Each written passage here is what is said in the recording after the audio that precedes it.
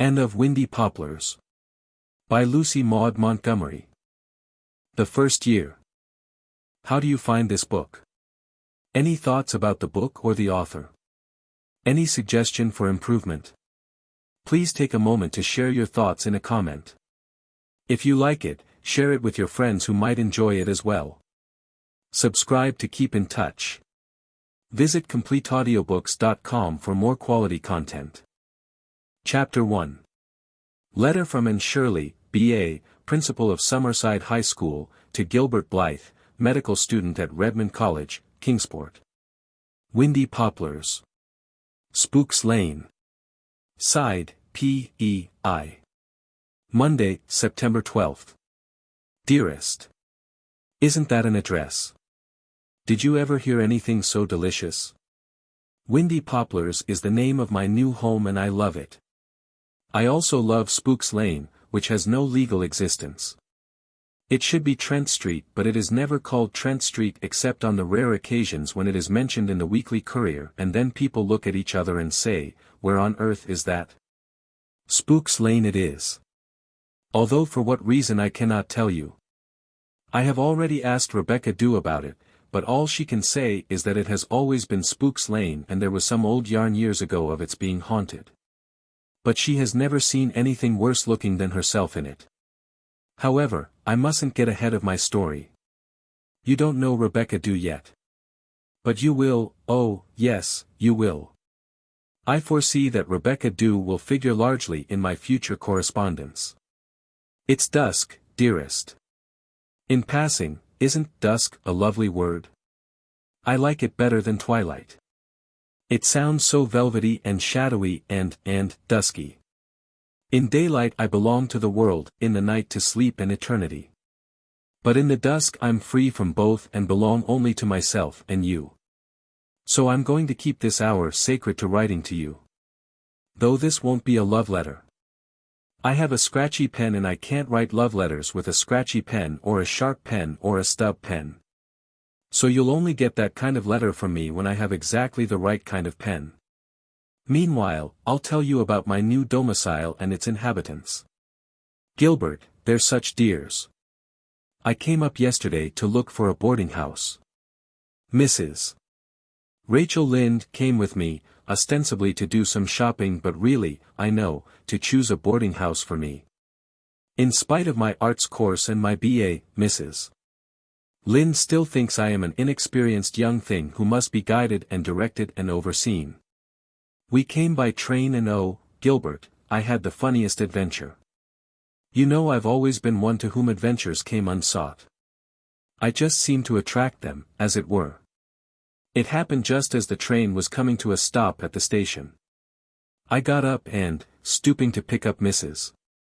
Lynde's suitcase, she was planning to spend Sunday with a friend in Summerside, I leaned my knuckles heavily on what I thought was the shiny arm of a seat. In a second I received a violent crack across them that nearly made me howl. Gilbert, what I had taken for the arm of a seat was a man's bald head. He was glaring fiercely at me and had evidently just waked up. I apologized abjectly and got off the train as quickly as possible. The last I saw of him he was still glaring. Mrs. Lynde was horrified and my knuckles are sore yet. I did not expect to have much trouble in finding a boarding house, for a certain Mrs. Tom Pringle has been boarding the various principals of the high school for the last 15 years. But, for some unknown reason, she has grown suddenly tired of being bothered and wouldn't take me. Several other desirable places had some polite excuse. Several other places weren't desirable. We wandered about the town the whole afternoon and got hot and tired and blue and headachy, at least I did. I was ready to give up in despair and then, Spooks Lane just happened. We had dropped in to see Mrs. Braddock, an old crony of Mrs. Lynde's. And Mrs. Braddock said she thought the widows might take me in. I've heard they want a boarder to pay Rebecca Dew's wages. They can't afford to keep Rebecca any longer unless a little extra money comes in. And if Rebecca goes, who is to milk that old red cow? Mrs. Braddock fixed me with a stern eye as if she thought I ought to milk the red cow but wouldn't believe me on oath if I claimed I could. "What widows are you talking about?" demanded Mrs. Lynde. "Why, Aunt Kate and Aunt Chatty," said Mrs. Braddock, as if everybody, even an ignorant B.A., ought to know that. "Aunt Kate is Mrs. Amasa Macomber, she's the captain's widow, and Aunt Chatty is Mrs. Lincoln McLean, just a plain widow. But everyone calls them Aunt. They live at the end of Spook's Lane." Spook's Lane. That settled it. I knew I just had to board with the widows. "Let's go and see them at once," I implored Mrs. Lynde. It seemed to me if we lost a moment Spook's Lane would vanish back into fairyland. "You can see them, but it'll be Rebecca who'll really decide whether they'll take you or not. Rebecca Dew rules the roost at Windy Poplars, I can tell you." Windy Poplars. It couldn't be true, no it couldn't. I must be dreaming. And Mrs. Rachel Lynde was actually saying it was a funny name for a place. "Oh, Captain Macomber called it that. It was his house, you know. He planted all the poplars round it and was mighty proud of it, though he was seldom home and never stayed long. Aunt Kate used to say that was inconvenient, but we never got it figured out whether she meant his staying such a little time or his coming back at all. Well, Miss Shirley, I hope you'll get there. Rebecca Dew's a good cook and a genius with cold potatoes. If she takes a notion to you you'll be in clover. If she doesn't, well, she won't, that's all. I hear there's a new banker in town looking for a boarding house and she may prefer him. It's kind of funny Mrs. Tom Pringle wouldn't take you. Summerside is full of Pringles and half Pringles. They're called the Royal Family, and you'll have to get on their good side, Miss Shirley, or you'll never get along in Summerside High. They've always ruled the roost hereabouts. There's a street called after old Captain Abraham Pringle. There's a regular clan of them, but the two old ladies at Maplehurst boss the tribe. I did hear they were down on you. Why should they be? I exclaimed. I'm a total stranger to them. Well, a third cousin of theirs applied for the principalship and they all think he should have got it. When your application was accepted the whole kit and boodle of them threw back their heads and howled. Well, people are like that. We have to take them as we find them, you know. They'll be as smooth as cream to you but they'll work against you every time. I'm not wanting to discourage you but forewarned is forearmed. I hope you'll make good just to spite them. If the widows take you, you won't mind eating with Rebecca Dew, will you? She isn't a servant, you know. She's a far-off cousin of the captain's. She doesn't come to the table when there's company, she knows her place then. But if you were boarding there she wouldn't consider you company, of course. I assured the anxious Mrs. Braddock that I'd love eating with Rebecca Dew and dragged Mrs. Lynde away. I must get ahead of the banker. Mrs. Braddock followed us to the door. And don't hurt Aunt Chatty's feelings, will you? Her feelings are so easily hurt. She's so sensitive, poor thing. You see, she hasn't quite as much money as Aunt Kate. Though Aunt Kate hasn't any too much either. And then Aunt Kate liked her husband real well, her own husband, I mean, but Aunt Chatty didn't like hers, I mean. Small wonder. Lincoln McLean was an old crank. But she thinks people hold it against her. It's lucky this is Saturday. If it was Friday Aunt Chatty wouldn't even consider taking you. You'd think Aunt Kate would be the superstitious one, wouldn't you? Sailors are kind of like that. But it's Aunt Chatty, although her husband was a carpenter. She was very pretty in her day, poor thing. I assured Mrs. Braddock that Aunt Chatty's feelings would be sacred to me, but she followed us down the walk. Kate and Chatty won't explore your belongings when you're out. They're very conscientious. Rebecca Dew may, but she won't tell on you. And I wouldn't go to the front door if I was you. They only use it for something real important. I don't think it's been opened since Amasa's funeral. Try the side door. They keep the key under the flower pot on the windowsill, so if nobody's home just unlock the door and go in and wait. And whatever you do, don't praise the cat, because Rebecca Dew doesn't like him. I promised I wouldn't praise the cat and we actually got away. Ere long we found ourselves in Spook's Lane. It is a very short side street, leading out to open country, and far away a blue hill makes a beautiful backdrop for it. On one side there are no houses at all and the land slopes down to the harbor. On the other side there are only 3. The first one is just a house, nothing more to be said of it. The next one is a big, imposing, gloomy mansion of stone-trimmed red brick, with a mansard roof warty with dormer windows, an iron railing around the flat top and so many spruces and firs crowding about it that you can hardly see the house. It must be frightfully dark inside. And the third and last is Windy Poplars, right on the corner, with the grass-grown street on the front and a real country road, beautiful with tree shadows, on the other side. I fell in love with it at once. You know there are houses which impress themselves upon you at first sight for some reason you can hardly define. Windy Poplars is like that. I may describe it to you as a white frame house, very white, with green shutters. Very green. With a tower in the corner and a dormer window on either side, a low stone wall dividing it from the street, with aspen poplars growing at intervals along it. And a big garden at the back where flowers and vegetables are delightfully jumbled up together. But all this can't convey its charm to you. In short, it is a house with a delightful personality and has something of the flavor of Green Gables about it. This is the spot for me, it's been foreordained, I said rapturously. Mrs. Lind looked as if she didn't quite trust foreordination. It'll be a long walk to school, she said dubiously. I don't mind that. It will be good exercise. Oh, look at that lovely birch and maple grove across the road. Mrs. Lind looked, but all she said was, I hope you won't be pestered with mosquitoes. I hoped so, too. I detest mosquitoes. One mosquito can keep me awaker than a bad conscience. I was glad we didn't have to go in by the front door.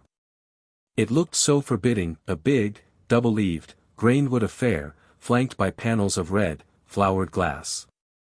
It doesn't seem to belong to the house at all.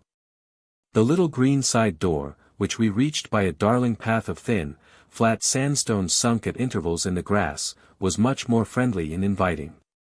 The path was edged by very prim, well-ordered beds of ribbon grass and bleeding heart and tiger lilies and sweet william and southernwood and bride's bouquet and red and white daisies and what Mrs. Lind calls pineys.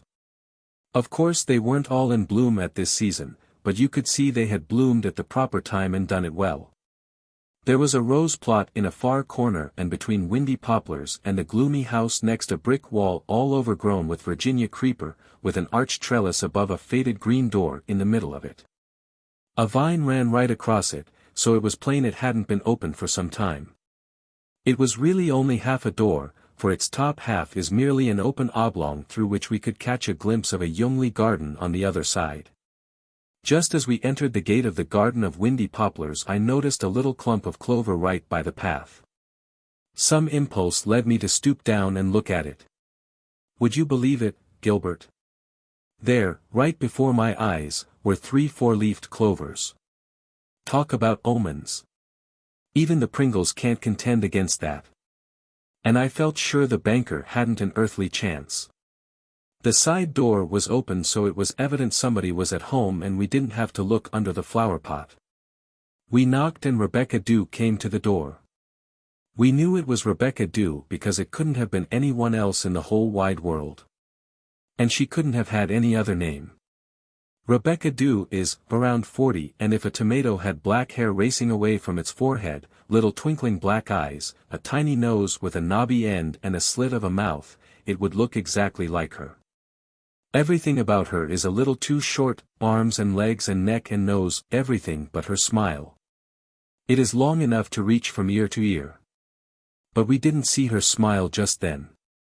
She looked very grim when I asked if I could see Mrs. Macomber. You mean Mrs. Captain Macomber, she said rebukingly, as if there were at least a dozen Mrs. Maccombers in the house. Yes, I said meekly.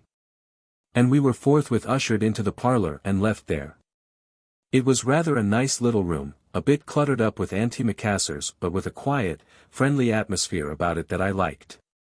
Every bit of furniture had its own particular place which it had occupied for years. How that furniture shone! No bought polish ever produced that mirror-like gloss. I knew it was Rebecca Dew's elbow grease. There was a full-rigged ship in a bottle on the mantelpiece which interested Mrs. Lynde greatly. She couldn't imagine how it ever got into the bottle, but she thought it gave the room a nautical air. The widows came in. I liked them at once. Aunt Kate was tall and thin and grey, and a little austere. Marilla's type exactly, and Aunt Chatty was short and thin and grey, and a little wistful. She may have been very pretty once, but nothing is now left of her beauty except her eyes. They are lovely, soft and big and brown. I explained my errand and the widows looked at each other. "We must consult Rebecca Dew," said Aunt Chatty. "Undoubtedly," said Aunt Kate. Rebecca Dew was accordingly summoned from the kitchen. The cat came in with her, a big fluffy Maltese, with a white breast and a white collar.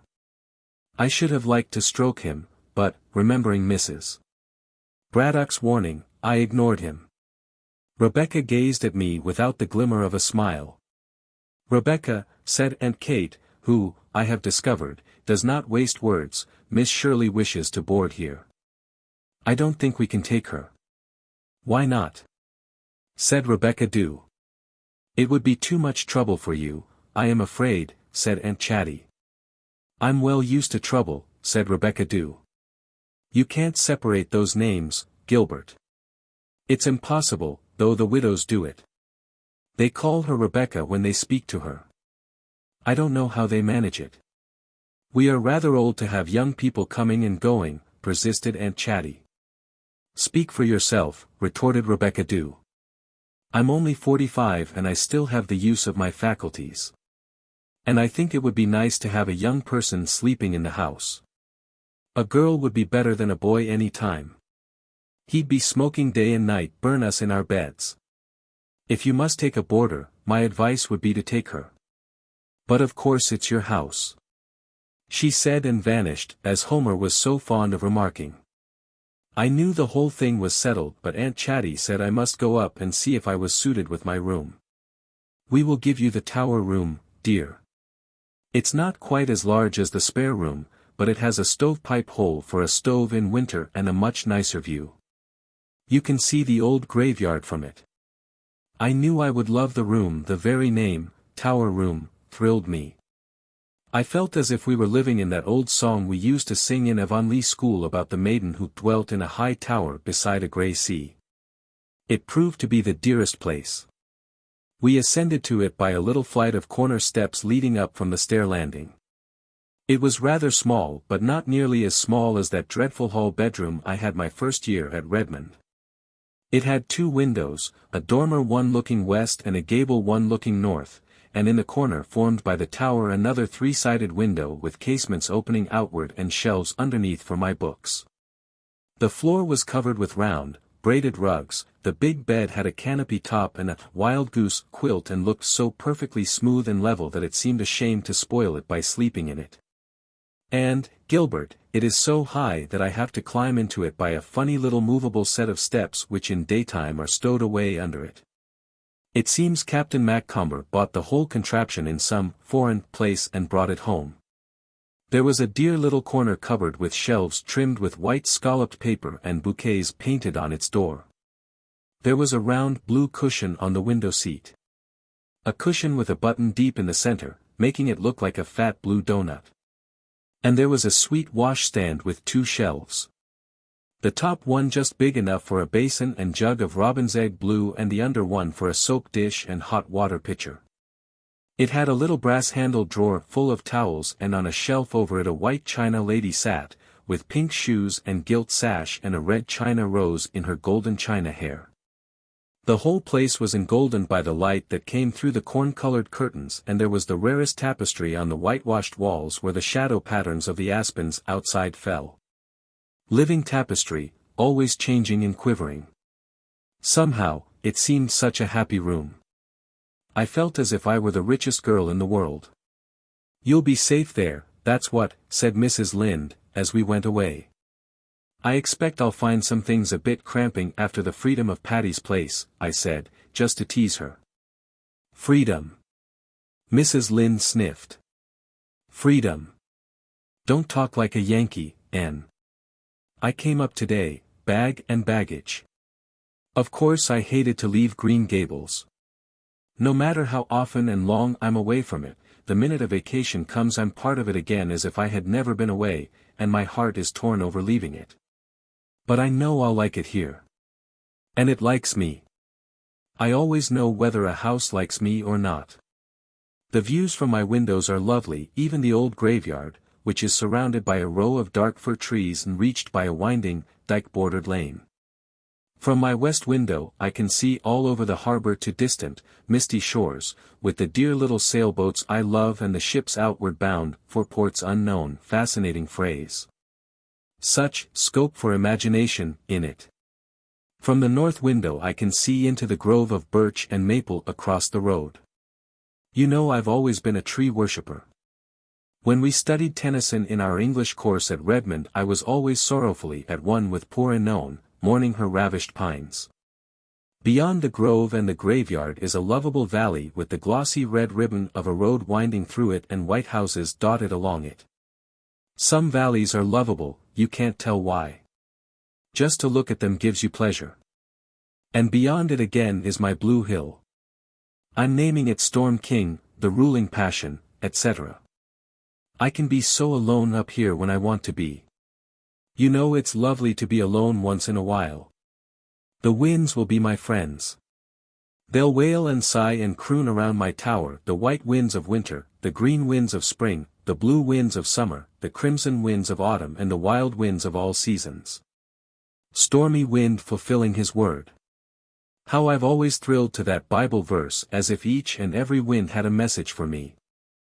I've always envied the boy who flew with the north wind in that lovely old story of George MacDonald's. Some night, Gilbert, I'll open my tower casement and just step into the arms of the wind and Rebecca Dew will never know why my bed wasn't slept in that night. I hope when we find our house of dreams, dearest, that there will be winds around it. I wonder where it is, that unknown house. Shall I love it best by moonlight or dawn? That home of the future where we will have love and friendship and work and a few funny adventures to bring laughter in our old age. Old age.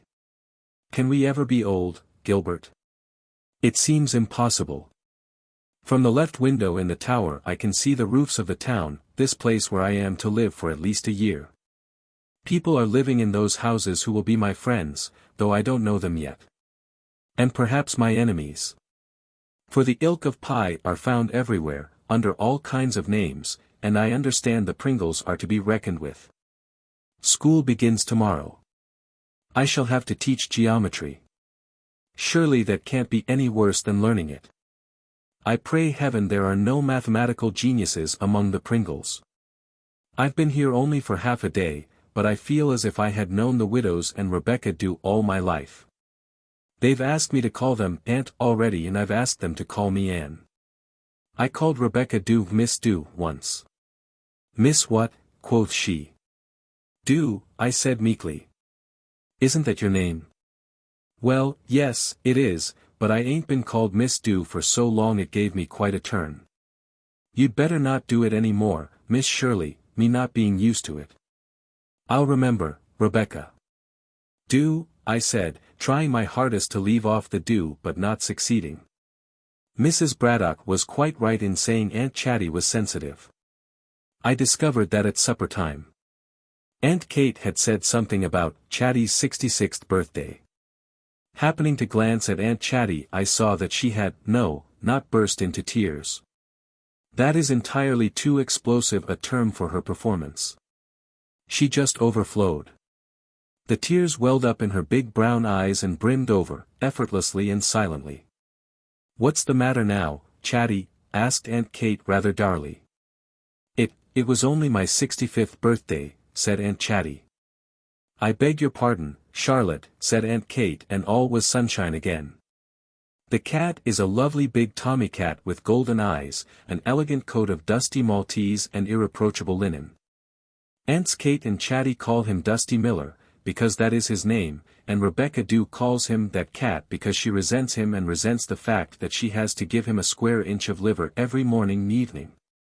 Clean his hairs off the parlor armchair seat with an old toothbrush whenever he has sneaked in and hunt him up if he is out late at night. Rebecca Dew has always hated cats, Aunt Chatty tells me, and she hates Dusty especially. Old Mrs. Campbell's dog, she kept a dog then, brought him here 2 years ago in his mouth. I suppose he thought it was no use to take him to Mrs. Campbell. Such a poor miserable little kitten, all wet and cold, with its poor little bones almost sticking through its skin. A heart of stone couldn't have refused it shelter. So Kate and I adopted it, but Rebecca Dew has never really forgiven us. We were not diplomatic that time. We should have refused to take it in. I don't know if you've noticed, Aunt Chatty looked cautiously around at the door between the dining room and kitchen. How we manage Rebecca Dew. I had noticed it and it was beautiful to behold. Summerside and Rebecca Dew may think she rules the roost, but the widows know differently. We didn't want to take the banker. A young man would have been so unsettling and we would have had to worry so much if he didn't go to church regularly. But we pretended we did and Rebecca Dew simply wouldn't hear of it. I'm so glad we have you, dear. I feel sure you'll be a very nice person to cook for. I hope you'll like us all. Rebecca Dew has some very fine qualities. She was not so tidy when she came 15 years ago as she is now. Once Kate had to write her name. Rebecca Dew. Right across the parlor mirror to show the dust. But she never had to do it again. Rebecca Dew can take a hint. I hope you'll find your room comfortable, dear. You may have the window open at night. Kate does not approve of night air, but she knows boarders must have privileges. She and I sleep together and we have arranged it so that one night the window is shut for her and the next it is open for me. One can always work out little problems like that, don't you think? Where there is a will there is always a way. Don't be alarmed if you hear Rebecca prowling a good deal in the night. She is always hearing noises and getting up to investigate them. I think that is why she didn't want the banker.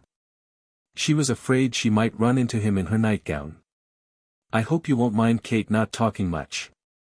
It's just her way. And she must have so many things to talk of. She was all over the world with Amasa Macomber in her young days. I wish I had the subjects for conversation she has, but I've never been off P.E. Island. I've often wondered why things should be arranged so. Me loving to talk and with nothing to talk about and Kate with everything and hating to talk. But I suppose Providence knows best. Although Aunt Chatty is a talker all right, she didn't say all this without a break.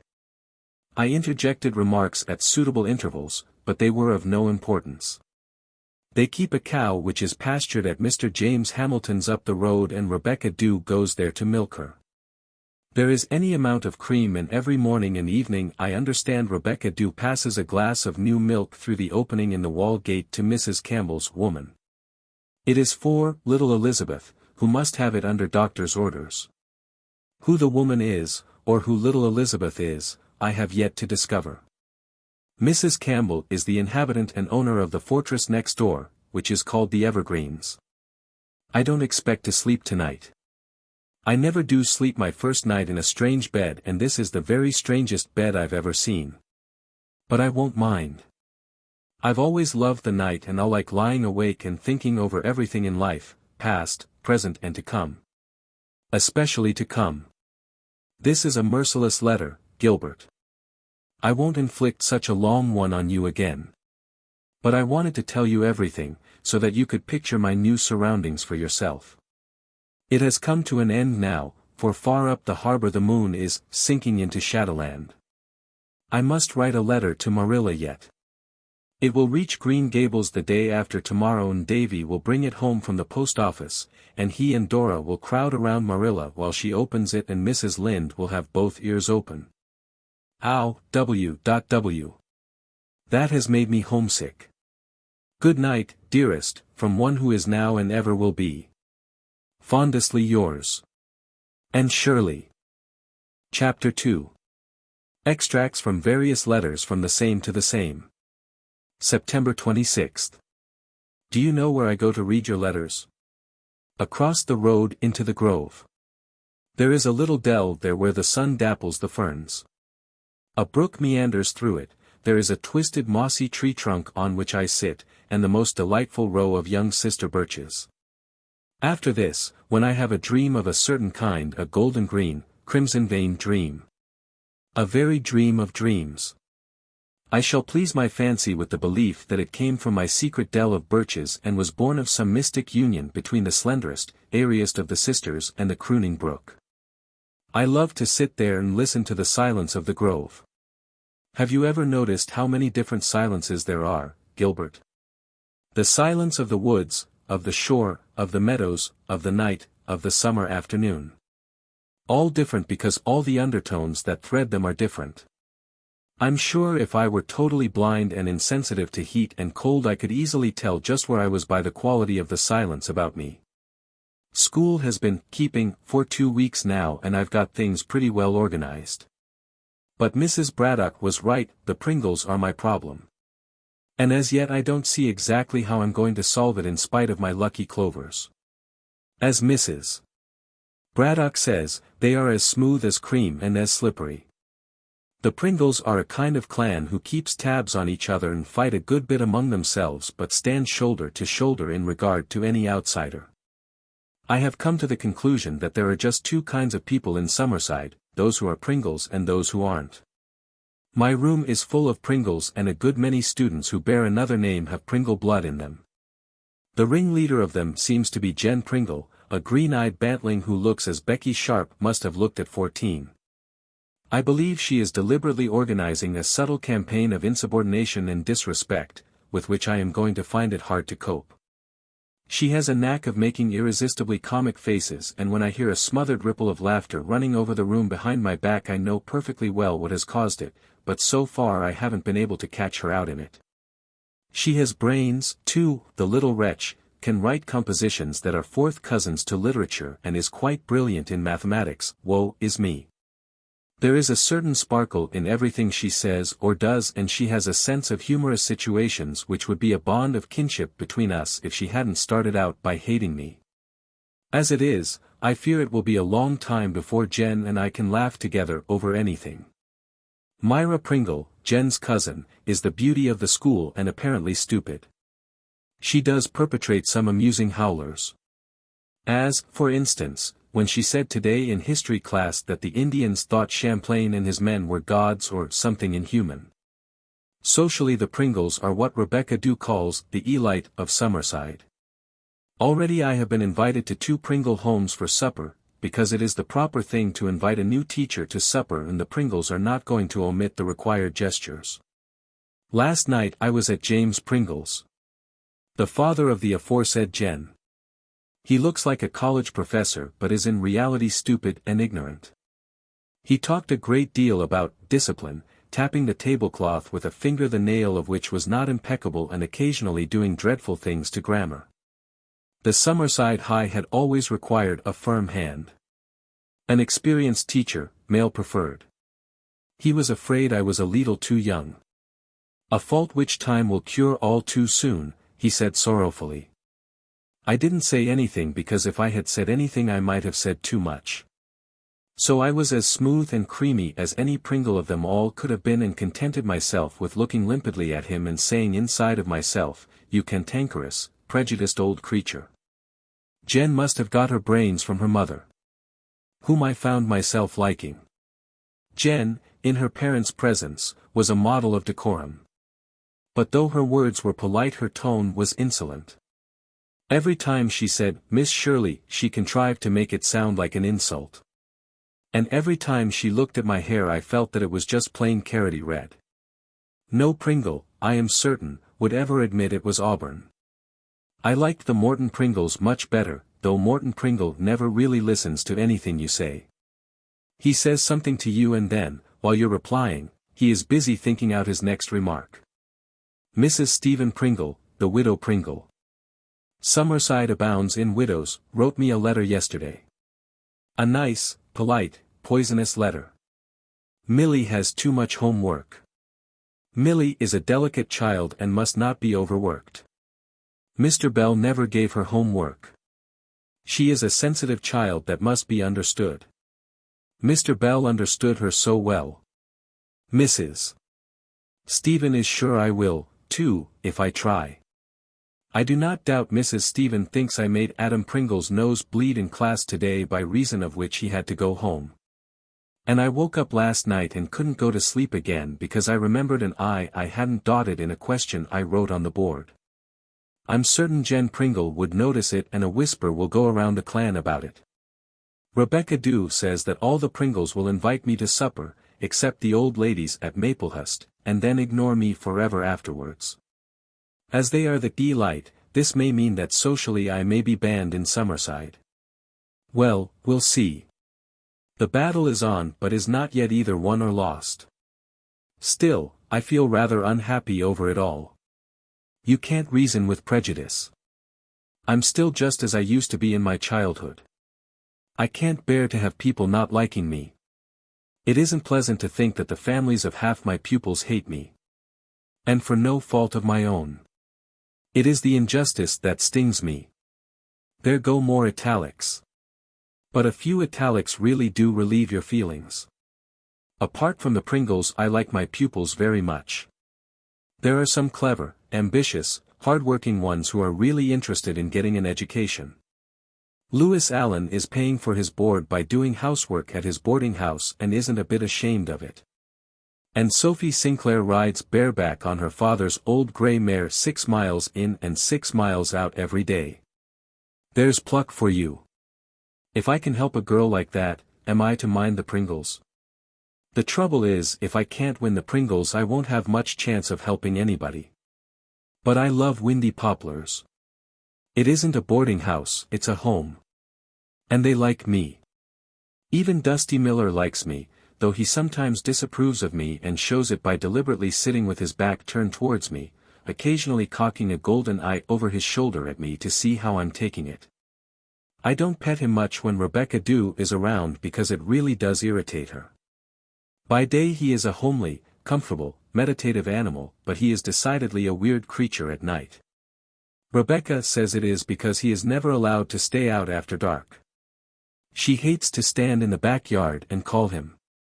She says the neighbors will all be laughing at her. She calls in such fierce, stentorian tones that she really can be heard all over the town on a still night shouting for puss, puss. Puss. The widows would have a conniption if Dusty Miller wasn't in when they went to bed. Nobody knows what I've gone through on account of that cat, nobody, Rebecca has assured me. The widows are going to wear well. Every day I like them better. Aunt Kate doesn't believe in reading novels, but informs me that she does not propose to censor my reading matter. Aunt Chatty loves novels. She has a hidey-hole where she keeps them, she smuggles them in from the town library. Together with a pack of cards for solitaire and anything else she doesn't want Aunt Kate to see. It is in a chair seat which nobody but Aunt Chatty knows is more than a chair seat. She has shared the secret with me, because, I strongly suspect, she wants me to aid and abet her in the aforesaid smuggling. There shouldn't really be any need for hidey-holes at Windy Poplars, for I never saw a house with so many mysterious cupboards. Though to be sure, Rebecca Dew won't let them be mysterious. She is always cleaning them out ferociously. A house can't keep itself clean, she says sorrowfully when either of the widows protests.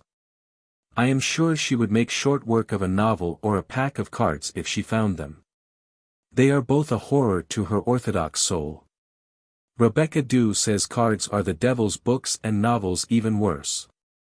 The only things Rebecca ever reads, apart from her Bible, are the society columns of the Montreal Guardian. She loves to pore over the houses and furniture and doings of millionaires. Just fancy soaking in a golden bathtub, Miss Shirley, she said wistfully. But she's really an old duck. She has produced from somewhere a comfortable old wing chair of faded brocade that just fits my kinks and says, "This is your chair." We'll keep it for you. And she won't let Dusty Miller sleep on it lest I get hairs on my school skirt and give the Pringles something to talk about. The whole three are very much interested in my circlet of pearls and what it signifies. Aunt Kate showed me her engagement ring. She can't wear it because it has grown too small, set with turquoises. But poor Aunt Chatty owned to me with tears in her eyes that she had never had an engagement ring. Her husband thought it an unnecessary expenditure. She was in my room at the time, giving her face a bath in buttermilk. She does it every night to preserve her complexion, and has sworn me to secrecy because she doesn't want Aunt Kate to know it. She would think it ridiculous vanity in a woman of my age. And I am sure Rebecca Dew thinks that no Christian woman should try to be beautiful. I used to slip down to the kitchen to do it after Kate had gone to sleep, but I was always afraid of Rebecca Dew coming down. She has ears like a cat's even when she is asleep. If I could just slip in here every night and do it. Oh, thank you, my dear. I have found out a little about our neighbors at the Evergreens.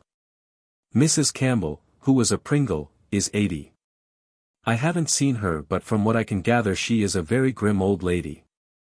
She has a maid, Martha Monkman, almost as ancient and grim as herself, who is generally referred to as Mrs. Campbell's woman. And she has her great-granddaughter, little Elizabeth Grayson, living with her. Elizabeth, on whom I have never laid eyes in spite of my 2-week sojourn, is 8 years old and goes to the public school by the back way, a short cut through the backyards, so I never encounter her, going or coming. Her mother, who is dead, was a granddaughter of Mrs. Campbell, who brought her up also. Her parents being dead. She married a certain Pierce Grayson, a Yankee, as Mrs. Rachel Lynde would say. She died when Elizabeth was born, and as Pierce Grayson had to leave America at once to take charge of a branch of his firm's business in Paris, the baby was sent home to old Mrs. Campbell. The story goes that he couldn't bear the sight of her because she had cost her mother's life, and has never taken any notice of her. This of course may be sheer gossip because neither Mrs. Campbell or the woman ever opens her lips about him. Rebecca Dew says they are far too strict with little Elizabeth and she hasn't much of a time of it with them. She isn't like other children, far too old for 8 years. The things that she says sometimes. Rebecca, she says to me one day, suppose just as you were ready to get into bed you felt your ankle nipped. No wonder she's afraid to go to bed in the dark. And they make her do it. Mrs. Campbell says there are to be no cowards in her house. They watch her like two cats watching a mouse, and boss her within an inch of her life. If she makes a speck of noise they nearly pass out. It's hush, hush, all the time. I tell you that child is being hush-hushed to death. And what is to be done about it? What, indeed? I feel that I'd like to see her. She seems to me a bit pathetic. Aunt Kate says she is well looked after from a physical point of view.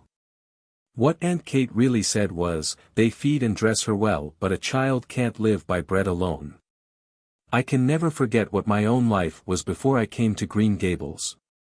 I'm going home next Friday evening to spend 2 beautiful days in Avonlea. The only drawback will be that everybody I see will ask me how I like teaching in Summerside. But think of Green Gables now, Gilbert. The lake of shining waters with a blue mist on it, the maples across the brook beginning to turn scarlet, the ferns golden brown in the haunted wood and the sunset shadows in Lover's Lane, darling spot. I find it in my heart to wish I were there now with guess whom. Do you know, Gilbert, there are times when I strongly suspect that I love you. Windy Poplars. Spooks Lane. Side. October 10th. Honored and respected Sir. That is how a love letter of Aunt Chatty's grandmother began. Isn't it delicious? What a thrill of superiority it must have given the grandfather. Wouldn't you really prefer it to Gilbert darling, etc.? But, on the whole, I think I'm glad you're not the grandfather or a grandfather. It's wonderful to think we're young and have our whole lives before us, together, isn't it? Several pages omitted. Anne's pen being evidently neither sharp, stub nor rusty. I'm sitting on the window seat in the tower looking out into the trees waving against an amber sky and beyond them to the harbor. Last night I had such a lovely walk with myself. I really had to go somewhere for it was just a trifle dismal at Windy Poplars. Aunt Chatty was crying in the sitting room because her feelings had been hurt and Aunt Kate was crying in her bedroom because it was the anniversary of Captain Amos's death and Rebecca Dew was crying in the kitchen for no reason that I could discover. I've never seen Rebecca Dew cry before. But when I tried tactfully to find out what was wrong she pettishly wanted to know if a body couldn't enjoy a cry when she felt like it. So I folded my tent and stole away, leaving her to her enjoyment. I went out and down the harbor road. There was such a nice frosty, Octobery smell in the air, blent with the delightful odor of newly plowed fields. I walked on and on until twilight had deepened into a moonlit autumn night. I was alone but not lonely. I held a series of imaginary conversations with imaginary comrades and thought out so many epigrams that I was agreeably surprised at myself. I couldn't help enjoying myself in spite of my Pringle worries. The spirit moves me to utter a few yowls regarding the Pringles. I hate to admit it but things are not going any too well in Summerside High. There is no doubt that a cabal has been organized against me. For one thing, homework is never done by any of the Pringles or half-Pringles. And there is no use in appealing to the parents. They are suave, polite, evasive. I know all the pupils who are not Pringles like me but the Pringle virus of disobedience is undermining the morale of the whole room. One morning I found my desk turned inside out and upside down. Nobody knew who did it, of course. And no one could or would tell who left on it another day the box out of which popped an artificial snake when I opened it. But every Pringle in the school screamed with laughter over my face. I suppose I did look wildly startled. Jen Pringle comes late for school half the time, always with some perfectly watertight excuse, delivered politely, with an insolent tilt to her mouth. She passes notes in class under my very nose. I found a peeled onion in the pocket of my coat when I put it on today. I should love to lock that girl up on bread and water until she learned how to behave herself. The worst thing to date was the caricature of myself I found on the blackboard one morning, done in white chalk with scarlet hair. Everybody denied doing it, Jen among the rest, but I knew Jen was the only pupil in the room who could draw like that. It was done well.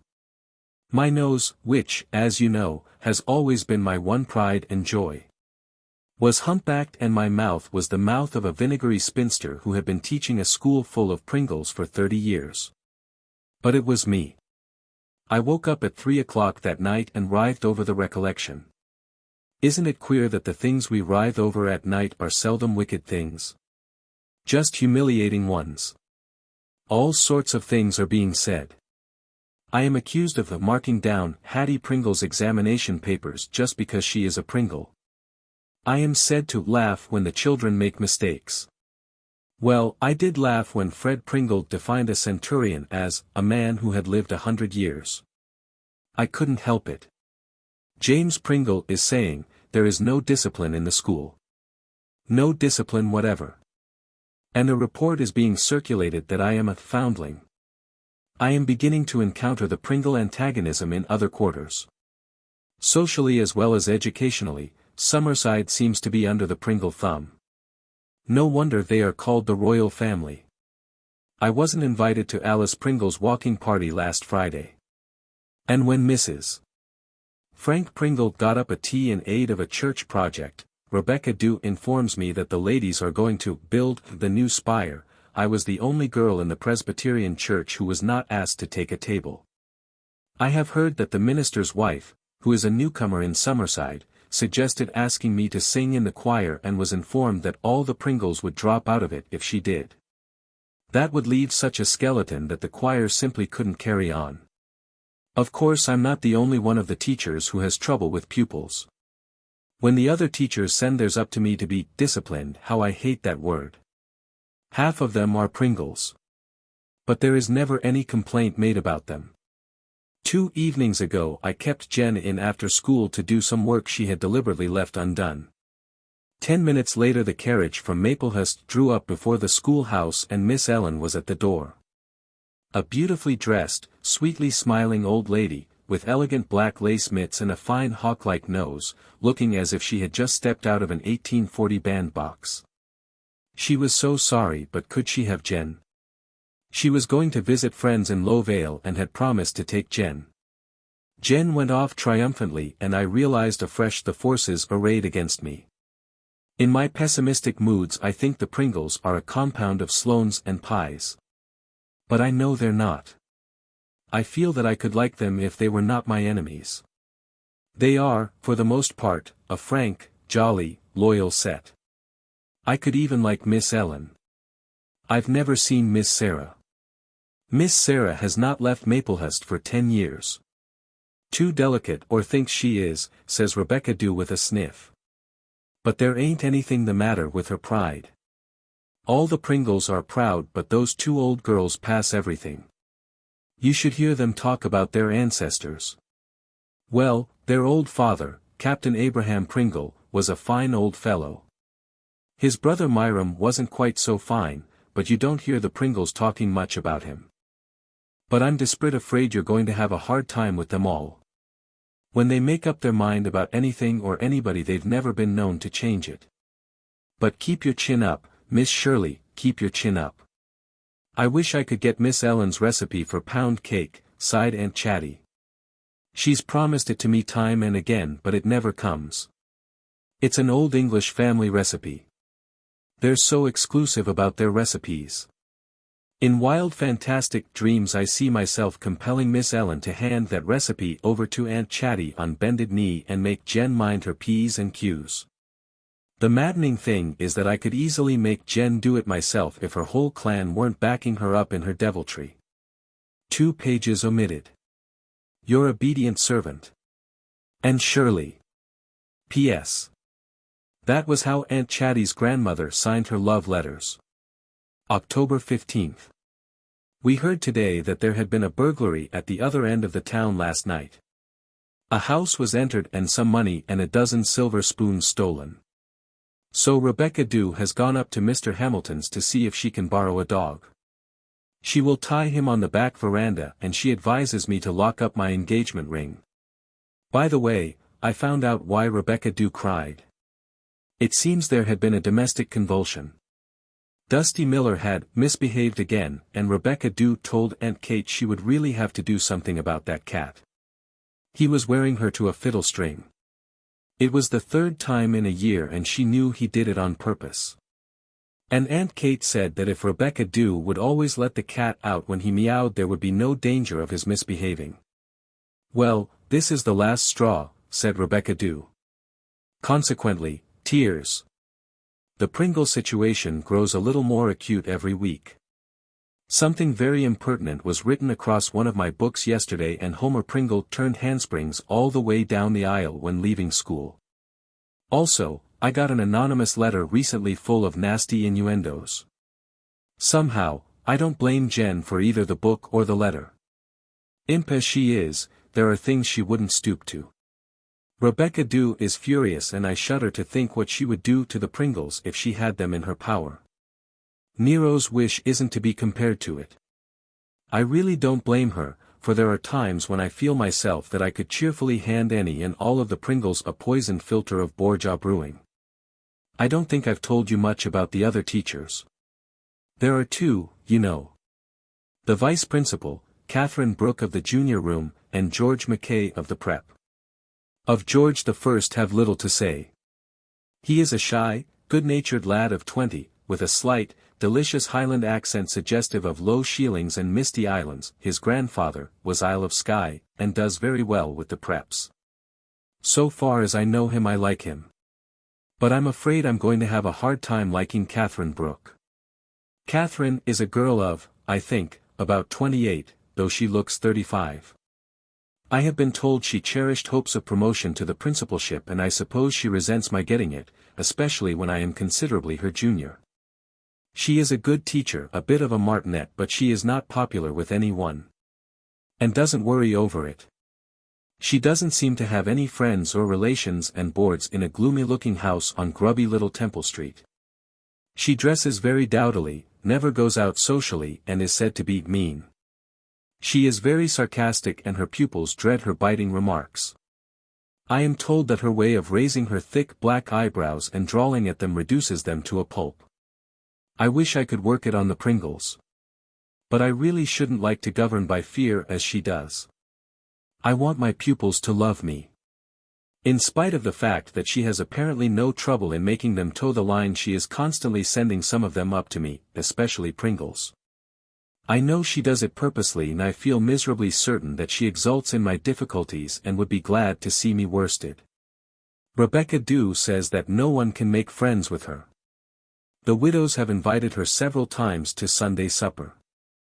The dear souls are always doing that for lonely people, and always have the most delicious chicken salad for them, but she never came. So they have given it up because, as Aunt Kate says, there are limits. There are rumors that she is very clever and can sing and recite. Eloquent, a la Rebecca Dew, but will not do either. Aunt Chatty once asked her to recite at a church supper. We thought she refused very ungraciously, said Aunt Kate. Just growled, said Rebecca Dew. Catherine has a deep throaty voice, almost a man's voice, and it does sound like a growl when she isn't in good humor. She isn't pretty, but she might make more of herself. She is dark and swarthy, with magnificent black hair always dragged back from her high forehead and coiled in a clumsy knot at the base of her neck. Her eyes don't match her hair, being a clear, light amber under her black brows. She has ears she needn't be ashamed to show and the most beautiful hands I've ever seen. Also, she has a well-cut mouth. But she dresses terribly. Seems to have a positive genius for getting the colors and lines she should not wear. Dull dark greens and drab grays, when she is too sallow for greens and grays, and stripes which make her tall, lean figure even taller and leaner. And her clothes always look as if she'd slept in them. Her manner is very repellent.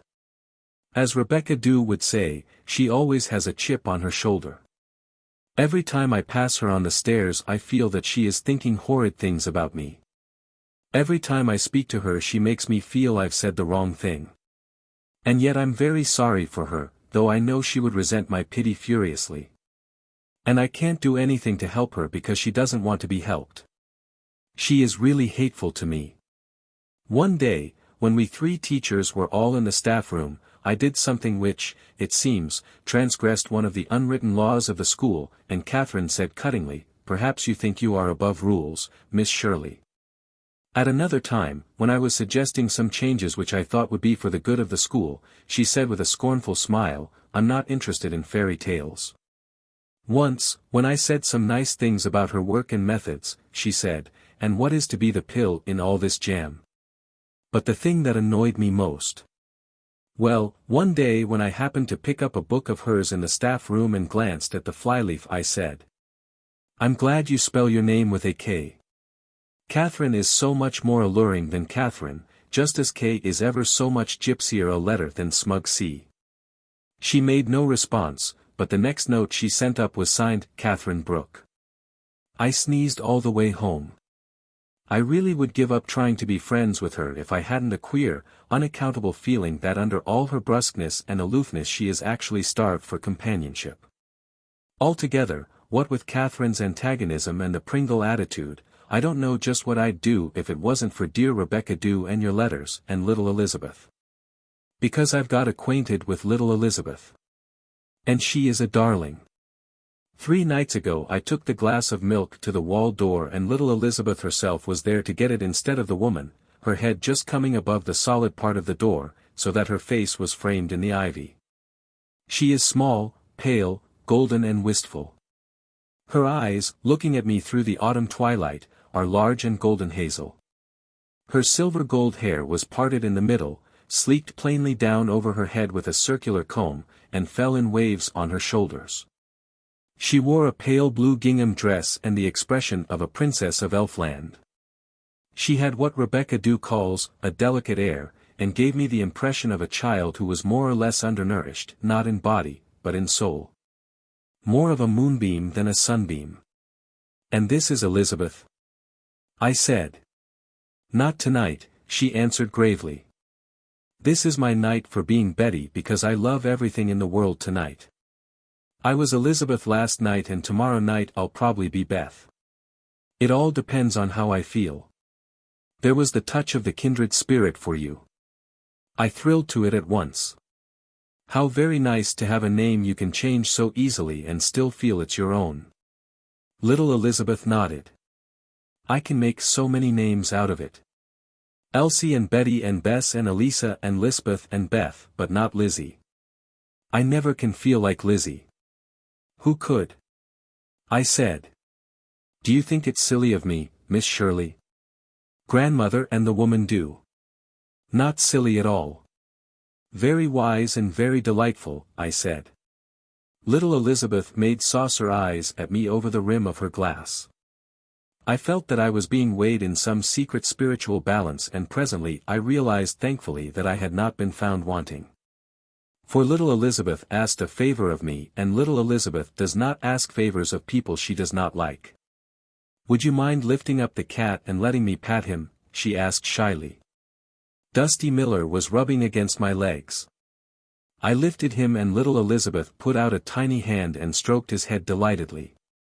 I like kittens better than babies, she said, looking at me with an odd little air of defiance, as if she knew I would be shocked but tell the truth she must. I suppose you've never had much to do with babies, so you don't know how sweet they are, I said, smiling. Have you a kitten of your own? Elizabeth shook her head. Oh, no, grandmother doesn't like cats. And the woman hates them. The woman is out tonight, so that is why I could come for the milk. I love coming for the milk because Rebecca Dew is such an agreeable person. Are you sorry she didn't come tonight? I laughed. Little Elizabeth shook her head. No. You are very agreeable, too. I've been wanting to get quaint with you, but I was afraid it mightn't happen before tomorrow comes. We stood there and talked while Elizabeth sipped her milk daintily, and she told me all about tomorrow. The woman had told her that tomorrow never comes, but Elizabeth knows better. It will come sometime. Some beautiful morning she will just wake up and find it is tomorrow. Not today but tomorrow. And then things will happen, wonderful things. She may even have a day to do exactly as she likes with nobody watching her, though I think Elizabeth feels that is too good to happen even in tomorrow. Or she may find out what is at the end of the harbor road. That wandering, twisting road like a nice red snake, that leads, so Elizabeth thinks, to the end of the world. Perhaps the island of happiness is there. Elizabeth feels sure there is an island of happiness somewhere where all the ships that never come back are anchored, and she will find it when tomorrow comes. And when tomorrow comes, said Elizabeth, I will have 1,000,000 dogs and 45 cats. I told grandmother that when she wouldn't let me have a kitten, Miss Shirley, and she was angry and said, I'm not accustomed to be spoken to like that, Miss Impertinence. I was sent to bed without supper, but I didn't mean to be impertinent. And I couldn't sleep, Miss Shirley, because the woman told me that she knew a child once that died in her sleep after being impertinent. When Elizabeth had finished her milk there came a sharp tapping at some unseen window behind the spruces. I think we had been watched all the time. My elf maiden ran, her golden head glimmering along the dark spruce aisle until she vanished. She's a fanciful little creature, said Rebecca Dew when I told her of my adventure. Really, it somehow had the quality of an adventure, Gilbert. One day she said to me, Are you scared of lions, Rebecca Dew? I never met any, so I can't tell you, says I. There will be any amount of lions in tomorrow, says she, but they will be nice friendly lions. Child, you'll turn into eyes if you look like that, says I. She was looking clean through me at something she saw in that tomorrow of hers. I'm thinking deep thoughts, Rebecca Dew, she says. The trouble with that child is she doesn't laugh enough. I remembered Elizabeth had never laughed once during our talk. I feel that she hasn't learned how. The great house is so still and lonely and laughterless. It looks dull and gloomy even now when the world is a riot of autumn color. Little Elizabeth is doing too much listening to lost whispers. I think one of my missions in Summerside will be to teach her how to laugh. Your tenderest, most faithful friend, Anne Shirley. P.S. More of Aunt Chatty's grandmother. Chapter 3. Windy Poplars. Spooks Lane. Side. October 25th. Gilbert dear. What do you think? I've been to supper at Maplehurst. Miss Ellen herself wrote the invitation. Rebecca Dew was really excited. She had never believed they would take any notice of me. And she was quite sure it was not out of friendliness. They have some sinister motive, that I'm certain of, she exclaimed. I really had some such feeling in my own mind. Be sure you put on your best, ordered Rebecca Dew. So I put on my pretty cream challis dress with the purple violets in it and did my hair the new way with the dip in the forehead. It's very becoming. The ladies of Maplehurst are positively delightful in their own way, Gilbert. I could love them if they'd let me. Maplehurst is a proud, exclusive house which draws its trees around it and won't associate with common houses. It has a big, white, wooden woman off the bow of old Captain Abraham's famous ship, the Go and Ask Her, in the orchard and billows of southernwood about the front steps. Which was brought out from the old country over 100 years ago by the first emigrating Pringle. They have another ancestor who fought at the Battle of Minden and his sword is hanging on the parlor wall beside Captain Abraham's portrait. Captain Abraham was their father and they are evidently tremendously proud of him. They have stately mirrors over the old, black, fluted mantels, a glass case with wax flowers in it, pictures full of the beauty of the ships of long ago, a hair wreath containing the hair of every known Pringle. Big conch shells and a quilt on the spare-room bed quilted in infinitesimal fans. We sat in the parlor on mahogany Sheraton chairs. It was hung with silver-striped wallpaper. Heavy brocade curtains at the windows. Marble-topped tables, one bearing a beautiful model of a ship with crimson hull and snow-white sails the Go and Ask Her. An enormous chandelier, all glass and dingle-dangles, suspended from the ceiling. A round mirror with a clock in the center. Something Captain Abraham had brought home from foreign parts. It was wonderful. I'd like something like it in our house of dreams. The very shadows were eloquent and traditional. Miss Ellen showed me millions, more or less, of Pringle photographs, many of them daguerreotypes in leather cases. A big tortoise-shell cat came in, jumped on my knee and was at once whisked out to the kitchen by Miss Ellen. She apologized to me. But I expect she had previously apologized to the cat in the kitchen. Miss Ellen did most of the talking.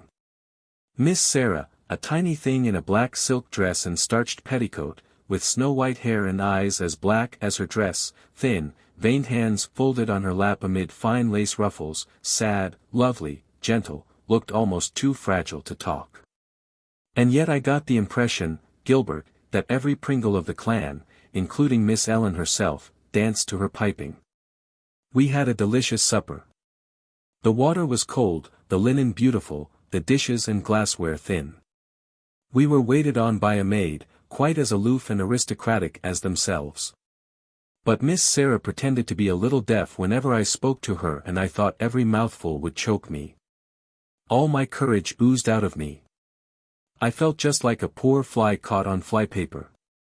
Gilbert, I can never, never conquer or win the royal family. I can see myself resigning at New Year's. I haven't a chance against a clan like that. And yet I couldn't help feeling a little sorry for the old ladies as I looked around their house. It had once lived, people had been born there, died there, exulted there, known sleep, despair, fear, joy, love, hope, hate. And now it has nothing but the memories by which they live and their pride in them.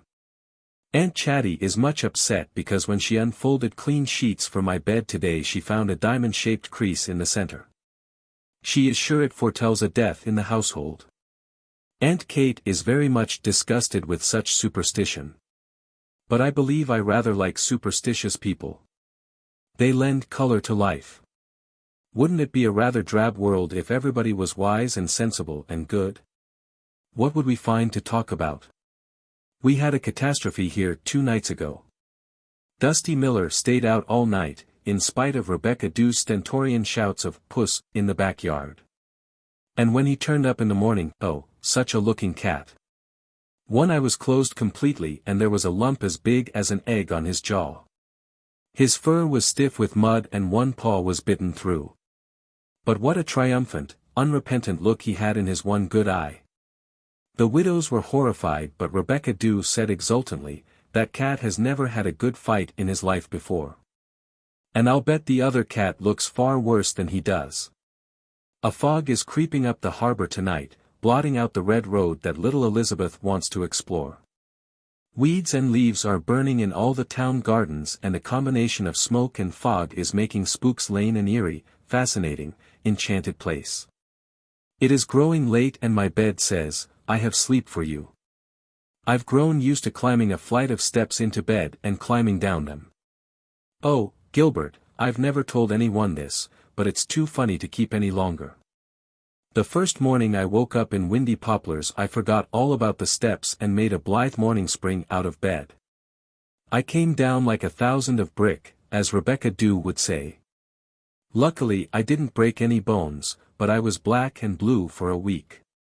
Little Elizabeth and I are very good friends by now.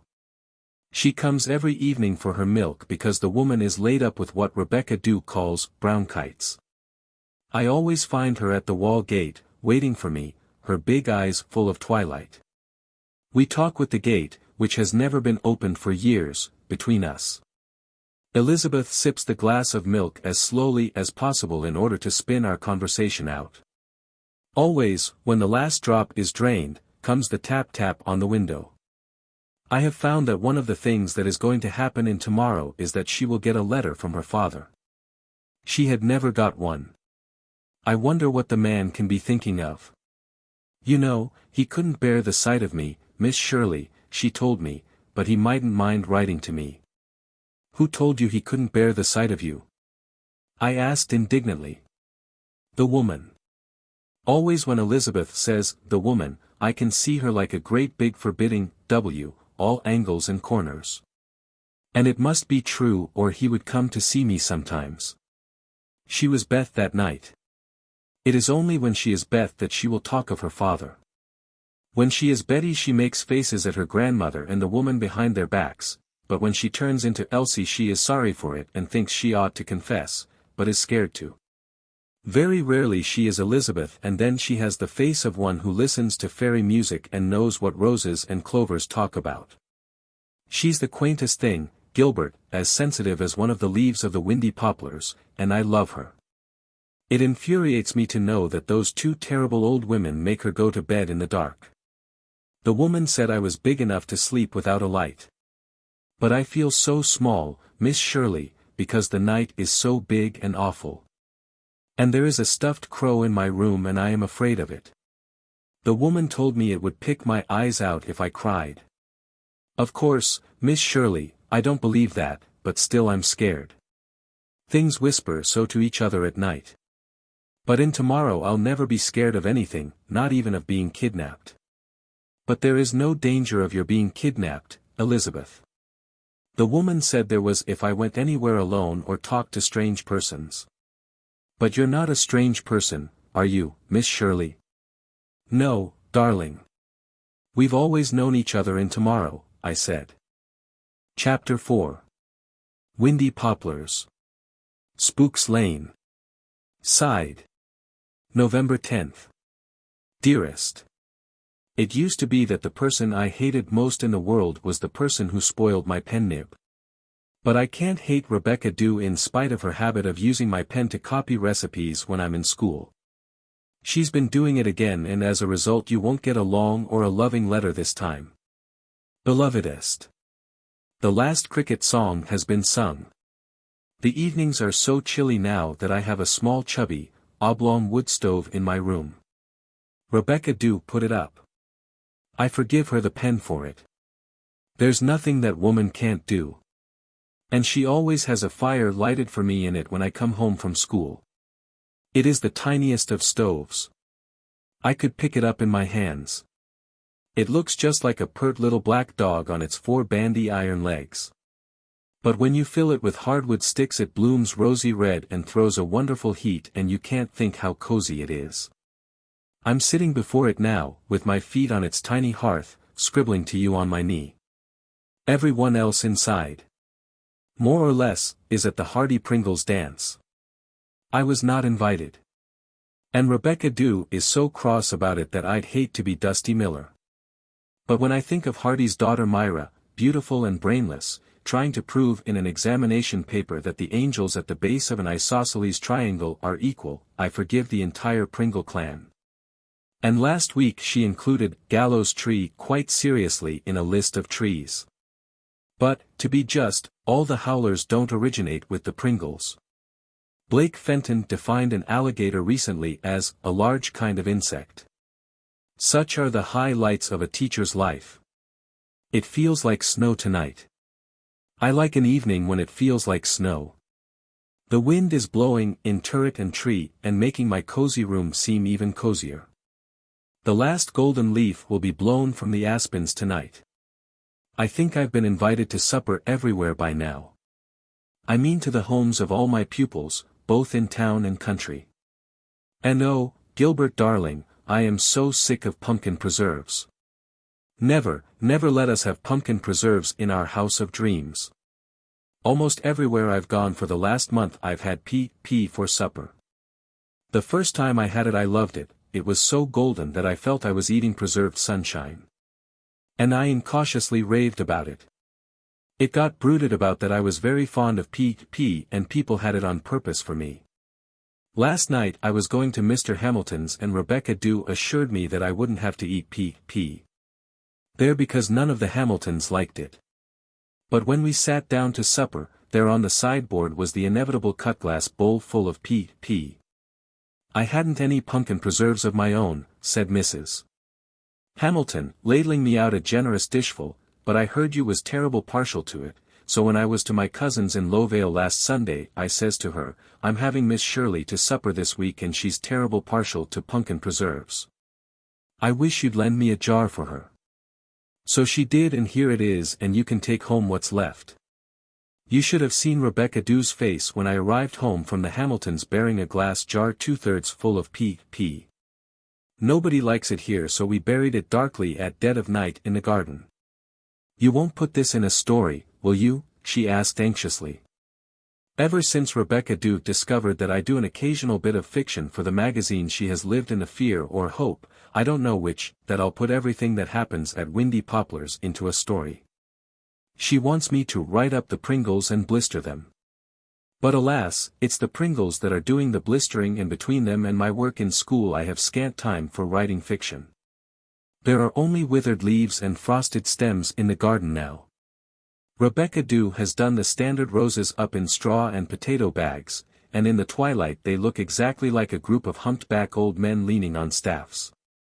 I got a postcard from Davy today with 10 kisses crossed on it and a letter from Priscilla written on some paper that a friend of hers in Japan sent her, silky thin paper with dim cherry blossoms on it like ghosts.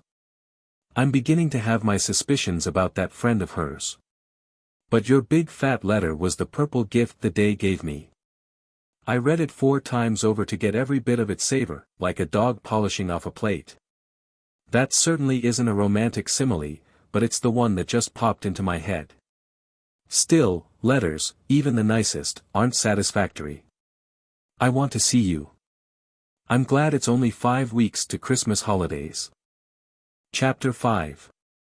Anne, sitting at her tower window one late November evening, with her pen at her lip and dreams in her eyes, looked out on a twilight world and suddenly thought she would like a walk to the old graveyard.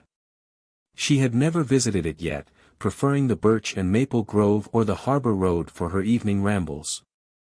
But there is always a November space after the leaves have fallen when she felt it was almost indecent to intrude on the woods. For their glory terrestrial had departed and their glory celestial of spirit and purity and whiteness had not yet come upon them. So Anne betook herself to the graveyard instead. She was feeling for the time so dispirited and hopeless that she thought a graveyard would be a comparatively cheerful place. Besides, it was full of Pringles, so Rebecca Dew said.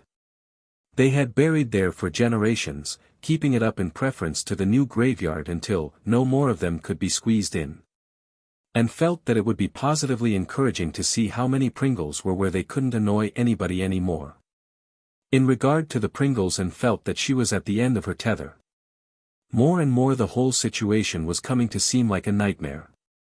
The subtle campaign of insubordination and disrespect which Jen Pringle had organized had at last come to a head. One day, a week previously, she had asked the seniors to write a composition on the most important happenings of the week.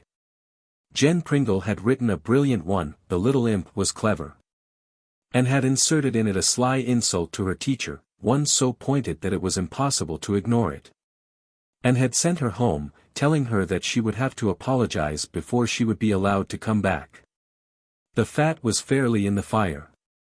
It was open warfare now between her and the Pringles. And poor Anne had no doubt on whose banner victory would perch. The school board would back the Pringles up, and she would be given her choice between letting Jen come back or being asked to resign. She felt very bitter. She had done her best, and she knew she could have succeeded if she had had even a fighting chance. "It's not my fault," she thought miserably. Who could succeed against such a phalanx and such tactics? But to go home to Green Gables defeated. To endure Mrs. Lynde's indignation and the Pye's exultation. Even the sympathy of friends would be in anguish. And with her Summerside failure brooded abroad, she would never be able to get another school. But at least they had not got the better of her in the matter of the play. Anne laughed a little wickedly, and her eyes filled with mischievous delight over the memory. She had organized a high school dramatic club and directed it in a little play hurriedly gotten up to provide some funds for one of her pet schemes, buying some good engravings for the rooms. She had made herself ask Catherine Brooke to help her because Catherine always seemed so left out of everything. She could not help regretting it many times, for Catherine was even more brusque and sarcastic than usual. She seldom let a practice pass without some corrosive remark, and she overworked her eyebrows. Worse still, it was Catherine who had insisted on having Jen Pringle take the part of Mary Queen of Scots. "There's no one else in the school who can play it," she said impatiently. "No one who has the necessary personality." And was not so sure of this. She rather thought that Sophie Sinclair, who was tall and had hazel eyes and rich chestnut hair, would make a far better Queen Mary than Jen. But Sophie was not even a member of the club and had never taken part in a play. "We don't want absolute greenhorns in this. I'm not going to be associated with anything that is not successful," Catherine had said disagreeably, and then had yielded. She could not deny that Jen was very good in the part. She had a natural flair for acting, and she apparently threw herself into it wholeheartedly. They practiced 4 evenings a week, and on the surface things went along very smoothly. Jen seemed to be so interested in her part that she behaved herself as far as the play was concerned. And did not meddle with her but left her to Catherine's coaching. Once or twice, though, she surprised a certain look of sly triumph on Jen's face that puzzled her. She could not guess just what it meant. One afternoon, soon after the practices had begun, and found Sophie Sinclair in tears in a corner of the girls' coat-room. At first she had blinked her hazel eyes vigorously and denied it, then broke down. "I did so want to be in the play. To be Queen Mary," she sobbed. "I've never had a chance. Father wouldn't let me join the club because there are dues to pay and every cent counts so much. And of course I haven't had any experience. I've always loved Queen Mary. Her very name just thrills me to my fingertips. I don't believe. I never will believe she had anything to do with murdering Darnley. It would have been wonderful to fancy I was she for a little while." Afterwards Anne concluded that it was her guardian angel who prompted her reply. "I'll write the part out for you, Sophie, and coach you in it. It will be good training for you. And, as we plan to give the play in other places if it goes well here, it will be just as well to have an understudy in case Jen shouldn't always be able to go. But we'll say nothing about it to anyone. Sophie had the part memorized by the next day.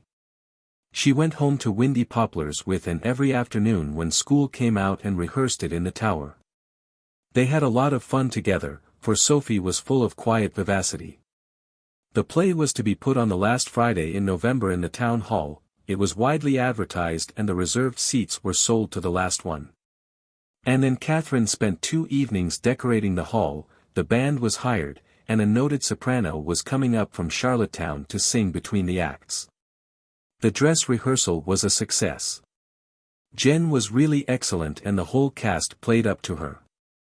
Friday morning Jen was not in school, and in the afternoon her mother sent word that Jen was ill with a very sore throat. They were afraid it was tonsillitis. Everybody concerned was very sorry, but it was out of the question that she should take part in the play that night. Catherine and Anne stared at each other, drawn together for once in their common dismay. "We'll have to put it off," said Catherine slowly. "And that means failure. Once we're into December there's so much going on." "Well, I always thought it was foolish to try to get up a play this time of the year." "We are not going to postpone it," said Anne, her eyes as green as Jen's own. She was not going to say it to Catherine Brooke, but she knew as well as she had ever known anything in her life that Jen Pringle was in no more danger of tonsillitis than she was. It was a deliberate device, whether any of the other Pringles were a party to it or not, to ruin the play because she, Anne Shirley, had sponsored it. "Oh, if you feel that way about it," said Catherine with a nasty shrug. "But what do you intend to do? Get someone to read the part? That would ruin it. Mary is the whole play. Sophie Sinclair can play the part as well as Jen. The costume will fit her and, thanks be, you made it and have it, not Jen." The play was put on that night before a packed audience. A delighted Sophie played Mary, was Mary, as Jen Pringle could never have been, looked Mary in her velvet robes and ruff and jewels. Students of Summerside High, who had never seen Sophie in anything but her plain, dowdy, dark serge dresses, shapeless coat and shabby hats, stared at her in amazement. It was insisted on the spot that she become a permanent member of the dramatic club. Anne herself paid the membership fee and from then on she was one of the pupils who counted in Summerside High. But nobody knew or dreamed, Sophie herself least of all, that she had taken the first step that night on a pathway that was to lead to the stars. 20 years later Sophie Sinclair was to be one of the leading actresses in America. But probably no plaudits ever sounded so sweet in her ears as the wild applause amid which the curtain fell that night in Summerside Town Hall. Mrs. James Pringle took a tale home to her daughter Jen which would have turned that damsel's eyes green if they had not been already so. For once, as Rebecca Dew said feelingly, Jen had got her comeuppance. And the eventual result was the insult in the composition on important happenings. And went down to the old graveyard along a deep-rutted lane between high, mossy stone dikes, tasseled with frosted ferns. Slim, pointed Lombardies, from which November winds had not yet stripped all the leaves, grew along it at intervals, coming out darkly against the amethyst of the far hills. But the old graveyard, with half its tombstones leaning at a drunken slant, was surrounded by a foursquare row of tall, somber fir trees. And had not expected to find any one there and was a little taken aback when she met Miss Valentine Cordallo, with her long delicate nose, her thin delicate mouth, her sloping delicate shoulders and her general air of invincible ladylikeness. Just inside the gate. She knew Miss Valentine, of course, as did everyone in Summerside. She was the local dressmaker and what she didn't know about people, living or dead, was not worth taking into account. And had wanted to wander about by herself, read the odd old epitaphs and puzzle out the names of forgotten lovers under the lichens that were growing over them. But she could not escape when Miss Valentine slipped an arm through hers and proceeded to do the honors of the graveyard, where there were evidently as many Cordallos buried as Pringles. Miss Valentine had not a drop of Pringle blood in her and one of Anne's favorite pupils was her nephew. So it was no great mental strain to be nice to her, except that one must be very careful never to hint that she sewed for a living. Miss Valentine was said to be very sensitive on that point. "I'm glad I happened to be here this evening," said Miss Valentine. I can tell you all about everybody buried here. I always say you have to know the ins and outs of the corpses to find a graveyard real enjoyable. I like a walk here better than in the new. It's only the old families that are buried here, but every Tom, Dick and Harry is being buried in the new. The Cordelos are buried in this corner. We've had a terrible lot of funerals in our family. I suppose every old family has, said Anne, because Miss Valentine evidently expected her to say something. Don't tell me any family has ever had as many as ours, said Miss Valentine jealously. We're very consumptive. Most of us died of a cough. This is my Aunt Bessie's grave. She was a saint if ever there was one. But there's no doubt her sister, Aunt Cecilia, was the more interesting to talk to. The last time I ever saw her she said to me, "Sit down, my dear, sit down. I'm going to die tonight at 10 minutes past 11, but that's no reason why we shouldn't have a real good gossip for the last." The strange thing, Miss Shirley, is that she did die that night at 10 minutes past 11. Can you tell me how she knew it? And couldn't. My great-great-grandfather Cordello is buried here. He came out in 1760 and he made spinning wheels for a living. I've heard he made 1,400 in the course of his life. When he died the minister preached from the text, "Their works do follow them," and old Myram Pringle said in that case the road to heaven behind my great-great-grandfather would be choked with spinning wheels. Do you think such a remark was in good taste, Miss Shirley? Had any one but a Pringle said it, and might not have remarked so decidedly, I certainly do not, looking at a gravestone adorned with a skull and crossbones as if she questioned the good taste of that also. My cousin Dora is buried here. She had 3 husbands but they all died very rapidly. Poor Dora didn't seem to have any luck picking a healthy man. Her last one was Benjamin Banning, not buried here, buried in Lowvale beside his first wife. And he wasn't reconciled to dying. Dora told him he was going to a better world. Meb, says poor Ben, but I'm sorter used to the imperfections of this one. He took 61 different kinds of medicine, but in spite of that he lingered for a good while. All Uncle David Cordelo's family are here. There's a cabbage rose planted at the foot of every grave and, don't they bloom. I come here every summer and gather them for my rose jar. It would be a pity to let them go to waste, don't you think? I suppose so. My poor young sister Harriet lies here, sighed Miss Valentine. She had magnificent hair. About the color of yours, not so red perhaps. It reached to her knees. She was engaged when she died. They tell me you're engaged. I never much wanted to be married, but I think it would have been nice to be engaged. Oh, I've had some chances of course, perhaps I was too fastidious, but a Cordello couldn't marry everybody, could she? It did not seem likely she could. Frank Digby, over in that corner under the sumacs, wanted me. I did feel a little regretful over refusing him, but a Digby, my dear. He married Georgina Troop. She always went to church a little late to show off her clothes. She was fond of clothes. She was buried in such a pretty blue dress. I made it for her to wear to a wedding, but in the end she wore it to her own funeral. She had 3 darling little children. They used to sit in front of me at church and I always gave them candy. Do you think it wrong to give children candy in church, Miss Shirley? Not peppermints, that would be all right, there's something religious about peppermints, don't you think? But the poor things don't like them. When the Cordelos' plots were exhausted, Miss Valentine's reminiscences became a bit spicier. It did not make so much difference if you weren't a Cordello. Old Mrs. Russell Pringle is here. I often wonder if she's in heaven or not. But why? Gasped a rather shocked Anne. Well, she always hated her sister, Mary Ann, who had died a few months before. If Mary Ann is in heaven I won't stay there, says she. And she was a woman who always kept her word, my dear. Pringle-like. She was born a Pringle and married her cousin Russell.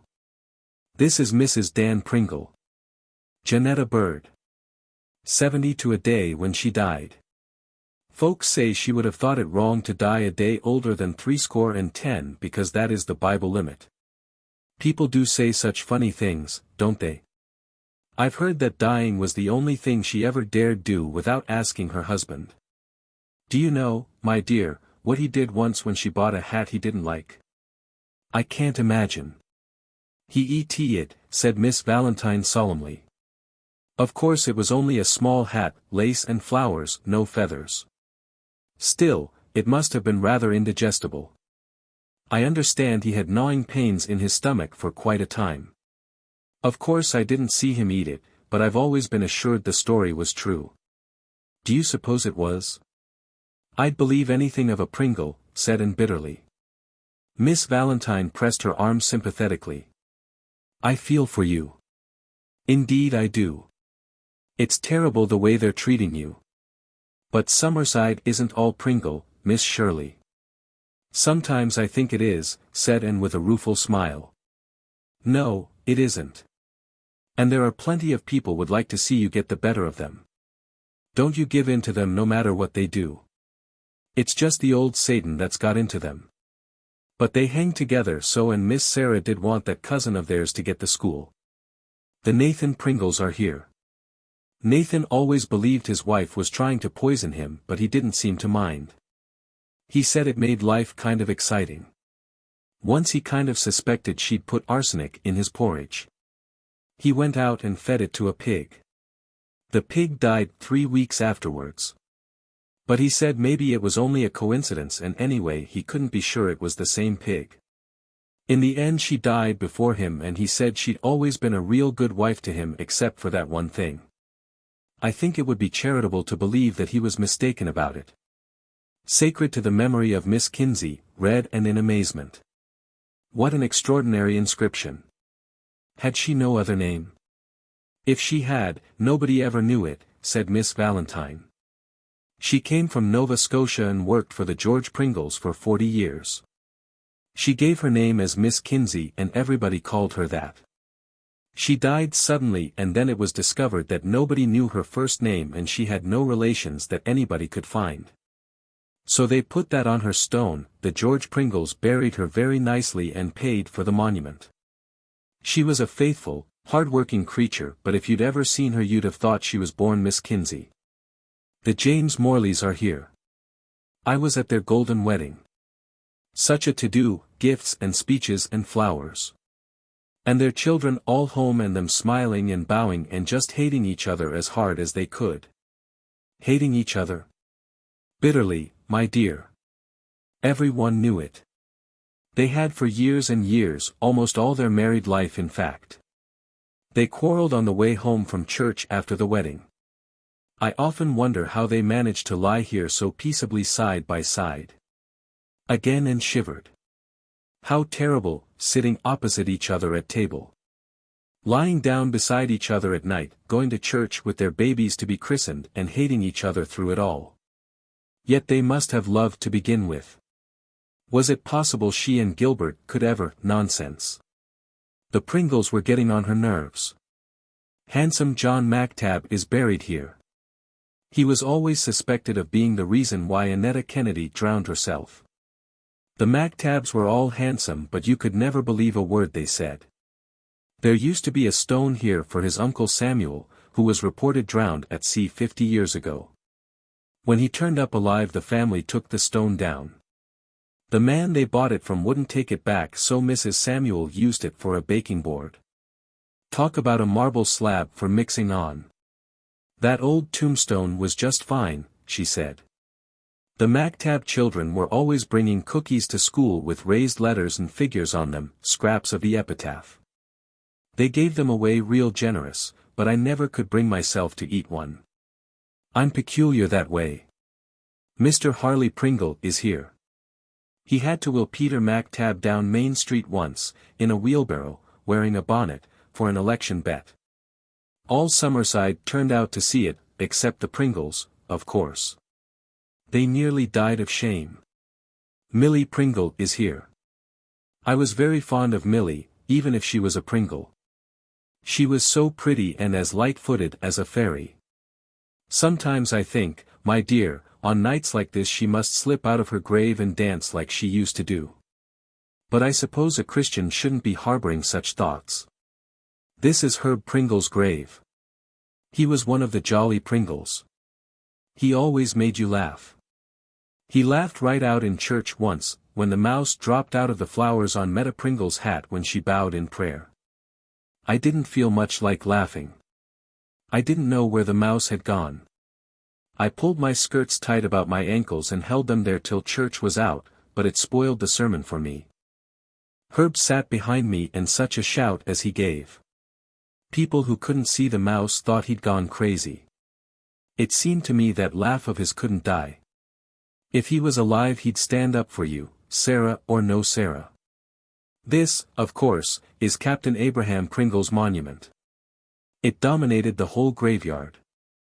Four receding platforms of stone formed a square pedestal on which rose a huge pillar of marble topped with a ridiculous draped urn beneath which a fat cherub was blowing a horn. "How ugly," said Anne candidly. "Oh, do you think so?" Miss Valentine seemed rather shocked. "It was thought very handsome when it was erected. That is supposed to be Gabriel blowing his trumpet. I think it gives quite a touch of elegance to the graveyard. It cost $900. Captain Abraham was a very fine old man. It is a great pity he is dead. If he was living they wouldn't be persecuting you the way they are. I don't wonder Sarah and Ellen are proud of him, though I think they carry it a bit too far." At the graveyard gate and turned and looked back. A strange, peaceful hush lay over the windless land. Long fingers of moonlight were beginning to pierce the darkling firs, touching a gravestone here and there, and making strange shadows among them. But the graveyard wasn't a sad place after all. Really, the people in it seemed alive after Miss Valentine's tales. "I've heard you right," said Miss Valentine anxiously, as they went down the lane. "You won't put the things I've told you in your stories, will you?" "You may be sure I won't," promised Anne. "Do you think it is really wrong or dangerous to speak ill of the dead?" whispered Miss Valentine a bit anxiously. "I don't suppose it's exactly either," said Anne. "Only rather unfair. Like hitting those who can't defend themselves." "But you didn't say anything very dreadful of anybody, Miss Cortallo." "I told you Nathan Pringle thought his wife was trying to poison him. But you give her the benefit of the doubt." And Miss Valentine went her way reassured. Chapter 6. I wended my way to the graveyard this evening, wrote Anne to Gilbert after she got home. I think "wend your way" is a lovely phrase and I work it in whenever I can. It sounds funny to say I enjoyed my stroll in the graveyard but I really did. Miss Cortallo's stories were so funny. Comedy and tragedy are so mixed up in life, Gilbert. The only thing that haunts me is that tale of the two who lived together 50 years and hated each other all that time. I can't believe they really did. Somebody has said that hate is only love that has missed its way. I feel sure that under the hatred they really loved each other, just as I really loved you all those years I thought I hated you, and I think death would show it to them. I'm glad I found out in life. And I have found out there are some decent Pringles, dead ones. Last night when I went down late for a drink of water I found Aunt Kate buttermilking her face in the pantry. She asked me not to tell Chatty, she would think it so silly. I promised I wouldn't. Elizabeth still comes for the milk, though the woman is pretty well over her bronchitis. I wonder they let her, especially since old Mrs. Campbell is a Pringle. Last Saturday night Elizabeth. She was Betty that night I think, ran in singing when she left me and I distinctly heard the woman say to her at the porch door, "It's too near the Sabbath for you to be singing that song." I am sure that woman would prevent Elizabeth from singing on any day if she could. Elizabeth had on a new dress that night, a dark wine color. They do dress her nicely. And she said wistfully, "I thought I looked a little bit pretty when I put it on tonight, Miss Shirley, and I wished father could see me." Of course he will see me in tomorrow, but it sometimes seems so slow in coming. I wish we could hurry time a bit, Miss Shirley. Now, dearest, I must work out some geometrical exercises. Geometry exercises have taken the place of what Rebecca calls my literary efforts. The specter that haunts my daily path now is the dread of an exercise popping up in class that I can't do. And what would the Pringles say then? What would the Pringles say then? Meanwhile, as you love me in the cat tribe, pray for a poor broken-hearted, ill-used Thomas cat. A mouse ran over Rebecca Dew's foot in the pantry the other day and she has fumed ever since. That cat does nothing but eat and sleep and let mice overrun everything. This is the last straw. So she chivies him from pillar to post, routs him off his favorite cushion and— I know, for I caught her at it. Assists him none too gently with her foot when she lets him out. Chapter 7. One Friday evening, at the end of a mild, sunny December day, Anne went out to Lowvale to attend a turkey supper. Wilfred Bryce's home was in Lowvale, where he lived with an uncle, and he had asked her shyly if she would go out with him after school, go to the turkey supper in the church and spend Saturday at his home. Anne agreed, hoping that she might be able to influence the uncle to let Wilfred keep on going to high school. Wilfred was afraid that he would not be able to go back after New Year. He was a clever, ambitious boy and felt a special interest in him.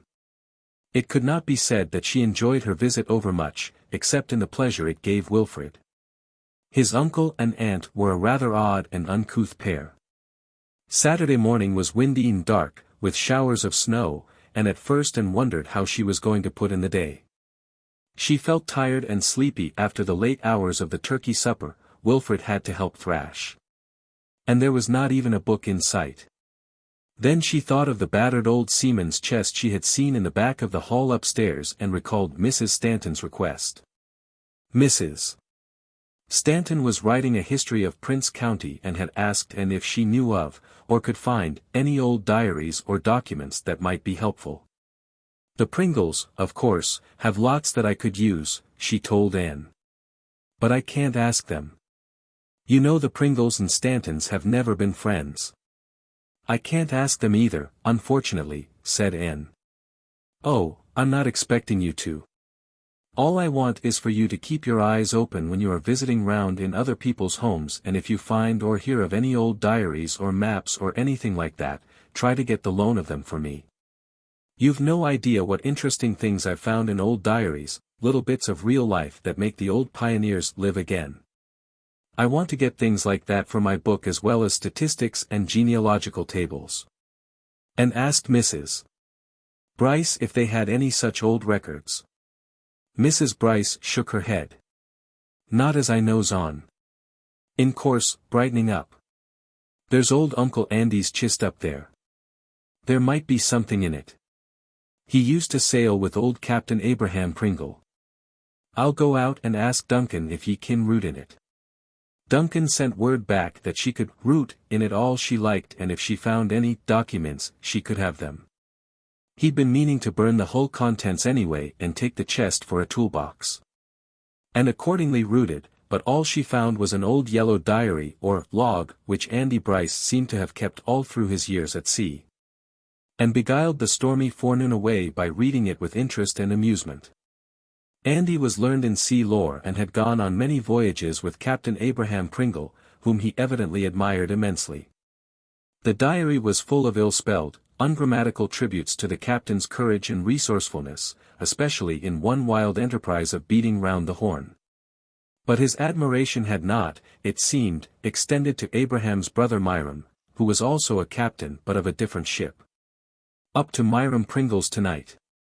His wife made him mad and he up and throwed a glass of water in her face. Myram is home. His ship was burned and they took to the boats. Nearly starved. In the end they et up Jonas Selkirk, who had shot himself. They lived on him till the Mary G. picked them up. Myram told me this himself. Seemed to think it a good joke. And shivered over this last entry, which seemed all the more horrifying for Andy's unimpassioned statement of the grim facts. Then she fell into a reverie. There was nothing in the book that could be of any use to Mrs. Stanton, but wouldn't Miss Sarah and Miss Ellen be interested in it since it contained so much about their adored old father? Suppose she sent it to them? Duncan Bryce had said she could do as she liked with it. No, she wouldn't. Why should she try to please them or cater to their absurd pride, which was great enough now without any more food? They had set themselves to drive her out of the school and they were succeeding. They and their clan had beaten her. Wilfred took her back to Windy Poplars that evening, both of them feeling happy. And had talked Duncan Bryce into letting Wilfred finish out his year in high school. "Then I'll manage Queens for a year and after that teach and educate myself," said Wilfred. "How can I ever repay you, Miss Shirley? Uncle wouldn't have listened to anyone else, but he likes you. He said to me out in the barn, red-haired women could always do what they liked with me. But I don't think it was your hair, Miss Shirley, although it is so beautiful. It was just, you." At 2 o'clock that night and woke up and decided that she would send Andy Bryce's diary to Maplehurst. After all, she had a bit of liking for the old ladies. And they had so little to make life warm, only their pride in their father. At 3 she woke again and decided she wouldn't. Miss Sarah pretending to be deaf, indeed. At 4 she was in the Swithers again. Finally she determined she would send it to them. She wouldn't be petty. And had a horror of being petty. Like the pies. Having settled this, and went to sleep for keeps, thinking how lovely it was to wake up in the night and hear the first snowstorm of the winter around your tower and then snuggle down in your blankets and drift into dreamland again. Monday morning she wrapped up the old diary carefully and sent it to Miss Sarah with a little note. "Dear Miss Pringle. I wonder if you would be interested in this old diary. Mr. Bryce gave it to me for Mrs. Stanton, who is writing a history of the county, but I don't think it would be of any use to her and I thought you might like to have it. Yours sincerely, Anne Shirley." That's a horribly stiff note, thought Anne, but I can't write naturally to them. And I wouldn't be a bit surprised if they sent it haughtily back to me. In the fine blue of the early winter evening Rebecca Dew got the shock of her life. The Maplehurst carriage drove along Spook's Lane, over the powdery snow, and stopped at the front gate. Miss Ellen got out of it and then, to everyone's amazement, Miss Sarah, who had not left Maplehurst for 10 years. "They're coming to the front door," gasped Rebecca Dew, panic-stricken. "Where else would a Pringle come to?" asked Aunt Kate. Of course, but it sticks," said Rebecca tragically. "It does stick, you know it does. And it hasn't been opened since we house-cleaned last spring. This is the last straw." The front door did stick, but Rebecca Dew wrenched it open with desperate violence and showed the Maplehurst ladies into the parlor. "Thank heaven, we've had a fire in it today," she thought, "and all I hope is that cat hasn't haired up the sofa. If Sarah Pringle got cat hairs on her dress in our parlor." Rebecca Dew dared not imagine the consequences. She called in from the tower room, Miss Sarah having asked if Miss Shirley were in, and then betook herself to the kitchen, half mad with curiosity as to what on earth was bringing the old Pringle girls to see Miss Shirley. "If there's any more persecution in the wind," said Rebecca Dew darkly. And herself descended with considerable trepidation. Had they come to return the diary with icy scorn? It was little, wrinkled, inflexible Miss Sarah who rose and spoke without preamble when Anne entered the room. "We have come to capitulate," she said bitterly. "We can do nothing else. Of course you knew that when you found that scandalous entry about poor Uncle Myram. It wasn't true, it couldn't be true. Uncle Myram was just taking a rise out of Andy Bryce. Andy was so credulous. But everybody outside of our family will be glad to believe it. You knew it would make us all a laughing stock and worse. Oh, you are very clever. We admit that. Jen will apologize and behave herself in future. I, Sarah Pringle, assure you of that. If you will only promise not to tell Mrs. Stanton, not to tell anyone, we will do anything. Miss Sarah wrung her fine lace handkerchief in her little blue-veined hands. She was literally trembling. And stared in amazement and horror. The poor old darlings. They thought she had been threatening them. "Oh, you've misunderstood me dreadfully," she exclaimed, taking Miss Sarah's poor, piteous hands. I never dreamed you would think I was trying to. Oh, it was just because I thought you would like to have all those interesting details about your splendid father. I never dreamed of showing or telling that other little item to anyone. I didn't think it was of the least importance. And I never will." There was a moment's silence. Then Miss Sarah freed her hands gently, put her handkerchief to her eyes and sat down, with a faint blush on her fine wrinkled face. We have misunderstood you, my dear. And we've been abominable to you. Will you forgive us?" Half an hour later, a half hour which nearly was the death of Rebecca Dew, the Mrs. Pringle went away. It had been a half hour of friendly chat and discussion about the non-combustible items of Andy's diary. At the front door Miss Sarah, who had not had the least trouble with her hearing during the interview, turned back for a moment and took a bit of paper, covered with very fine, sharp writing, from her reticule. "I had almost forgotten, we promised Mrs. McLean our recipe for pound cake some time ago. Perhaps you won't mind handing it to her?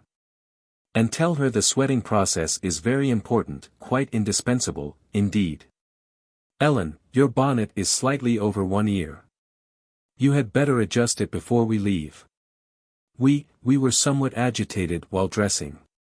And told the widows and Rebecca Dew that she had given Andy Bryce's old diary to the ladies of Maplehurst and that they had come to thank her for it." With this explanation they had to be contented, although Rebecca Dew always felt that there was more behind it than that, much more. Gratitude for an old faded, tobacco-stained diary would never have brought Sarah Pringle to the front door of Windy Poplars. Miss Shirley was deep, very deep. "I'm going to open that front door once a day after this," vowed Rebecca. "Just to keep it in practice. I all but went over flat when it did give way. Well, we've got the recipe for the pound cake anyway.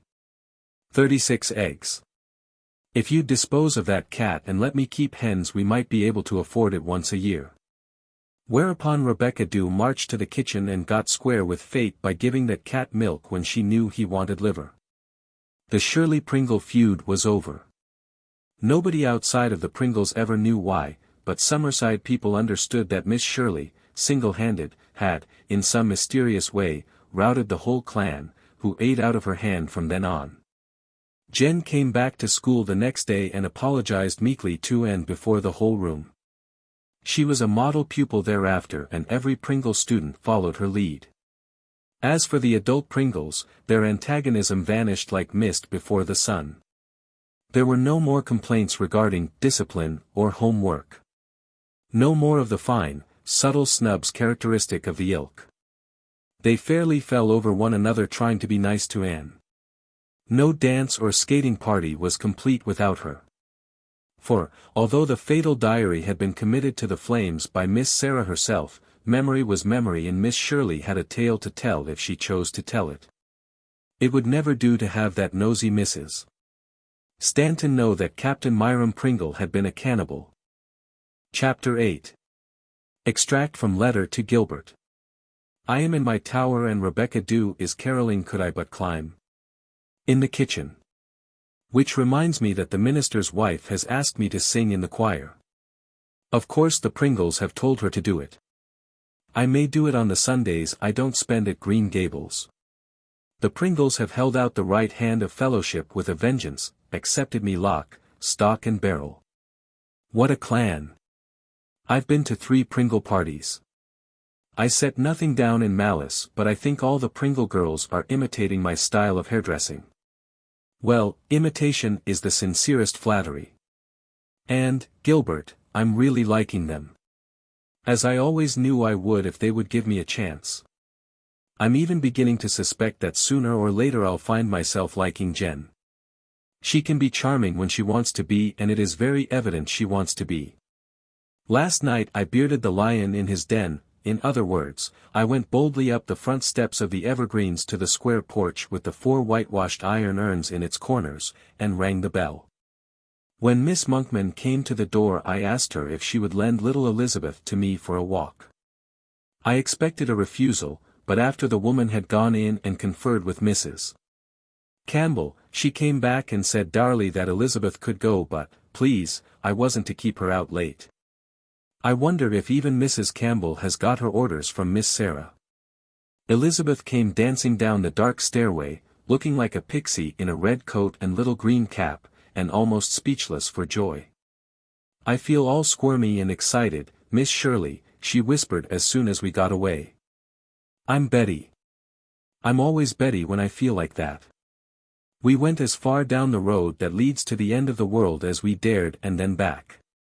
Tonight the harbor, lying dark under a crimson sunset, seemed full of implications of fairylands forlorn and mysterious isles in uncharted seas.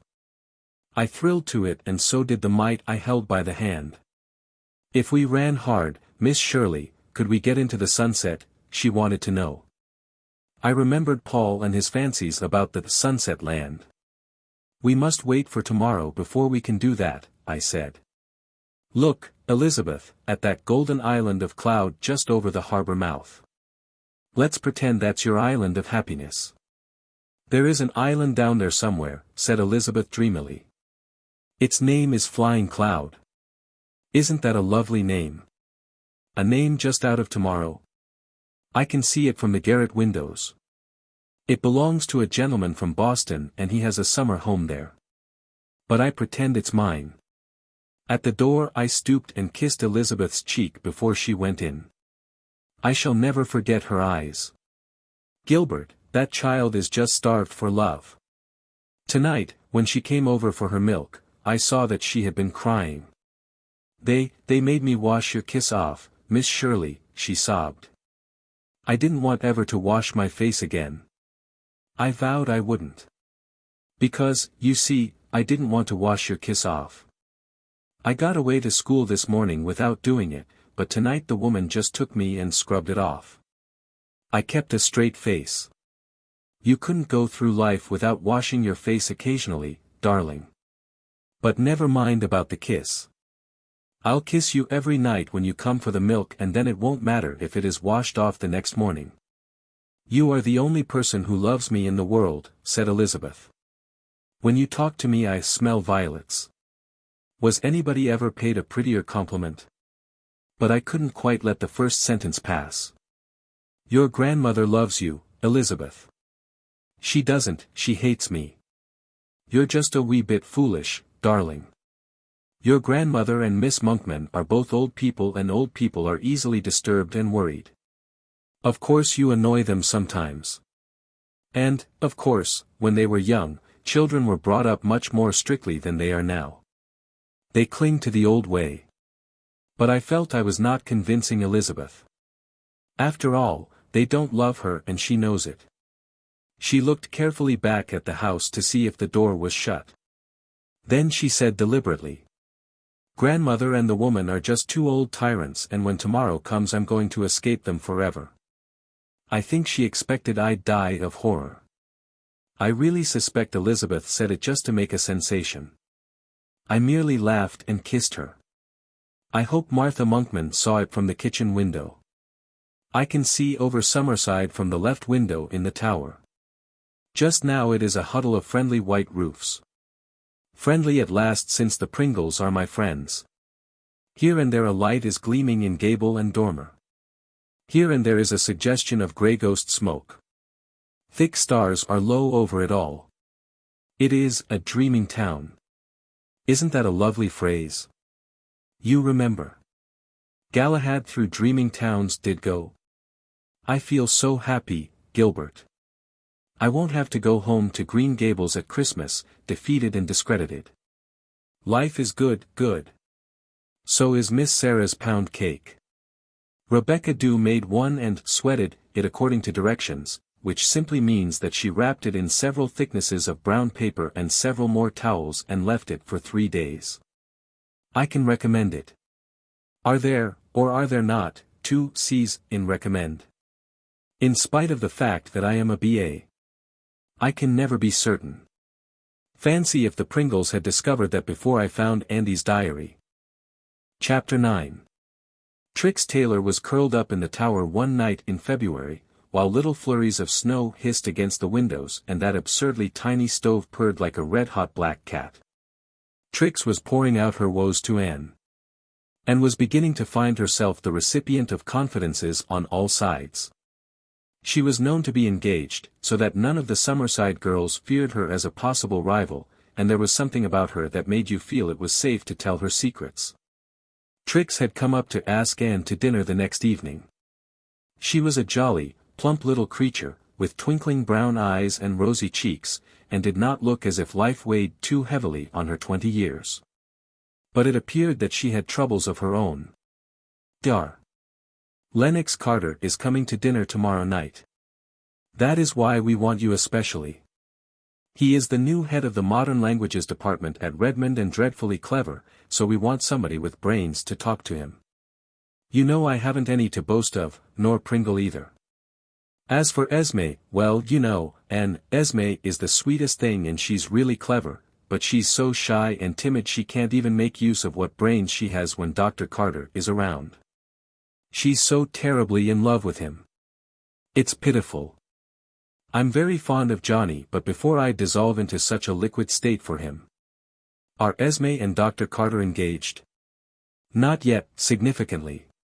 But, oh, Anne, she's hoping he means to ask her this time. Would he come over to the island to visit his cousin right in the middle of the term if he didn't intend to? I hope he will for Esme's sake, because she'll just die if he doesn't. But between you and me and the bedpost I'm not terribly struck on him for a brother-in-law. He's awfully fastidious, Esme says, and she's desperately afraid he won't approve of us. If he doesn't, she thinks he'll never ask her to marry him. So you can't imagine how she's hoping everything will go well at the dinner tomorrow night. I don't see why it shouldn't. Mama is the most wonderful cook. And we have a good maid and I've bribed Pringle with half my week's allowance to behave himself. Of course he doesn't like Dr. Carter either, says he's got swelled head but he's fond of Esme. If only Papa won't have a sulky fit on. Have you any reason to fear it? Asked Anne. Everyone in Summerside knew about Cyrus Taylor's sulky fits. You never can tell when he'll take one, said Trix dolefully. He was frightfully upset tonight because he couldn't find his new flannel nightshirt. Esme had put it in the wrong drawer. He may be over it by tomorrow night or he may not. If he's not, he'll disgrace us all and Dr. Carter will conclude he can't marry into such a family. At least, that is what Esme says and I'm afraid she may be right. I think, Anne, that Lennox Carter is very fond of Esme, thinks she would make a very suitable wife for him. But doesn't want to do anything rash or throw his wonderful self away. I've heard that he told his cousin a man couldn't be too careful what kind of family he married into. He's just at the point where he might be turned either way by a trifle. And, if it comes to that, one of Papa's sulky fits isn't any trifle. Doesn't he like Dr. Carter? Oh, he does. He thinks it would be a wonderful match for Esme. But when Father has one of his spells on, nothing has any influence over him while it lasts. That's the Pringle for you, Anne. Grandmother Taylor was a Pringle, you know. You just can't imagine what we've gone through as a family. He never goes into rages, you know, like Uncle George. Uncle George's family don't mind his rages. When he goes into a temper he blows off, you can hear him roaring 3 blocks away. And then he's like a lamb and brings everyone a new dress for a peace offering. But Father just sulks and glowers, and won't say a word to anybody at meal times. Esme says that, after all, that's better than Cousin Richard Taylor, who is always saying sarcastic things at the table and insulting his wife, but it seems to me nothing could be worse than those awful silences of Papa's. They rattle us and we're terrified to open our mouths. It wouldn't be so bad, of course, if it was only when we are alone. But it's just as apt to be where we have company. Esme and I are simply tired of trying to explain away Papa's insulting silences. She's just sick with fear that he won't have got over the nightshirt before tomorrow night and what will Lennox think. And she wants you to wear your blue dress. Her new dress is blue, because Lennox likes blue. But Papa hates it. Yours may reconcile him to hers. Wouldn't it be better for her to wear something else? She hasn't anything else fit to wear at a company dinner except the green poplin father gave her at Christmas. It's a lovely dress in itself. Father likes us to have pretty dresses. But you can't think of anything as awful as Esme in green. Pringle says it makes her look as if she was in the last stages of consumption. And Lennox Carter's cousin told Esme he would never marry a delicate person. I'm more than glad Johnny isn't so fastidious. Have you told your father about your engagement to Johnny yet? Asked Anne, who knew all about Trix's love affair. No, poor Trix groaned. I can't summon up the courage, Anne. I know he'll make a frightful scene. Papa has always been so down on Johnny because he's poor. Papa forgets that he was poorer than Johnny when he started out in the hardware business. Of course he'll have to be told soon. But I want to wait until Esme's affair is settled. I know Papa won't speak to any of us for weeks after I tell him, and Mama will worry so, she can't bear Father's sulky fits. We're all such cowards before Papa. Of course, Mama and Esme are naturally timid with everyone, but Pringle and I have lots of ginger. It's only Papa who can cow us.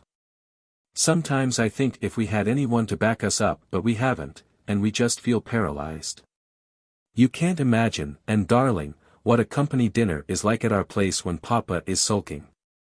But if he only behaves tomorrow night I'll forgive him for everything. He can be very agreeable when he wants to be. Papa is really just like Longfellow's little girl. When he's good he's very, very good, and when he's bad he's horrid. I've seen him the life of the party. He was very nice the night I had dinner with you last month. Oh, he likes you, as I've said. That's one of the reasons why we want you so much. It may have a good influence on him. We're not neglecting anything that may please him. But when he has a really bad fit of sulks on he seems to hate everything and everybody. Anyhow, we've got a bang-up dinner planned, with an elegant orange custard dessert. Mama wanted pie because she says every man in the world but Papa likes pie for dessert better than anything else, even professors of modern languages. But Papa doesn't, so it would never do to take a chance on it tomorrow night, when so much depends on it. Orange custard is Papa's favorite dessert. As for poor Johnny and me, I suppose I'll just have to elope with him someday and Papa will never forgive me. I believe if you'd just get up enough spunk to tell him and endure his resulting sulks you'd find he'd come round to it beautifully and you'd be saved months of anguish. You don't know Papa, said Trix darkly. Perhaps I know him better than you do. You've lost your perspective. Lost my, what? And darling, remember I'm not a BA. I only went through the high. I'd have loved to go to college, but Papa doesn't believe in the higher education of women. I only meant that you're too close to him to understand him. A stranger could very well see him more clearly, understand him better. I understand that nothing can induce Papa to speak if he has made up his mind not to, nothing. He prides himself on that. Then why don't the rest of you just go on and talk as if nothing was the matter? We can't. I've told you he paralyzes us. You'll find it out for yourself tomorrow night if he hasn't got over the nightshirt. I don't know how he does it but he does. I don't believe we'd mind so much how cranky he was if he would only talk. It's the silence that shatters us. I'll never forgive Papa if he acts up tomorrow night when so much is at stake. Let's hope for the best, dear. I'm trying to. And I know it will help to have you there. Mama thought we ought to have Catherine Brooke too, but I knew it wouldn't have a good effect on Papa. He hates her. I don't blame him for that, I must say. I haven't any use for her myself. I don't see how you can be as nice to her as you are. I'm sorry for her, Trix. Sorry for her. But it's all her own fault she isn't liked. Oh, well, it takes all kinds of people to make a world, but Summerside could spare Catherine Brooke, glum old cat. She's an excellent teacher, Trix. Oh, do I know it? I was in her class. She did hammer things into my head and flayed the flesh off my bones with sarcasm as well. And the way she dresses. Papa can't bear to see a woman badly dressed. He says he has no use for dowds and he's sure God hasn't either. Mama would be horrified if she knew I told you that, Anne. She excused it in Papa because he is a man. If that was all we had to excuse in him. And poor Johnny hardly daring to come to the house now because Papa is so rude to him. I slip out on fine nights and we walk round and round the square and get half frozen. And drew what was something like a breath of relief when Trix had gone, and slipped down to coax a snack out of Rebecca Dew. Going to the tailor's for dinner, are you? Well, I hope old Cyrus will be decent. If his family weren't all so afraid of him in his sulky fits he wouldn't indulge in them so often, of that I feel certain. I tell you, Miss Shirley, he enjoys his sulks. And now I suppose I must warm that cat's milk. Pampered animal. Chapter 10. When Anne arrived at the Cyrus Taylor house the next evening she felt the chill in the atmosphere as soon as she entered the door. A trim maid showed her up to the guest room but as Anne went up the stairs she caught sight of Mrs.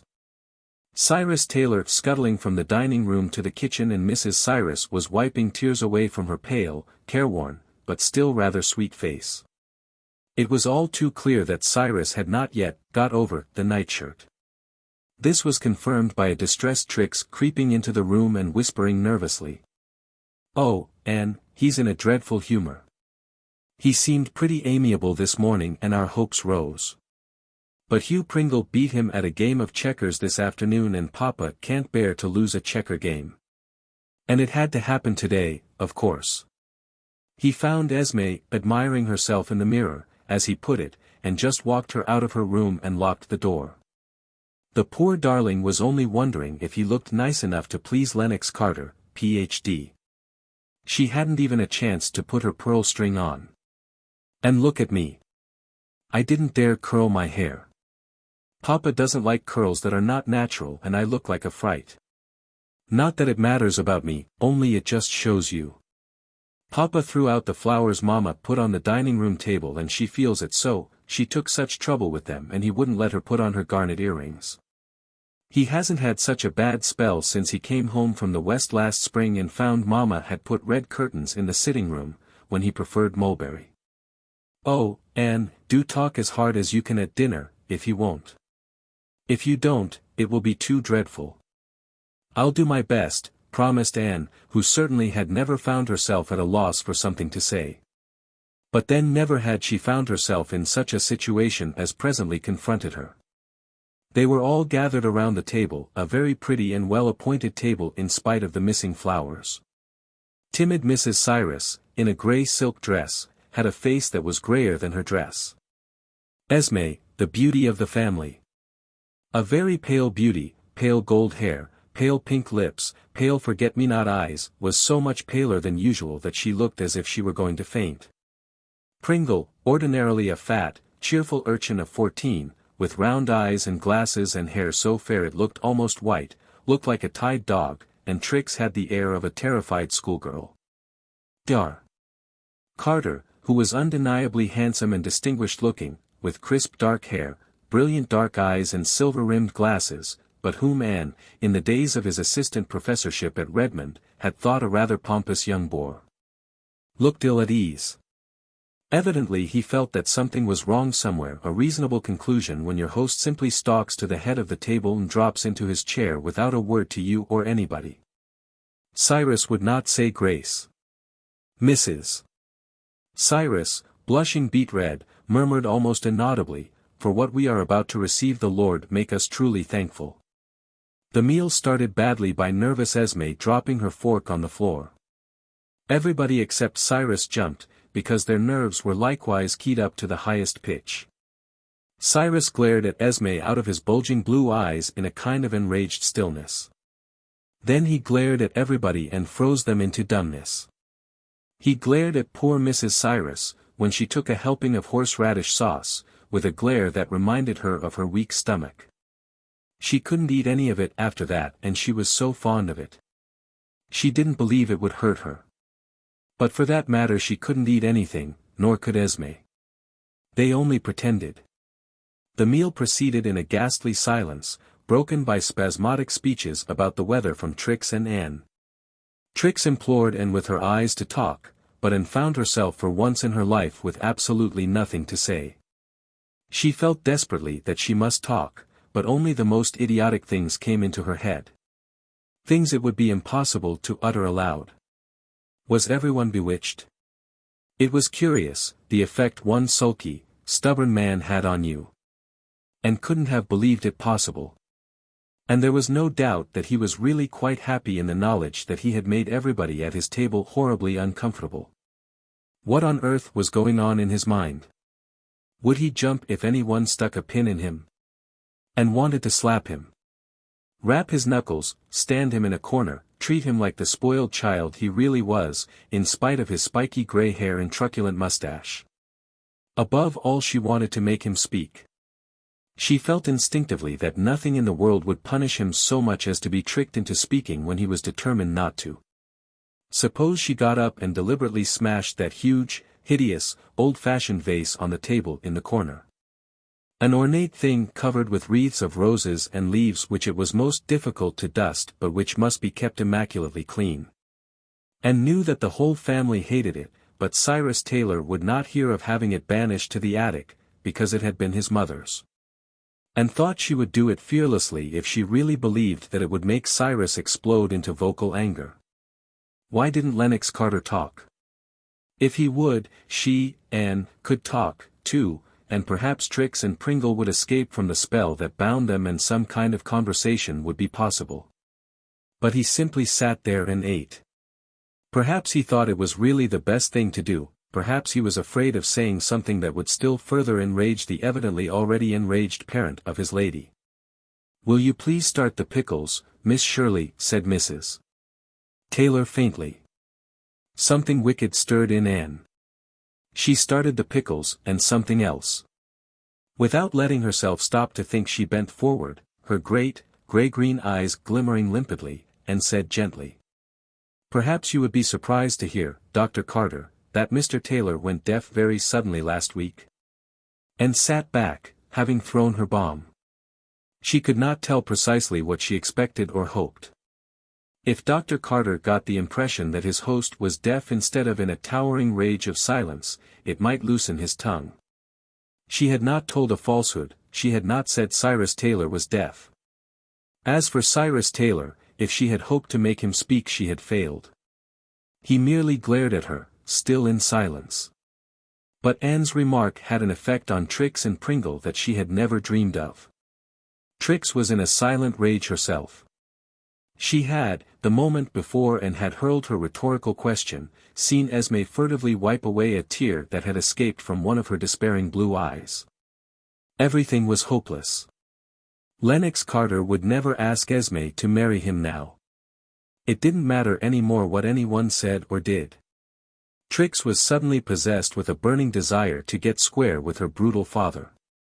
Anne's speech gave her a weird inspiration, and Pringle, a volcano of suppressed impishness, blinked his white eyelashes for a dazed moment and then promptly followed her lead. Never, as long as they might live, would Anne, Esme or Mrs. Cyrus forget the dreadful quarter of an hour that followed. "Such an affliction for poor Papa," said Trix, addressing Dr. Carter across the table. "And him only 68. Two little white dents appeared at the corners of Cyrus Taylor's nostrils when he heard his age advanced 6 years. But he remained silent. "It's such a treat to have a decent meal," said Pringle, clearly and distinctly. "What would you think, Dr. Carter, of a man who makes his family live on fruit and eggs, nothing but fruit and eggs, just for a fad?" "Does your father," began Dr. Carter bewilderedly. "What would you think of a husband who bit his wife when she put up curtains he didn't like, deliberately bit her?" demanded Trix. "Till the blood came," added Pringle solemnly. "Do you mean to say your father?" "What would you think of a man who would cut up a silk dress of his wife's just because the way it was made didn't suit him?" said Trix. "What would you think," said Pringle, "of a man who refuses to let his wife have a dog?" When she would so love to have one, sighed Trix. What would you think of a man, continued Pringle, who was beginning to enjoy himself hugely, who would give his wife a pair of galoshes for a Christmas present? Nothing but a pair of galoshes. Galoshes don't exactly warm the heart, admitted Dr. Carter. His eyes met Anne's and he smiled. And reflected that she had never seen him smile before. It changed his face wonderfully for the better. What was Trix saying? Who would have thought she could be such a demon? Have you ever wondered, Dr. Carter, how awful it must be to live with a man who thinks nothing? Nothing of picking up the roast, if it isn't perfectly done, and hurling it at the maid? Dr. Carter glanced apprehensively at Cyrus Taylor, as if he feared Cyrus might throw the skeletons of the chickens at somebody. Then he seemed to remember comfortingly that his host was deaf. What would you think of a man who believed the earth was flat? Asked Pringle. And thought Cyrus would speak then. A tremor seemed to pass over his rubicund face, but no words came. Still, she was sure his mustaches were a little less defiant. What would you think of a man who let his aunt, his only aunt, go to the poorhouse? Asked Trix. And pastured his cow in the graveyard, said Pringle. Summerside hasn't got over that sight yet. What would you think of a man who would write down in his diary every day what he had for dinner? Asked Trix. The great Pepys did that, said Dr. Carter with another smile. His voice sounded as if he would like to laugh. Perhaps after all he was not pompous, thought and only young and shy and over-serious. But she was feeling positively aghast. She had never meant things to go as far as this. She was finding out that it is much easier to start things than finish them. Trix and Pringle were being diabolically clever. They had not said that their father did a single one of these things. And could fancy Pringle saying, his round eyes rounder still with pretended innocence, I just asked those questions of Dr. Carter for information. What would you think, kept on Trix, of a man who opens and reads his wife's letters? What would you think of a man who would go to a funeral, his father's funeral, in overalls? Asked Pringle. What would they think of next? Mrs. Cyrus was crying openly and Esme was quite calm with despair. Nothing mattered any more. She turned and looked squarely at Dr. Carter, whom she had lost forever. For once in her life she was stung into saying a really clever thing. What, she asked quietly, would you think of a man who spent a whole day hunting for the kittens of a poor cat who had been shot, because he couldn't bear to think of them starving to death? A strange silence descended on the room. Trix and Pringle looked suddenly ashamed of themselves. And then Mrs. Cyrus piped up, feeling it her wifely duty to back up Esme's unexpected defense of her father. And he can crochet so beautifully. He made the loveliest centerpiece for the parlor table last winter when he was laid up with lumbago. Everyone has some limit of endurance and Cyrus Taylor had reached his. He gave his chair such a furious backward push that it shot instantly across the polished floor and struck the table on which the vase stood. The table went over and the vase broke in the traditional 1,000 pieces. Cyrus, his bushy white eyebrows fairly bristling with wrath, stood up and exploded at last. I don't crochet, woman. Is one contemptible doily going to blast a man's reputation forever? I was so bad with that blamed lumbago I didn't know what I was doing. And I'm deaf, am I, Miss Shirley? I'm deaf. She didn't say you were, Papa, cried Trix, who was never afraid of her father when his temper was vocal. Oh, no, she didn't say it. None of you said anything. You didn't say I was 68 when I'm only 62, did you? You didn't say I wouldn't let your mother have a dog. Good Lord, woman, you can have 40,000 dogs if you want to and you know it. When did I ever deny you anything you wanted, when? Never, Papa, never, sobbed Mrs. Cyrus brokenly. And I never wanted a dog. I never even thought of wanting a dog, Papa. When did I open your letters? When have I ever kept a diary? A diary. When did I ever wear overalls to anybody's funeral? When did I pasture a cow in the graveyard? What aunt of mine is in the poorhouse? Did I ever throw a roast at anybody? Did I ever make you live on fruit and eggs? Never, Papa, never, wept Mrs. Cyrus. You've always been a good provider, the best. Didn't you tell me you wanted galoshes last Christmas? Yes, oh, yes, of course I did, Papa. And my feet have been so nice and warm all winter. Well, then. Cyrus threw a triumphant glance around the room. His eyes encountered Anne's. Suddenly the unexpected happened. Cyrus chuckled. His cheeks actually dimpled. Those dimples worked a miracle with his whole expression. He brought his chair back to the table and sat down. I've got a very bad habit of sulking, Dr. Carter. Everyone has some bad habit, that's mine. The only one. Come, Mama, stop crying. I admit I deserved all I got except that crack of yours about crocheting.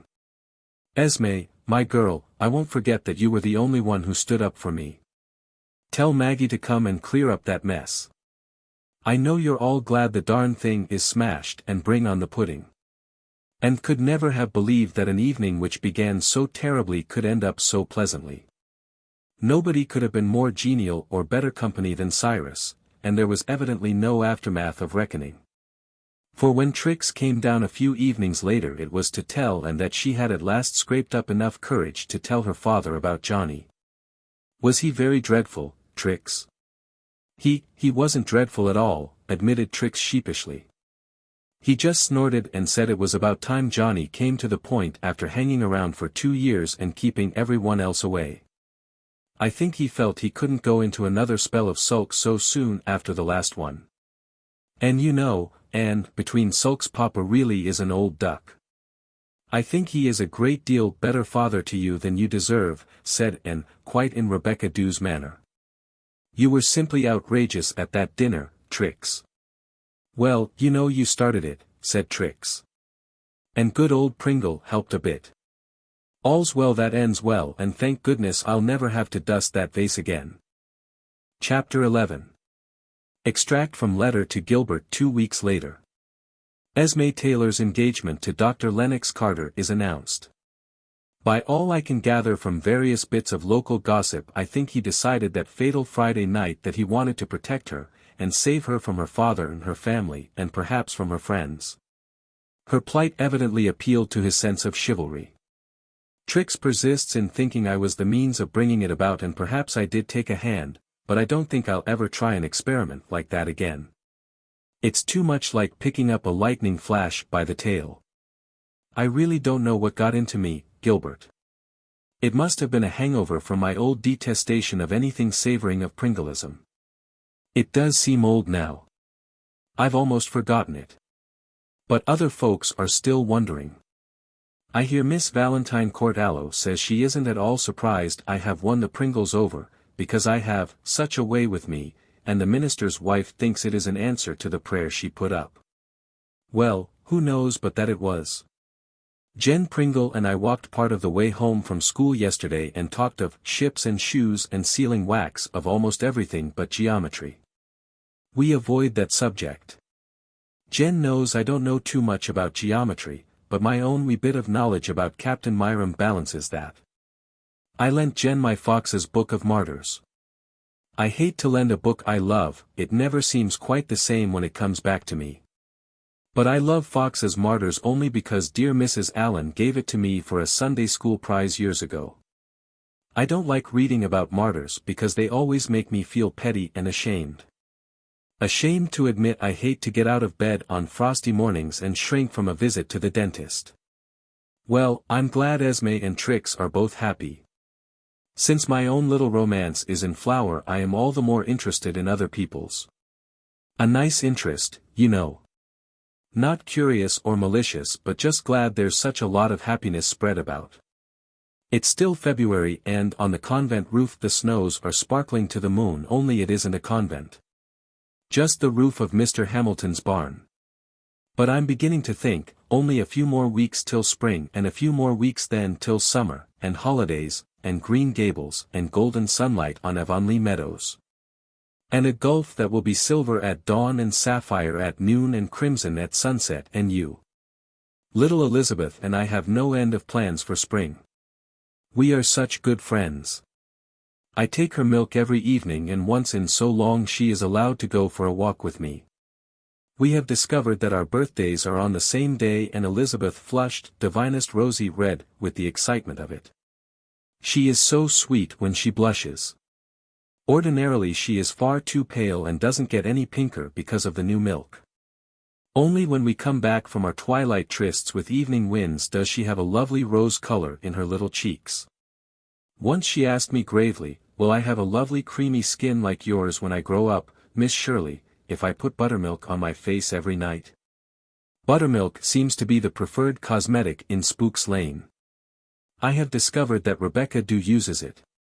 She has bound me over to keep it secret from the widows because they would think it too frivolous for her age. The number of secrets I have to keep at Windy Poplars is aging me before my time. I wonder if I buttermilk my nose if it would banish those 7 freckles. By the way, did it ever occur to you, sir, that I had a lovely creamy skin?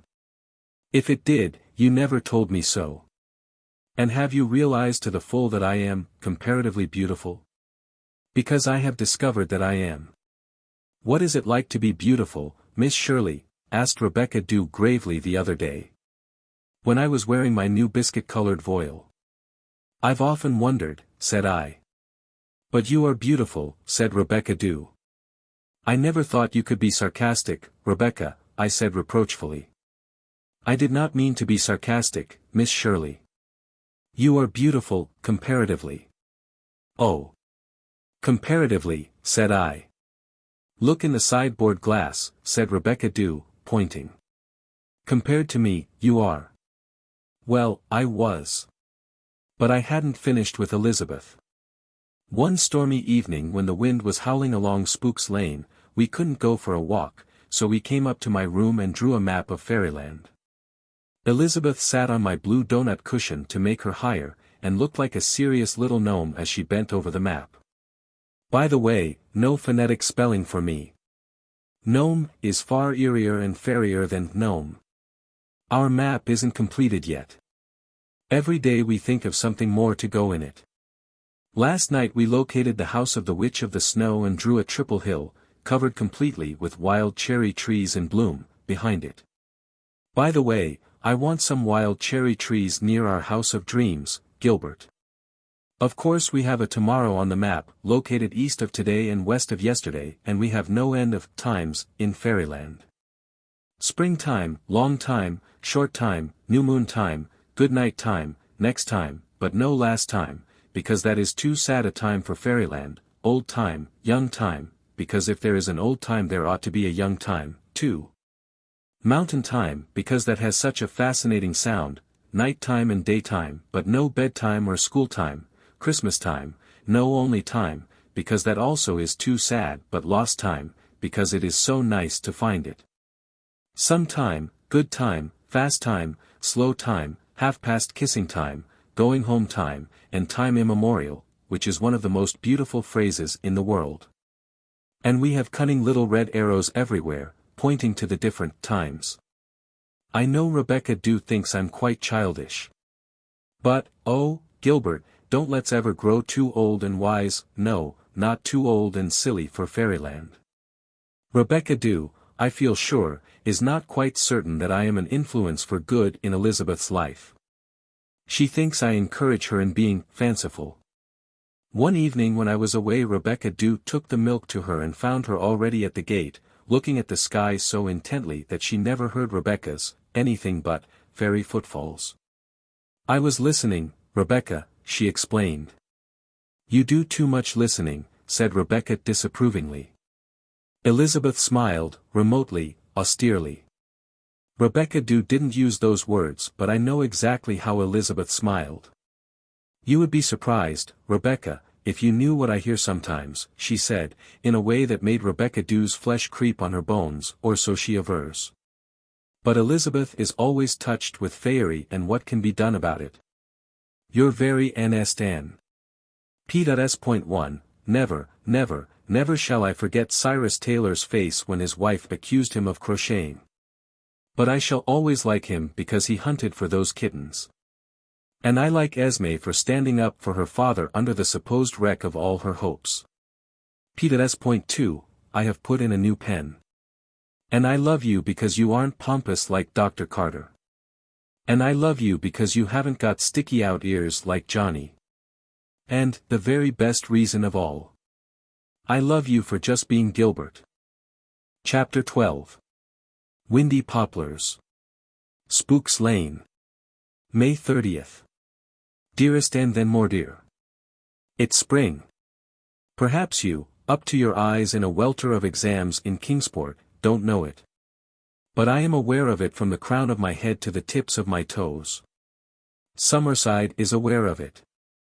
Even the most unlovely streets are transfigured by arms of bloom reaching over old board fences and a ribbon of dandelions in the grass that borders the sidewalks. Even the china lady on my shelf is aware of it, and I know if I could only wake up suddenly enough some night I'd catch her dancing a pas seul in her pink, gilt-heeled shoes. Everything is calling spring to me. The little laughing brooks, the blue hazes on the Storm King, the maples in the grove when I go to read your letters, the white cherry trees along Spooks Lane, the sleek and saucy robins hopping defiance to Dusty Miller in the backyard. The creeper hanging greenly down over the half-door to which little Elizabeth comes for milk, the fir trees preening in new tassel tips around the old graveyard. Even the old graveyard itself, where all sorts of flowers planted at the heads of the graves are budding into leaf and bloom, as if to say, even here life is triumphant over death. I had a really lovely prowl about the graveyard the other night. I'm sure Rebecca Dew thinks my taste in walks frightfully morbid. I can't think why you have such a hankering after that unchancy place, she says. I roamed over it in the scented green cat's light and wondered if Nathan Pringle's wife really had tried to poison him. Her grave looked so innocent with its new grass and its June lilies that I concluded she had been entirely maligned. Just another month and I'll be home for vacation. I keep thinking of the old orchard at Green Gables with its trees now in full snow, the old bridge over the lake of shining waters, the murmur of the sea in your ears. A summer afternoon in Lover's Lane and you. I have just the right kind of pen tonight, Gilbert, and so. 2 pages omitted. I was around at the Gibsons this evening for a call. Marilla asked me some time ago to look them up because she once knew them when they lived in White Sands. Accordingly I looked them up and have been looking them up weekly ever since because Pauline seems to enjoy my visits and I'm so sorry for her. She is simply a slave to her mother, who is a terrible old woman. Mrs. Adoniram Gibson is 80 and spends her days in a wheelchair. They moved to Summerside 15 years ago. Pauline, who is 45, is the youngest of the family, all her brothers and sisters being married and all of them determined not to have Mrs. Adoniram in their homes. She keeps the house and waits on her mother hand and foot. She is a little pale, fawn-eyed thing with golden brown hair that is still glossy and pretty. They are quite comfortably off, and if it were not for her mother Pauline could have a very pleasant easy life. She just loves church work and would be perfectly happy attending ladies' aids and missionary societies, planning for church suppers and welcome socials, not to speak of exulting proudly in being the possessor of the finest wandering Jew in town. But she can hardly ever get away from the house, even to go to church on Sundays. I can't see any way of escape for her, for old Mrs. Gibson will probably live to be 100. And, while she may not have the use of her legs, there is certainly nothing the matter with her tongue. It always fills me with helpless rage to sit there and hear her making poor Pauline the target for her sarcasm. And yet Pauline has told me that her mother thinks quite highly of me and is much nicer to her when I am around. If this be so, I shiver to think what she must be when I am not around. Pauline dares not do anything without asking her mother. She can't even buy her own clothes, not so much as a pair of stockings. Everything has to be sent up for Mrs. Gibson's approval, everything has to be worn until it has been turned twice. Pauline has worn the same hat for 4 years. Mrs. Gibson can't bear any noise in the house or a breath of fresh air. It is said she never smiled in her life. I've never caught her at it, anyway, and when I look at her I find myself wondering what would happen to her face if she did smile. Pauline can't even have a room to herself. She has to sleep in the same room with her mother and be up almost every hour of the night rubbing Mrs. Gibson's back or giving her a pill or getting a hot water bottle for her, hot, not lukewarm. Or changing her pillows or seeing what that mysterious noise is in the backyard. Mrs. Gibson does her sleeping in the afternoons and spends her nights devising tasks for Pauline. Yet nothing has ever made Pauline bitter. She is sweet and unselfish and patient, and I am glad she has a dog to love. The only thing she has ever had her own way about is keeping that dog, and then only because there was a burglary somewhere in town and Mrs. Gibson thought it would be a protection. Pauline never dares to let her mother see how much she loves the dog. Mrs. Gibson hates him and complains of his bringing Bones in, but she never actually says he must go, for her own selfish reason. But at last I have a chance to give Pauline something, and I'm going to do it. I'm going to give her a day, though it will mean giving up my next weekend at Green Gables. Tonight when I went in I could see that Pauline had been crying. Mrs. Gibson did not long leave me in doubt why. Pauline wants to go and leave me, Miss Shirley, she said. Nice, grateful daughter I've got, haven't I?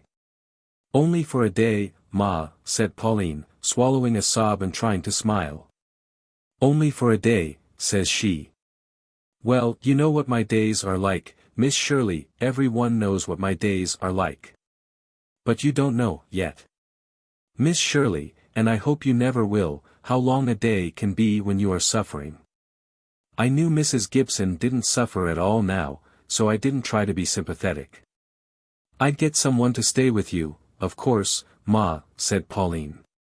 You see, she explained to me, my cousin Louisa is going to celebrate her silver wedding at White Sands next Saturday week and she wants me to go. I was her bridesmaid when she was married to Maurice Hilton. I would like to go so much if Ma would give her consent. If I must die alone I must, said Mrs. Gibson.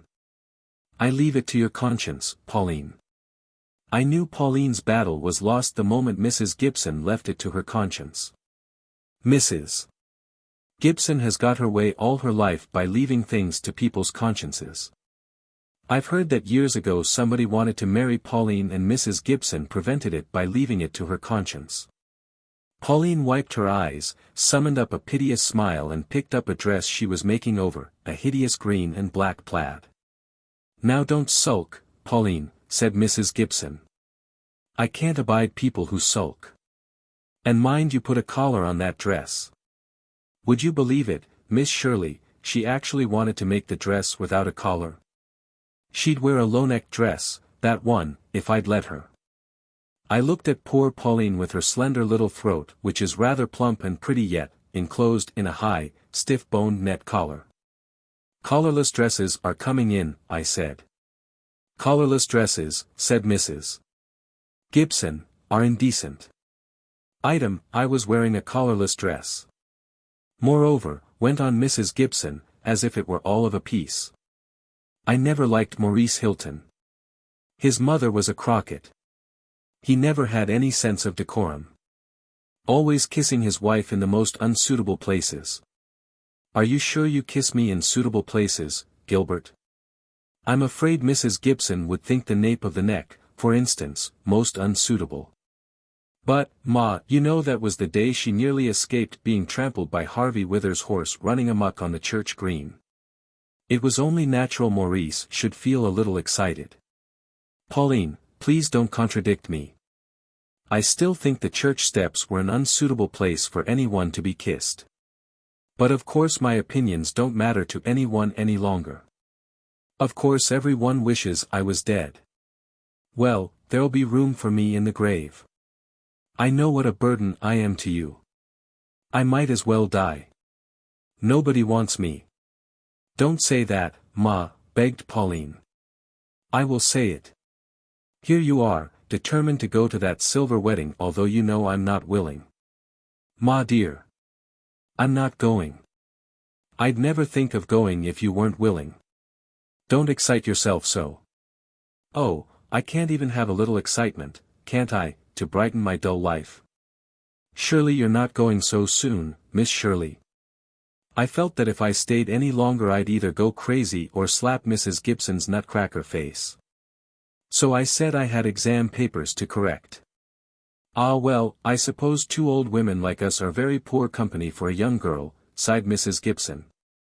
Pauline isn't very cheerful, are you, Pauline? Not very cheerful. I don't wonder Miss Shirley doesn't want to stay long. Pauline came out to the porch with me. The moon was shining down on her little garden and sparkling on the harbor. A soft, delightful wind was talking to a white apple tree. It was spring, spring, spring. Even Mrs. Gibson can't stop plum trees from blooming. And Pauline's soft gray-blue eyes were full of tears. I would like to go to Louis's wedding so much, she said, with a long sigh of despairing resignation. You are going, I said. Oh, no, dear, I can't go. Poor Ma will never consent. I'll just put it out of my mind. Isn't the moon beautiful tonight, she added, in a loud, cheerful tone. I've never heard of any good that came from moon gazing, called out Mrs. Gibson from the sitting room.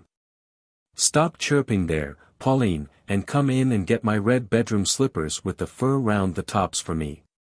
These shoes pinch my feet something terrible. But nobody cares how I suffer. I felt that I didn't care how much she suffered. Poor darling Pauline. But a day off is certainly coming to Pauline and she is going to have her silver wedding. I, and Shirley, have spoken it. I told Rebecca Dew and the widows all about it when I came home and we had such fun, thinking up all the lovely, insulting things I might have said to Mrs. Gibson. Aunt Kate does not think I will succeed in getting Mrs. Gibson to let Pauline go, but Rebecca Dew has faith in me. Anyhow, if you can't, nobody can, she said. I was at supper recently with Mrs. Tom Pringle who wouldn't take me to board. Rebecca says I am the best paying boarder she ever heard of because I am invited out to supper so often. I'm very glad she didn't. She's nice and pretty and her pies praise her in the gates, but her home isn't Windy Poplars and she doesn't live in Spooks Lane and she isn't Aunt Kate and Aunt Chatty and Rebecca Dew. I love them all three and I'm going to board here next year and the year after. My chair is always called Miss Shirley's chair and Aunt Chatty tells me that when I'm not here Rebecca Dew sets my place at the table just the same, so it won't seem so lonesome. Sometimes Aunt Chatty's feelings have complicated matters a bit but she says she understands me now and knows I would never hurt her intentionally. Little Elizabeth and I go out for a walk twice a week now. Mrs. Campbell has agreed to that, but it must not be oftener and never on Sundays. Things are better for little Elizabeth in spring. Some sunshine gets into even that grim old house and outwardly it is even beautiful because of the dancing shadows of tree tops. Still, Elizabeth likes to escape from it whenever she can. Once in a while we go uptown so that Elizabeth can see the lighted shop windows. But mostly we go as far as we dare down the road that leads to the end of the world, rounding every corner adventurously and expectantly, as if we were going to find tomorrow behind it. While all the little green evening hills neatly nestle together in the distance. One of the things Elizabeth is going to do in tomorrow is go to Philadelphia and see the angel in the church. I haven't told her. I never will tell her that the Philadelphia St. John was writing about was not Philadelphia, Pa. We lose our illusions soon enough. And anyhow, if we could get into tomorrow, who knows what we might find there? Angels everywhere, perhaps. Sometimes we watch the ships coming up the harbor before a fair wind, over a glistening pathway, through the transparent spring air, and Elizabeth wonders if her father may be on board one of them. She clings to the hope that he may come some day. I can't imagine why he doesn't. I'm sure he would if he knew what a darling little daughter he has here longing for him. I suppose he never realizes she is quite a girl now. I suppose he still thinks of her as the little baby who cost his wife her life. I'll soon have finished my first year in Summerside High. The first term was a nightmare, but the last 2 have been very pleasant. The Pringles are delightful people. How could I ever have compared them to the pies? Sid Pringle brought me a bunch of trilliums today. Jen is going to lead her class and Miss Ellen is reported to have said that I am the only teacher who ever really understood the child. The only fly in my ointment is Catherine Brooke, who continues unfriendly and distant. I'm going to give up trying to be friends with her. After all, as Rebecca Dew says, there are limits. Oh, I nearly forgot to tell you. Sally Nelson has asked me to be one of her bridesmaids. She is going to be married the last of June at Bonneview, Dr. Nelson's summer home down at the jumping-off place. She is marrying Gordon Hill. Then Nora Nelson will be the only one of Dr. Nelson's 6 girls left unmarried. Jim Wilcox has been going with her for years. Off and on, as Rebecca Dew says, but it never seems to come to anything and nobody thinks it will now. I'm very fond of Sally, but I've never made much headway getting acquainted with Nora. She's a good deal older than I am, of course, and rather reserved and proud. Yet I'd like to be friends with her. She isn't pretty or clever or charming, but somehow she's got a tang. I've a feeling she'd be worthwhile. Speaking of weddings, Esme Taylor was married to her PhD last month.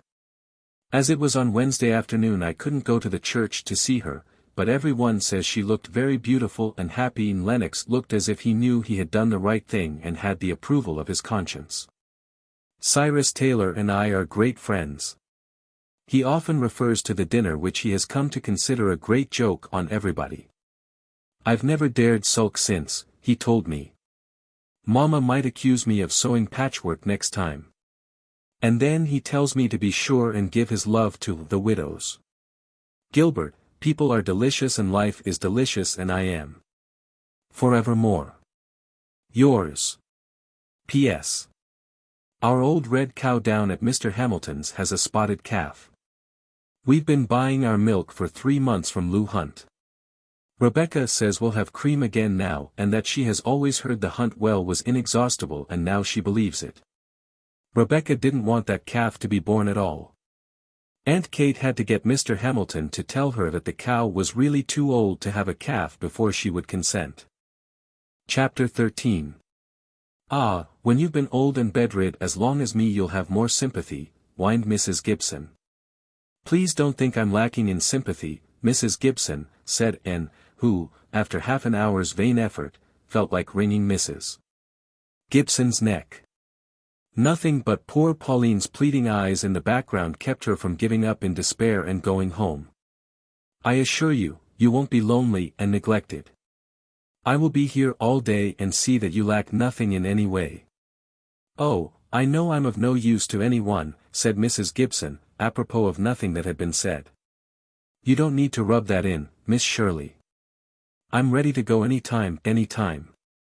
Pauline can gad round all she wants to then. I won't be here to feel neglected. None of the young people of today have any sense. Giddy, very giddy. And didn't know whether it was Pauline or herself who was the giddy young person without sense, but she tried the last shot in her locker. Well, you know, Mrs. Gibson, people will talk so terribly if Pauline doesn't go to her cousin's silver wedding. Talk, said Mrs. Gibson sharply. What will they talk about? Dear Mrs. Gibson, may I be forgiven the adjective? Thought Anne, in your long life you have learned, I know, just what idle tongues can say. You needn't be casting my age up to me, snapped Mrs. Gibson. And I don't need to be told it's a censorious world. Too well I know it. And I don't need to be told that this town is full of tattling toads neither. But I dunno's I fancy them jabbering about me, saying, I suppose, that I'm an old tyrant. I ain't stopping Pauline from going. Didn't I leave it to her conscience?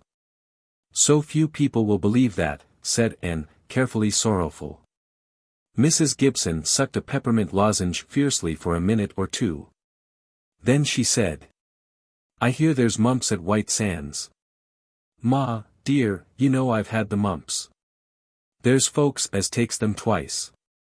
You'd be just the one to take them twice, Pauline. You always took everything that come round. The nights I've set up with you, not expecting you'd see the morning. Ah me, a mother's sacrifices ain't long remembered. Besides, how would you get to White Sands? You ain't been on a train for years. And there ain't any train back Saturday night. She could go on the Saturday morning train, said Anne. And I'm sure Mr. James Gregor will bring her back. I never liked Jim Gregor. His mother was a tarboosh.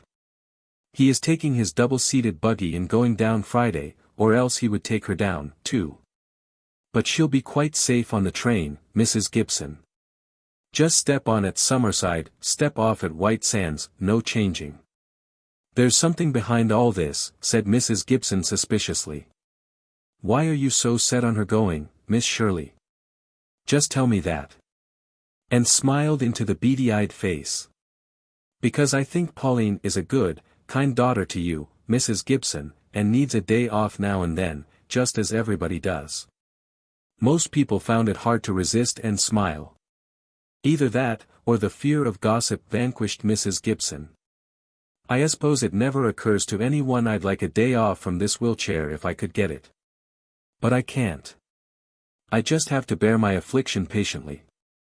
Well, if she must go she must. She's always been one to get her own way. If she catches mumps or gets poisoned by strange mosquitoes, don't blame me for it. I'll have to get along as best I can. Oh, I suppose you'll be here, but you ain't used to my ways as Pauline is. I suppose I can stand it for one day. If I can't, well, I've been living on borrowed time many's the year now, so what's the difference? Not a gracious assent by any means, but still an assent. And in her relief and gratitude found herself doing something she could never have imagined herself doing. She bent over and kissed Mrs. Gibson's leathery cheek. Thank you, she said.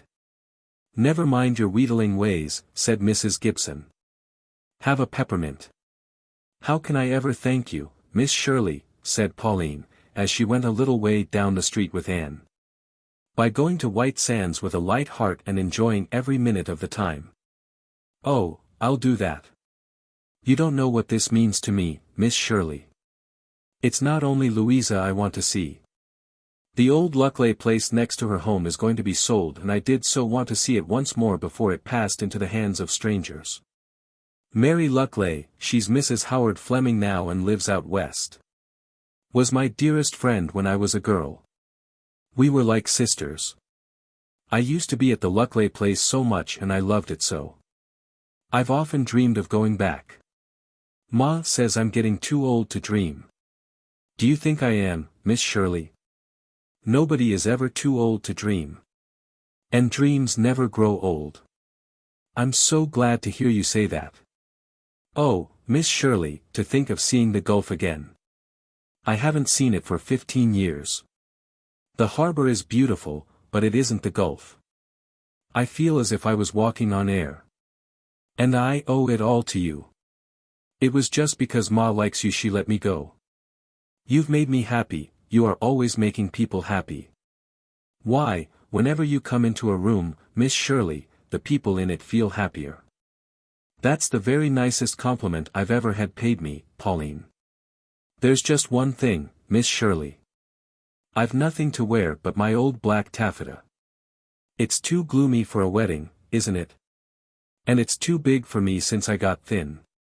You see, it's 6 years since I got it. We must try to induce your mother to let you have a new dress, said Anne hopefully. But that proved to be beyond her powers. Mrs. Gibson was adamant. Pauline's black taffeta was plenty good for Louisa Hilton's wedding. I paid $2 a yard for it 6 years ago and $3 to Jane Sharp for making it. Jane was a good dressmaker. Her mother was a Smiley.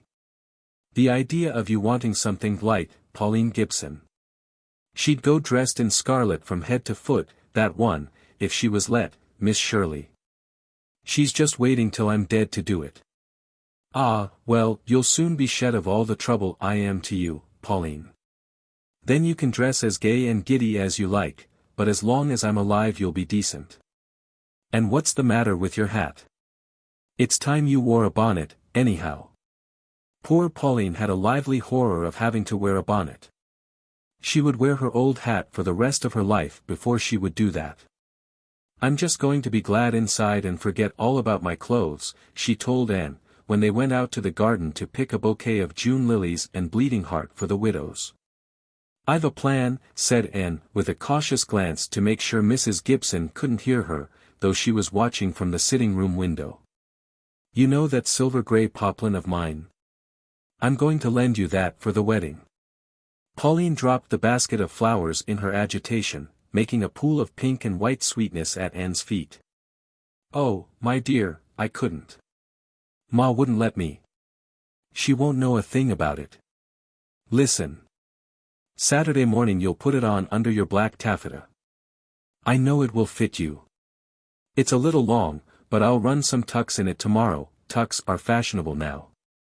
It's collarless, with elbow sleeves so no one will suspect. As soon as you get to Gull Cove, take off the taffeta. When the day is over you can leave the poplin at Gull Cove and I can get it the next weekend I'm home. But wouldn't it be too young for me?" "Not a bit of it. Any age can wear gray." "Do you think it would be right to deceive Ma?" faltered Pauline. "In this case entirely right," said Anne shamelessly. "You know, Pauline, it would never do to wear a black dress to a wedding. It might bring the bride bad luck." "Oh, I wouldn't do that for anything. And of course it won't hurt Ma. I do hope she'll get through Saturday all right. I'm afraid she won't eat a bite when I'm away. She didn't the time I went to Cousin Matilda's funeral. Miss Prouty told me she didn't. Miss Prouty stayed with her. She was so provoked at Cousin Matilda for dying. Ma was, I mean. She'll eat. I'll see to that." "I know you've a great knack of managing her," conceded Pauline. "And you won't forget to give her medicine at the regular times, will you, dear?" "Oh, perhaps I oughtn't to go after all. You've been out there long enough to pick 40 bouquets, called Mrs. Gibson irately. "I dunno what the widows want of your flowers. They've plenty of their own. I'd go a long time without flowers if I waited for Rebecca Dew to send me any. I'm dying for a drink of water. But then I'm of no consequence." Friday night Pauline telephoned and in terrible agitation. She had a sore throat and did Miss Shirley think it could possibly be the mumps? And ran down to reassure her, taking the grey poplin in a brown paper parcel. She hid it in a lilac bush and late that night Pauline, in a cold perspiration, managed to smuggle it upstairs to the little room where she kept her clothes and dressed, though she was never permitted to sleep there. Pauline was not quite easy about the dress. Perhaps her sore throat was a judgment on her for deception. But she couldn't go to Louisa's silver wedding in that dreadful old black taffeta, she simply couldn't. Saturday morning Anne was at the Gibson house bright and early. And always looked her best on a sparkling summer morning such as this. She seemed to sparkle with it and she moved through the golden air like a slender figure on a Grecian urn. The dullest room sparkled, too, lived when she came into it. "Walking as if you owned the earth," commented Mrs. Gibson sarcastically. "So I do," said Anne gaily. "Ah, you're very young," said Mrs. Gibson maddeningly. "I withhold not my heart from any joy," quoted Anne. "That is Bible authority for you, Mrs. Gibson. Man is born to trouble as the sparks fly upward." "That's in the Bible, too," retorted Mrs. Gibson. The fact that she had so neatly countered Miss Shirley, B.A., put her in comparatively good humor. "I never was one to flatter, Miss Shirley, but that chip hat of yours with the blue flower kind of sets you. Your hair don't look so red under it, seems to me. Don't you admire a fresh young girl like this, Pauline? Wouldn't you like to be a fresh young girl yourself, Pauline?" Pauline was too happy and excited to want to be anyone but herself just then. And went to the upstairs room with her to help her dress. "It's so lovely to think of all the pleasant things that must happen today, Miss Shirley. My throat is quite well and Ma is in such a good humor. You mightn't think so, but I know she is because she is talking, even if she is sarcastic. If she was mad or riled she'd be sulking. I've peeled the potatoes and the steak is in the icebox and Ma's blanc mange is down cellar. There's canned chicken for supper and a sponge cake in the pantry. I'm just on tenterhooks Ma'll change her mind yet. I couldn't bear it if she did. Oh, Miss Shirley, do you think I'd better wear that gray dress, really? Put it on, said Anne in her best schoolteacherish manner. Pauline obeyed and emerged a transformed Pauline. The gray dress fitted her beautifully. It was collarless and had dainty lace ruffles in the elbow sleeves. When Anne had done her hair, Pauline hardly knew herself. I hate to cover it up with that horrid old black taffeta, Miss Shirley. But it had to be. The taffeta covered it very securely. The old hat went on. But it would be taken off, too, when she got to Louisa's, and Pauline had a new pair of shoes. Mrs. Gibson had actually allowed her to get a new pair of shoes, though she thought the heels scandalous high. I'll make quite a sensation going away on the train alone. I hope people won't think it's a death. I wouldn't want Louisa's silver wedding to be connected in any way with the thought of death. Oh, perfume, Miss Shirley. Apple blossom. Isn't that lovely? Just a whiff, so ladylike, I always think. Ma won't let me buy any. Oh, Miss Shirley, you won't forget to feed my dog, will you? I've left his bones in the pantry in the covered dish. I do hope. Dropping her voice to a shamed whisper. That he won't misbehave in the house while you're here. Pauline had to pass her mother's inspection before leaving. Excitement over her outing and guilt in regard to the hidden poplin combined to give her a very unusual flush. Mrs. Gibson gazed at her discontentedly. Oh me, oh my. Going to London to look at the Queen, are we? You've got too much color. People will think you're painted. Are you sure you ain't? Oh, no, Ma, no, in shocked tones. Mind your manners now, and when you set down, cross your ankles decently. Mind you don't set in a draft or talk too much. I won't, Ma, promised Pauline earnestly, with a nervous glance at the clock. I'm sending Louisa a bottle of my sarsaparilla wine to drink the toasts in. I never cared for Louisa, but her mother was a tackleberry. Mind you bring back the bottle and don't let her give you a kitten. Louisa's always giving people kittens. I won't, Ma. You're sure you didn't leave the soap in the water? Quite sure, Ma, with another anguished glance at the clock. Are your shoelaces tied? Yes, Ma. You don't smell respectable, drenched with scent. Oh, no, Ma dear, just a little, the tiniest bit. I said drenched and I mean drenched. There isn't a rip under your arm, is there? Oh, no, Ma. Let me see, inexorably. Pauline quaked. Suppose the skirt of the gray dress showed when she lifted her arms. Well, go, then. With a long sigh. If I ain't here when you come back, remember that I want to be laid out in my lace shawl and my black satin slippers. And see that my hair is crimped. Do you feel any worse, Ma? The poplin dress had made Pauline's conscience very sensitive. If you do, I'll not go. And waste the money for them shoes. Course you're going. And mind you don't slide down the banister. But at this the worm turned. Ma. Do you think I would? You did at Nancy Parker's wedding. 35 years ago. Do you think I would do it now? It's time you were off. What are you jabbering here for? Do you want to miss your train? Pauline hurried away and then sighed with relief. She had been afraid that old Mrs. Gibson had, at the last moment, been taken with a fiendish impulse to detain Pauline until the train was gone. Now for a little peace, said Mrs. Gibson. This house is in an awful condition of untidiness, Miss Shirley. I hope you realize it ain't always so. Pauline hasn't known which end of her was up these last few days. Will you please set that vase an inch to the left? No, move it back again. That lamp shade is crooked. Well, that's a little straighter. But that blind is an inch lower than the other. I wish you'd fix it. And unluckily gave the blind too energetic a twist, it escaped her fingers and went whizzing to the top. Ah, now you see, said Mrs. Gibson. And didn't see, but she adjusted the blind meticulously. And now wouldn't you like me to make you a nice cup of tea, Mrs. Gibson? I do need something. I'm clean wore out with all this worry and fuss.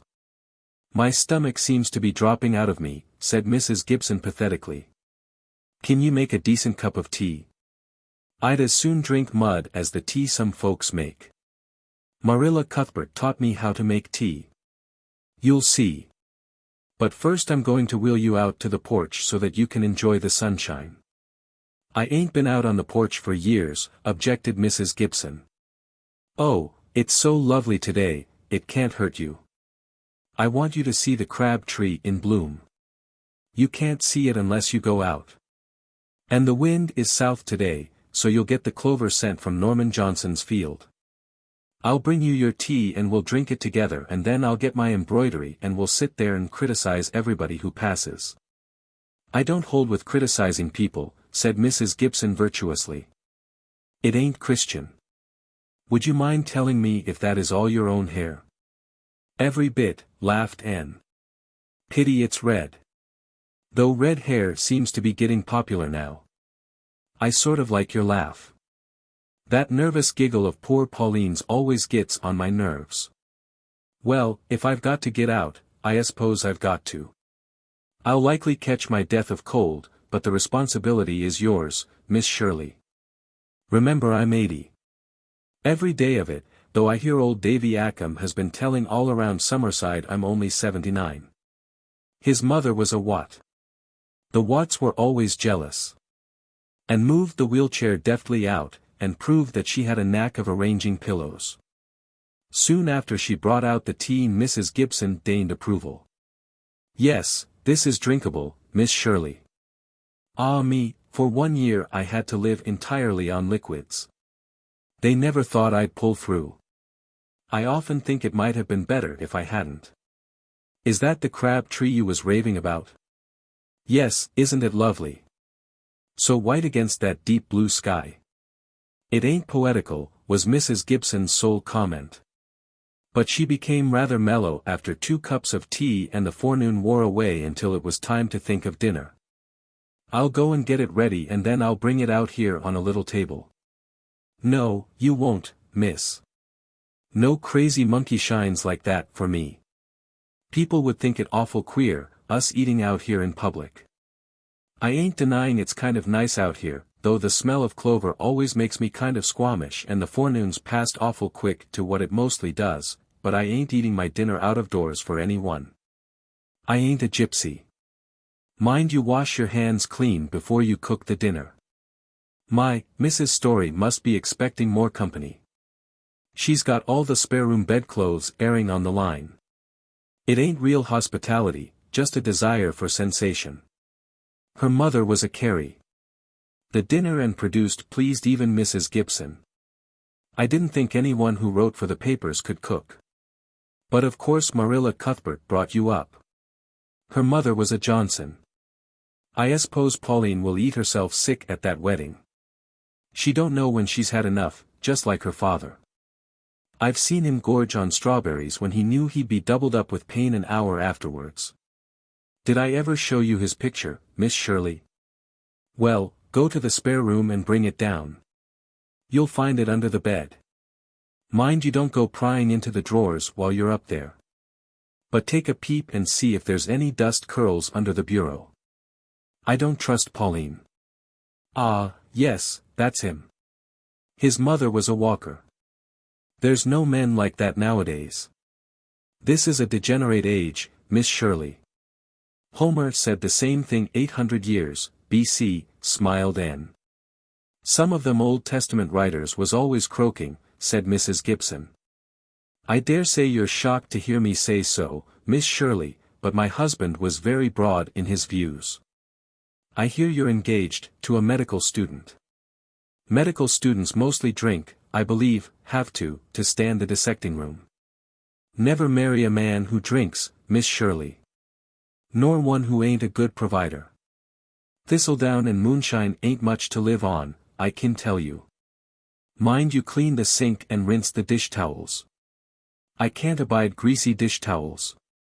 I suppose you'll have to feed the dog. He's too fat now, but Pauline just stuffs him. Sometimes I think I'll have to get rid of him. Oh, I wouldn't do that, Mrs. Gibson. There are always burglaries, you know. And your house is lonely, off here by itself. You really do need protection. Oh, well, have it your own way.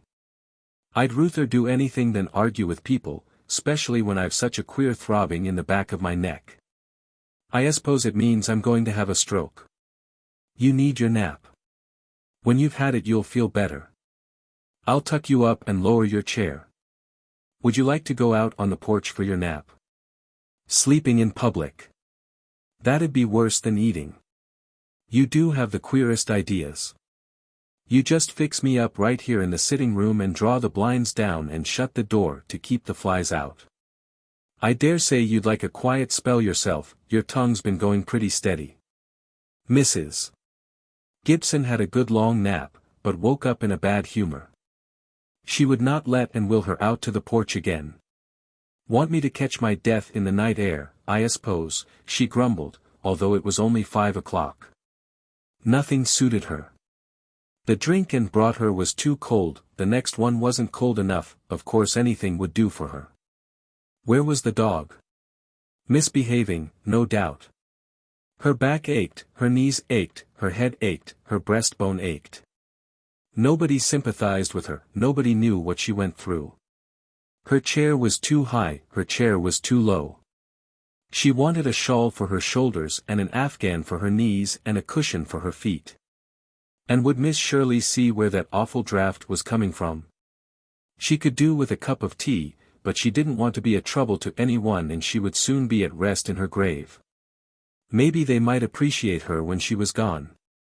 Be the day short or be the day long, at last it weareth to evening song. There were moments when Anne thought it never would, but it did. Sunset came and Mrs. Gibson began to wonder why Pauline wasn't coming. Twilight came, still no Pauline. Night and moonshine and no Pauline. I knew it, said Mrs. Gibson cryptically. You know she can't come till Mr. Gregor comes and he's generally the last dog hung, soothed Anne. Won't you let me put you to bed, Mrs. Gibson? You're tired.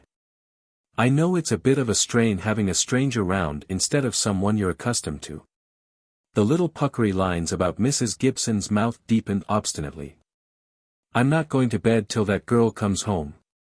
But if you're so anxious to be gone, go. I can stay alone or die alone. At 9:30 Mrs. Gibson decided that Jim Gregor was not coming home till Monday. Nobody could ever depend on Jim Gregor to stay in the same mind 24 hours. And he thinks it's wrong to travel on Sunday even to come home. He's on your school board, ain't he? What do you really think of him and his opinions on education? And went wicked. After all, she had endured a good deal at Mrs. Gibson's hands that day. I think he's a psychological anachronism, she answered gravely. Mrs. Gibson did not bat an eyelash. I agree with you, she said. But she pretended to go to sleep after that. Chapter 14. It was 10 o'clock when Pauline came at last. A flushed, starry-eyed Pauline, looking 10 years younger, in spite of the resumed taffeta and the old hat, and carrying a beautiful bouquet which she hurriedly presented to the grim lady in the wheelchair. The bride sent you her bouquet, Ma. Isn't it lovely? 25 white roses. Cat's hind foot. I don't suppose anyone thought of sending me a crumb of wedding cake. People nowadays don't seem to have any family feeling. Ah, well, I've seen the day. But they did. I've a great big piece here in my bag. And everybody asked about you and sent you their love, Ma. Did you have a nice time? Asked Anne. Pauline sat down on a hard chair because she knew her mother would resent it if she sat on a soft one. Very nice, she said cautiously. We had a lovely wedding dinner and Mr. Freeman, the Gull Cove minister, married Louisa and Maurice over again. I call that sacrilegious. And then the photographer took all our pictures. The flowers were simply wonderful. The parlor was a bower. Like a funeral, I suppose. And, oh, Ma. Mary Luckley was there from the West. Mrs. Fleming, you know. You remember what friends she and I always were. We used to call each other Polly and Molly. Very silly names. And it was so nice to see her again and have a long talk over old times. Her sister Em was there, too, with such a delicious baby. You talk as if it was something to eat, grunted Mrs. Gibson. Babies are common enough. Oh, no, babies are never common, said Anne, bringing a bowl of water for Mrs. Gibson's roses. Every one is a miracle. Well, I had 10 and I never saw much that was miraculous about any of them. Pauline, do sit still if you kin. You fidget me. I notice you ain't asking how I got along. But I suppose I couldn't expect it. I can tell how you got along without asking, Ma, you look so bright and cheerful. Pauline was still so uplifted by the day that she could be a little arch even with her mother. I'm sure you and Miss Shirley had a nice time together. We got on well enough. I just let her have her own way. I admit it's the first time in years I've heard some interesting conversation. I ain't so near the grave as some people would like to make out. Thank heaven I've never got deaf or childish. Well, I suppose the next thing you'll be off to the moon. And I suppose they didn't care for my sarsaparilla wine by any chance. Oh, they did. They thought it delicious. You've taken your own time telling me that. Did you bring back the bottle? Or would it be too much to expect you'd remember that? The bottle got broke, faltered Pauline. Someone knocked it over in the pantry. But Louisa gave me another just exactly the same, Ma, so you needn't worry. I've had that bottle ever since I started housekeeping. Louisa's can't be exactly the same. They don't make such bottles nowadays. I wish you'd bring me another shawl. I'm sneezing. I expect I've got a terrible cold. You can't either of you seem to remember not to let the night air get at me. Likely it'll bring my neuritis back. An old neighbor up the street dropped in at this juncture and Pauline snatched at the chance to go a little way with Anne. Good night, Miss Shirley, said Mrs. Gibson quite graciously. I'm much obliged to you. If there was more people like you in this town, it would be the better for it. She grinned toothlessly and pulled Anne down to her. I don't care what people say. I think you're real nice looking, she whispered. Pauline and Anne walked along the street, through the cool, green night, and Pauline let herself go, as she had not dared do before her mother.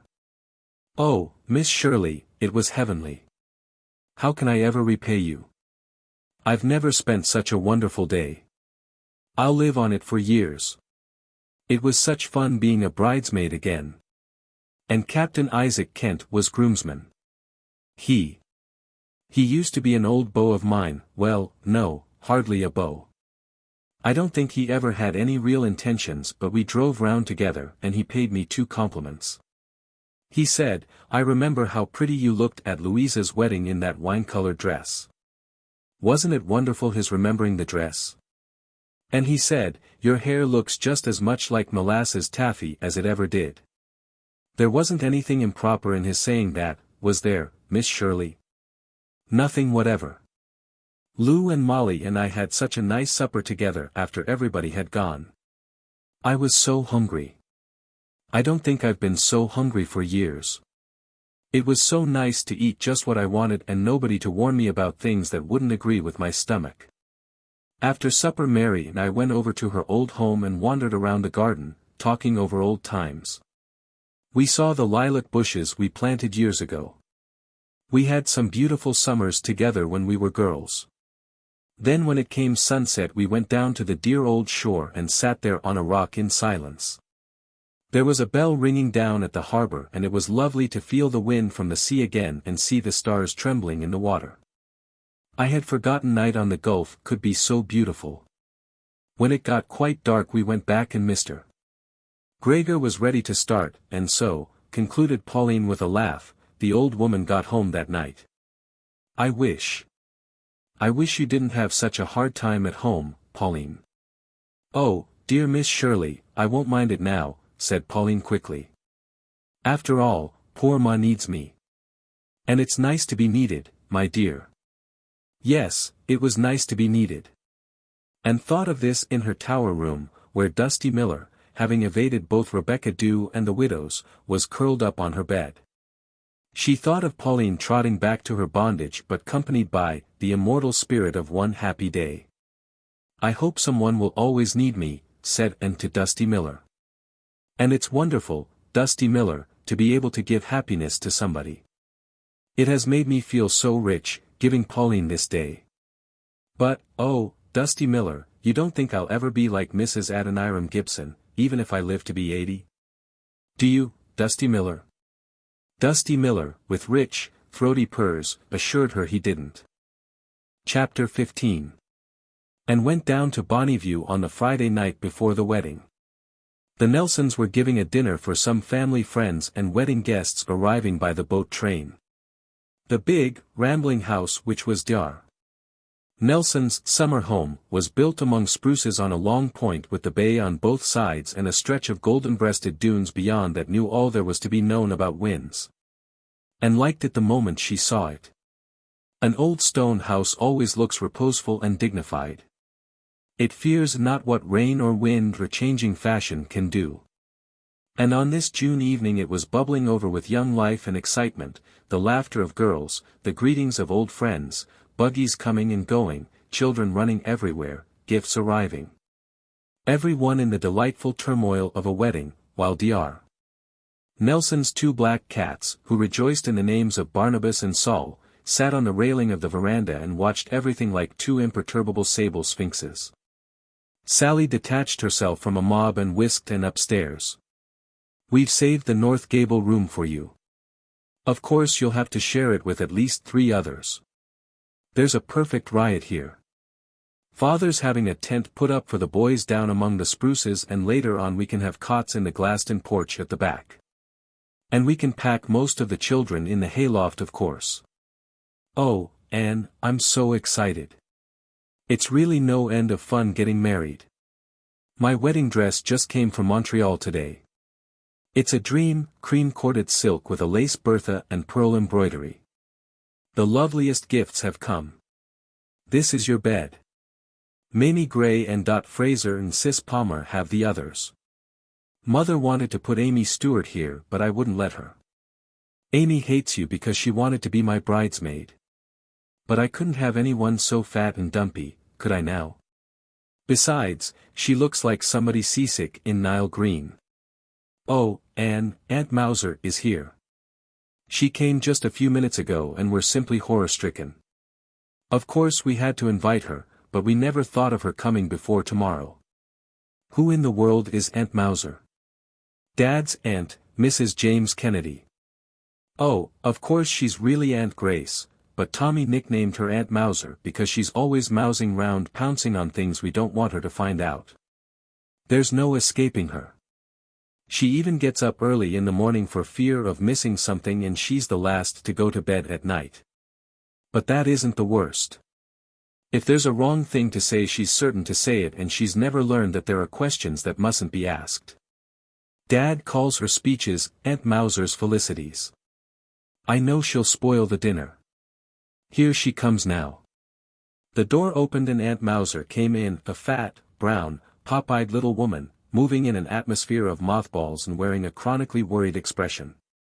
Except for the expression she really did look a good deal like a hunting pussycat.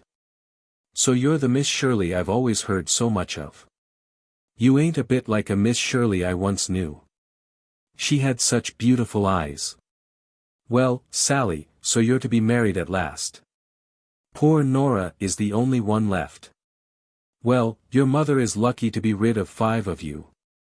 8 years ago I said to her, Jane, says I, do you think you'll ever get all those girls married off? Well, a man is nothing but trouble as I sees it, and of all the uncertain things marriage is the uncertainest, but what else is there for a woman in this world? That's what I've just been saying to poor Nora. Mark my words, Nora, I said to her, there isn't much fun in being an old maid. What's Jim Wilcox thinking of? I said to her. Oh, Aunt Grace, I wish you hadn't. Jim and Nora had some sort of a quarrel last January and he's never been round since. I believe in saying what I think. Things is better said. I'd heard of that quarrel. That's why I asked her about him. It's only right, I told her, that you should know they say he's driving Eleanor Pringle. She got red and mad and flounced off. What's Vera Johnson doing here? She ain't any relation. Vera's always been a great friend of mine, Aunt Grace. She's going to play the wedding march. Oh, she is she? Well, all I hope is she won't make a mistake and play the Dead March like Mrs. Tom Scott did at Dora Best's wedding. Such a bad omen. I don't know where you're going to put the mob you've got here for the night. Some of us will have to sleep on the clothesline, I reckon. Oh, we'll find a place for every one, Aunt Grace. Well, Sally, all I hope is you won't change your mind at the last moment like Helen Summers did. It clutters things up so. Your father is in terrible high spirits. I never was one to go looking for trouble, but all I hope is it ain't the forerunner of a stroke. I've seen it happen that way. Oh, Dad's fine, Aunt Mauser. He's just a bit excited.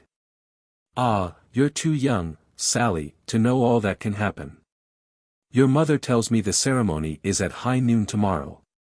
The fashions in weddings are changing like everything else and not for the better.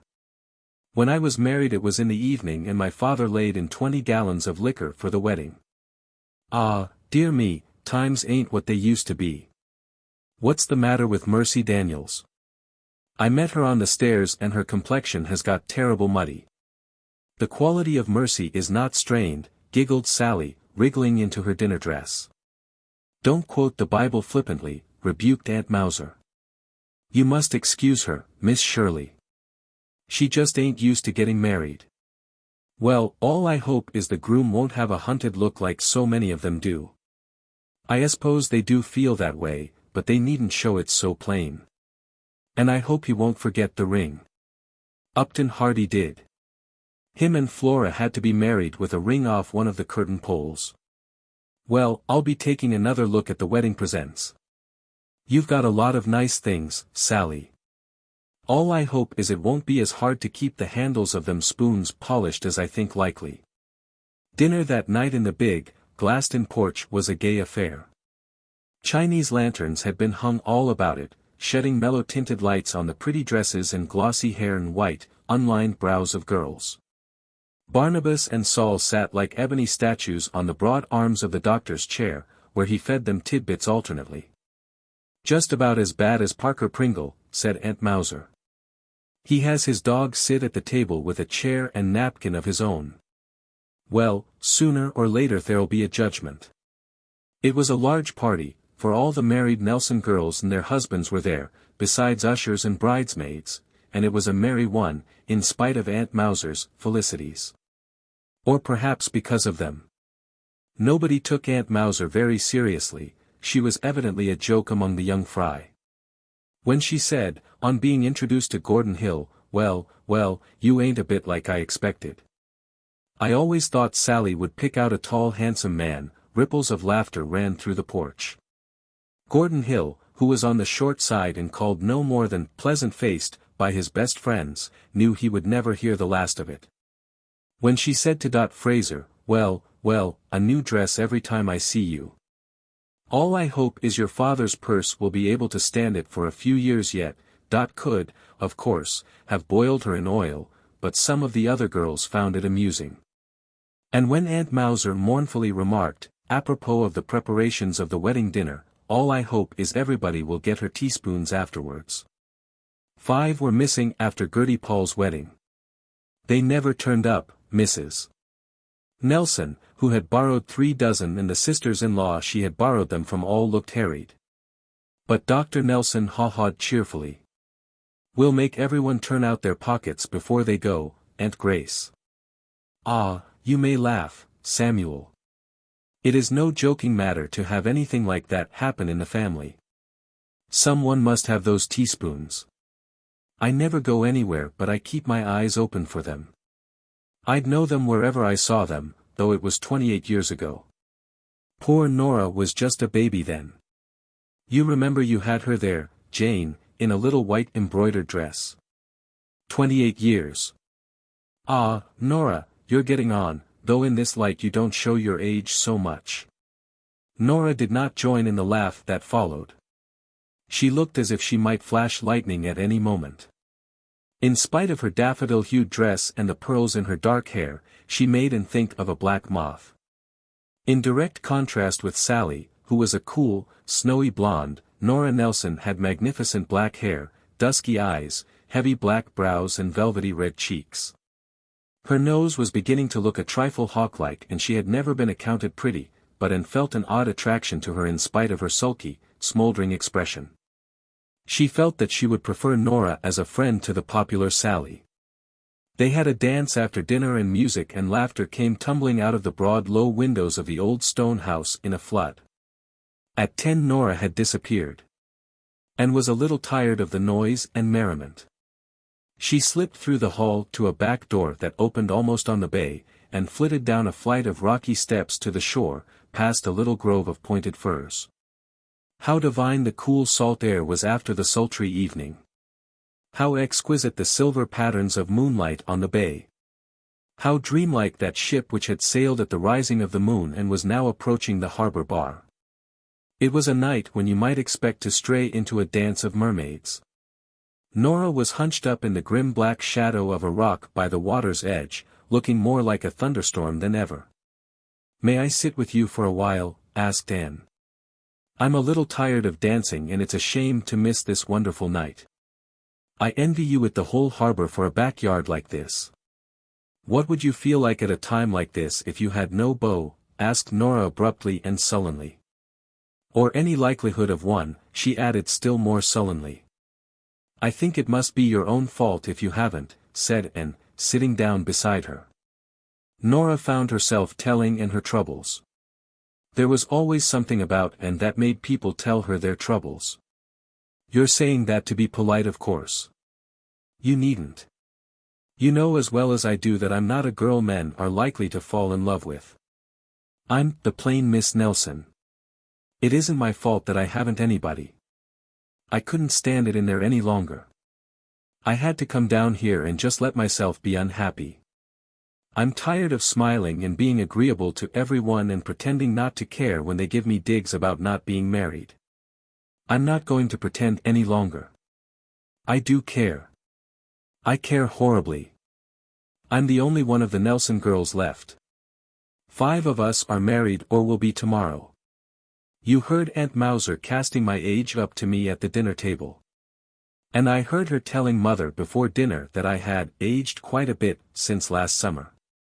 Of course I have. I'm 28. In 12 more years I'll be 40. How will I endure life at 40, and, if I haven't got any roots of my own by that time?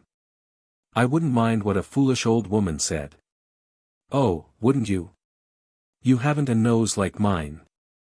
I'll be as beaky as Father in 10 more years. And I suppose you wouldn't care either, if you'd waited years for a man to propose, and he just wouldn't? Oh, yes, I think I would care about that. Well, that's my predicament exactly. Oh, I know you've heard of Jim Wilcox and me. It's such an old story. He's been hanging around me for years but he's never said anything about getting married. Do you care for him? Of course I care. I've always pretended I didn't but, as I've told you, I'm through with pretending. And he's never been near me since last January. We had a fight but we've had hundreds of fights. He always came back before but he hasn't come this time and he never will. He doesn't want to. Look at his house across the bay, shining in the moonlight. I suppose he's there and I'm here and all the harbor between us.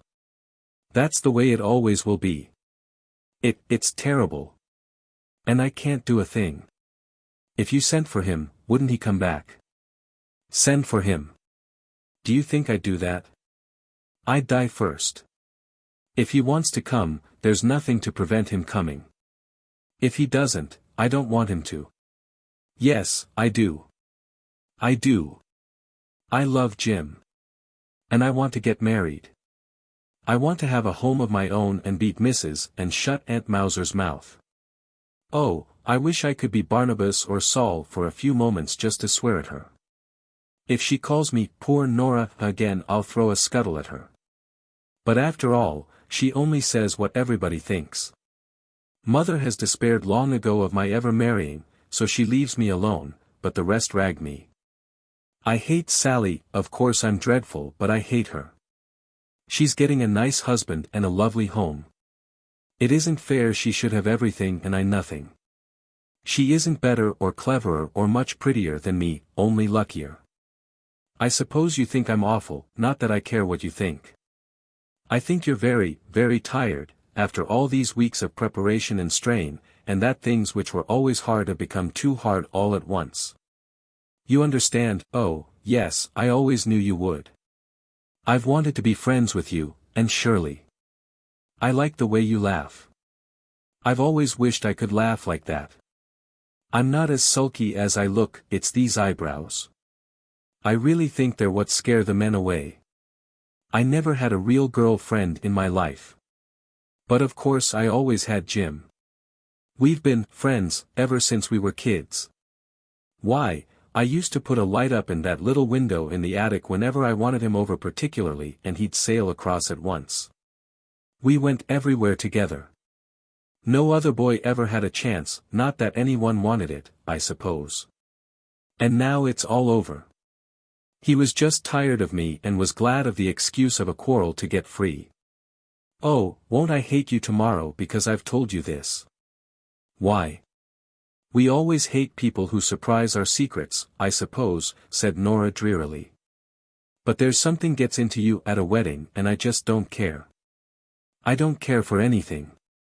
Oh, and Shirley, I'm so miserable. Just let me have a good cry on your shoulder. I've got to smile and look happy all day tomorrow. Sally thinks it's because I'm superstitious that I wouldn't be her bridesmaid. 3 times a bridesmaid, never a bride, you know. 'Tisn't. I just couldn't endure to stand there and hear her saying, I will, and know I'd never have a chance to say it for Jim. I'd have flung back my head and howled. I want to be a bride and have a trousseau and monogrammed linen. And lovely presents. Even Aunt Mauser's silver butter dish. She always gives a butter dish to every bride, awful things with tops like the dome of St. Peter's. We could have had it on the breakfast table just for Jim to make fun of. And, I think I'm going crazy. The dance was over when the girls went back to the house, hand in hand. People were being stowed away for the night. Tommy Nelson was taking Barnabas and Saul to the barn. Aunt Mauser was still sitting on a sofa, thinking of all the dreadful things she hoped wouldn't happen on the morrow. I hope nobody will get up and give a reason why they shouldn't be joined together. That happened at Tilly Hatfield's wedding. No such good luck for Gordon as that, said the groomsman. Aunt Mauser fixed him with a stony brown eye. Young man, marriage isn't exactly a joke. You bet it isn't, said the unrepentant. Hello, Nora, when are we going to have a chance to dance at your wedding? Nora did not answer in words. She went closer up to him and deliberately slapped him, first on one side of his face and then on the other. The slaps were not make-believe ones. Then she went upstairs without looking behind her.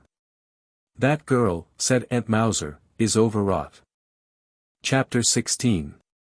The forenoon of Saturday passed in a whirl of last-minute things.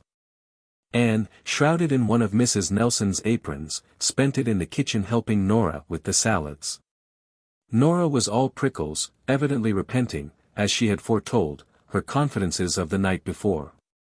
We'll be all tired out for a month, she snapped, and father can't really afford all this splurge. But Sally was set on having what she calls a pretty wedding and father gave in. He's always spoiled her. Spite and jealousy, said Aunt Mauser, suddenly popping her head out of the pantry, where she was driving Mrs. Nelson frantic with her hopings against hope. She's right, said Nora bitterly to Anne. Quite right. I am spiteful and jealous. I hate the very look of happy people. But all the same I'm not sorry I slapped Judd Taylor's face last night. I'm only sorry I didn't tweak his nose into the bargain. Well, that finishes the salads. They do look pretty. I love fussing things up when I'm normal. Oh, after all, I hope everything will go off nicely for Sally's sake. I suppose I do love her underneath everything, though just now I feel as if I hated everyone and Jim Wilcox worst of all. Well, all I hope is the groom won't be missing just before the ceremony, floated out from the pantry in Aunt Mauser's lugubrious tones. Austin Creed was. He just forgot he was to be married that day. The Creeds were always forgetful, but I call that carrying things too far. The two girls looked at each other and laughed. Nora's whole face changed when she laughed, lightened, glowed, rippled. And then someone came out to tell her that Barnabas had been sick on the stairs, too many chicken livers probably. Nora rushed off to repair the damage and Aunt Mauser came out of the pantry to hope that the wedding cake wouldn't disappear as had happened at Alma Clark's wedding 10 years before. By noon everything was in immaculate readiness. The table laid, the beds beautifully dressed, baskets of flowers everywhere, and in the big north room upstairs Sally and her 3 bridesmaids were in quivering splendor. Anne, in her Nile green dress and hat, looked at herself in the mirror, and wished that Gilbert could see her. "You're wonderful," said Nora half enviously. "You're looking wonderful yourself, Nora. That smoke blue chiffon and that picture hat bring out the gloss of your hair and the blue of your eyes." "There's nobody to care how I look," said Nora bitterly. "Well, watch me grin, Anne. I mustn't be the death's head at the feast, I suppose. I have to play the wedding march after all. Vera's got a terrible headache. I feel more like playing the Dead March, as Aunt Mauser foreboded." Aunt Mauser, who had wandered round all the morning, getting in everybody's way, in a none too clean old kimono and a wilted boudoir cap, now appeared resplendent in maroon grosgrain and told Sally one of her sleeves didn't fit and she hoped nobody's petticoat would show below her dress as had happened at Annie Cruzen's wedding. Mrs. Nelson came in and cried because Sally looked so lovely in her wedding dress. Now, don't be sentimental, Jane," soothed Aunt Mauser. "You've still got one daughter left and likely to have her by all accounts. Tears ain't lucky at weddings. Well, all I hope is nobody'll drop dead like old Uncle Cromwell at Roberta Pringle's wedding, right in the middle of the ceremony." The bride spent 2 weeks in bed from shock. With this inspiring send-off the bridal party went downstairs, to the strains of Nora's wedding march somewhat stormily played, and Sally and Gordon were married without anybody dropping dead or forgetting the ring. It was a pretty wedding group and even Aunt Mauser gave up worrying about the universe for a few moments.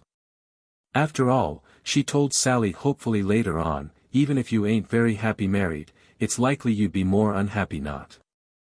Nora alone continued to glower from the piano stool, but she went up to Sally and gave her a fierce hug, wedding veil and all. "So that's finished," said Nora drearily, when the dinner was over and the bridal party and most of the guests had gone. She glanced around at the room which looked as forlorn and disheveled as rooms always do in the aftermath, a faded, trampled corsage lying on the floor, chairs awry, a torn piece of lace, 2 dropped handkerchiefs. Crumbs the children had scattered, a dark stain on the ceiling where the water from a jug Aunt Mauser had overturned in a guest room had seeped through. "I must clear up this mess," went on Nora savagely. "There's a lot of young fry waiting for the boat train and some staying over Sunday. They're going to wind up with a bonfire on the shore and a moonlit rock dance. You can imagine how much I feel like moonlight dancing. I want to go to bed and cry." "A house after a wedding is over does seem a rather forsaken place," said Anne. "But I'll help you clear up and then we'll have a cup of tea. And Shirley, do you think a cup of tea is a panacea for everything? It's you who ought to be the old maid, not me." "Never mind. I don't want to be horrid, but I suppose it's my native disposition. I hate the thought of this shore dance more than the wedding. Jim always used to be at our shore dances. And I've made up my mind to go and train for a nurse. I know I'll hate it, and heaven help my future patients, but I'm not going to hang around Summerside and be teased about being on the shelf any longer. Well, let's tackle this pile of greasy plates and look as if we liked it. I do like it. I've always liked washing dishes.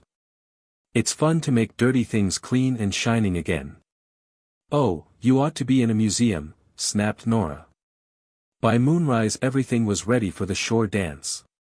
The boys had a huge bonfire of driftwood ablaze on the point, and the waters of the harbor were creaming and shimmering in the moonlight. Anne was expecting to enjoy herself hugely, but a glimpse of Nora's face, as the latter went down the steps carrying a basket of sandwiches, gave her pause. She's so unhappy.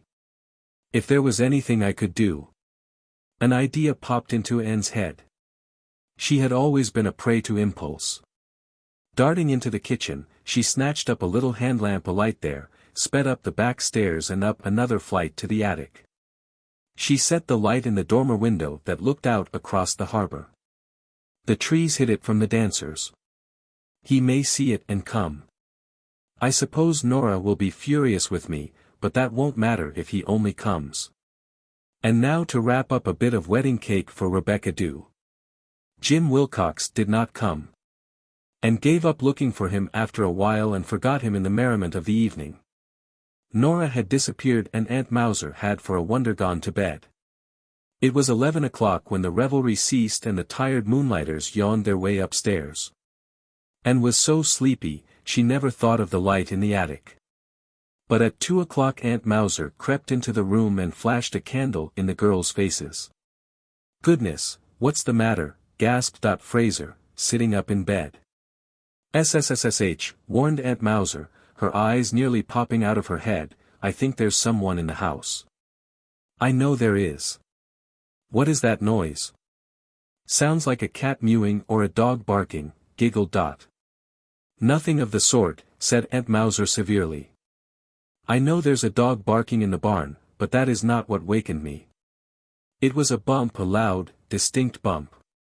From ghosties and ghoulies and long-legged beasties and things that go bump in the night, good Lord, deliver us," murmured Anne. "Miss Shirley, this ain't any laughing matter. There's burglars in this house. I'm going to call Samuel." Aunt Mauser disappeared and the girls looked at each other. "Do you suppose all the wedding presents are down in the library?" said Anne. "I'm going to get up, anyhow," said Mamie. "Anne, did you ever see anything like Aunt Mauser's face when she held the candle low and the shadows fell upward and all those wisps of hair hanging about it? Talk of the Witch of Endor." 4 girls in kimonos slipped out into the hall. Aunt Mauser was coming along it, followed by Dr. Nelson in dressing gown and slippers. Mrs. Nelson, who couldn't find her kimono, was sticking a terrified face out of her door. "Oh, Samuel, don't take any risks. If it's burglars they may shoot." "Nonsense. I don't believe there's anything," said the doctor. "I tell you I heard a bump," quavered Aunt Mauser. A couple of boys joined the party. They crept cautiously down the stairs with the doctor at the head and Aunt Mauser, candle in one hand and poker in the other, bringing up the rear. There were undoubtedly noises in the library. The doctor opened the door and walked in. Barnabas, who had contrived to be overlooked in the library when Saul had been taken to the barn, was sitting on the back of the Chesterfield, blinking amused eyes. Nora and the young man were standing in the middle of the room, which was dimly lighted by another flickering candle. The young man had his arms around Nora and was holding a large white handkerchief to her face. "He's chloroforming her!" shrieked Aunt Mauser, letting the poker fall with a tremendous crash. The young man turned, dropped the handkerchief and looked foolish. Yet he was a rather nice-looking young man, with crinkly russet eyes and crinkly red-brown hair, not to mention a chin that gave the world assurance of a chin. Nora snatched the handkerchief up and applied it to her face. "Jim Wilcox, what does this mean?" said the doctor, with exceeding sternness.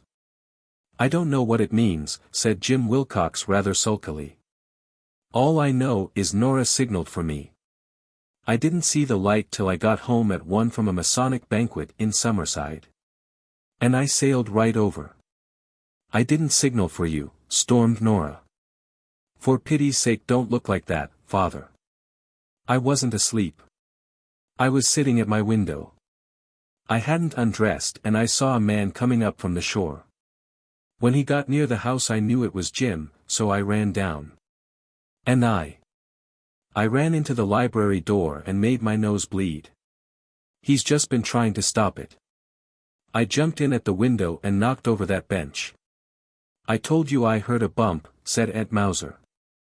And now Nora says she didn't signal for me, so I'll just relieve you of my unwelcome presence, with apologies to all concerned. It's really too bad to have disturbed your night's rest and brought you all the way over the bay on a wild goose chase, said Nora as icily as possible, consistent with hunting for a bloodless spot on Jim's handkerchief. Wild goose chase is right, said the doctor. You'd better try a door key down your back, said Aunt Mauser. It was I who put the light in the window, said Anne shamefacedly, and then I forgot. You dared, cried Nora, I'll never forgive you. Have you all gone crazy, said the doctor irritably. What's all this fuss about, anyhow? For heaven's sake put that window down, Jim, there's a wind blowing in fit to chill you to the bone. Nora, hang your head back and your nose will be all right. Nora was shedding tears of rage and shame. Mingled with the blood on her face they made her a fearsome sight. Jim Wilcox looked as if he wished the floor would open and gently drop him in the cellar. Well, said Aunt Mauser belligerently, all you can do now is marry her, Jim Wilcox. She'll never get a husband if it gets round that she was found here with you at 2 o'clock at night. Marry her, cried Jim in exasperation. What have I wanted all my life but to marry her, never wanted anything else. Then why didn't you say so long ago, demanded Nora, whirling about to face him. Say so. You've snubbed and frozen and jeered at me for years. You've gone out of your way times without number to show me how you despised me. I didn't think it was the least use to ask you. And last January you said. You goaded me into saying it. I goaded you. I like that. You picked a quarrel with me just to get rid of me. I didn't. And yet I was fool enough to tear over here in the dead of night because I thought you'd put our old signal in the window and wanted me. Ask you to marry me. Well, I'll ask you now and have done with it and you can have the fun of turning me down before all this gang. Nora Edith Nelson, will you marry me? Oh, won't I, cried Nora so shamelessly that even Barnabas blushed for her. Jim gave her one incredulous look, then sprang at her. Perhaps her nose had stopped bleeding, perhaps it hadn't. It didn't matter. I think you've all forgotten that this is the Sabbath morn, said Aunt Mauser, who had just remembered it herself. I could do with a cup of tea if anyone would make it. I ain't used to demonstrations like this. All I hope is poor Nora has really landed him at last. At least, she has witnesses. They went to the kitchen and Mrs. Nelson came down and made tea for them. All except Jim and Nora, who remained closeted in the library with Barnabas for chaperone. And did not see Nora until the morning, such a different Nora, 10 years younger, flushed with happiness. I owe this to you, Anne. If you hadn't set the light, though just for 2.5 minutes last night I could have chewed your ears off. And to think I slept through it all, moaned Tommy Nelson heartbrokenly. But the last word was with Aunt Mauser. Well, all I hope is it won't be a case of marrying in haste and repenting at leisure. Chapter 17. Extract from Letter to Gilbert. School closed today. 2 months of Green Gables and duet, spicy ferns ankle-deep along the brook and lazy, dappling shadows in Lover's Lane and wild strawberries in Mr. Bell's pasture and the dark loveliness of firs in the haunted wood. My very soul has wings. Jen Pringle brought me a bouquet of lilies of the valley and wished me a happy vacation. She's coming down to spend a weekend with me sometime. Talk of miracles. But little Elizabeth is heartbroken. I wanted her for a visit, too, but Mrs. Campbell did not deem it advisable. Luckily, I hadn't said anything to Elizabeth about it, so she was spared that disappointment.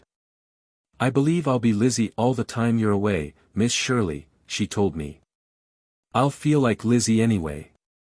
But think of the fun we'll have when I come back, I said.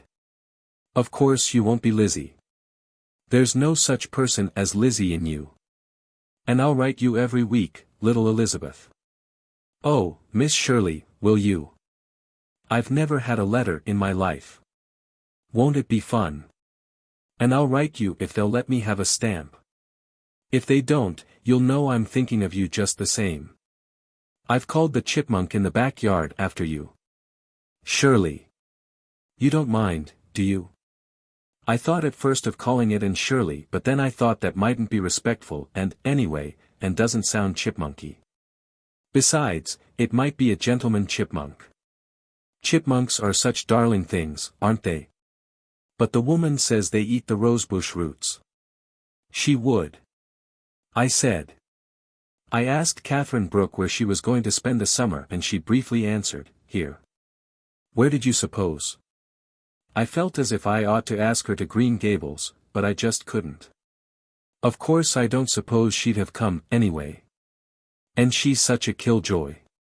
She'd spoil everything. But when I think of her alone in that cheap boarding house all summer, my conscience gives me unpleasant jabs. Dusty Miller brought in a live snake the other day and dropped it on the floor of the kitchen. If Rebecca Dew could have turned pale she would have. This is really the last straw, she said. But Rebecca Dew is just a little peevish these days because she has to spend all her spare time picking big gray-green beetles off the rose trees and dropping them in a can of kerosene. She thinks there are entirely too many insects in the world. It's just going to be eaten up by them someday, she predicts mournfully. Nora Nelson is to be married to Jim Wilcox in September. Very quietly, no fuss, no guests, no bridesmaids. Nora told me that was the only way to escape Aunt Mauser, and she will not have Aunt Mauser to see her married. I'm to be present, however, sort of unofficially. Nora says Jim would never have come back if I hadn't set that light in the window. He was going to sell his store and go west. Well, when I think of all the matches I'm supposed to have made. Sally says they'll fight most of their time but that they'll be happier fighting with each other than agreeing with anybody else. But I don't think they'll fight much. I think it is just misunderstanding that makes most of the trouble in the world. You and I for so long, now. Good night, belovedest. Your sleep will be sweet if there is any influence in the wishes of your own. P.S. The above sentence is quoted verbatim from a letter of Aunt Chatty's grandmother. The Second Year. Chapter 1. Windy Poplars. Spooks Lane. September 14th. I can hardly reconcile myself to the fact that our beautiful 2 months are over. They were beautiful, weren't they, dearest? And now it will be only 2 years before. Several paragraphs omitted. But there has been a good deal of pleasure in coming back to Windy Poplars, to my own private tower and my own special chair and my own lofty bed. And even Dusty Miller basking on the kitchen windowsill. The widows were glad to see me and Rebecca Dew said frankly, "It's good to have you back." Little Elizabeth felt the same way. We had a rapturous meeting at the Green Gate. "I was a little afraid you might have got into tomorrow before me," said little Elizabeth. "Isn't this a lovely evening?" I said. "Where you are it's always a lovely evening, Miss Shirley," said little Elizabeth. "Talk of compliments. How have you put in the summer, darling?" I asked. "Thinking," said little Elizabeth softly, "of all the lovely things that will happen in tomorrow." Then we went up to the tower room and read a story about elephants. Little Elizabeth is very much interested in elephants at present. "There is something bewitching about the very name of elephant, isn't there?" she said gravely, holding her chin in her small hands after a fashion she has. "I expect to meet lots of elephants in tomorrow. We put an elephant park in our map of fairyland. It is no use looking superior and disdainful, my Gilbert, as I know you will be looking when you read this. Not a bit of use.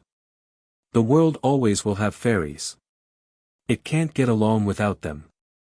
And somebody has to supply them. It's rather nice to be back in school, too. Catherine Brooke isn't any more companionable, but my pupils seemed glad to see me, and Jen Pringle wants me to help her make the tin halos for the angels' heads in a Sunday school concert. I think the course of study this year will be much more interesting than last year. Canadian history has been added to the curriculum. I have to give a little lecturette tomorrow on the War of 1812. It seems so strange to read over the stories of those old wars, things that can never happen again. I don't suppose any of us will ever have more than an academic interest in battles long ago. It's impossible to think of Canada ever being at war again. I am so thankful that phase of history is over. We are going to reorganize the dramatic club at once and canvass every family connected with the school for a subscription. Lewis Allen and I are going to take the Dawlish Road as our territory and canvass it next Saturday afternoon. Lewis will try to kill two birds with one stone, as he is competing for a prize offered by Country Homes for the best photograph of an attractive farmhouse. The prize is $25, and that will mean a badly needed new suit and overcoat for Lewis. He worked on a farm all summer and is doing housework and waiting on the table at his boarding house again this year. He must hate it, but he never says a word about it. I do like Lewis, he is so plucky and ambitious, with a charming grin in place of a smile. And he really isn't overstrong. I was afraid last year he would break down. But his summer on the farm seems to have built him up a bit. This is his last year in high, and then he hopes to achieve a year at Queen's. The widows are going to ask him to Sunday night supper as often as possible this winter. Aunt Kate and I have had a conference on ways and means, and I persuaded her to let me put up the extras. Of course we didn't try to persuade Rebecca Dew. I merely asked Aunt Kate in Rebecca's hearing if I could have Lewis Allen in on Sunday nights at least twice a month. Aunt Kate said coldly she was afraid they couldn't afford it, in addition to their usual lonely girl. Rebecca Dew uttered a cry of anguish. This is the last straw. Getting so poor we can't afford a bite now and again to a poor, hard-working, sober boy who is trying to get an education. You pay more for liver for that cat and him ready to burst. Well, take $1 off my wages and have him. The gospel according to Rebecca was accepted. Lewis Allen is coming, and neither Dusty Miller's liver nor Rebecca Dew's wages will be less. Dear Rebecca Dew. Aunt Chatty crept into my room last night to tell me she wanted to get a beaded cape, but that Aunt Kate thought she was too old for it and her feelings had been hurt. Do you think I am, Miss Shirley? I don't want to be undignified. But I've always wanted a beaded cape so much. I always thought they were what you might call jaunty, and now they're in again. Too old. Of course you're not too old, dearest, I assured her. Nobody is ever too old to wear just what she wants to wear. You wouldn't want to wear it if you were too old. I shall get it and defy Kate, said Aunt Chatty, anything but defiantly. But I think she will. And I think I know how to reconcile Aunt Kate. I'm alone in my tower. Outside there is a still, still night, and the silence is velvety. Not even the poplars are stirring. I have just leaned out of my window and blown a kiss in the direction of somebody not 100 miles away from Kingsport. Chapter 2. The Dawlish Road was a meandering sort of road, and the afternoon was made for wanderers. Or so Anne and Lewis thought as they prowled along it, now and then pausing to enjoy a sudden sapphire glimpse of the strait through the trees, or to snap a particularly lovely bit of scenery or picturesque little house in a leafy hollow. It was not, perhaps, quite so pleasant to call at the houses themselves and ask for subscriptions for the benefit of the dramatic club, but Anne and Lewis took turns doing the talking, he taking on the women while and manipulated the men. Take the men if you're going in that dress and hat, Rebecca Dew had advised. I've had a good bit of experience in canvassing in my day, and it all went to show that the better dressed and better looking you are, the more money or promise of it you'll get, if it's the men you have to tackle. But if it's the women, put on the oldest and ugliest things you have. Isn't a road an interesting thing, Lewis? Said Anne dreamily. Not a straight road, but one with ends and kinks around which anything of beauty and surprise may be lurking. I've always loved bends in roads. Where does this Dawlish road go to? Asked Louis practically. Though at the same moment he was reflecting that Miss Shirley's voice always made him think of spring. I might be horrid and schoolteacherish, Louis, and say that it doesn't go anywhere, it stays right here. But I won't. As to where it goes or where it leads to, who cares? To the end of the world and back, perhaps. Remember what Emerson says. Oh, what have I to do with time? That's our motto for today. I expect the universe will muddle on if we let it alone for a while. Look at those cloud shadows, and that tranquility of green valleys, and that house with an apple tree at each of its corners. Imagine it in spring. This is one of the days people feel alive and every wind of the world is a sister. I'm glad there are so many clumps of spice ferns along this road, spice ferns with gossamer webs on them. It brings back the days when I pretended. Or believed. I think I really did believe that gossamer webs were fairies' tablecloths. They found a wayside spring in a golden hollow and sat down on a moss that seemed made of tiny ferns, to drink from a cup that Louis twisted out of birch bark. You never know the real joy of drinking till you're dry with thirst and find water, he said. That summer I worked out west on the railroad they were building. I got lost on the prairie one hot day and wandered for hours. I thought I'd die of thirst, and then I came to a settler's shack, and he had a little spring like this in a clump of willows. How I drank! I've understood the Bible and its love of good water better ever since. We're going to get some water from another quarter, said Anne rather anxiously. There's a shower coming up, and... Louis, I love showers, but I've got on my best hat and my second best dress. And there isn't a house within half a mile. There's an old deserted blacksmith's forge over there, said Louis, but we'll have to run for it. Run they did, and from its shelter enjoyed the shower as they had enjoyed everything else on that carefree, gypsying afternoon. A veiled hush had fallen over the world. All the young breezes that had been whispering and rustling so importantly along the Dawlish road had folded their wings and become motionless and soundless. Not a leaf stirred, not a shadow flickered. The maple leaves at the bend of the road turned wrong side out until the trees looked as if they were turning pale from fear. A huge cool shadow seemed to engulf them like a green wave. The cloud had reached them. Then the rain, with a rush and sweep of wind. The shower pattered sharply down on the leaves, danced along the smoking red road and pelted the roof of the old forge right merrily. If this lasts, said Louis. But it didn't. As suddenly as it had come up, it was over and the sun was shining on the wet, glistening trees.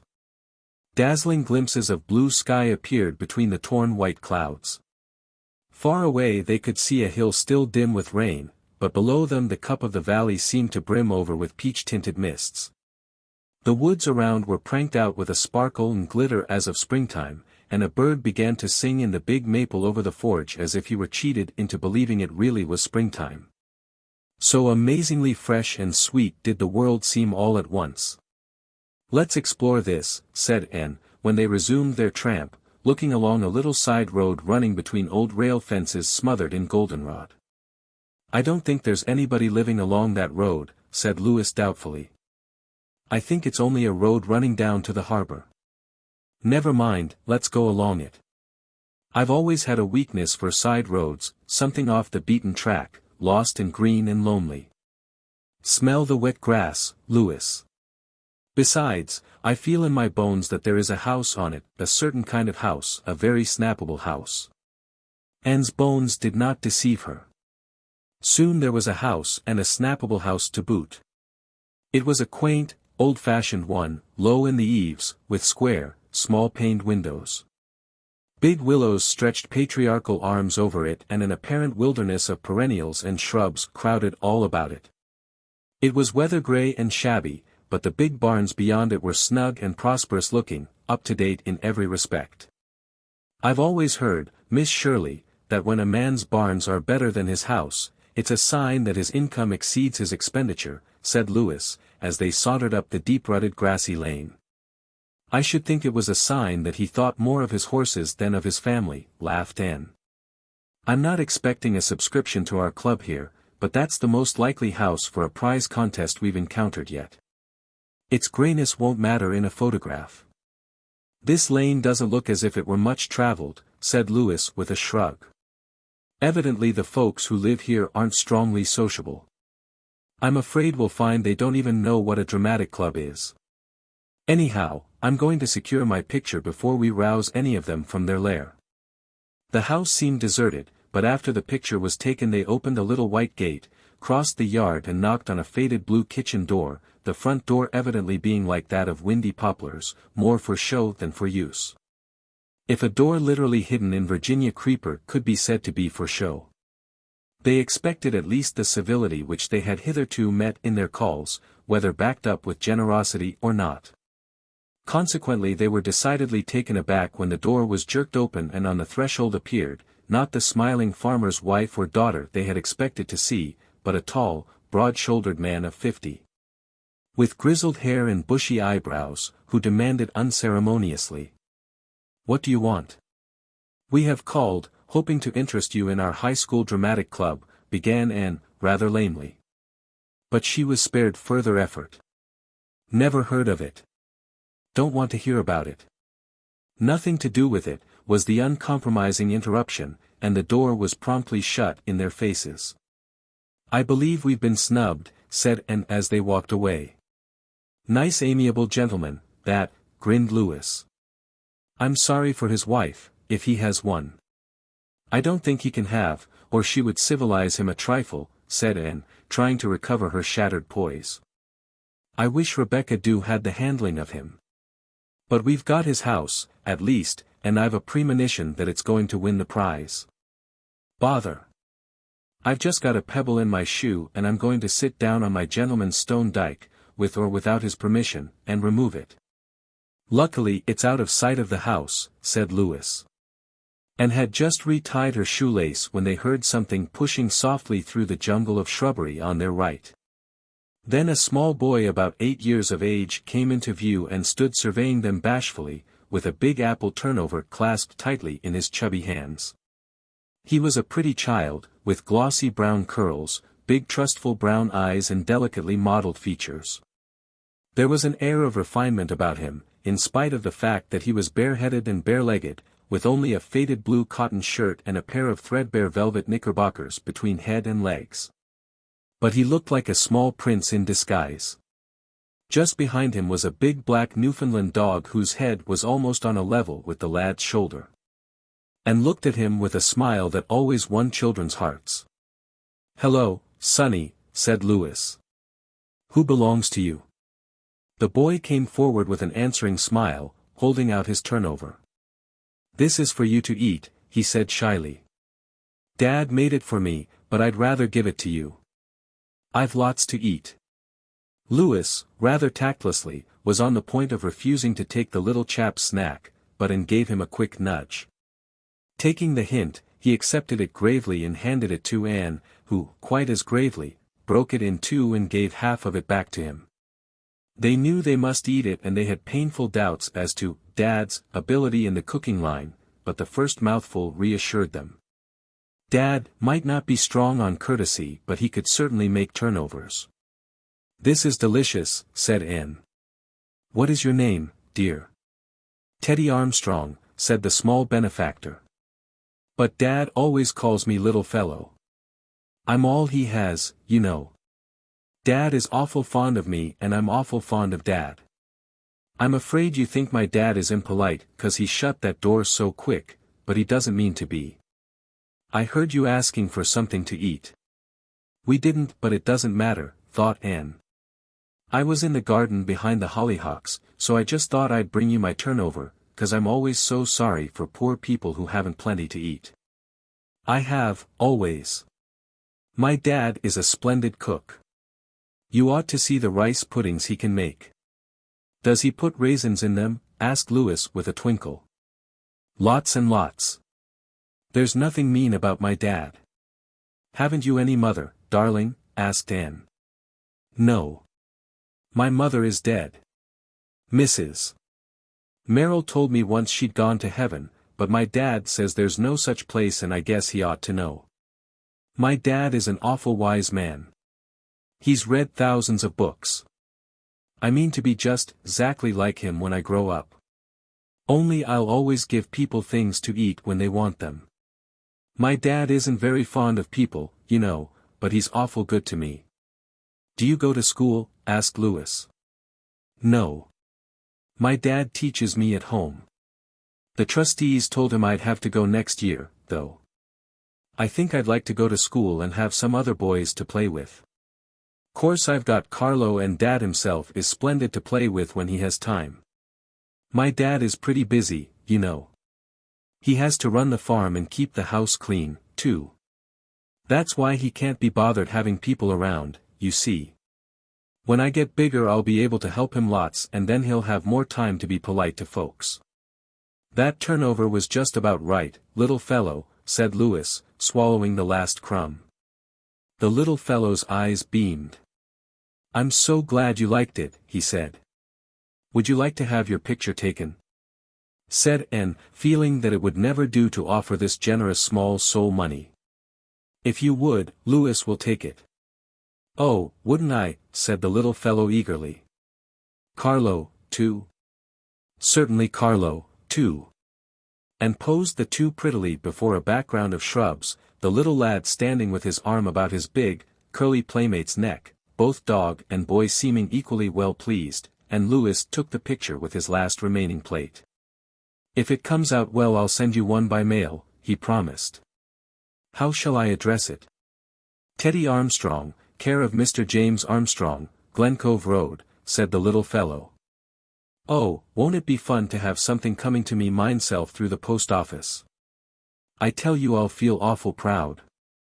I won't say a word to Dad about it so that it'll be a splendid surprise for him. Well, look out for your parcel in 2 or 3 weeks, said Louis, as they bade him goodbye. But Anne suddenly stooped and kissed the little sunburned face. There was something about it that tugged at her heart. He was so sweet, so gallant. So motherless. They looked back at him before a curve in the lane and saw him standing on the dike, with his dog, waving his hand to them. Of course Rebecca Dew knew all about the Armstrongs. James Armstrong has never got over his wife's death 5 years ago, she said. He wasn't so bad before that, agreeable enough, though a bit of a hermit. Kind of built that way. He was just wrapped up in his bit of a wife. She was 20 years younger than he was. Her death was an awful shock to him I've heard, just seemed to change his nature completely. He got sour and cranky. Wouldn't even get a housekeeper, looked after his house and child himself. He kept bachelor's hall for years before he was married, so he ain't a bad hand at it. But it's no life for the child, said Aunt Chatty. His father never takes him to church or anywhere he'd see people. He worships the boy, I've heard, said Aunt Kate. Thou shalt have no other gods before me, quoted Rebecca Dew suddenly. Chapter 3. It was almost 3 weeks before Louis found time to develop his pictures. He brought them up to Windy Poplars the first Sunday night he came to supper. Both the house and the little fellow came out splendidly. The little fellow smiled up from the picture, as real as life, said Rebecca Dew. Why, he looks like you, Louis, exclaimed Anne. He does that, agreed Rebecca Dew, squinting at it judicially. The minute I saw it, his face reminded me of somebody but I couldn't think who. Why, the eyes, the forehead, the whole expression, are yours, Louis, said Anne. It's hard to believe I was ever such a good-looking little chap, shrugged Louis. I've got a picture of myself somewhere, taken when I was 8. I must hunt it out and compare it. You'd laugh to see it, Miss Shirley. I'm the most sober-eyed kid, with long curls and a lace collar, looking stiff as a ramrod. I suppose I had my head clamped in one of those 3-clawed contraptions they used to use. If this picture really resembles me, it must be only a coincidence. The little fellow can't be any relation of mine. I haven't a relative on the island now. Where were you born? Asked Aunt Kate. N.B. Father and mother died when I was 10 and I came over here to live with a cousin of mother's. I called her Aunt Ida. She died too, 3 years ago. Jim Armstrong came from New Brunswick, said Rebecca Dew. He ain't a real islander, wouldn't be such a crank if he was. We have our peculiarities but we're civilized. I'm not sure that I want to discover a relation in the amiable Mr. Armstrong, grinned Lewis, attacking Aunt Chatty's cinnamon toast. However, I think when I get the photograph finished and mounted I'll take it out to Glencove Road myself and investigate a little. He may be a distant cousin or something. I really know nothing about my mother's people, if she had any living. I've always been under the impression that she hadn't. Father hadn't, I know. If you take the picture out in person, won't the little fellow be a bit disappointed over losing his thrill of getting something through the post office, said Anne. I'll make it up to him. I'll send him something else by mail. The next Saturday afternoon Lewis came driving along Spooks Lane in an antiquated buggy behind a still more antiquated mare. I'm going out to Glencove to take little Teddy Armstrong his picture, Miss Shirley. If my dashing turnout doesn't give you heart failure I'd like to have you come, too. I don't think any of the wheels will fall off. Where on earth did you pick up that relic, Lewis? Demanded Rebecca Dew. Don't poke fun at my gallant steed, Miss Dew. Have some respect for age. Mr. Bender lent me both mare and buggy on condition I'd do an errand for him along the Dawlish Road. I hadn't time to walk out to Glencove today and back. Time, said Rebecca Dew. I could walk there and back myself faster than that animal. And carry a bag of potatoes back for Mr. Bender. You wonderful woman. Rebecca Dew's red cheeks grew even redder. It ain't nice to make fun of your elders, she said rebukingly. Then, by way of coals of fire. Could you do with a few doughnuts afore you start out? The white mare, however, developed surprising powers of locomotion when they were once more out in the open. And giggled to herself as they jogged along the road. What would Mrs. Gardiner or even Aunt Jamesina say if they could see her now? Well, she didn't care. It was a wonderful day for a drive through a land that was keeping its old lovely ritual of autumn, and Lewis was a good companion. Lewis would attain his ambitions. Nobody else of her acquaintance, she reflected, would dream of asking her to go driving in the Bender buggy behind the Bender mare. But it never occurred to Lewis that there was anything odd about it. What difference how you traveled as long as you got there? The calm rims of the upland hills were as blue, the roads as red, the maples as gorgeous, no matter what vehicle you rode in.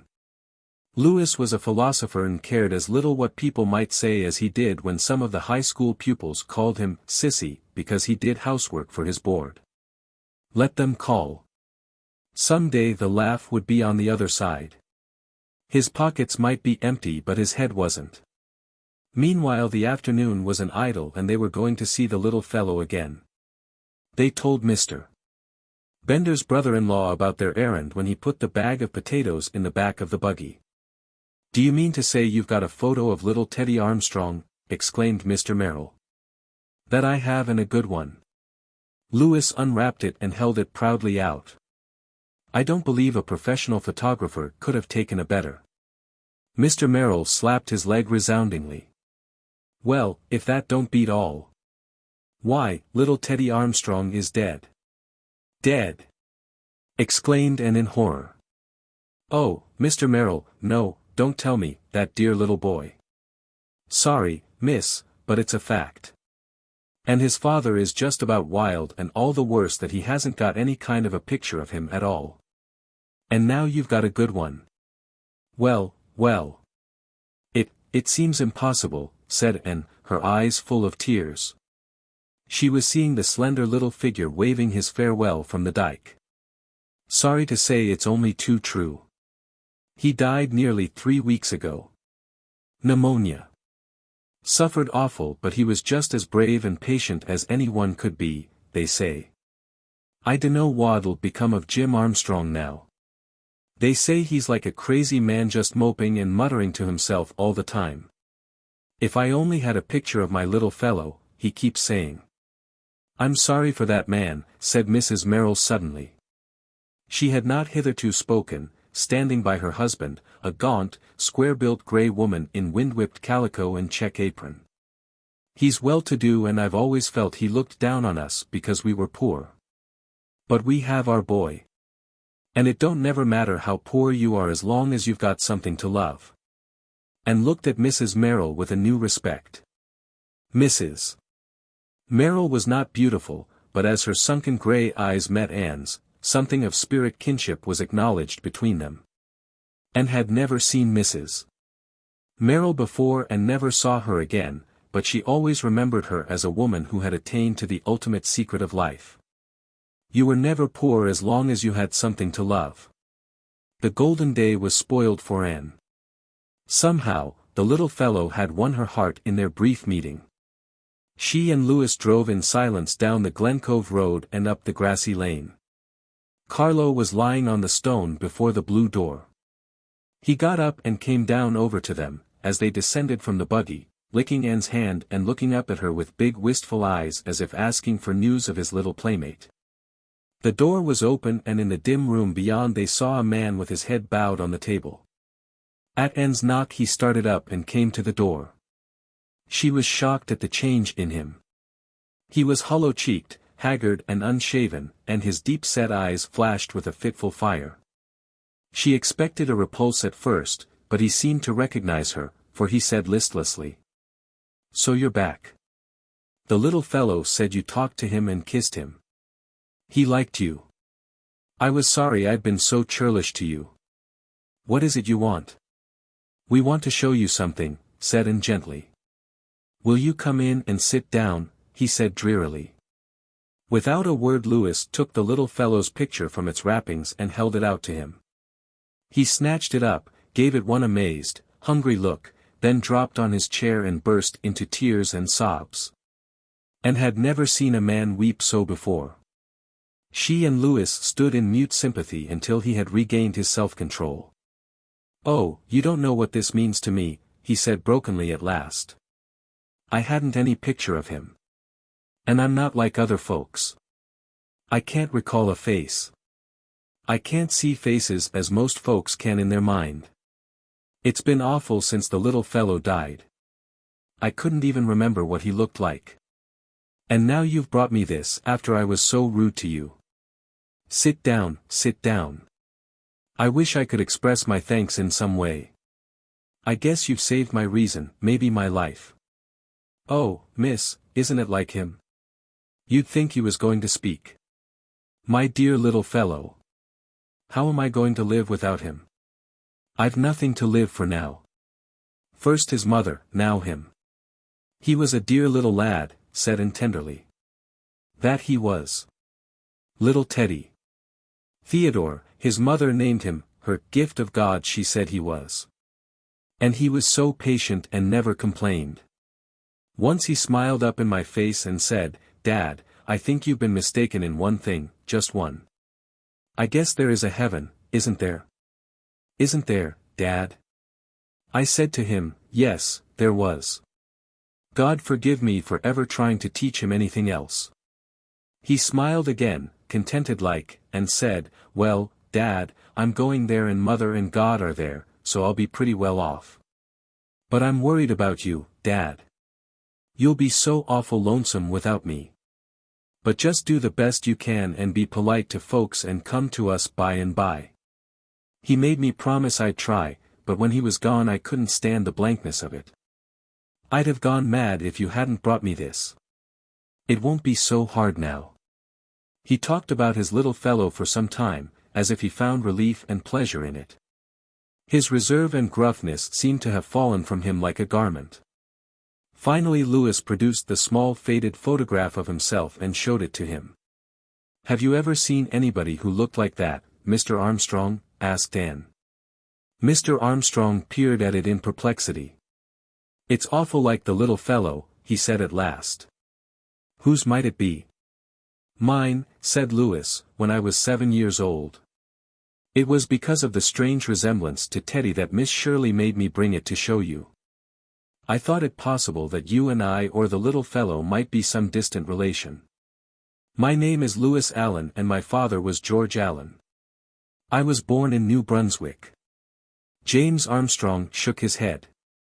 Then he said. What was your mother's name? Mary Gardiner. James Armstrong looked at him for a moment in silence. She was my half-sister, he said at last. I hardly knew her, never saw her but once. I was brought up in an uncle's family after my father's death. My mother married again and moved away. She came to see me once and brought her little daughter. She died soon after and I never saw my half-sister again. When I came over to the island to live, I lost all trace of her. You are my nephew and the little fellow's cousin. This was surprising news to a lad who had fancied himself alone in the world. Lewis N. spent the whole evening with Mr. Armstrong and found him to be a well-read and intelligent man. Somehow, they both took a liking to him. His former inhospitable reception was quite forgotten and they saw only the real worth of the character and temperament below the unpromising shell that had hitherto concealed them. Of course the little fellow couldn't have loved his father so much if it hadn't been so, said Anne, as she and Lewis drove back to Windy Poplars through the sunset. When Lewis Allen went the next weekend to see his uncle, the latter said to him. Lad, come and live with me. You are my nephew and I can do well for you, what I'd have done for my little fellow if he'd lived. You're alone in the world and so am I. I need you. I'll grow hard and bitter again if I live here alone. I want you to help me keep my promise to the little fellow. His place is empty. Come you and fill it. Thank you, uncle. I'll try, said Lewis, holding out his hand. And bring that teacher of yours here once in a while. I like that girl. The little fellow liked her. Dad, he said to me, I didn't think I'd ever like anybody but you to kiss me, but I liked it when she did. There was something in her eyes, Dad. Chapter 4. The old porch thermometer says it's 0 and the new side door one says it's 10 above, remarked Anne, one frosty December night. So I don't know whether to take my muff or not. Better go by the old thermometer, said Rebecca Dew cautiously. It's probably more used to our climate. Where are you going this cold night, anyway? I'm going round to Temple Street to ask Catherine Brooke to spend the Christmas holidays with me at Green Gables. You'll spoil your holidays, then, said Rebecca Dew solemnly. She'd go about snubbing the angels, that one. That is, if she ever condescended to enter heaven. And the worst of it is, she's proud of her bad manners, thinks it shows her strength of mind no doubt. My brain agrees with every word you say but my heart simply won't, said Anne. I feel, in spite of everything, that Catherine Brooke is only a shy, unhappy girl under her disagreeable rind. I can never make any headway with her in Summerside, but if I can get her to Green Gables I believe it will thaw her out. You won't get her. She won't go, predicted Rebecca Dew. Probably she'll take it as an insult to be asked, think you're offering her charity. We asked her here once to Christmas dinner, the year afore you came, you remember, Mrs. Macomber, the year we had 2 turkeys give us and didn't know how we was to get met, and all she said was, no, thank you. If there's anything I hate, it's the word Christmas. But that is so dreadful, hating Christmas. Something has to be done, Rebecca Dew. I'm going to ask her and I've a queer feeling in my thumbs that tells me she will come. Somehow, said Rebecca Dew reluctantly, when you say a thing is going to happen, a body believes it will. You haven't got a second sight, have you? Captain Macomber's mother had it. Used to give me the creeps. I don't think I have anything that need give you creeps. It's only just. I've had a feeling for some time that Catherine Brooke is almost crazy with loneliness under her bitter outside and that my invitation will come pat to the psychological moment, Rebecca Dew. I am not a B.A., said Rebecca with awful humility, and I do not deny your right to use words I cannot always understand. Neither do I deny that you can wind people round your little finger. Look how you managed the Pringles. But I do say I pity you if you take that iceberg and nutmeg grater combined home with you for Christmas. And was by no means as confident as she pretended to be during her walk to Temple Street. Catherine Brooke had really been unbearable of late. Again and again Anne, rebuffed, had said, as grimly as Poe's raven, nevermore. Only yesterday Catherine had been positively insulting at a staff meeting. But in an unguarded moment Anne had seen something looking out of the older girl's eyes, a passionate, half-frantic something like a caged creature mad with discontent. And spent the first half of the night trying to decide whether to invite Catherine Brooke to Green Gables or not. Finally she fell asleep with her mind irrevocably made up. Catherine's landlady showed Anne into the parlor and shrugged a fat shoulder when she asked for Miss Brooke. "I'll tell her you're here, but I dunno if she'll come down. She's sulking. I told her at dinner tonight that Mrs. Rollins says it's scandalous the way she dresses, for a teacher in Summerside High, and she took it high and mighty as usual." "I don't think you should have told Miss Brooke that," said Anne reproachfully. "But I thought she ought to know," said Mrs. Dennis somewhat waspishly. "Did you also think she ought to know that the inspector said she was one of the best teachers in the Maritimes?" asked Anne. "Or didn't you know it?" "Oh, I heard it. But she's stuck up enough now without making her any worse. Proud's no name for it, though what she's got to be proud of, I dunno. Of course she was mad anyhow tonight because I'd said she couldn't have a dog. She's took a notion into her head she'd like to have a dog. Said she'd pay for his rations and see he was no bother. But what'd I do with him when she was in school? I put my foot down. 'I'm boarding no dogs,' says I. 'Oh, Mrs. Dennis, won't you let her have a dog? He wouldn't bother you much. You could keep him in the basement while she was in school.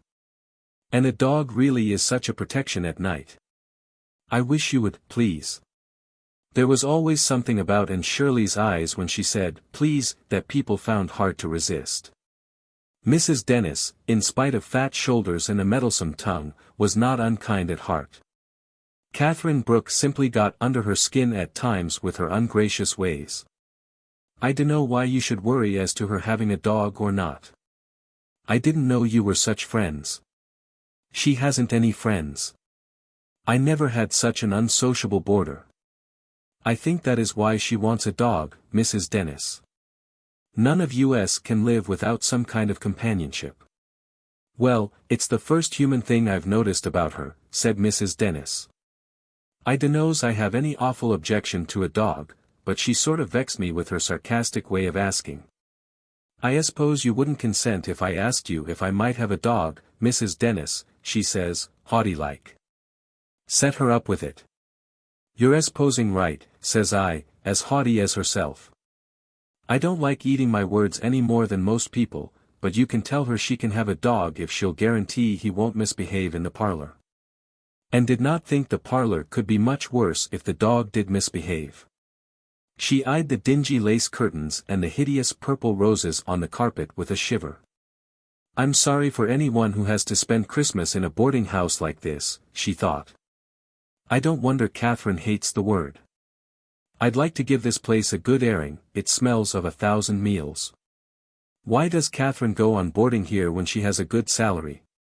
"She says you can come up," was the message Mrs. Dennis brought back, rather dubiously, for Miss Brooke had run true to form. The narrow, steep stair was repellent. It didn't want you. Nobody would go up who didn't have to. The linoleum in the hall was worn to shreds. The little back hall bedroom wherein presently found herself was even more cheerless than the parlor. It was lighted by one glaring unshaded gas jet. There was an iron bed with a valley in the middle of it and a narrow, sparsely draped window looking out on a backyard garden where a large crop of tin cans flourished. But beyond it was a marvelous sky and a row of Lombardies standing out against long, purple, distant hills. "Oh, Miss Brooke, look at that sunset," said Anne rapturously from the squeaky, cushionless rocker to which Catherine had ungraciously pointed her.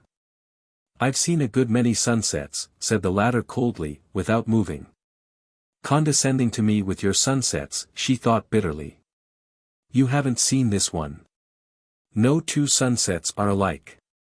Just sit down here and let it sink into our souls, said Anne. Thought Anne, do you ever say anything pleasant? Don't be ridiculous, please. The most insulting words in the world. With an added edge of insult in Catherine's contemptuous tones. Anne turned from her sunset and looked at Catherine, much more than half inclined to get up and walk out. But Catherine's eyes looked a trifle strange. Had she been crying? Surely not, you couldn't imagine Catherine Brooke crying. You don't make me feel very welcome, Anne said slowly. I can't pretend things. I haven't your notable gift for doing the Queen act, saying exactly the right thing to everyone. You're not welcome. What sort of room is this to welcome anyone to? Catherine made a scornful gesture at the faded walls, the shabby bare chairs and the wobbly dressing table with its petticoat of limp muslin. It isn't a nice room, but why do you stay here if you don't like it? Oh, why? Why? You wouldn't understand. It doesn't matter. I don't care what anybody thinks. What brought you here tonight? I don't suppose you came just to soak in the sunset. I came to ask if you would spend the Christmas holidays with me at Green Gables. Now, thought Anne, for another broadside of sarcasm. I do wish she'd sit down at least. She just stands there as if waiting for me to go. But there was silence for a moment. Then Catherine said slowly. Why do you ask me? It isn't because you like me, even you couldn't pretend that. It's because I can't bear to think of any human being spending Christmas in a place like this, said Anne candidly. The sarcasm came then. Oh, I see. A seasonable outburst of charity. I'm hardly a candidate for that yet, Miss Shirley. And got up. She was out of patience with this strange, aloof creature. She walked across the room and looked Catherine squarely in the eye. Catherine Brooke, whether you know it or not, what you want is a good spanking. They gazed at each other for a moment. It must have relieved you to say that, said Catherine. But somehow the insulting tone had gone out of her voice. There was even a faint twitch at the corner of her mouth. It has, said Anne. I've been wanting to tell you just that for some time. I didn't ask you to Green Gables out of charity, you know that perfectly well. I told you my true reason. Nobody ought to spend Christmas here, the very idea is indecent. You asked me to Green Gables just because you are sorry for me. I am sorry for you. Because you've shut out life and now life is shutting you out. Stop it, Catherine. Open your doors to life and life will come in. The Anne Shirley version of the old bromide, if you bring a smiling visage to the glass you meet a smile, said Catherine with a shrug. Like all bromides, that's absolutely true.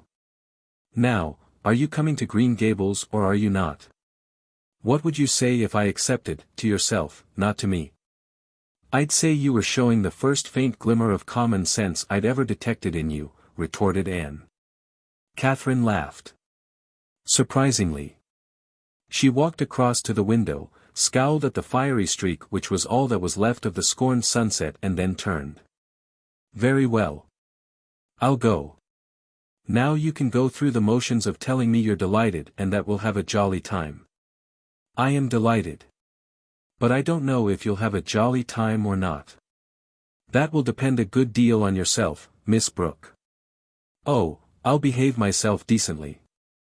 You'll be surprised.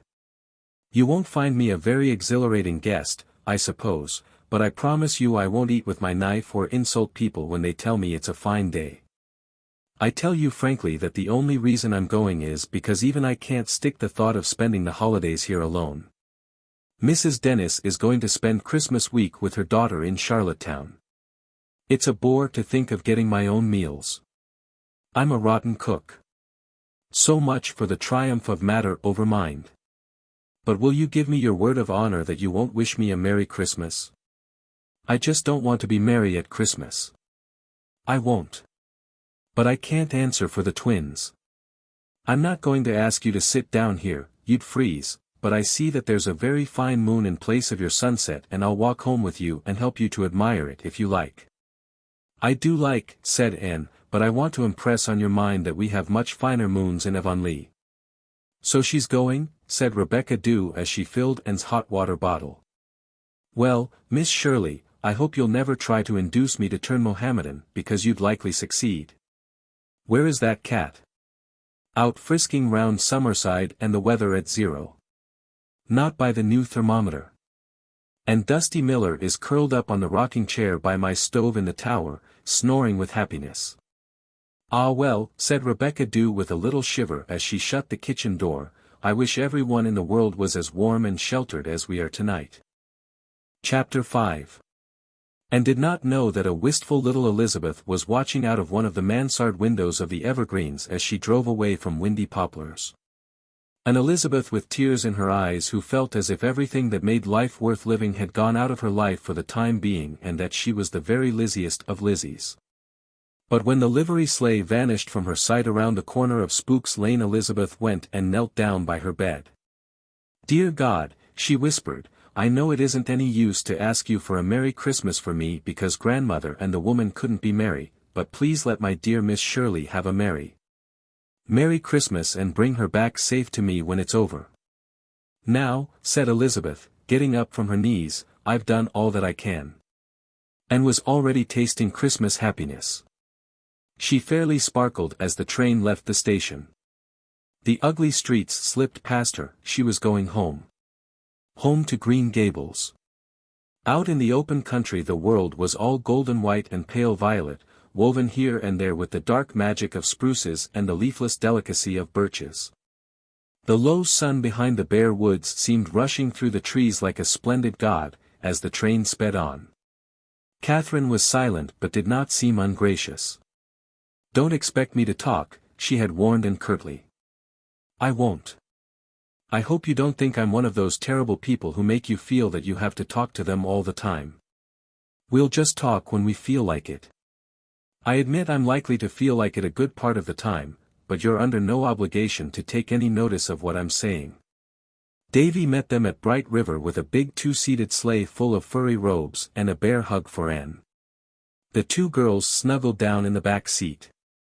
The drive from the station to Green Gables had always been a very pleasant part of Anne's weekends home.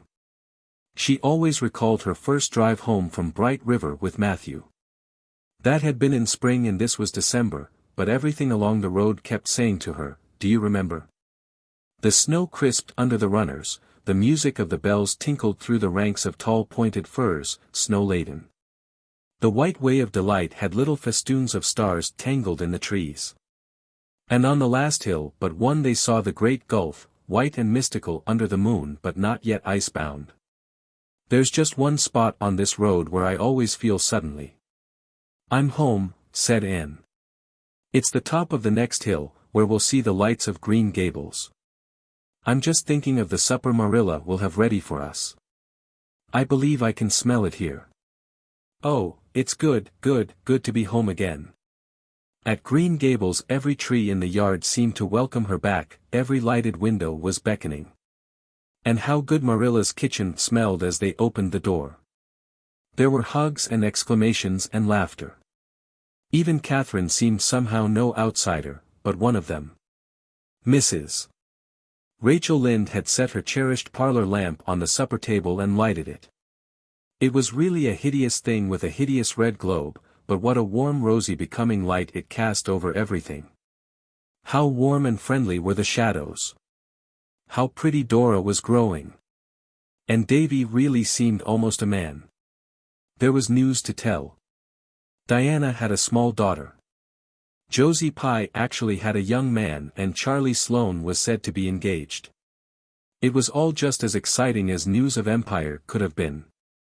Mrs. Lynde's new patchwork quilt, just completed, containing 5,000 pieces, was on display and received its meed of praise. When you come home, Anne, said Davy, everything seems to come alive.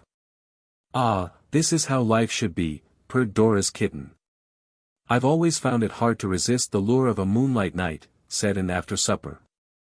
How about a snowshoe tramp, Miss Brooke? I think that I've heard that you snowshoe. Yes, it's the only thing I can do, but I haven't done it for 6 years, said Catherine with a shrug. and rooted out her snowshoes from the garret, and Davy shot over to Orchard Slope to borrow an old pair of Diana's for Catherine. They went through Lover's Lane, full of lovely tree shadows, and across fields where little fir trees fringed the fences, and through woods which were full of secrets they seemed always on the point of whispering to you but never did. And through open glades that were like pools of silver. They did not talk or want to talk. It was as if they were afraid to talk for fear of spoiling something beautiful. But Anne had never felt so near Catherine Brooke before. By some magic of its own the winter night had brought them together, almost together but not quite. When they came out to the main road and a sleigh flashed by, bells ringing, laughter tinkling, both girls gave an involuntary sigh. It seemed to both that they were leaving behind a world that had nothing in common with the one to which they were returning, a world where time was not, which was young with immortal youth.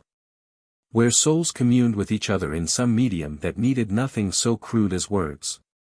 "It's been wonderful," said Catherine so obviously to herself that Anne made no response.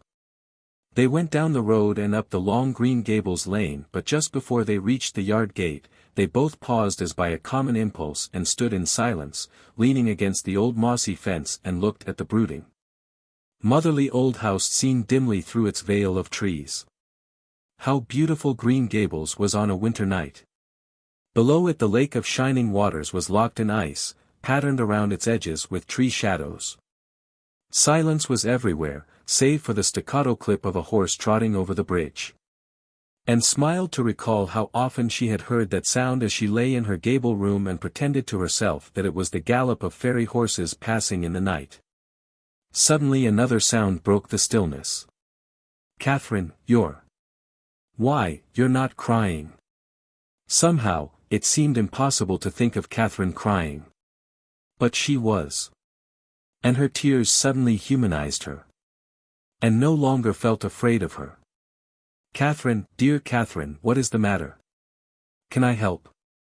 "Oh, you can't understand," gasped Catherine. "Things have always been made easy for you. You seem to live in a little enchanted circle of beauty and romance. I wonder what delightful discovery I'll make today." "That seems to be your attitude to life, Anne. As for me, I've forgotten how to live. No, I never knew how. I'm like a creature caught in a trap. I can never get out.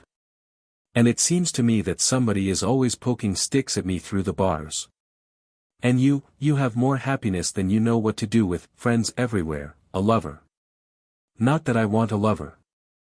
I hate men. But if I died tonight, not one living soul would miss me. How would you like to be absolutely friendless in the world?" Catherine's voice broke in another sob. "Catherine, you say you like frankness. I'm going to be frank. If you are as friendless as you say, it is your own fault. I've wanted to be friends with you.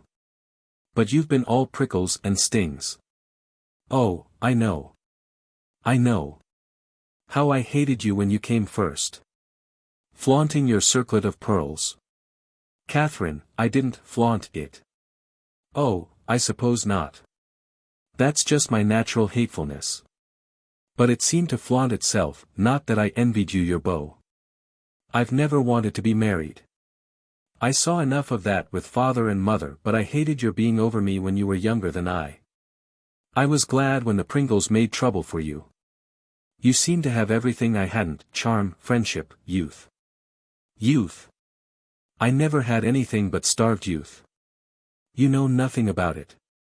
You don't know, you haven't the least idea what it is like not to be wanted by anyone. "Oh, haven't I?" cried Anne. In a few poignant sentences she sketched her childhood before coming to Green Gables. "I wish I'd known that," said Catherine. "It would have made a difference. To me you seemed one of the favorites of fortune.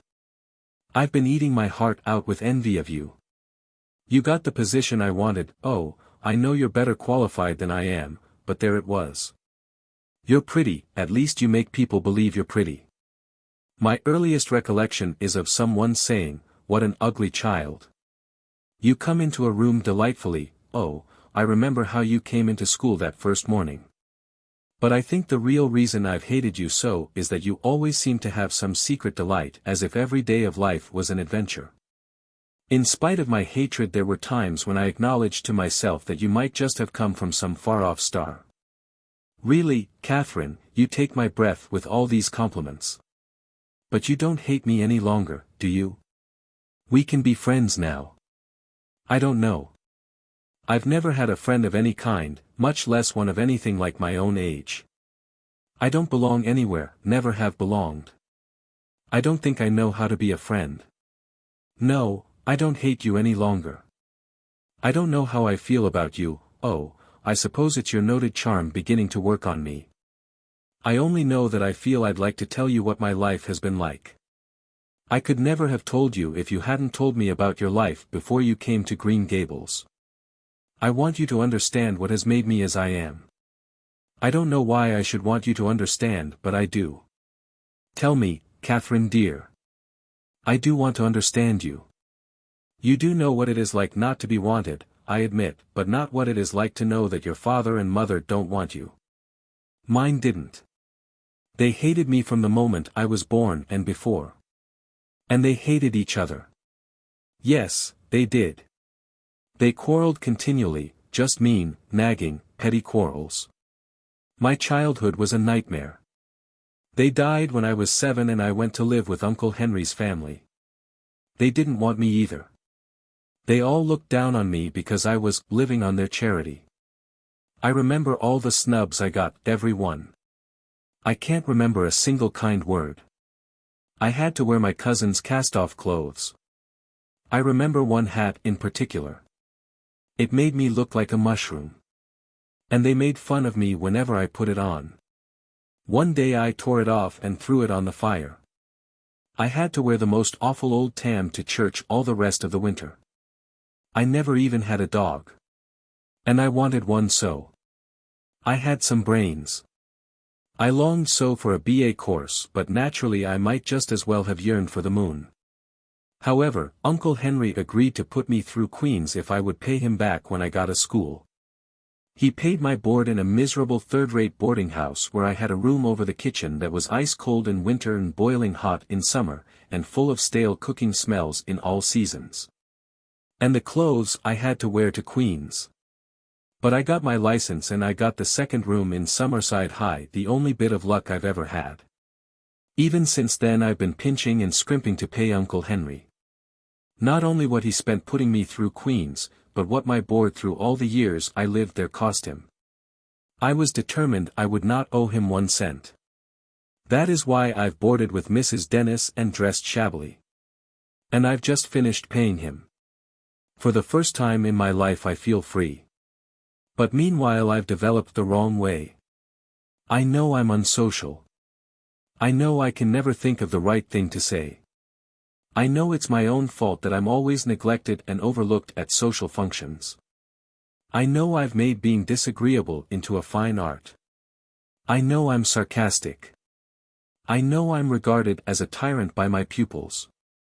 I know they hate me. Do you think it doesn't hurt me to know it? They always look afraid of me. I hate people who look as if they were afraid of me. Oh, and hate's got to be a disease with me. I do want to be like other people, and I never can now. That is what makes me so bitter. Oh, but you can. And put her arm about Catherine. You can put hate out of your mind, cure yourself of it. Life is only beginning for you now, since at last you're quite free and independent. And you never know what may be around the next bend in the road.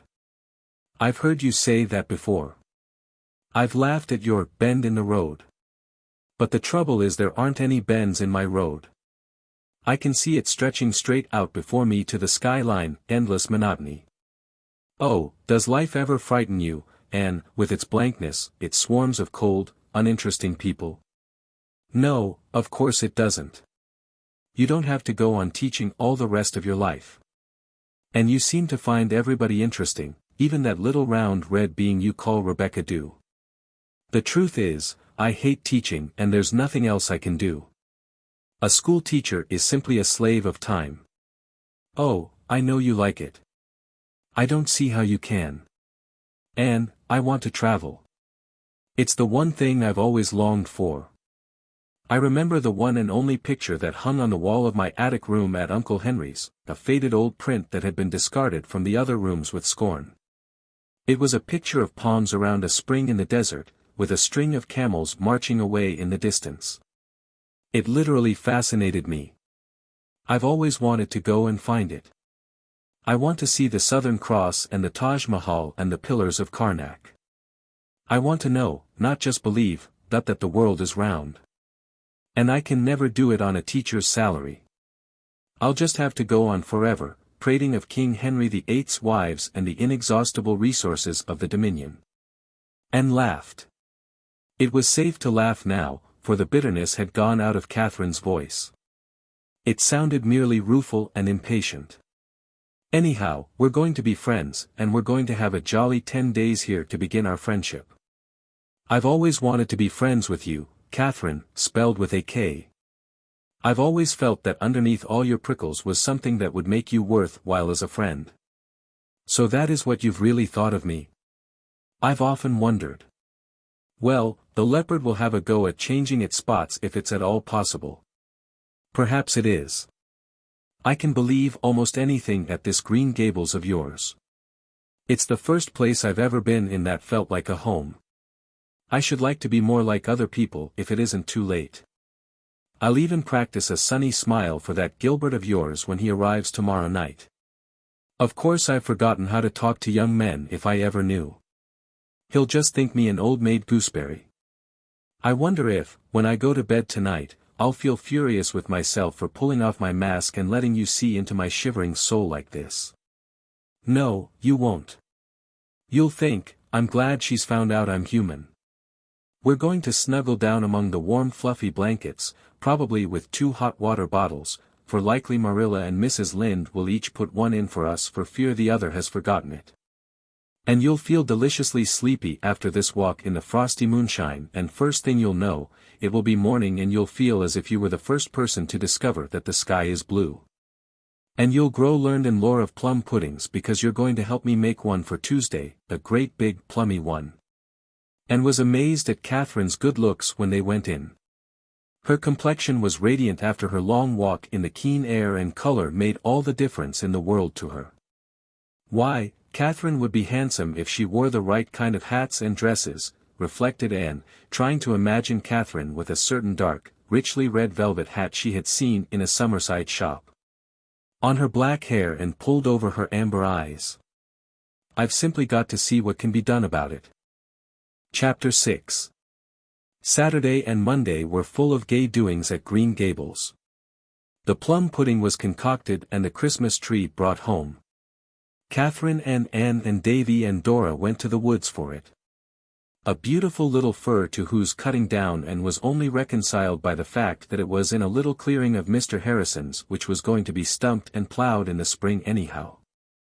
They wandered about, gathering creeping spruce and ground pine for wreaths, even some ferns that kept green in a certain deep hollow of the woods all winter. Until day smiled back at night over white-bosomed hills and they came back to Green Gables in triumph. To meet a tall young man with hazel eyes and the beginnings of a mustache which made him look so much older and mature that Anne had one awful moment of wondering if it were really Gilbert or a stranger. Catherine, with a little smile that tried to be sarcastic but couldn't quite succeed, left them in the parlor and played games with the twins in the kitchen all the evening. To her amazement she found she was enjoying it. And what fun it was to go down cellar with Davy and find that there were really such things as sweet apples still left in the world. Catherine had never been in a country cellar before and had no idea what a delightful, spooky, shadowy place it could be by candlelight. Life already seemed warmer. For the first time it came home to Catherine that life might be beautiful, even for her. Davy made enough noise to wake the 7 sleepers, at an unearthly hour Christmas morning, ringing an old cowbell up and down the stairs. Marilla was horrified at his doing such a thing when there was a guest in the house, but Catherine came down laughing. Somehow, an odd camaraderie had sprung up between her and Davy. She told Anne candidly that she had no use for the impeccable Dora but that Davy was somehow tarred with her own brush. They opened the parlor and distributed the gifts before breakfast because the twins, even Dora, couldn't have eaten anything if they hadn't. Catherine, who had not expected anything except, perhaps, a duty gift from Anne, found herself getting presents from every one. A gay, crocheted afghan from Mrs. Lynde, a sachet of orris root from Dora, a paper knife from Davy. A basketful of tiny jars of jam and jelly from Marilla, even a little bronze Chessy cat for a paperweight from Gilbert.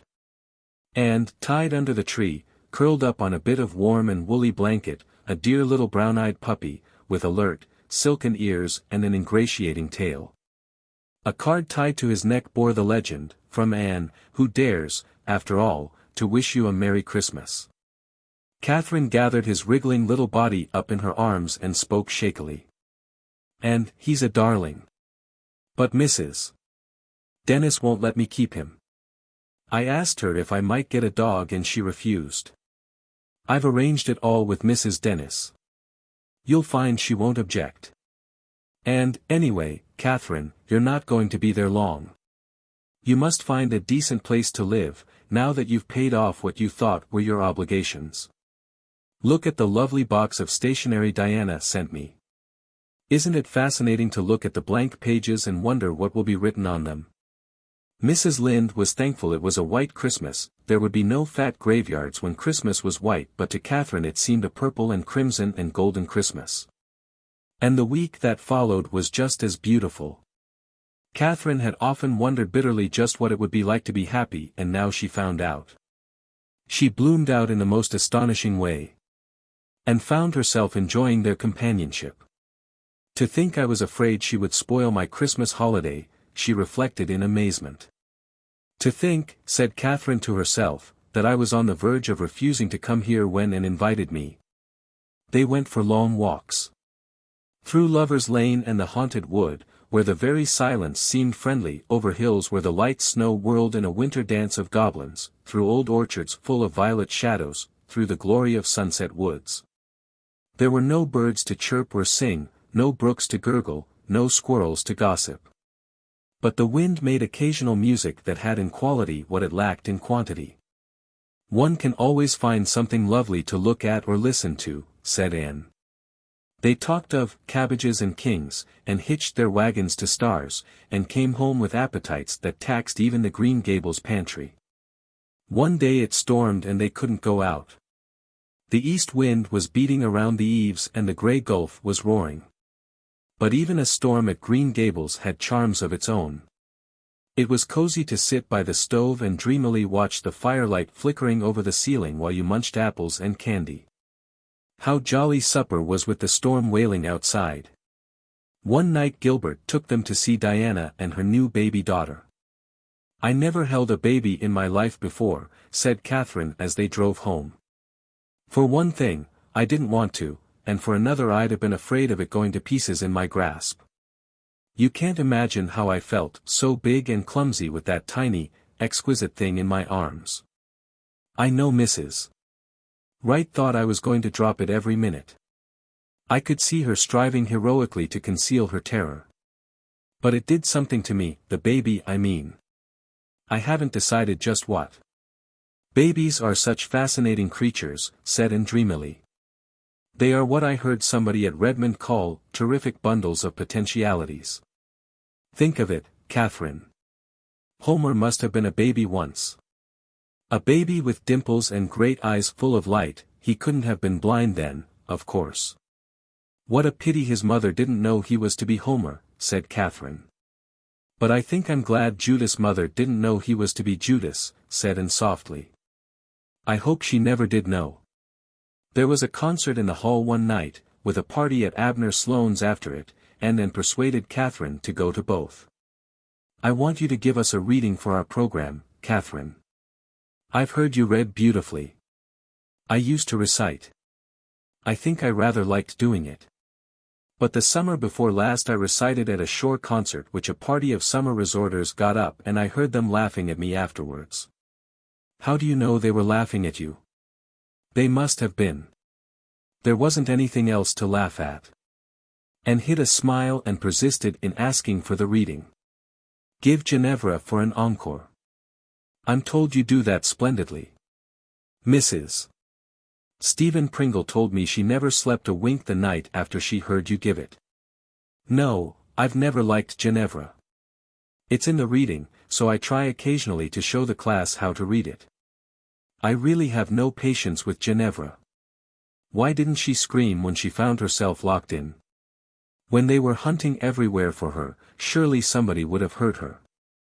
Catherine finally promised the reading but was dubious about the party. I'll go, of course. But nobody will ask me to dance and I'll feel sarcastic and prejudiced and ashamed. I'm always miserable at parties, the few I've ever gone to. Nobody seems to think I can dance and you know I can fairly well, Anne. I picked it up at Uncle Henry's, because a poor bit of a maid they had wanted to learn, too, and she and I used to dance together in the kitchen at night to the music that went on in the parlor. I think I'd like it. With the right kind of partner. You won't be miserable at this party, Catherine. You won't be outside looking in. There's all the difference in the world, you know, between being inside looking out and outside looking in. You have such lovely hair, Catherine. Do you mind if I try a new way of doing it? Catherine shrugged. Oh, go ahead. I suppose my hair does look dreadful but I've no time to be always primping. I haven't a party dress. Will my green taffeta do? It will have to do, though green is the one color above all others that you should never wear, my Catherine. But you're going to wear a red, pin-tucked chiffon collar I've made for you. Yes, you are. You ought to have a red dress, Catherine. I've always hated red. When I went to live with Uncle Henry, Aunt Gertrude always made me wear aprons of bright turkey red. The other children in school used to call out, "Fire," when I came in with one of those aprons on. Anyway, I can't be bothered with clothes. Heaven grant me patience. Clothes are very important, said Anne severely, as she braided and coiled. Then she looked at her work and saw that it was good. She put her arm about Catherine's shoulders and turned her to the mirror. Don't you truly think we are a pair of quite good-looking girls? She laughed. And isn't it really nice to think people will find some pleasure in looking at us? There are so many homely people who would actually look quite attractive if they took a little pains with themselves. 3 Sundays ago in church. You remember the day poor old Mr. Milvain preached and had such a terrible cold in his head that nobody could make out what he was saying? Well, I passed the time making the people around me beautiful. I gave Mrs. Brent a new nose, I waved Mary Addison's hair and gave Jane Martin's a lemon rinse. I dressed Emma Dill in blue instead of brown. I dressed Charlotte Blair in stripes instead of checks. I removed several moles. And I shaved off Thomas Anderson's long, sandy Piccadilly weepers. You couldn't have known them when I got through with them. And, except perhaps for Mrs. Brent's nose, they could have done everything I did, themselves. Why, Catherine, your eyes are just the color of tea, amber tea. Now, live up to your name this evening. The brook should be sparkling, limpid, merry. Everything I'm not. Everything you've been this past week. So you can be it. That's only the magic of Green Gables. When I go back to Summerside, 12 o'clock will have struck for Cinderella. You'll take the magic back with you. Look at yourself.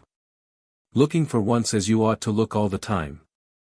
Catherine gazed at her reflection in the mirror as if rather doubting her identity. I do look years younger, she admitted. You were right, clothes do things to you.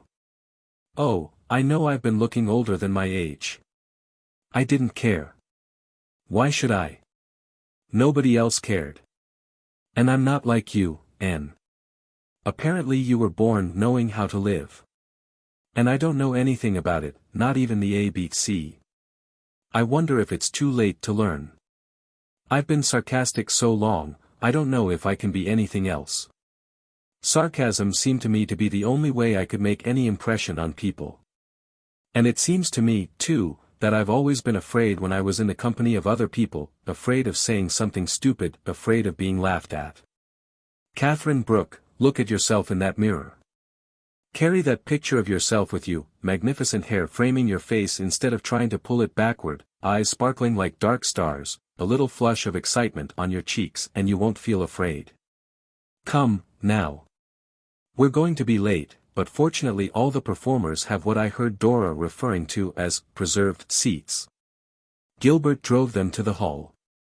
How like old times it was, only Catherine was with her in place of Diana. Anne sighed. Diana had so many other interests now. No more running round to concerts and parties for her. But what an evening it was! What silvery satin roads with a pale green sky in the west after a light snowfall. Orion was treading his stately march across the heavens, and hills and fields and woods lay around them in a pearly silence. Catherine's reading captured her audience from the first line, and at the party she could not find dances for all her would-be partners. She suddenly found herself laughing without bitterness. Then home to Green Gables, warming their toes at the sitting-room fire by the light of 2 friendly candles on the mantel, and Mrs. Lynn tiptoeing into their room, late as it was, to ask them if they'd like another blanket and assure Catherine that her little dog was snug and warm in a basket behind the kitchen stove. I've got a new outlook on life, thought Catherine as she drifted off to slumber. I didn't know there were people like this. Come again, said Marilla when she left. Marilla never said that to anyone unless she meant it. Of course she's coming again, said Anne. For weekends, and for weeks in the summer. We'll build bonfires and hoe in the garden and pick apples and go for the cows, and row on the pond and get lost in the woods. I want to show you little Hester Gray's garden, Catherine, and Echo Lodge and Violet Vale when it's full of violets. Chapter 7.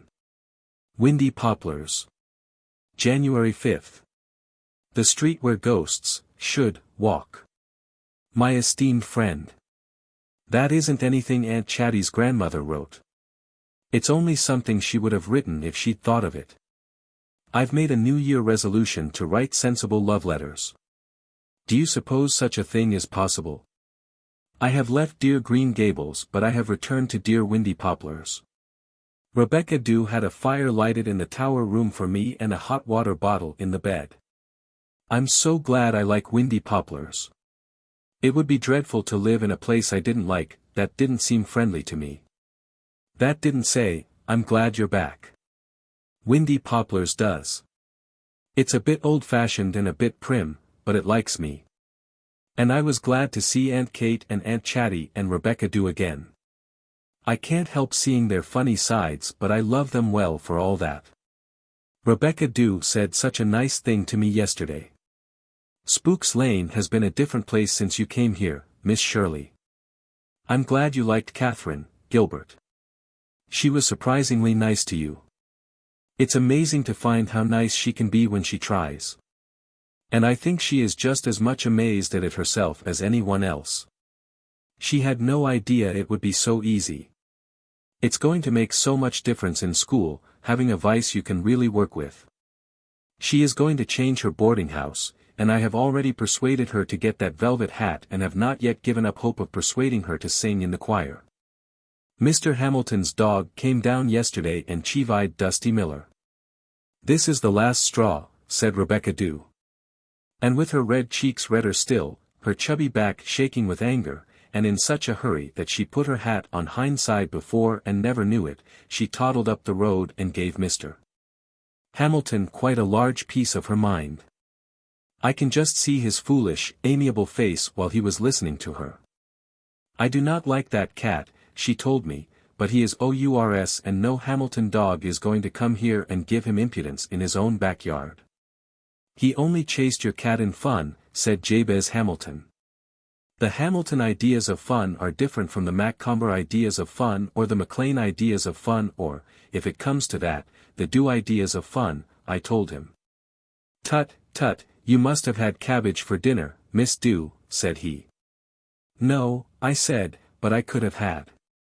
Mrs. Captain Montgomery didn't sell all her cabbages last fall and leave her family without any because the price was so good. There are some people, says I, that can't hear anything because of the jingle in their pocket. And I left that to sink in. But what could you expect from a Hamilton? Low scum. There is a crimson star hanging low over the white storm king. I wish you were here to watch it with me. If you were, I really think it would be more than a moment of esteem and friendship. January 12th. Little Elizabeth came over 2 nights ago to find out if I could tell her what peculiar kind of terrible animals papal bulls were. And to tell me tearfully that her teacher had asked her to sing at a concert the public school is getting up, but that Mrs. Campbell put her foot down and said no most decidedly. When Elizabeth attempted to plead, Mrs. Campbell said, "Have the goodness not to talk back to me, Elizabeth, if you please." Little Elizabeth wept a few bitter tears in the tower room that night and said she felt it would make her Lizzie forever. She could never be any of her other names again. "Last week I loved God, this week I don't," she said defiantly. All her class were taking part in the program and she felt like a leopard. I think the sweet thing meant she felt like a leper, and that was sufficiently dreadful. Darling Elizabeth must not feel like a leper. So I manufactured an errand to the Evergreens next evening. The woman, who might really have lived before the flood, she looked so ancient, gazed at me coldly out of great grey, expressionless eyes, showed me grimly into the drawing room and went to tell Mrs. Campbell that I had asked for her. I don't think there has been any sunshine in that drawing room since the house was built. There was a piano, but I'm sure it could never have been played on. Stiff chairs, covered with silk brocade, stood against the wall. All the furniture stood against the wall except a central marble-topped table, and none of it seemed to be acquainted with the rest. Mrs. Campbell came in. I had never seen her before. She has a fine, sculptured old face that might have been a man's, with black eyes and black bushy brows under frosty hair. She has not quite eschewed all vain adornment of the body, for she wore large black onyx earrings that reached to her shoulders. She was painfully polite to me and I was painlessly polite to her. We sat and exchanged civilities about the weather for a few moments, both, as Tacitus remarked a few thousand years ago, with countenances adjusted to the occasion. I told her, truthfully, that I had come to see if she would lend me the Rev. James Wallace Campbell's memoirs for a short time, because I understood there was a good deal about the early history of Prince County in them which I wished to make use of in school. Mrs. Campbell thawed quite markedly in summoning Elizabeth, told her to go up to her room and bring down the memoirs. Elizabeth's face showed signs of tears and Mrs. Campbell condescended to explain that it was because little Elizabeth's teacher had sent another note begging that she be allowed to sing at the concert, and that she, Mrs. Campbell, had written a very stinging reply which little Elizabeth would have to carry to her teacher the next morning. "I do not approve of children of Elizabeth's age singing in public," said Mrs. Campbell. "It tends to make them bold and forward." As if anything could make little Elizabeth bold and forward.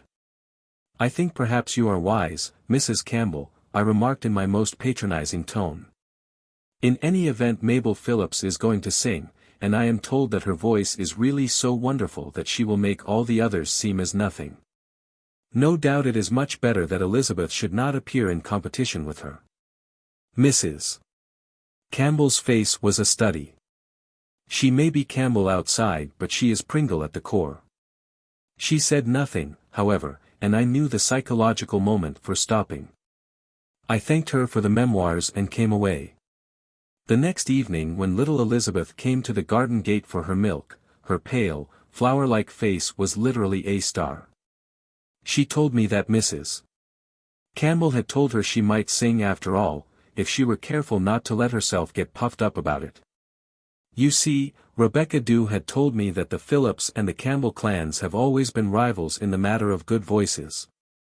I gave Elizabeth a bit of a picture for Christmas to hang above her bed, just a light dappled woodland path leading up a hill to a quaint little house among some trees.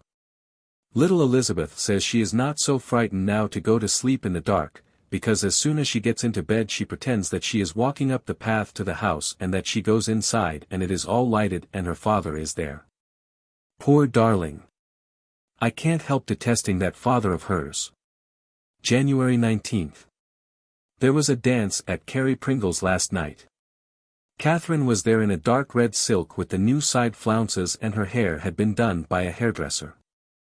Would you believe it, people who had known her ever since she came to teach in Summerside actually asked one another who she was when she came into the room. But I think it was less the dress and hair that made the difference than some indefinable change in herself. Always before, when she was out with people, her attitude seemed to be, "These people bore me. I expect I bore them, and I hope I do." But last night it was as if she had set lighted candles in all the windows of her house of life. I've had a hard time winning Catherine's friendship. But nothing worthwhile is ever easy come by, and I have always felt that her friendship would be worthwhile. Aunt Chatty has been in bed for 2 days with a feverish cold and thinks she may have the doctor tomorrow, in case she is taking pneumonia. So Rebecca Dew, her head tied up in a towel, has been cleaning the house madly all day to get it in perfect order before the doctor's possible visit. Now she is in the kitchen ironing Aunt Chatty's white cotton nightie with the crochet yoke, so that it will be ready for her to slip over her flannel one. It was spotlessly clean before, but Rebecca Dew thought it was not quite a good color from lying in the bureau drawer. January 28th.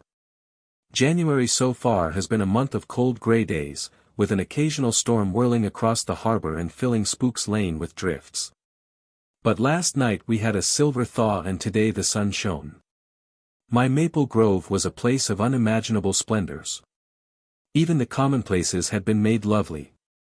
Every bit of wire fencing was a wonder of crystal lace. Rebecca Dew has been poring this evening over one of my magazines containing an article on Types of Fair Women, illustrated by photographs.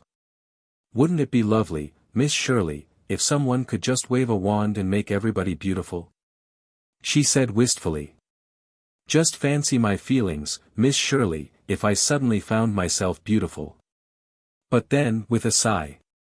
If we were all beauties, who would do the work? Chapter 8. I'm so tired, sighed Cousin Ernestine Bugle, dropping into her chair at the Windy Poplars supper table. I'm afraid sometimes to sit down for fear I'll never be able to get up again. Cousin Ernestine, a cousin 3 times removed of the late Captain Macomber, but still, as Aunt Kate used to reflect, much too close, had walked in from Lowvale that afternoon for a visit to Windy Poplars. It cannot be said that either of the widows had welcomed her very heartily, in spite of the sacred ties of family. Cousin Ernestine was not an exhilarating person, being one of those unfortunates who are constantly worrying not only about their own affairs but everybody else's as well, and will not give themselves or others any rest at all. The very look of her, Rebecca Dew declared, made you feel that life was a vale of tears.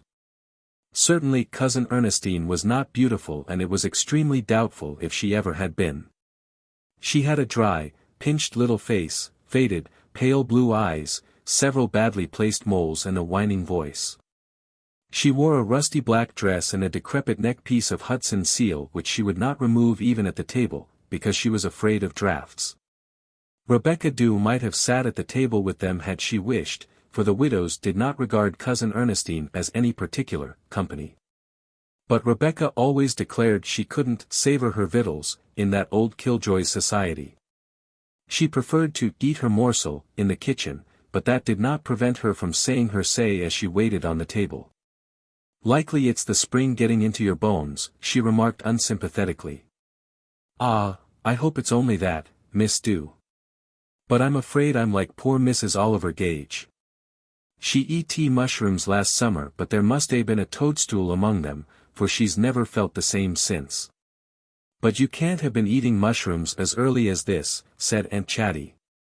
No, but I'm afraid I've eaten something else. Don't try to cheer me up, Charlotte. You mean well, but it ain't no use. I've been through too much. Are you sure there ain't a spider in that cream jug, Kate? I'm afraid I saw one when you poured my cup. We never have spiders in our cream jugs, said Rebecca Dew ominously, and slammed the kitchen door. Meb, it was only a shatter, said Cousin Ernestine meekly. My eyes ain't what they were. I'm afraid I'll soon be blind. That reminds me. I dropped in to see Martha McKay this afternoon, and she was feeling feverish and all out in some kind of a rash. Looks to me as though you had the measles, I told her. Likely they'll leave you almost blind. Your family all have weak eyes. I thought she ought to be prepared. Her mother isn't well either. The doctor says it's indigestion, but I'm afraid it's a growth. And if you have to have an operation and take chloroform, I told her, I'm afraid you'll never come out of it. Remember you're a Hillis and the Hillises all had weak hearts. Your father died of heart failure, you know. At 87. Said Rebecca Dew, whisking away a plate. And you know 70 is the Bible limit, said Aunt Chatty cheerfully. Cousin Ernestine helped herself to a third teaspoonful of sugar and stirred her tea sadly. So King David said, Charlotte, but I'm afraid David wasn't a very nice man in some respects. And caught Aunt Chatty's eye and laughed before she could help herself. Cousin Ernestine looked at her disapprovingly. I've heard you was a great girl to laugh. Well, I hope it'll last, but I'm afraid it won't. I'm afraid you'll find out all too soon that life's a melancholy business. Ah well, I was young myself once. Was you really? Inquired Rebecca Dew sarcastically, bringing in the muffins. Seems to me you must always have been afraid to be young. It takes courage, I can tell you that, Miss Bugle. Rebecca Dew has such an odd way of putting things, complained Cousin Ernestine. Not that I mind her of course. And it's well to laugh when you can, Miss Shirley, but I'm afraid you're tempting Providence by being so happy. You're awful like our last minister's wife's aunt, she was always laughing and she died of a paralytic stroke. The third one kills you. I'm afraid our new minister out at Lowvale is inclined to be frivolous. The minute I saw him I says to Louisy, I'm afraid a man with legs like that must be addicted to dancing. I suppose he's give it up since he turned minister, but I'm afraid the strain will come out in his family. He's got a young wife and they say she's scandalously in love with him.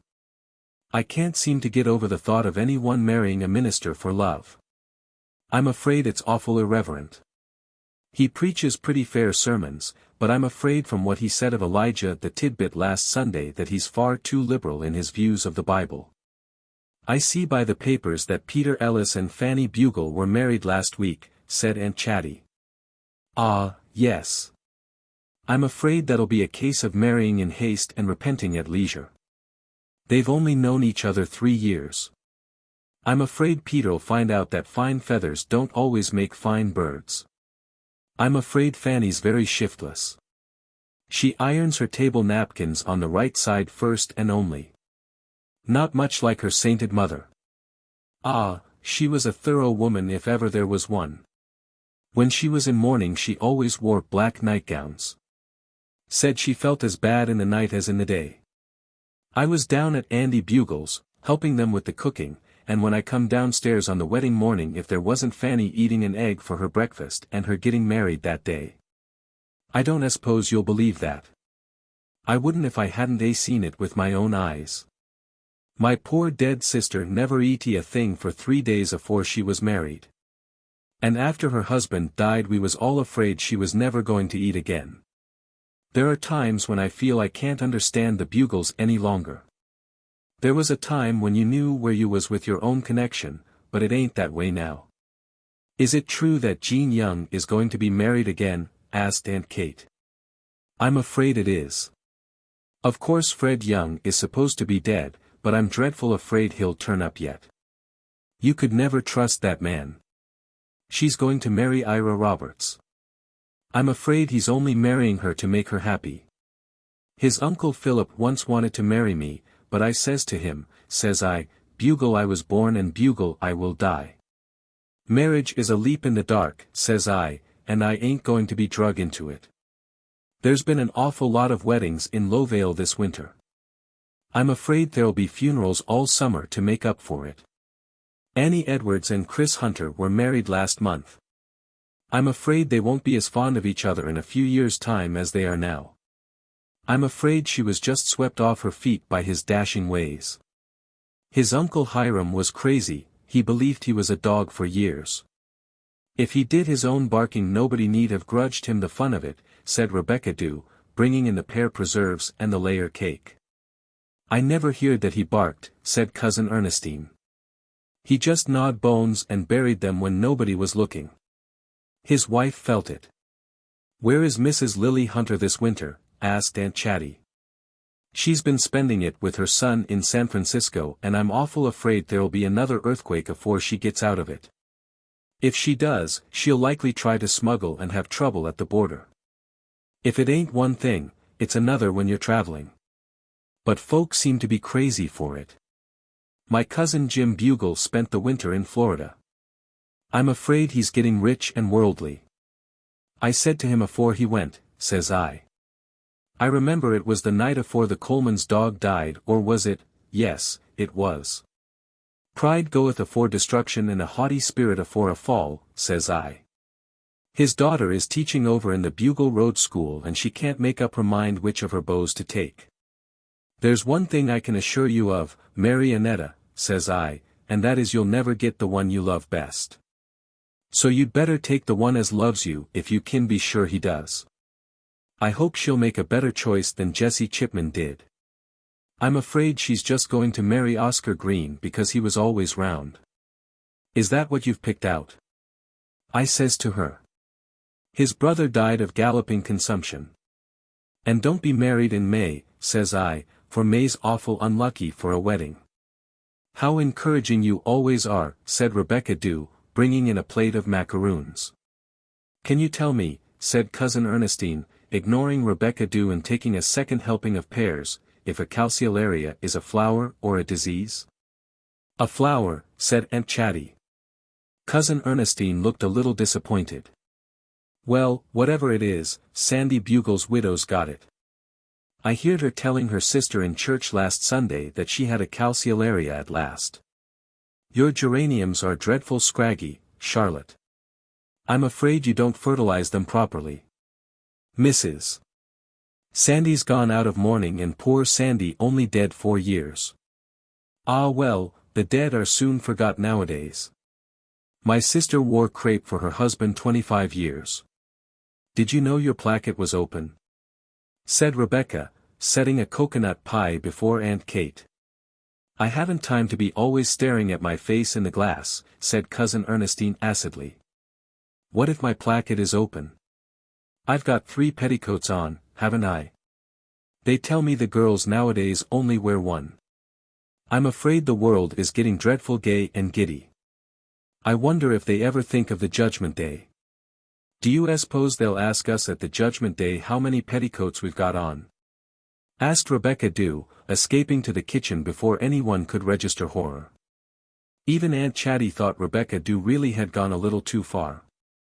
"I suppose you saw old Alec Crowdy's death last week in the paper," sighed Cousin Ernestine. "His wife died 2 years ago, literally harried into her grave, poor creeter. They say he's been awful lonely since she died, but I'm afraid that's too good to be true. And I'm afraid they're not through with their troubles with him yet, even if he is buried. I hear he wouldn't make a will and I'm afraid there'll be awful ructions over the estate. They say Annabel Crowdy is going to marry a jack-of-all-trades. Her mother's first husband was one, so Mebbit's hereditary. Annabel's had a hard life of it, but I'm afraid she'll find it's out of the frying pan into the fire, even if it don't turn out he's got a wife already."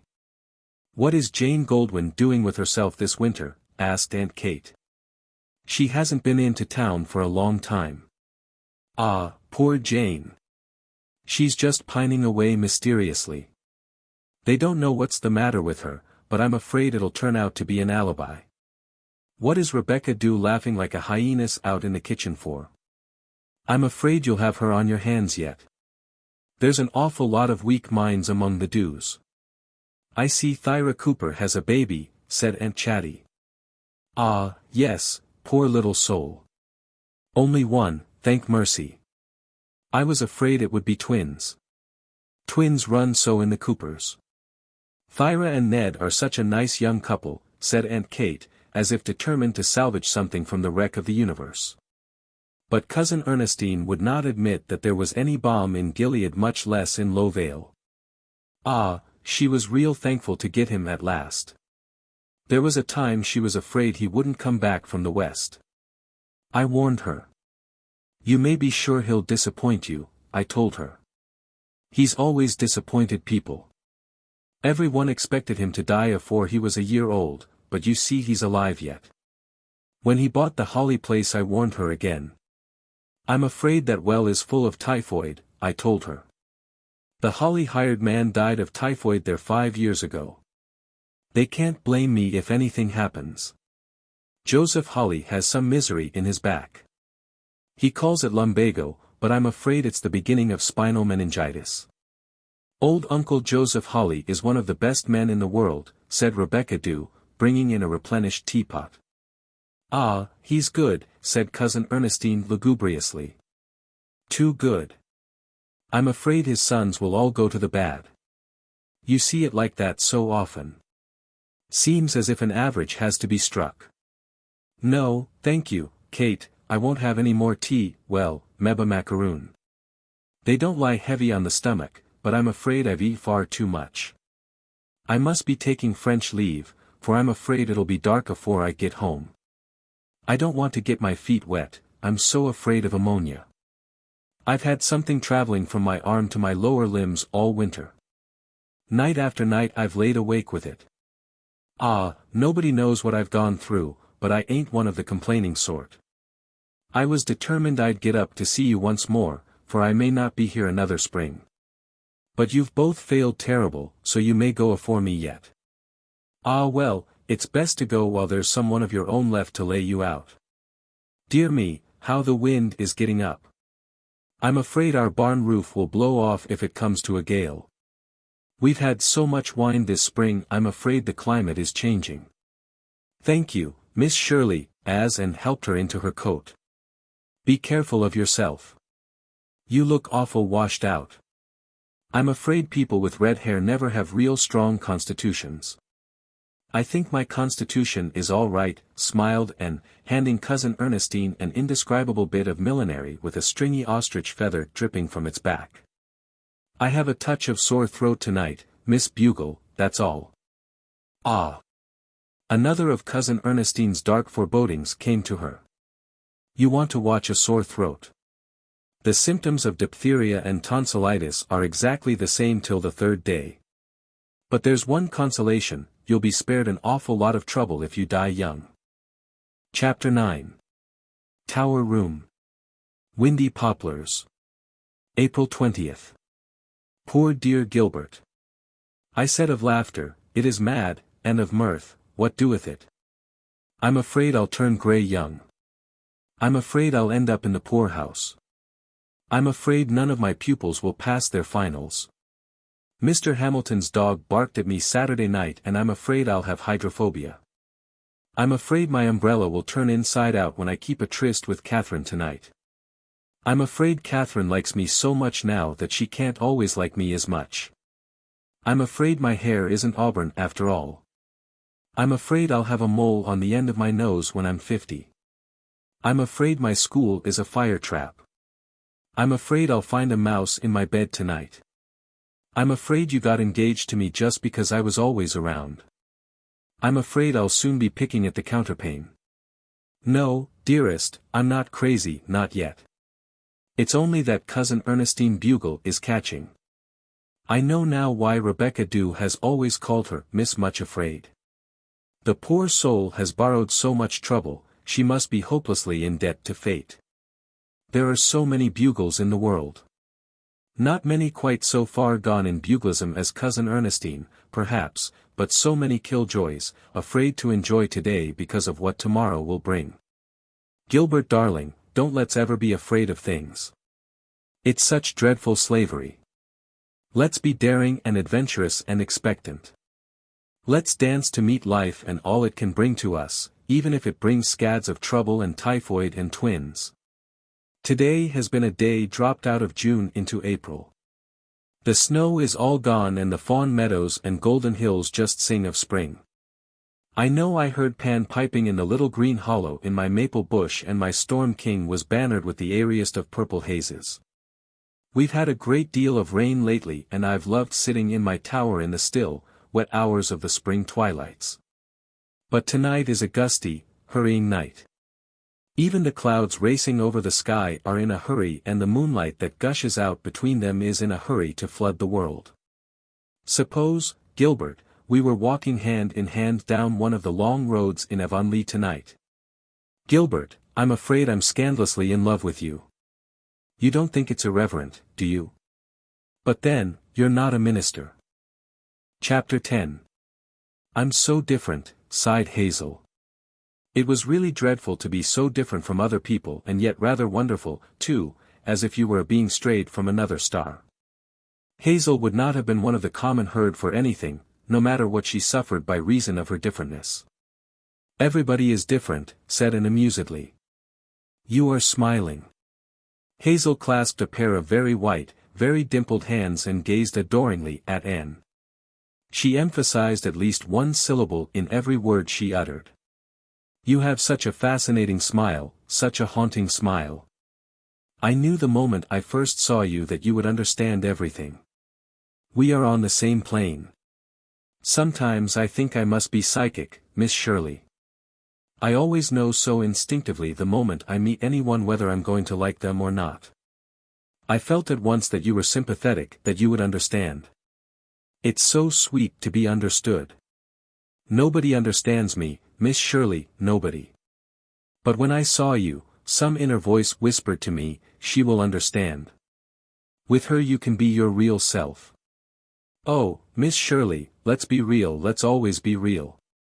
Oh, Miss Shirley, do you love me the leastest, tiniest bit? I think you're a dear, said Anne, laughing a little and ruffling Hazel's golden curls with her slender fingers. It was quite easy to be fond of Hazel. Hazel had been pouring out her soul to Anne in the tower room, from which they could see a young moon hanging over the harbor and the twilight of a late May evening filling the crimson cups of the tulips below the windows. Don't let's have any light yet, Hazel had begged, and Anne had responded. No, it's lovely here when the dark is your friend, isn't it? When you turn on the light, it makes the dark your enemy and it glowers in at you resentfully. I can think things like that but I can never express them so beautifully, moaned Hazel in an anguish of rapture. You talk in the language of the violets, Miss Shirley. Hazel couldn't have explained in the least what she meant by that, but it didn't matter. It sounded so poetic. The tower room was the only peaceful room in the house. Rebecca Dew had said that morning, with a hunted look, we must get the parlor and spare room papered before the ladies' aid meets here.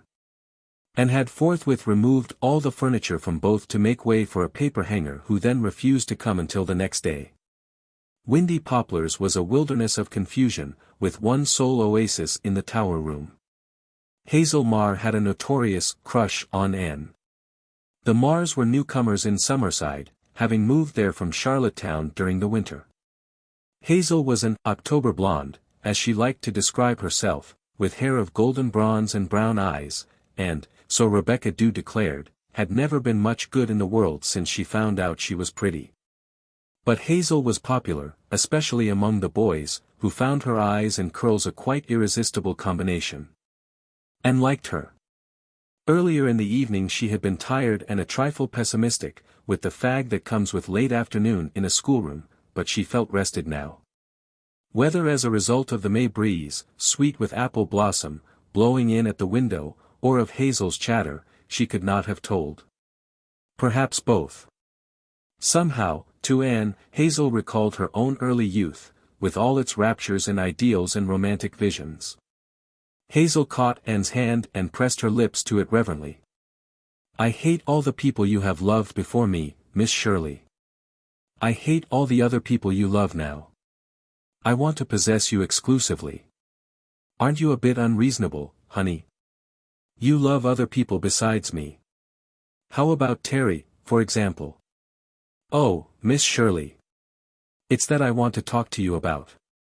I can't endure it in silence any longer. I cannot. I must talk to someone about it, someone who understands. I went out the night before last and walked round and round the pond all night, well, nearly, till 12, anyhow. I've suffered everything. Hazel looked as tragic as a round, pink and white face, long-lashed eyes and a halo of curls would let her. Why, Hazel dear, I thought you and Terry were so happy that everything was settled. And could not be blamed for thinking so. During the preceding 3 weeks, Hazel had raved to her about Terry Garland, for Hazel's attitude was, what was the use of having a beau if you couldn't talk to someone about him? Everybody thinks that, retorted Hazel with great bitterness. Oh, Miss Shirley, life seems so full of perplexing problems. I feel sometimes as if I wanted to lie down somewhere, anywhere, and fold my hands and never think again. My dear girl, what has gone wrong? Nothing, and everything. Oh, Miss Shirley, can I tell you all about it? Can I pour out my whole soul to you? Of course, dear. I have really no place to pour out my soul, said Hazel pathetically. Except in my journal, of course. Will you let me show you my journal some day, Miss Shirley? It is a self-revelation. And yet I cannot write out what burns in my soul. It stifles me. Hazel clutched dramatically at her throat. Of course I'd like to see it if you want me to. But what is this trouble between you and Terry? Oh, Terry. Miss Shirley, will you believe me when I tell you that Terry seems like a stranger to me? A stranger. Someone I'd never seen before, added Hazel, so that there might be no mistake. But, Hazel. I thought you loved him, you said. Oh, I know. I thought I loved him, too. But now I know it was all a terrible mistake. Oh, Miss Shirley, you can't dream how difficult my life is, how impossible. I know something about it, said Anne sympathetically, remembering Roy Gardner. Oh, Miss Shirley, I'm sure I don't love him enough to marry him. I realize that now that it is too late. I was just moonlighted into thinking I loved him. If it hadn't been for the moon I'm sure I would have asked for time to think it over. But I was swept off my feet. I can see that now. Oh, I'll run away. I'll do something desperate. But, Hazel dear, if you feel you've made a mistake, why not just tell him?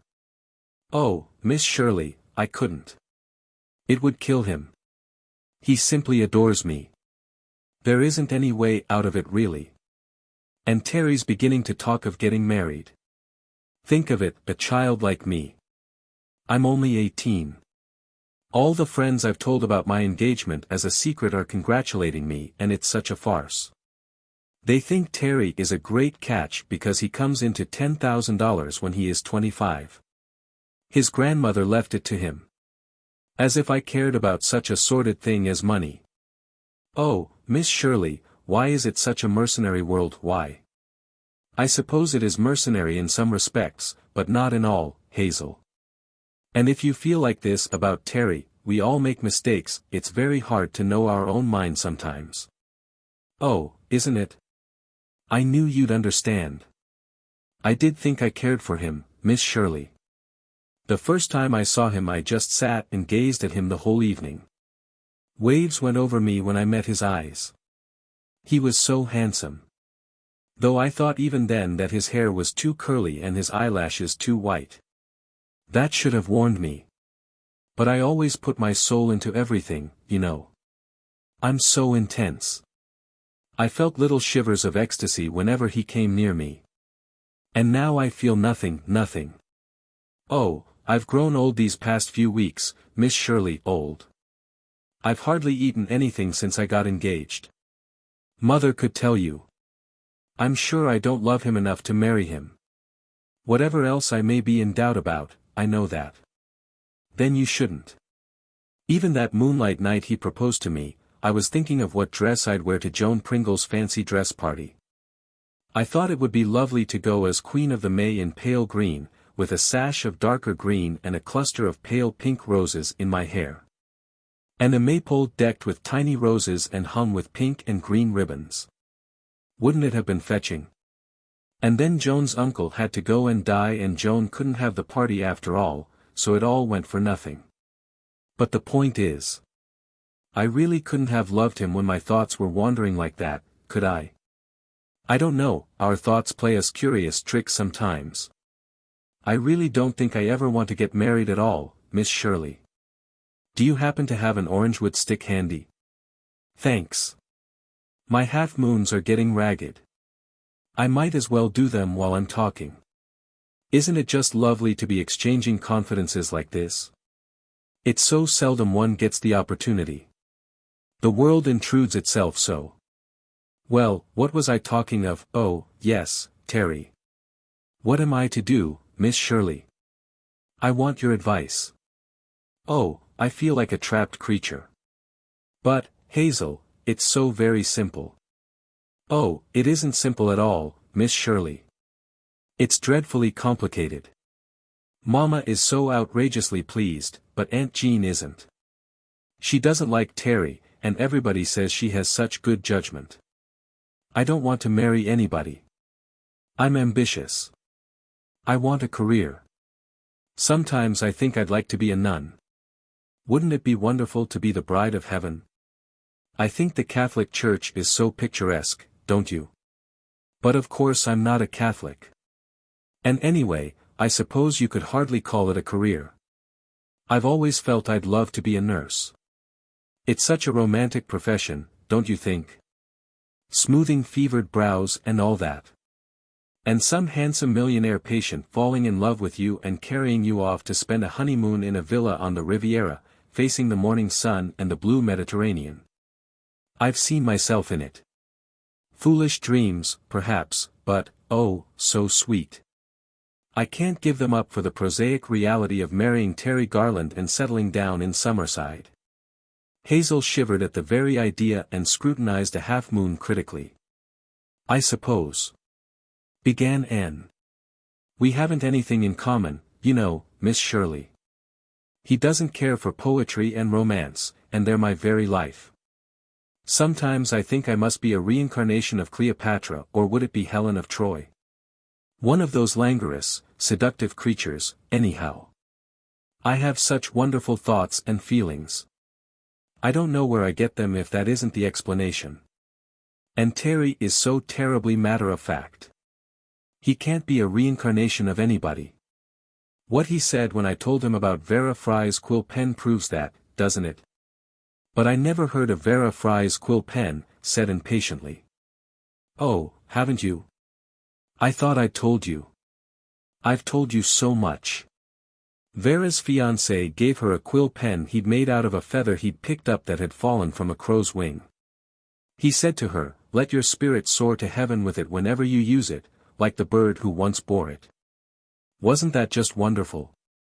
But Terry said the pen would wear out very soon, especially if Vera wrote as much as she talked, and anyway he didn't think crows ever soared to heaven. He just missed the meaning of the whole thing completely. Its very essence. What was its meaning? Oh, why, soaring, you know, getting away from the clods of earth. Did you notice Vera's ring?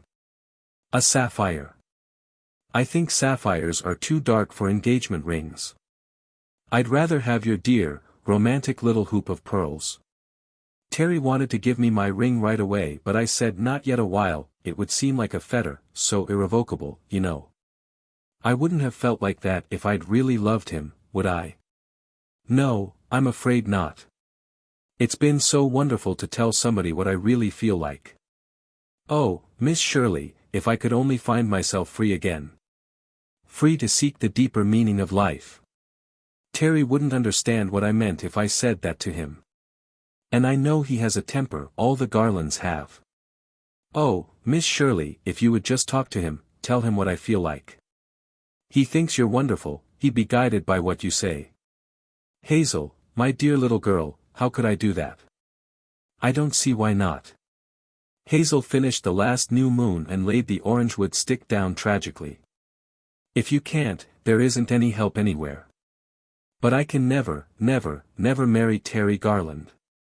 If you don't love Terry, you ought to go to him and tell him so, no matter how badly it will make him feel. Someday you'll meet someone you can really love, Hazel dear, you won't have any doubts then, you'll know. I shall never love anybody again, said Hazel, stonily calm. Love brings only sorrow. Young as I am I have learned that. This would make a wonderful plot for one of your stories, wouldn't it, Miss Shirley? I must be going. I'd no idea it was so late. I feel so much better since I've confided in you. Touched your soul in Shadowland, as Shakespeare says. I think it was Pauline Johnson, said Anne gently. Well, I knew it was somebody who had lived. I think I shall sleep tonight, Miss Shirley. I've hardly slept since I found myself engaged to Terry, without the least notion how it had all come about. Hazel fluffed out her hair and put on her hat, a hat with a rosy lining to its brim and rosy blossoms around it. She looked so distractingly pretty in it that Anne kissed her impulsively. You're the prettiest thing, darling, she said admiringly. Hazel stood very still. Then she lifted her eyes and stared clear through the ceiling of the tower room, clear through the attic above it, and sought the stars. I shall never, never forget this wonderful moment, Miss Shirley, she murmured rapturously. I feel that my beauty, if I have any, has been consecrated.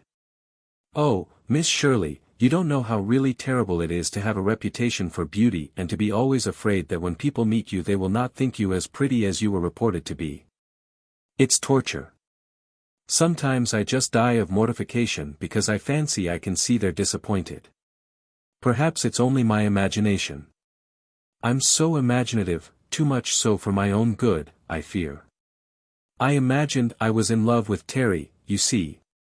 Oh, Miss Shirley, can you smell the apple blossom fragrance? Having a nose, and could. Isn't it just divine? I hope heaven will be all flowers.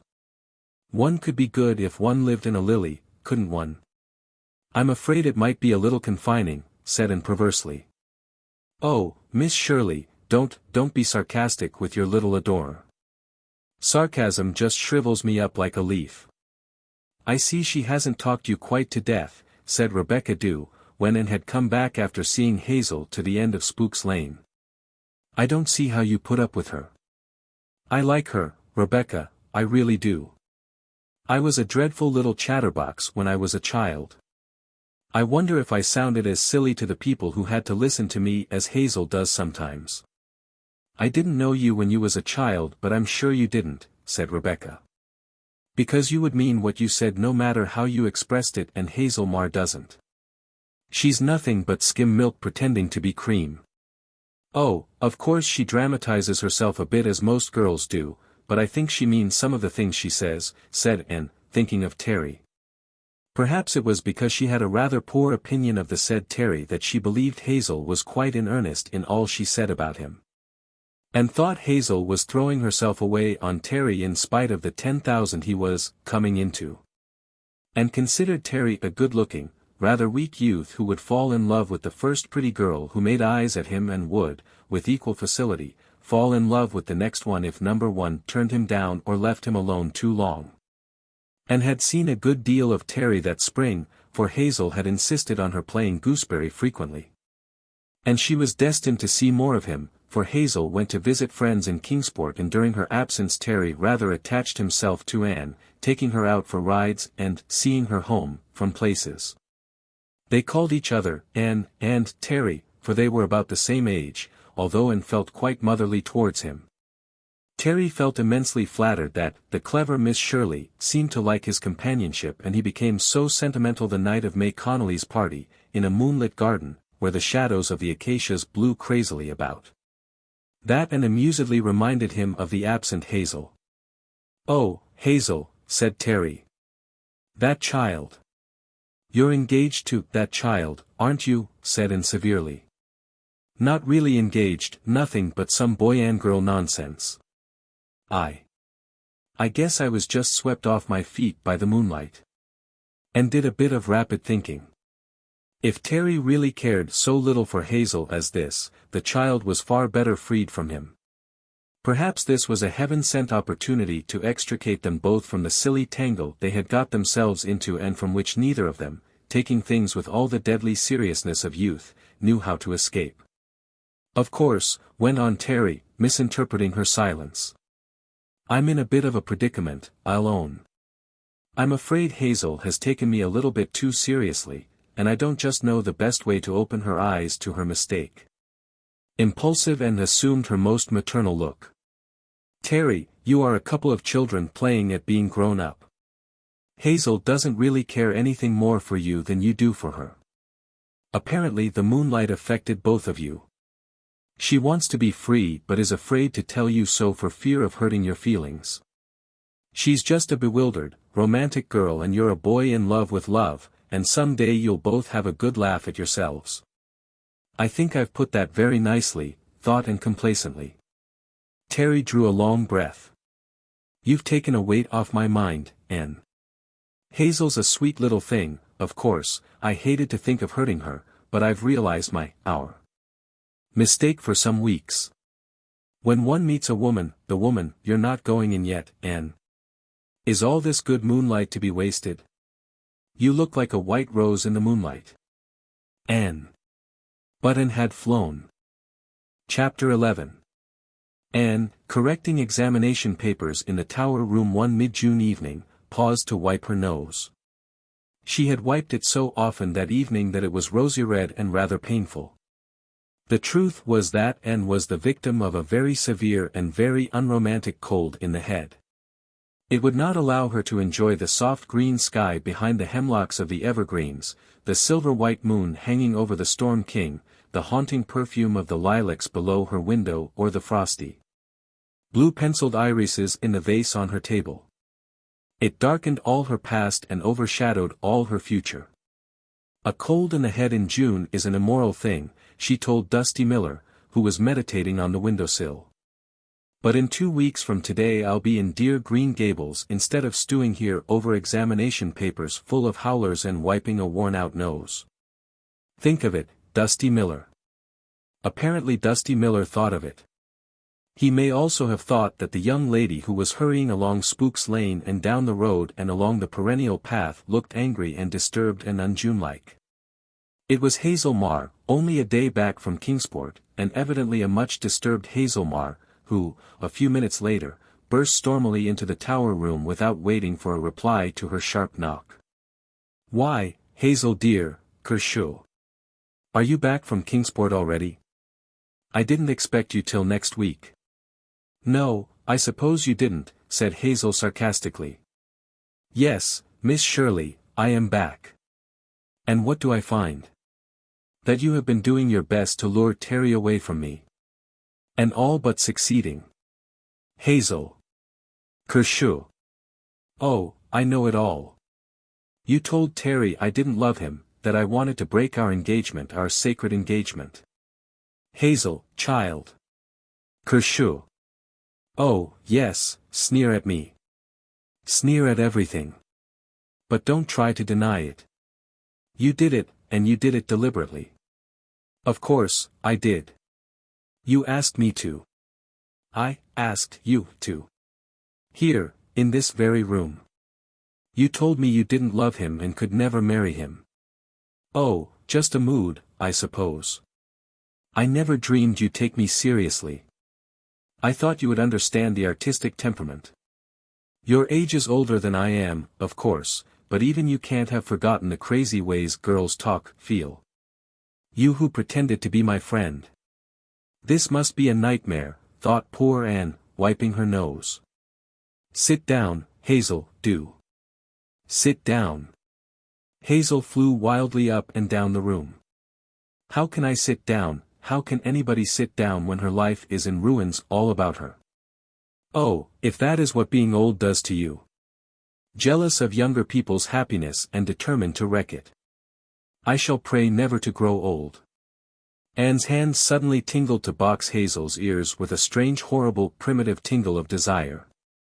She slew it so instantly that she would never believe afterwards that she had really felt it. But she did think a little gentle chastisement was indicated. If you can't sit down and talk sensibly, Hazel, I wish you would go away. A very violent Kershaw. I have work to do. Sniff, sniff, snuffle. I am not going away till I have told you just what I think of you. Oh, I know I've only myself to blame. I should have known. I did know. I felt instinctively the first time I saw you that you were dangerous. That red hair and those green eyes. But I never dreamed you'd go so far as to make trouble between me and Terry. I thought you were a Christian at least. I never heard of anyone doing such a thing. Well, you've broken my heart, if that is any satisfaction to you. You little goose. I won't talk to you. Oh, Terry and I were so happy before you spoiled everything. I was so happy. The first girl of my set to be engaged. I even had my wedding all planned out, for bridesmaids in lovely pale blue silk dresses with black velvet ribbon on the flounces. So chic. Oh, I don't know if I hate you the most or pity you the most. Oh, how could you treat me like this after I've loved you so, trusted you so, believed in you so? Hazel's voice broke, her eyes filled with tears, she collapsed on a rocking chair. You can't have many exclamation points left, thought Anne, but no doubt the supply of italics is inexhaustible. This will just about kill poor Mama, sobbed Hazel. She was so pleased, everybody was so pleased. They all thought it an ideal match. Oh, can anything ever again be like it used to be? Wait till the next moonlight night and try, said Anne gently. Oh, yes, laugh, Miss Shirley, laugh at my suffering. I have not the least doubt that you find it all very amusing indeed. You don't know what suffering is. It is terrible, terrible. Anne looked at the clock and sneezed. Then don't suffer, she said unpityingly. I will suffer. My feelings are very deep. Of course a shallow soul wouldn't suffer. But I am thankful I am not shallow whatever else I am. Have you any idea what it means to be in love, Miss Shirley? Really, terribly deeply, wonderfully in love. And then to trust and be deceived. I went to Kingsport so happy, loving all the world. I told Terry to be good to you while I was away, not to let you be lonesome. I came home last night so happy. And he told me he didn't love me any longer, that it was all a mistake, and that you had told him I didn't care for him any longer, and wanted to be free. My intentions were honorable, said Anne, laughing. Her impish sense of humor had come to her rescue and she was laughing as much at herself as at Hazel. Oh, how did I live through the night, said Hazel wildly. I just walked the floor. And you don't know. You can't even imagine what I've gone through today.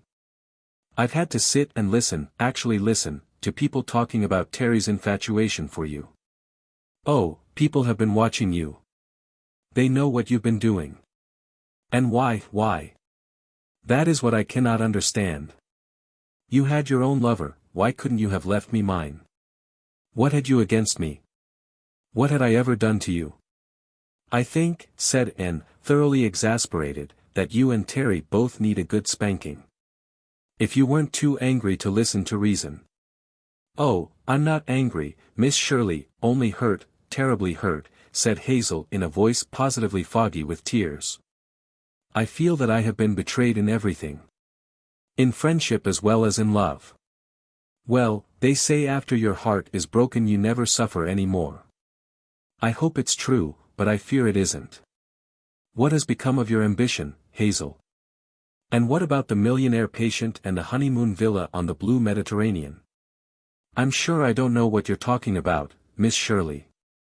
I'm not a bit ambitious. I'm not one of those dreadful new women. My highest ambition was to be a happy wife and make a happy home for my husband. Was. To think it should be in the past tense. Well, it doesn't do to trust anyone. I've learned that. A bitter lesson. Hazel wiped her eyes and wiped her nose, and Dusty Miller glared at the evening star with the expression of a misanthrope. You'd better go, I think, Hazel. I'm really very busy and I can't see that there is anything to be gained by prolonging this interview. Hazel walked to the door with the air of Mary Queen of Scots advancing to the scaffold, and turned there dramatically. Farewell, Miss Shirley. I leave you to your conscience. Anne, left alone with her conscience, laid down her pen, sneezed 3 times and gave herself a plain talking to. You may be a B.A., Anne Shirley, but you have a few things to learn yet. Things that even Rebecca Dew could have told you, did tell you. Be honest with yourself, my dear girl, and take your medicine like a gallant lady. Admit that you were carried off your feet by flattery. Admit that you really liked Hazel's professed adoration for you. Admit you found it pleasant to be worshipped. Admit that you liked the idea of being a sort of deus ex machina. Saving people from their own folly when they didn't in the least want to be saved from it. And having admitted all this and feeling wiser and sadder and a few thousand years older, pick up your pen and proceed with your examination papers, pausing to note in passing that Myra Pringle thinks a seraph is an animal that abounds in Africa. Chapter 12. A week later a letter came for Anne, written on pale blue paper edged with silver. Dear Miss Shirley, I am writing this to tell you that all misunderstanding is cleared away between Terry and me, and we are so deeply, intensely, wonderfully happy that we have decided we can forgive you. Terry says he was just moonlighted into making love to you, but that his heart never really swerved in its allegiance to me. He says he really likes sweet, simple girls, that all men do, and has no use for intriguing, designing ones. We don't understand why you behaved to us as you did, we never will understand. Perhaps you just wanted material for a story and thought you could find it in tampering with the first sweet, tremulous love of a girl. But we thank you for revealing us to ourselves. Terry says he never realized the deeper meaning of life before. So really it was all for the best. We are so sympathetic, we can feel each other's thoughts. Nobody understands him but me, and I want to be a source of inspiration to him forever. I am not clever like you, but I feel I can be that, for we are soulmates and have vowed eternal truth and constancy to each other, no matter how many jealous people and false friends may try to make trouble between us. We are going to be married as soon as I have my trousseau ready. I am going up to Boston to get it. There really isn't anything in Summerside. My dress is to be white moire and my traveling suit will be dove gray with hat, gloves and blouse of delphinium blue. Of course I'm very young, but I want to be married when I am young, before the bloom goes off life. Terry is all that my wildest dreams could picture, and every thought of my heart is for him alone.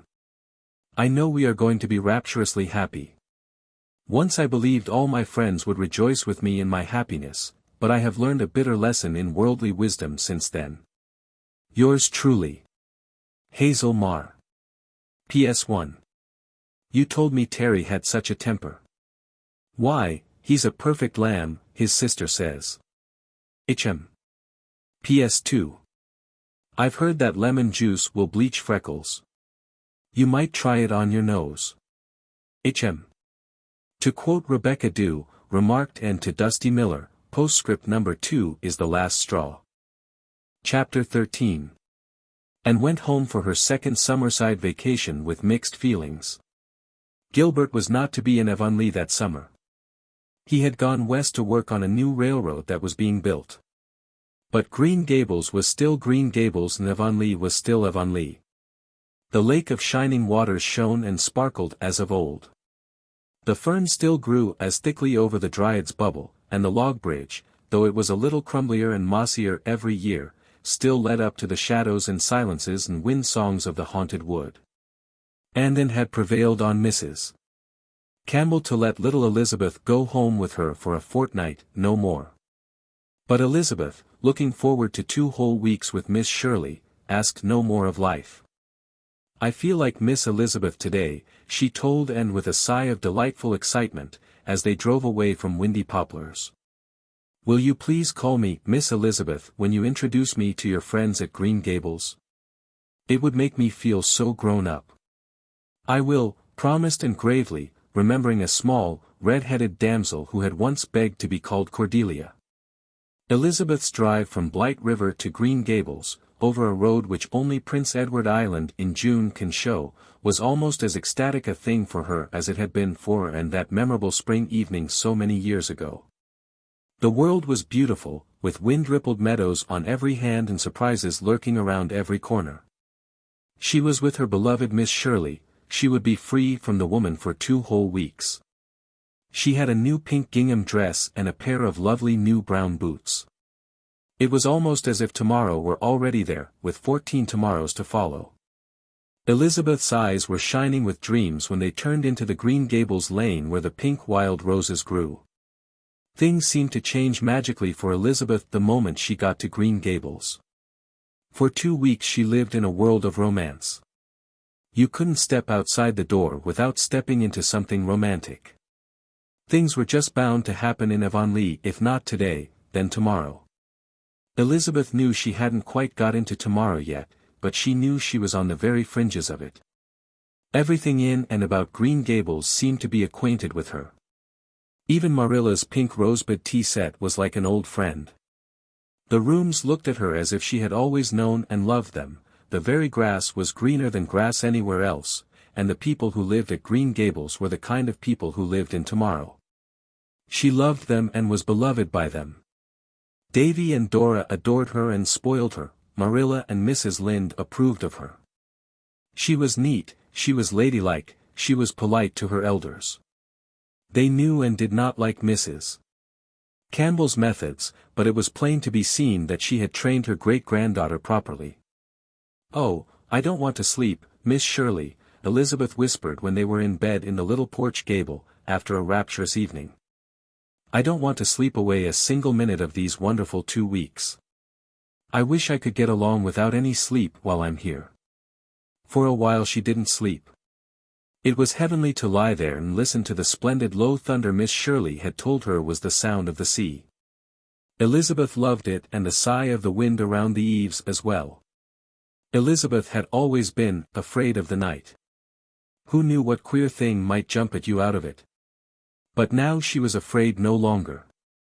For the first time in her life the night seemed like a friend to her.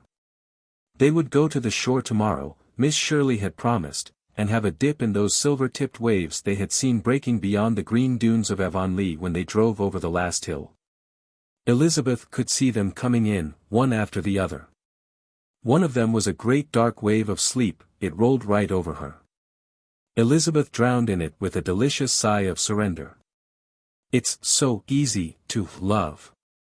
God, here, was her last conscious thought. But she lay awake for a while every night of her stay at Green Gables, long after Miss Shirley had gone to sleep, thinking over things. Why couldn't life at the Evergreens be like life at Green Gables?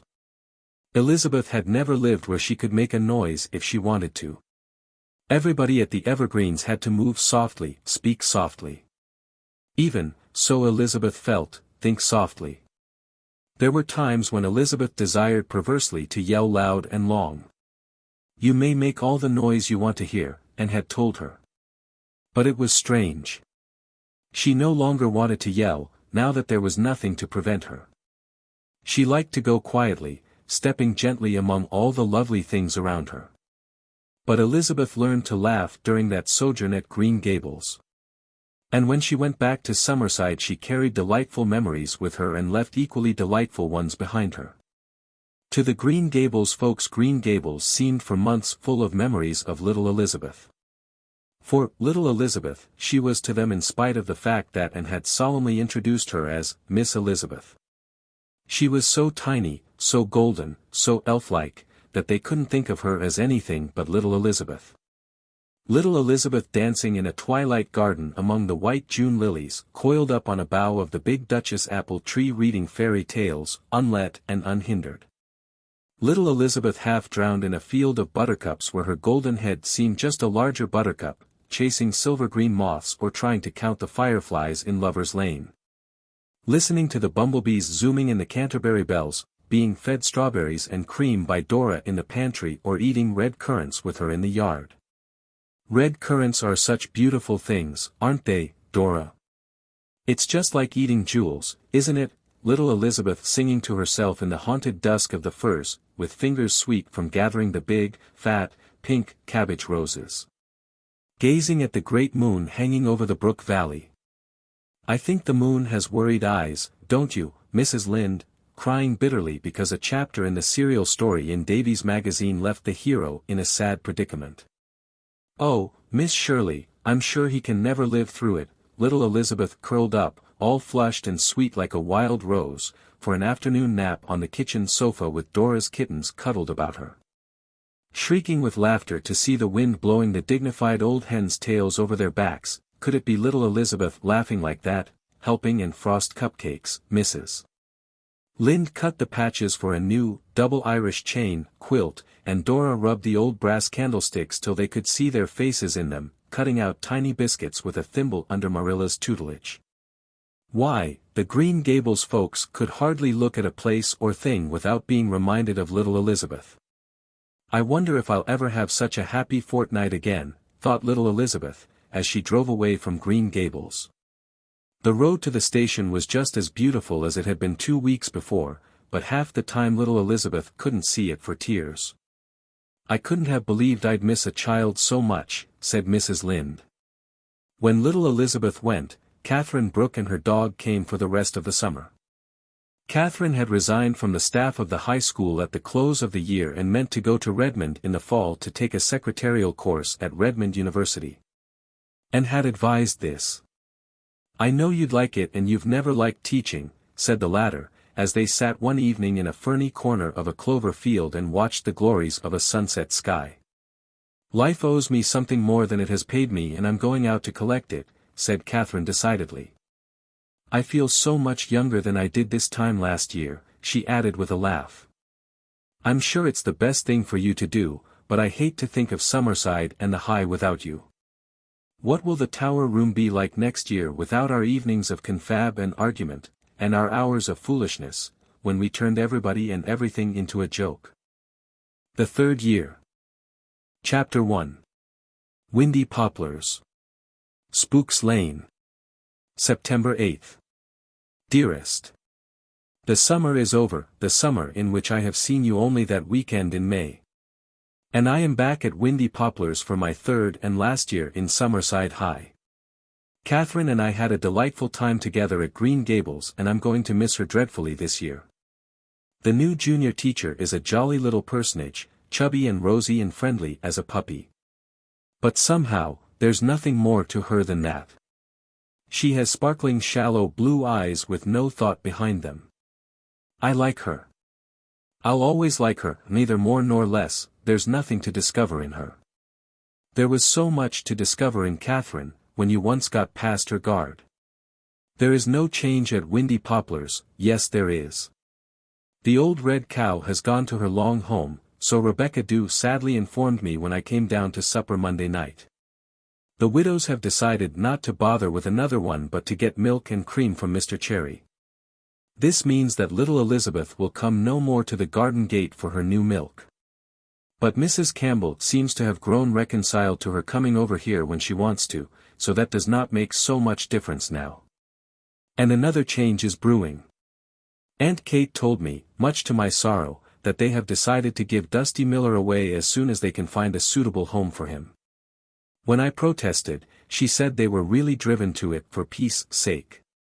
Rebecca Dew has been constantly complaining about him all summer and there seems to be no other way of satisfying her.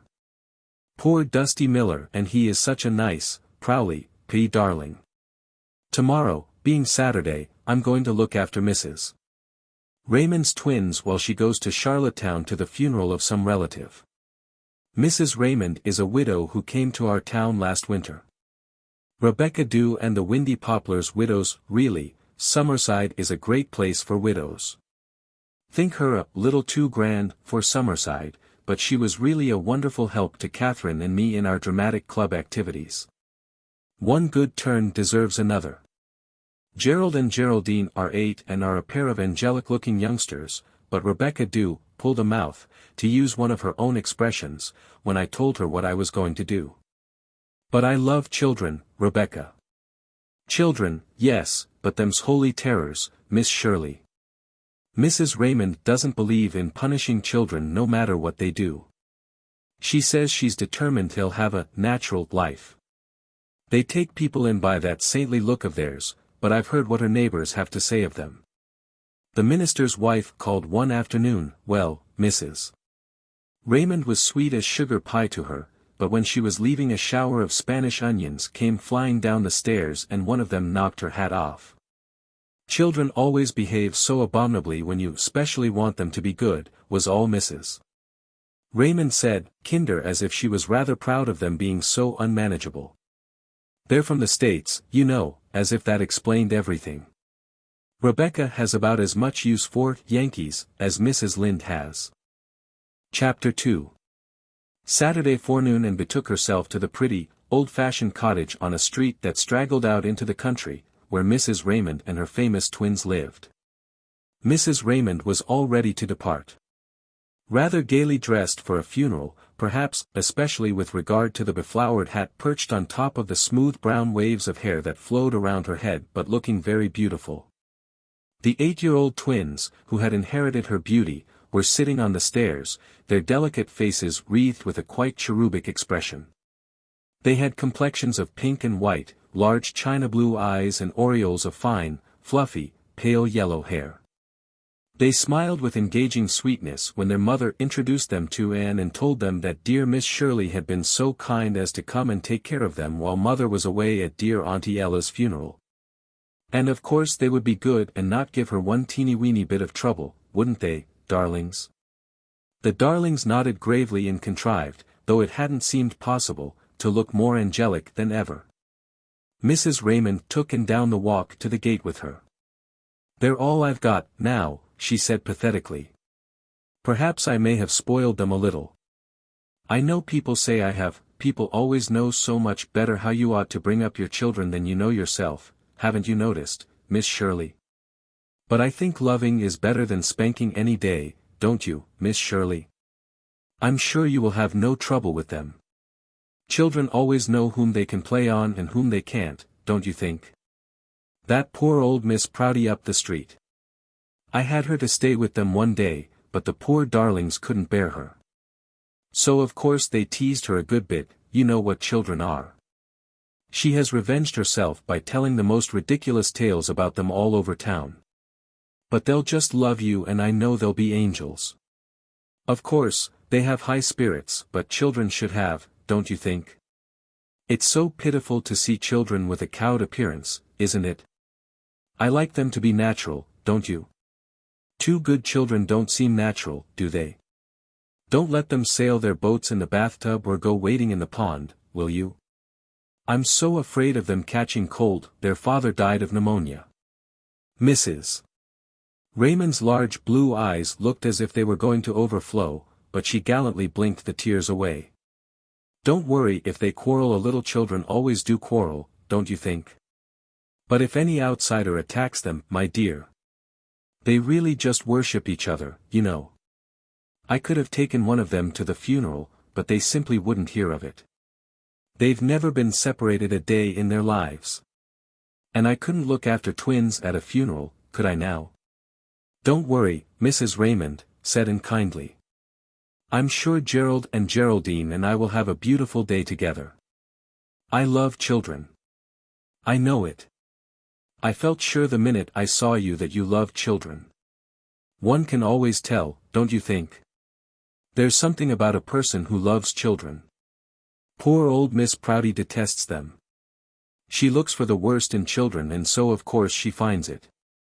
You can't conceive what a comfort it is to me to reflect that my darlings are under the care of one who loves and understands children. I'm sure I'll quite enjoy the day." "You might take us to the funeral," shrieked Gerald, suddenly sticking his head out of an upstairs window. "We never have any fun like that." "Oh, they're in the bathroom," exclaimed Mrs. Raymond tragically. "Dear Miss Shirley, please go and take them out. Gerald darling, you know mother couldn't take you both to the funeral." "Oh, Miss Shirley, he's got that coyote skin from the parlor floor tied round his neck by the paws again. He'll ruin it. Please make him take it off at once. I must hurry or I'll miss the train." Mrs. Raymond sailed elegantly away and ran upstairs to find that the angelic Geraldine had grasped her brother by the legs and was apparently trying to hurl him bodily out of the window. "Miss Shirley, make Gerald stop putting out his tongue at me," she demanded fiercely. "Does it hurt you?" asked Anne smilingly. "Well, he's not going to put out his tongue at me," retorted Geraldine, darting a baleful look at Gerald, who returned it with interest. "My tongue's my own and you can't stop me from putting it out when I like, can she, Miss Shirley?" and ignored the question. "Twins dear, it's just an hour till lunch time. Shall we go and sit in the garden and play games and tell stories? And, Gerald, won't you put that coyote skin back on the floor?" "But I want to play wolf," said Gerald.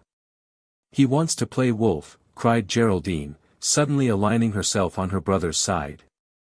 "We want to play wolf," they both cried together. A peal from the doorbell cut the knot of Anne's dilemma. "Come on and see who it is," cried Geraldine.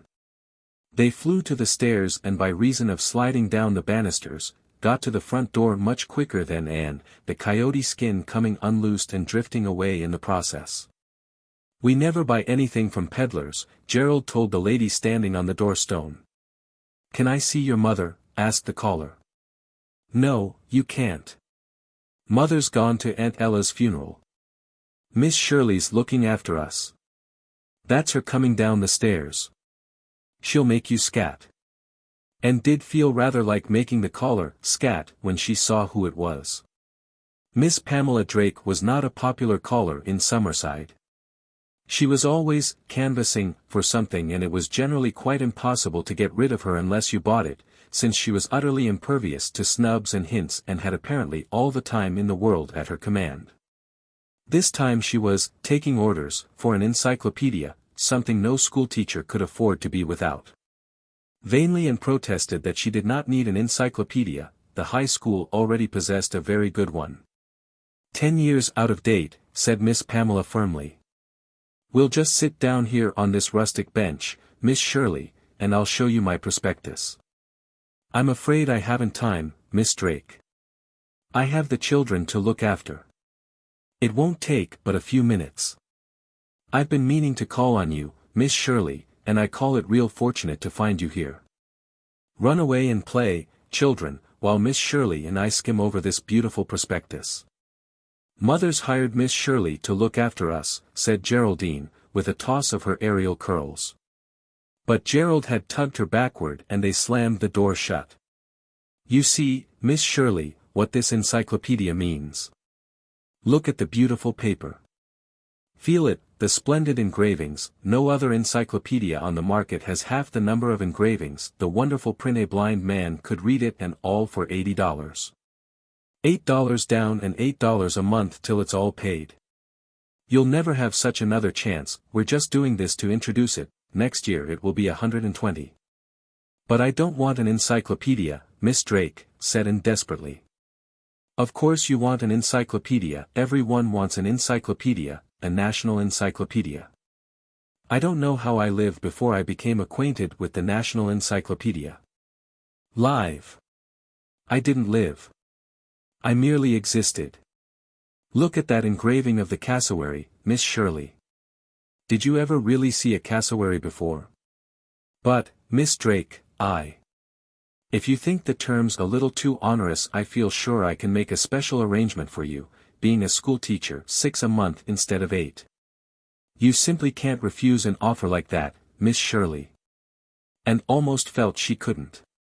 Wouldn't it be worth $6 a month to get rid of this terrible woman who had so evidently made up her mind not to go until she had got an order? Besides, what were the twins doing? They were alarmingly quiet. Suppose they were sailing their boats in the bathtub? Or had sneaked out of the back door and gone wading in the pond? She made one more pitiful effort to escape. "I'll think this over, Miss Drake, and let you know." "There's no time like the present," said Miss Drake, briskly getting out her fountain pen. "You know you're going to take the national, so you might just as well sign for it now as any other time. Nothing is ever gained by putting things off. The price may go up any moment and then you'd have to pay $120. Sign here, Miss Shirley." And felt the fountain pen being forced into her hand another moment. And then there was such a blood-curdling shriek from Miss Drake that and dropped the fountain pen under the clump of golden glow that flanked the rustic seat, and gazed in amazed horror at her companion. Was that Miss Drake? That indescribable object, hatless, spectacleless, almost hairless? Hat, spectacles, false front were floating in the air above her head halfway up to the bathroom window, out of which 2 golden heads were hanging. Gerald was grasping a fishing rod to which were tied 2 cords ending in fish hooks. By what magic he had contrived to make a triple catch, only he could have told. Probably it was sheer luck. And flew into the house and upstairs. By the time she reached the bathroom the twins had fled. Gerald had dropped the fishing rod and a peep from the window revealed a furious Miss Drake retrieving her belongings, including the fountain pen, and marching to the gate. For once in her life Miss Pamela Drake had failed to land her order. And discovered the twins seraphically eating apples on the back porch. It was hard to know what to do. Certainly, such behavior could not be allowed to pass without a rebuke. But Gerald had undoubtedly rescued her from a difficult position and Miss Drake was an odious creature who needed a lesson. Still. "You've eaten a great big worm," shrieked Gerald. "I saw it disappear down your throat." Geraldine laid down her apple and promptly turned sick, very sick. And had her hands full for some time. And when Geraldine was better, it was lunch hour and then suddenly decided to let Gerald off with a very mild reproof. After all, no lasting harm had been done Miss Drake, who would probably hold her tongue religiously about the incident for her own sake. "Do you think, Gerald," she said gently, "that what you did was a gentlemanly action?" "Nope," said Gerald, "but it was good fun. Gee, I'm some fisherman, ain't I?" The lunch was excellent. Mrs. Raymond had prepared it before she left and whatever her shortcomings as a disciplinarian might be, she was a good cook. Gerald and Geraldine, being occupied with gorging, did not quarrel or display worse table manners than the general run of children. After lunch and washed the dishes, getting Geraldine to help dry them and Gerald to put them carefully away in the cupboard. They were both quite knacky at it and reflected complacently that all they needed was wise training and a little firmness. Chapter 3. At 2 o'clock Mr. James Grand called. Mr.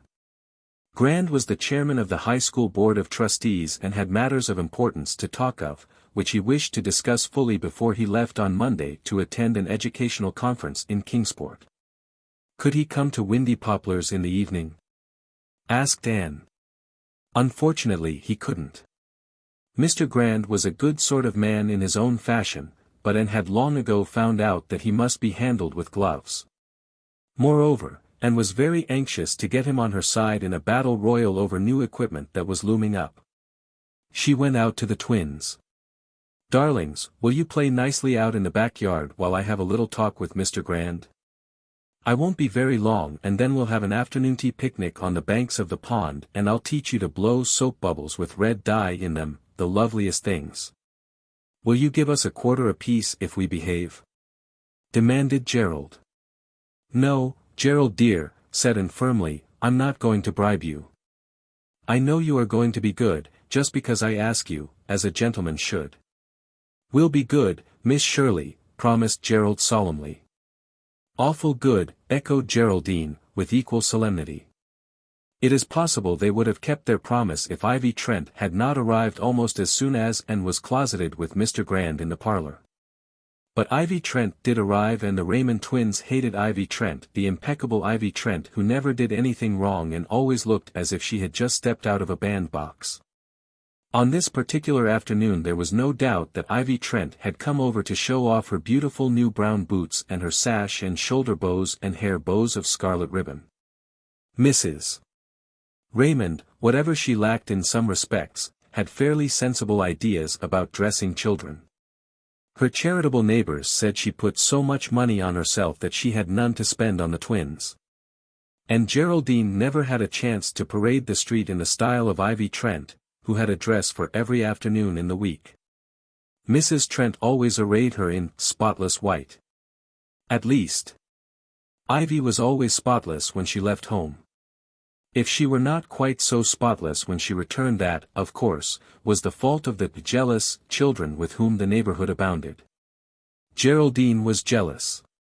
She longed for scarlet sash and shoulder bows and white embroidered dresses. What would she not have given for buttoned brown boots like those? "How do you like my new sash and shoulder bows?" asked Ivy proudly. "How do you like my new sash and shoulder bows, mimicked Geraldine tauntingly. "But you haven't got shoulder bows," said Ivy grandly.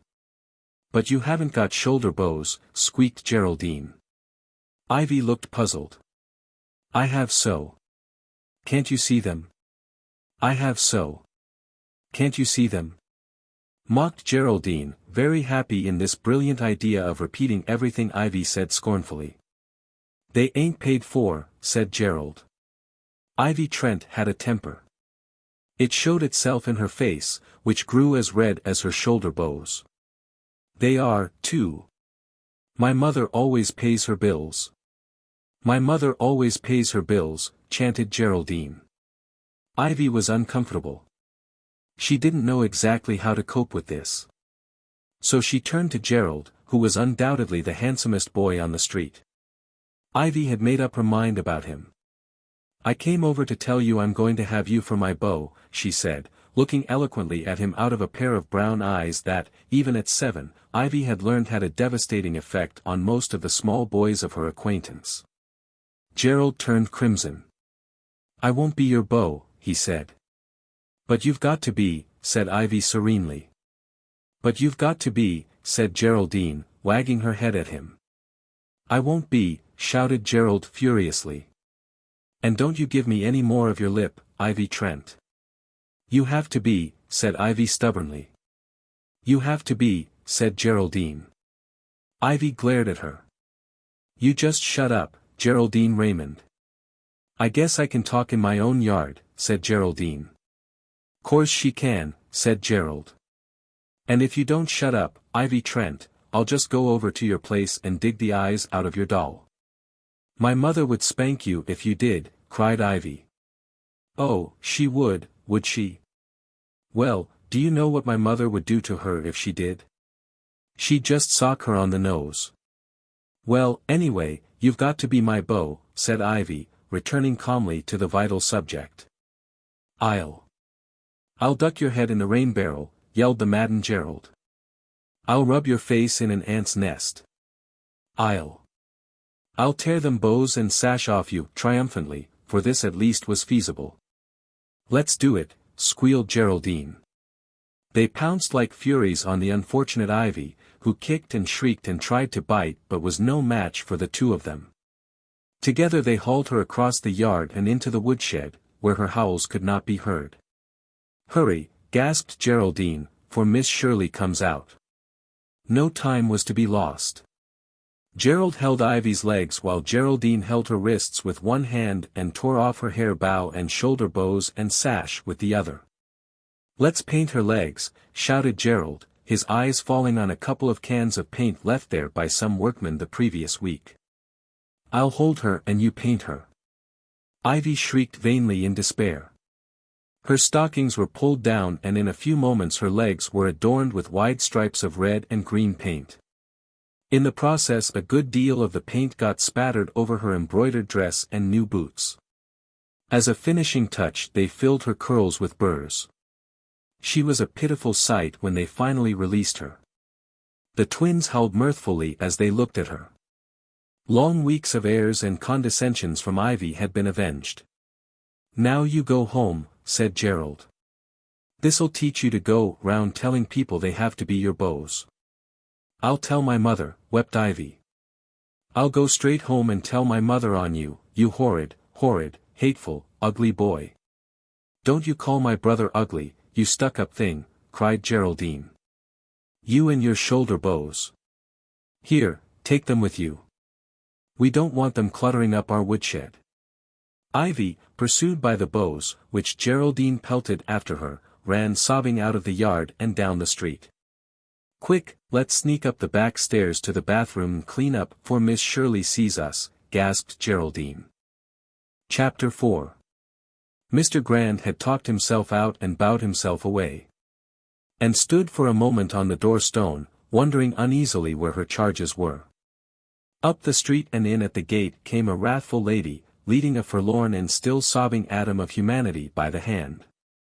"Miss Shirley, where is Mrs. Raymond?" demanded Mrs. Trent. "Mrs. Raymond is.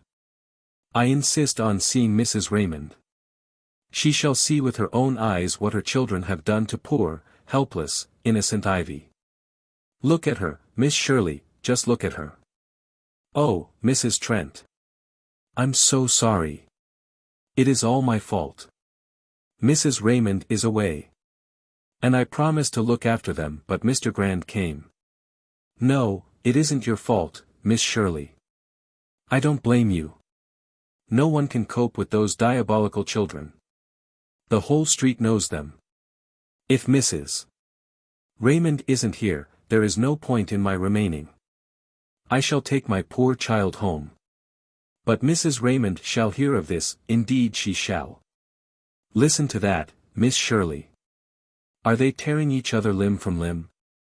That was a chorus of shrieks, howls and yells that came echoing down the stairs. And ran upwards. On the hall floor was a twisting, writhing, biting, tearing, scratching mass.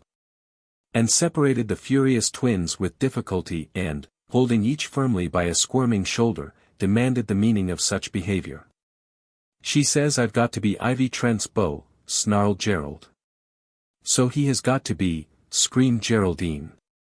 I won't be. You've got to be. Children, said Anne. Something in her tone quelled them. They looked at her and saw a Miss Shirley they had not seen before. For the first time in their young lives they felt the force of authority. You, Geraldine, said Anne quietly, will go to bed for 2 hours. You, Gerald, will spend the same length of time in the hall closet. Not a word. You have behaved abominably and you must take your punishment. Your mother left you in my charge and you will obey me. Then punish us together, said Geraldine, beginning to cry. Yes, you've no right to separate us, we've never been separated, muttered Gerald. You will be now. Anne was still very quiet. Meekly Geraldine took off her clothes and got into one of the cots in their room. Meekly Gerald entered the hall closet. It was a large airy closet with a window and a chair, and nobody could have called the punishment an unduly severe one. And locked the door and sat down with a book by the hall window. At least, for 2 hours she would know a little peace of mind. A peep at Geraldine a few minutes later showed her to be sound asleep, looking so lovely in her sleep that Anne almost repented her sternness. Well, a nap would be good for her, anyway. When she wakened she should be permitted to get up, even if the 2 hours had not expired. At the end of an hour Geraldine was still sleeping. Gerald had been so quiet that Anne decided that he had taken his punishment like a man and might be forgiven. After all, Ivy Trent was a vain little monkey and had probably been very irritating. Anne unlocked the closet door and opened it. There was no Gerald in the closet. The window was open and the roof of the side porch was just beneath it. Anne's lips tightened. She went downstairs and out into the yard. No sign of Gerald. She explored the woodshed and looked up and down the street. Still no sign. She ran through the garden and through the gate into the lane that led through a patch of scrub woodland to the little pond in Mr. Robert Creedmore's field. Gerald was happily pulling himself about on it in the small flat Mr. Creedmore kept there. Just as Anne broke through the trees Gerald's pole, which he had stuck rather deep in the mud, came away with unexpected ease at his third tug, and Gerald promptly shot heels over head backward into the water. And gave an involuntary shriek of dismay, but there was no real cause for alarm. The pond at its deepest would not come up to Gerald's shoulders, and where he had gone over, it was little deeper than his waist.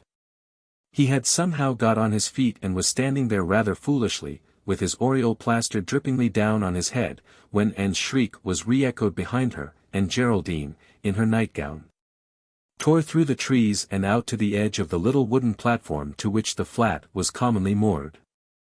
With a despairing shriek of "Gerald," she took a flying leap that landed her with a tremendous splash by Gerald's side and almost gave him another ducking. "Gerald, are you drowned?" cried Geraldine. "Are you drowned, darling?" "No, no. Darling," Gerald assured her through his chattering teeth. They embraced and kissed passionately. "Children, come in here this minute," said Anne. They waded to the shore. The September day, warm in the morning, had turned cold and windy in the late afternoon. They shivered terribly, their faces were blue. Anne, without a word of censure, hurried them home, got off their wet clothes and got them into Mrs. Raymond's bed, with hot water bottles at their feet. They still continued to shiver. Had they got a chill? Were they headed for pneumonia?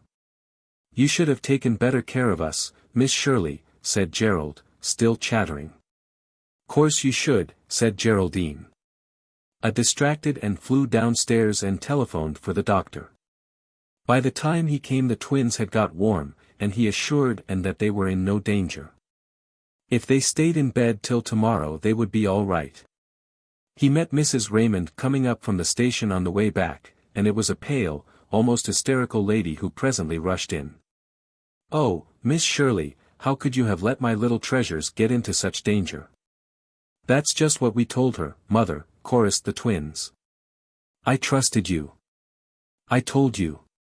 I hardly see how I was to blame, Mrs.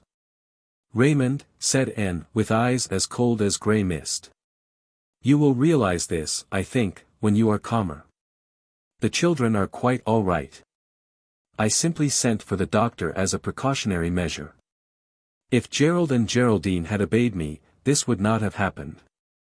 "I thought a teacher would have a little authority over children," said Mrs. Raymond bitterly. "Over children perhaps, but not young demons," thought Anne. She said only, "Since you are here, Mrs. Raymond, I think I will go home. I don't think I can be of any further service and I have some school work to do this evening." As one child the twins hurled themselves out of bed and flung their arms around her. "I hope there'll be a funeral every week," cried Gerald. "'Cause I like you, Miss Shirley, and I hope you'll come and look after us every time Mother goes away." "So do I," said Geraldine. "I like you ever so much better than Miss Prouty."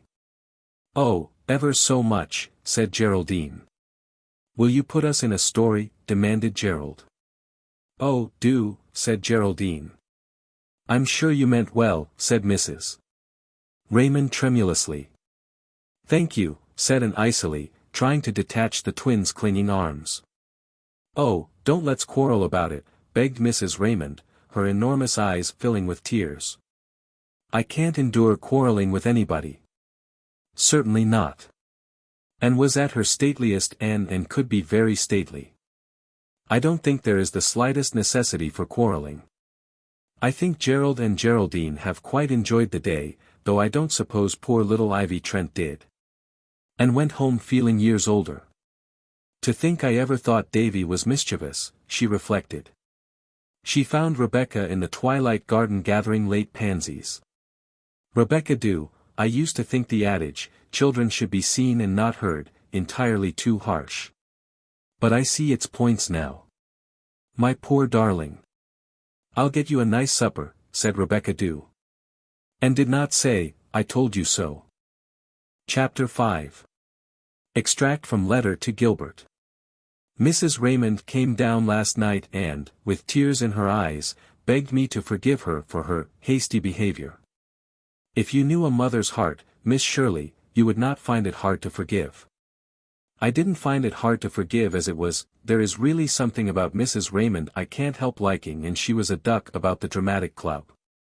Just the same I did not say, any Saturday you want to be away, I'll look after your offspring. One learns by experience, even a person so incorrigibly optimistic and trustful as myself. I find that a certain section of Summerside society is at present very much exercised over the loves of Jarvis Morrow and Dovey Westcott, who, as Rebecca Dew says, have been engaged for over a year but can't get any for Raider. Aunt Kate, who is a distant aunt of Dovey's, to be exact, I think she's the aunt of a second cousin of Dovey's on the mother's side, is deeply interested in the affair because she thinks Jarvis is such an excellent match for Dovey. And also, I suspect, because she hates Franklin Westcott and would like to see him routed, horse, foot and artillery. Not that Aunt Kate would admit she hated anybody, but Mrs. Franklin Westcott was a very dear girlhood friend of hers, and Aunt Kate solemnly avers that he murdered her. I am interested in it, partly because I'm very fond of Jarvis and moderately fond of Dovey, and partly, I begin to suspect, because I am an inveterate meddler in other people's business, always with excellent intentions, of course. The situation is briefly this: Franklin Westcott is a tall, somber, hard-bitten merchant, close and unsociable.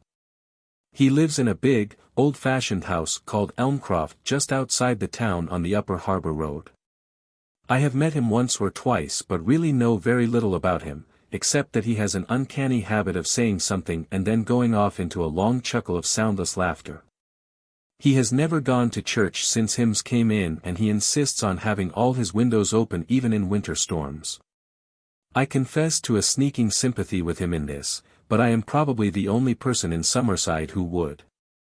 He has got into the habit of being a leading citizen, and nothing municipal dares to be done without his approval. His wife is dead. It is common report that she was a slave, unable to call her soul her own. Franklin told her, it is said, when he brought her home, that he would be master. Dovey, whose real name is Sybil, is his only child.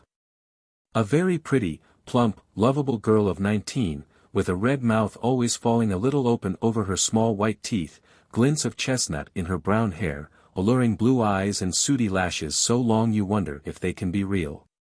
Jen Pringle says it is her eyes Jarvis is really in love with.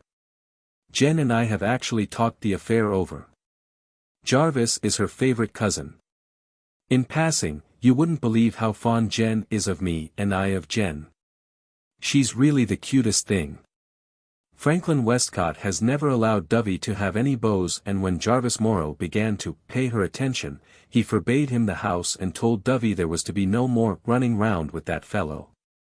But the mischief had been done. Dovey and Jarvis were already fathoms deep in love.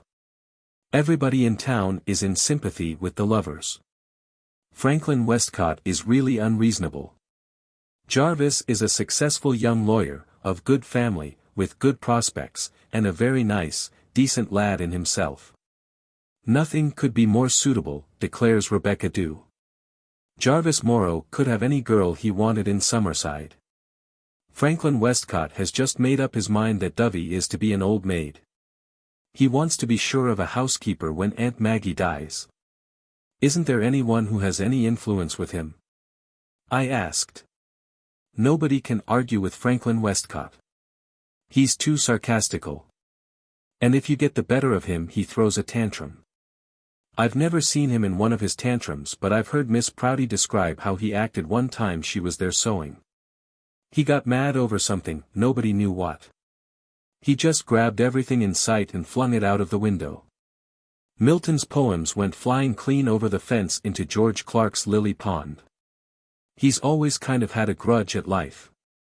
Miss Prouty says her mother told her that the yelps of him when he was born passed anything she ever heard.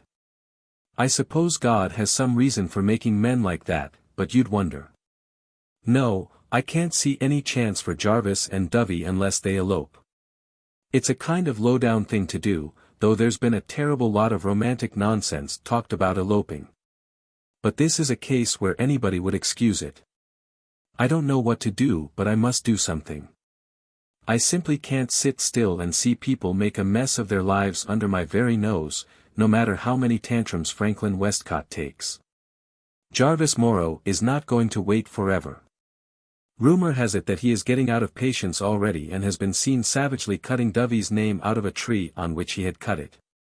There is an attractive Palmer girl who is reported to be throwing herself at his head, and his sister is said to have said that his mother has said that her son has no need to dangle for years at any girl's apron string. Really, Gilbert, I'm quite unhappy about it. It's moonlight tonight, beloved, moonlight on the poplars of the yard, moonlit dimples all over the harbor where a phantom ship is drifting outwards, moonlight on the old graveyard. On my own private valley, on the Storm King. And it will be moonlight in Lover's Lane and on the Lake of Shining Waters and the old haunted wood and Violet Vale. There should be fairy dances on the hills tonight. But, Gilbert dear, moonlight with no one to share it is just moonshine. I wish I could take little Elizabeth for a walk. She loves a moonlight walk. We had some delightful ones when she was at Green Gables. But at home Elizabeth never sees moonlight except from the window. I am beginning to be a little worried about her, too. She is going on 10 now, and those two old ladies haven't the least idea what she needs, spiritually and emotionally. As long as she has good food and good clothes, they cannot imagine her needing anything more. And it will be worse with every succeeding year. What kind of girlhood will the poor child have? Chapter 6. Jarvis Morrow walked home from the high school commencement with Anne and told her his woes. "You'll have to run away with her, Jarvis. Everybody says so. As a rule, I don't approve of elopements," I said that like a teacher of 40 years' experience, thought, and with an unseen grin, "but there are exceptions to all rules. It takes two to make a bargain, Anne. I can't elope alone. Dovey is so frightened of her father, I can't get her to agree. And it wouldn't be an elopement, really. She'd just come to my sister Julia's. Mrs. Stevens, you know, some evening. I'd have the minister there, and we could be married respectably enough to please anybody and go over to spend our honeymoon with Aunt Bertha in Kingsport. Simple as that. But I can't get Dovey to chance it. The poor darling has been giving in to her father's whims and crotchets so long, she hasn't any willpower left. You'll simply have to make her do it, Jarvis." "Great Peter, you don't suppose I haven't tried, do you, Anne? I've begged till I was black in the face. When she's with me she'll almost promise it, but the minute she's home again she sends me word she can't. It seems odd, Anne, but the poor child is really fond of her father, and she can't bear the thought of his never forgiving her. You must tell her she has to choose between her father and you. And suppose she chooses him? I don't think there's any danger of that." "You can never tell," said Jarvis gloomily. "But something has to be decided soon. I can't go on like this forever. I'm crazy about Dovey, everybody in Summerside knows that. She's like a little red rose just out of reach. I must reach her, Anne. Poetry is a very good thing in its place, but it won't get you anywhere in this instance," Jarvis said coolly. "That sounds like a remark Rebecca Dew would make, but it's quite true. What you need in this affair is plain, hard common sense. Tell Dovey you're tired of shilly-shollying and that she must take you or leave you. If she doesn't care enough for you to leave her father for you, it's just as well for you to realize it." Jarvis groaned. "You haven't been under the thumb of Franklin Westcott all your life, Anne. You haven't any realization of what he's like." "Well, I'll make a last and final effort.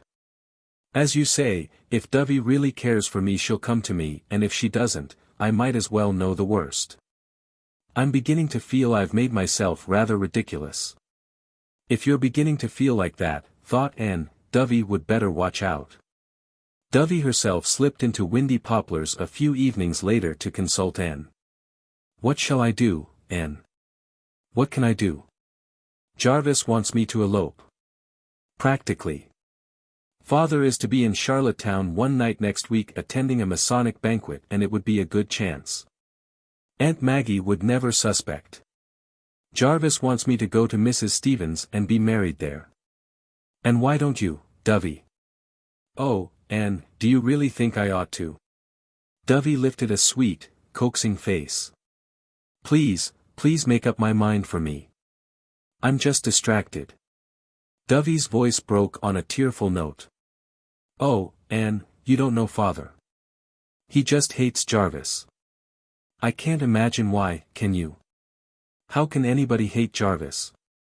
When he called on me the first time, Father forbade him the house and told him he'd set the dog on him if he ever came again, our big bull. You know they never let go once they take hold. And he'll never forgive me if I run away with Jarvis. You must choose between them, Dovey." "That's just what Jarvis said," wept Dovey. "Oh, he was so stern. I never saw him like that before. And I can't. Lee. VE without him, Anne. Then live with him, my dear girl. And don't call it eloping. Just coming into Summerside and being married among his friends isn't eloping." "Father will call it so," said Dovey, swallowing a sob. "But I'm going to take your advice, Anne. I'm sure you wouldn't advise me to take any step that was wrong. I'll tell Jarvis to go ahead and get the license and I'll come to his sister's the night father is in Charlottetown. Jarvis told Anne triumphantly that Dovey had yielded at last. I'm to meet her at the end of the lane next Tuesday night. She won't have me go down to the house for fear Aunt Maggie might see me and we'll just step up to Julia's and be married in a brace of shakes. All my folks will be there, so it will make the poor darling quite comfortable. Franklin Westcott said I should never get his daughter. I'll show him he was mistaken. Chapter 7. Tuesday was a gloomy day in late November. Occasional cold, gusty showers drifted over the hills. The world seemed a dreary outlived place, seen through a grey drizzle. Poor Dovey hasn't a very nice day for her wedding, thought Anne. Suppose, she quaked and shivered. Suppose it doesn't turn out well, after all. It will be my fault. Dovey would never have agreed to it if I hadn't advised her to. And suppose Franklin Westcott never forgives her. And Shirley, stop this. The weather is all that's the matter with you. By night the rain had ceased but the air was cold and raw and the sky lowering. Anne was in her tower room, correcting school papers, with Dusty Miller coiled up under her stove. There came a thunderous knock at the front door. Anne ran down. Rebecca Dew poked an alarmed head out of her bedroom door. Anne motioned her back. It's someone at the front door, said Rebecca hollowly.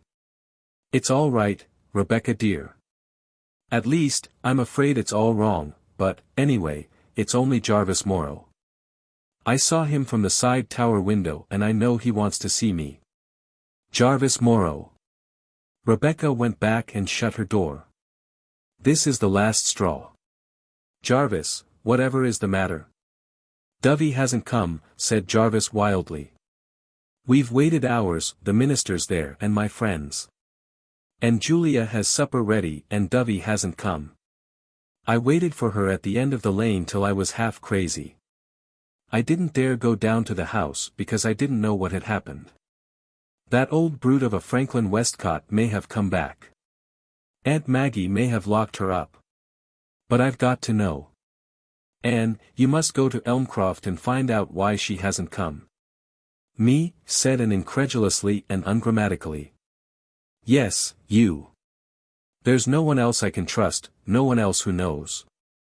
Oh, Anne, don't fail me now. You've backed us up right along. Dovey says you are the only real friend she has. It isn't late, only 9. Do go. And be chewed up by the bulldog? Said Anne sarcastically. That old dog, said Jarvis contemptuously. He wouldn't say boo to a tramp.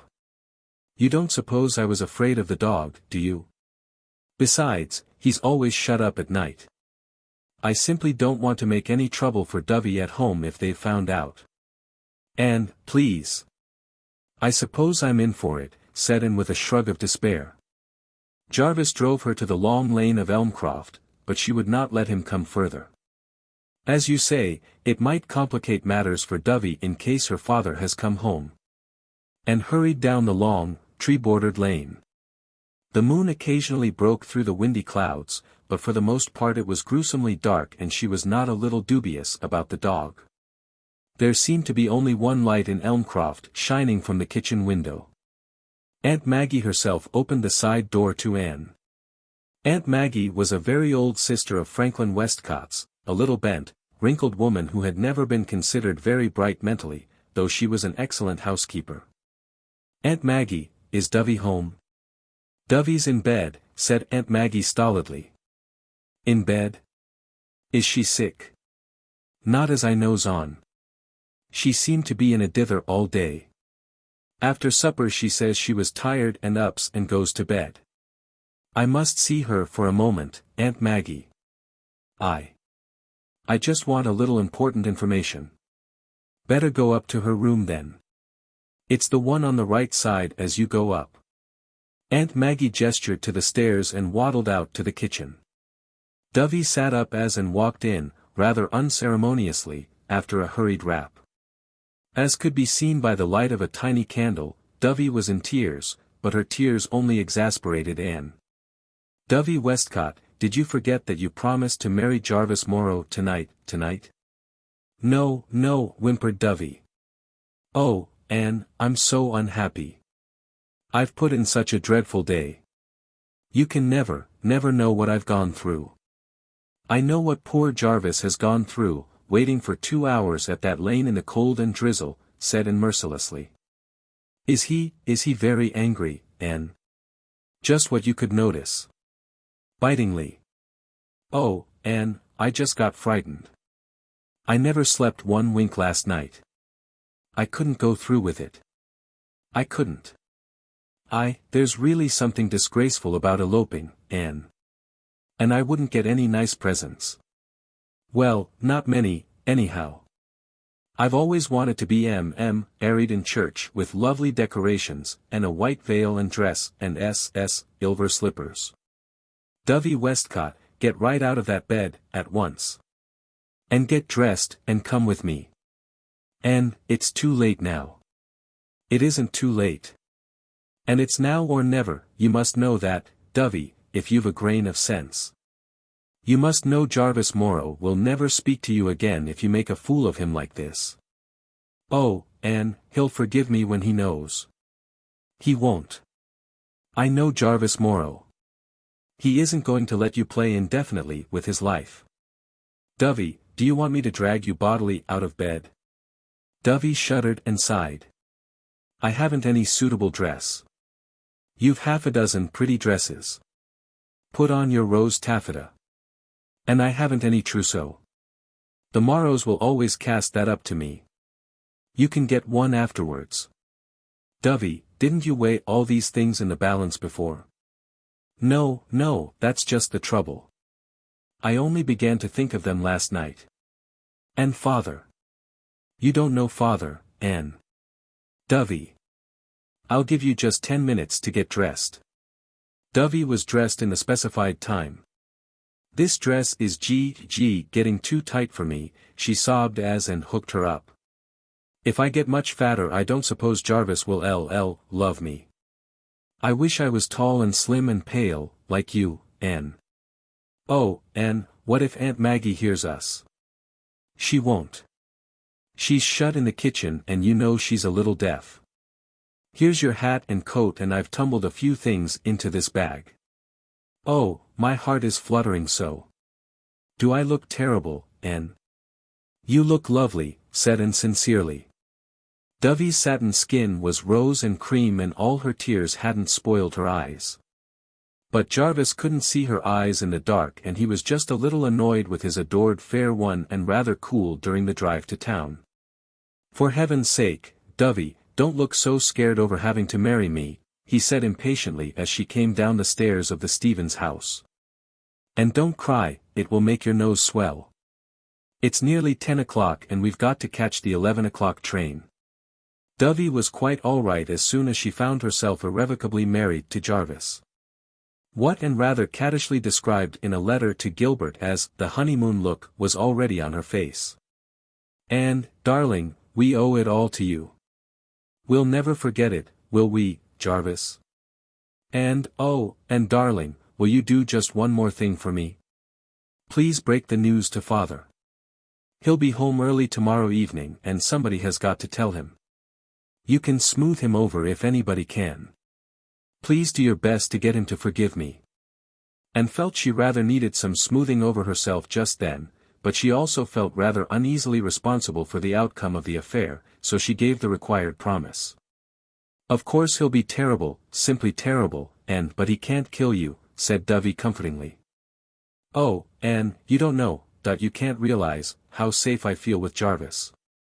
When Anne got home Rebecca Dew had reached the point where she had to satisfy her curiosity or go mad.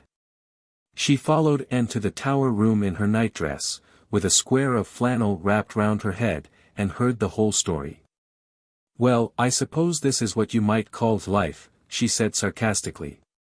"But I'm real glad Franklin Westcott has got his comeuppance at last, and so will Mrs. Captain Macomber. But I don't envy you the job of breaking the news to him. He'll rage and utter vain things. If I was in your shoes, Miss Shirley, I wouldn't sleep one blessed wink tonight. I feel that it won't be a very pleasant experience, agreed Anne ruefully. Chapter 8. Anne betook herself to Elmcroft the next evening, walking through the dreamlike landscape of a November fog with a rather sinking sensation pervading her being. It was not exactly a delightful errand. As Dovey had said, of course Franklin Westcott wouldn't kill her. And did not fear physical violence, though if all the tales told of him were true, he might throw something at her. Would he gibber with rage? And had never seen a man gibbering with rage, and she imagined it must be a rather unpleasant sight. But he would probably exercise his noted gift for unpleasant sarcasm, and sarcasm, in man or woman, was the one weapon Anne dreaded. It always hurt her, raised blisters on her soul that smarted for months. Aunt Jamesina used to say, "Never, if you can help it, be the bringer of ill news," reflected Anne. She was as wise in that as in everything else. Well, here I am. Elmcroft was an old-fashioned house with towers at every corner and a bulbous cupola on the roof.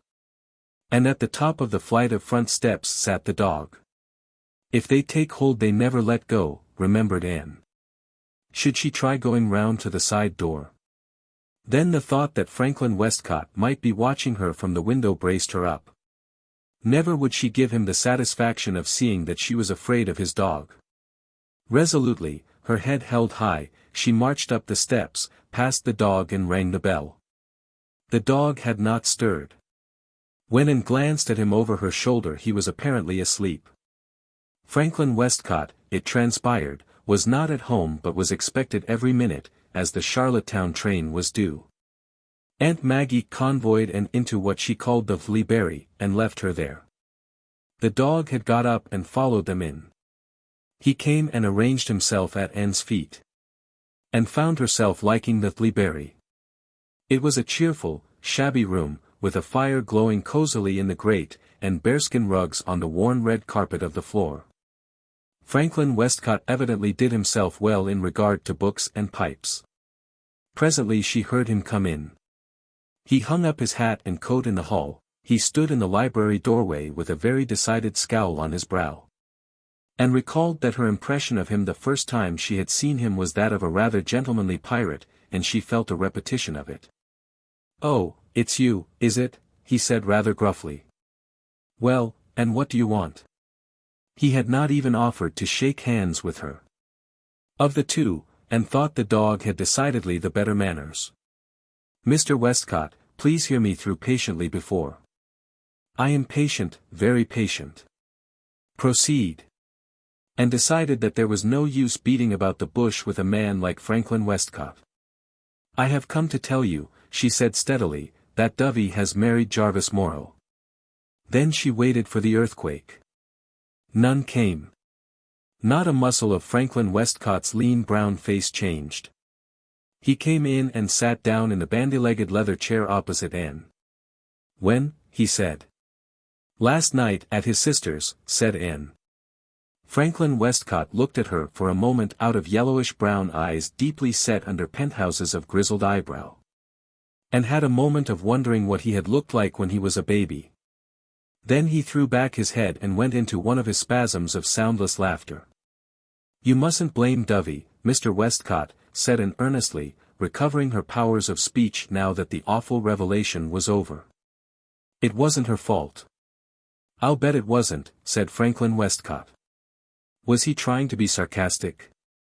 "No, it was all mine," said Anne, simply and bravely. "I advised her to be married. I made her do it. So please forgive her, Mr. Westcott." Franklin Westcott coolly picked up a pipe and began to fill it. "If you've managed to make Sybil elope with Jarvis Morrow, Miss Shirley, you've accomplished more than I ever thought anybody could. I was beginning to be afraid she'd never have backbone enough to do it. And then I'd have had to back down, and Lord, how we Westcotts hate backing down. You've saved my face, Miss Shirley, and I'm profoundly grateful to you." There was a very loud silence while Franklin Westcott tamped his tobacco down and looked with an amused twinkle at Anne's face. Anne was so much at sea she didn't know what to say. "I suppose," he said, "that you came here in fear and trembling to break the terrible news to me." "Yes," said Anne, a trifle shortly. Franklin Westcott chuckled soundlessly. "You needn't have. You couldn't have brought me more welcome news. Why, I picked Jarvis Morrow out for Sybil when they were kids. Soon as the other boys began taking notice of her, I shooed them off. That gave Jarvis his first notion of her. He'd show the old man. But he was so popular with the girls that I could hardly believe the incredible luck when he did really take a genuine fancy to her. Then I laid out my plan of campaign. I knew the Morrows' root and branch. You don't. They're a good family, but the men don't want things they can get easily. And they're determined to get a thing when they're told they can't. They always go by contraries. Jarvis' father broke 3 girls' hearts because their families threw them at his head. In Jarvis' case I knew exactly what would happen. Sybil would fall head over heels in love with him and he'd be tired of her in no time. I knew he wouldn't keep on wanting her if she was too easy to get. So I forbade him to come near the place and forbade Sybil to have a word to say to him and generally played the heavy parent to perfection. Talk about the charm of the uncaught. It's nothing to the charm of the uncatchable. It all worked out according to schedule, but I struck a snag in Sybil's spinelessness. She's a nice child but she is spineless. I've been thinking she'd never have the pluck to marry him in my teeth. Now, if you've got your breath back, my dear young lady, unbosom yourself of the whole story. Anne's sense of humor had again come to her rescue. She could never refuse an opportunity for a good laugh, even when it was on herself. And she suddenly felt very well acquainted with Franklin Westcott. He listened to the tale, taking quiet, enjoyable whiffs of his pipe. When Anne had finished he nodded comfortably. "I see I'm more in your debt even than I thought. She'd never have got up the courage to do it if it hadn't been for you. And Jarvis Morrow wouldn't have risked being made a fool of twice, not if I know the breed. Gosh, but I've had a narrow escape. I'm yours to command for life. You're a real brick to come here as you did, believing all the yarns gossip told you.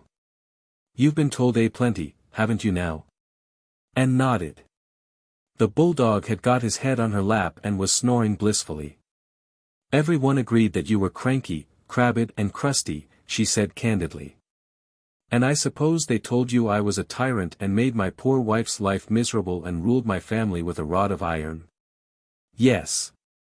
But I really did take all that with a grain of salt, Mr. Westcott. I felt that Dovey couldn't be as fond of you as she was if you were as dreadful as gossip painted you. Sensible gal. My wife was a happy woman, Miss Shirley. And when Mrs. Captain Macomber tells you I bullied her to death, tick her off for me. Excuse my common way. Molly was prettier than Sybil. Such a pink and white skin, such golden brown hair, such dewy blue eyes. She was the prettiest woman in Summerside. Had to be. I couldn't have stood it if a man had walked into church with a handsomer wife than me. I ruled my household as a man should but not tyrannically.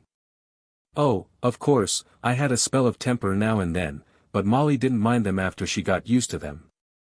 A man has a right to have a row with his wife now and then, hasn't he? Women get tired of monotonous husbands. Besides, I always gave her a ring or a necklace or some such gaud after I calmed down. There wasn't a woman in Summerside had more nice jewelry. I must get it out and give it to Sybil. And went wicked. What about Milton's poems? Milton's poems? Oh, that. It wasn't Milton's poems, it was Tennyson's. I reverence Milton but I can't abide Alfred. He's too sickly sweet. Those last 2 lines of Enoch Arden made me so mad one night, I did fire the book through the window. But I picked it up the next day for the sake of the bugle song. I'd forgive anybody anything for that. It didn't go into George Clark's lily pond, that was old Prouty's embroidery. You're not going. Stay and have a bite of supper with a lonely old fellow robbed of his only whelp. I'm really sorry I can't, Mr. Westcott, but I have to attend a meeting of the staff tonight. Well, I'll be seeing you when Sybil comes back. I'll have to fling a party for them, no doubt. Good gosh, what a relief this has been to my mind. You've no idea how I'd have hated to have to back down and say, take her. Now all I have to do is to pretend to be heartbroken and resigned and forgive her sadly for the sake of her poor mother. I'll do it beautifully. Jarvis must never suspect. Don't you give the show away. I won't, promised Anne. Franklin Westcott saw her courteously to the door. The bulldog sat up on his haunches and cried after her.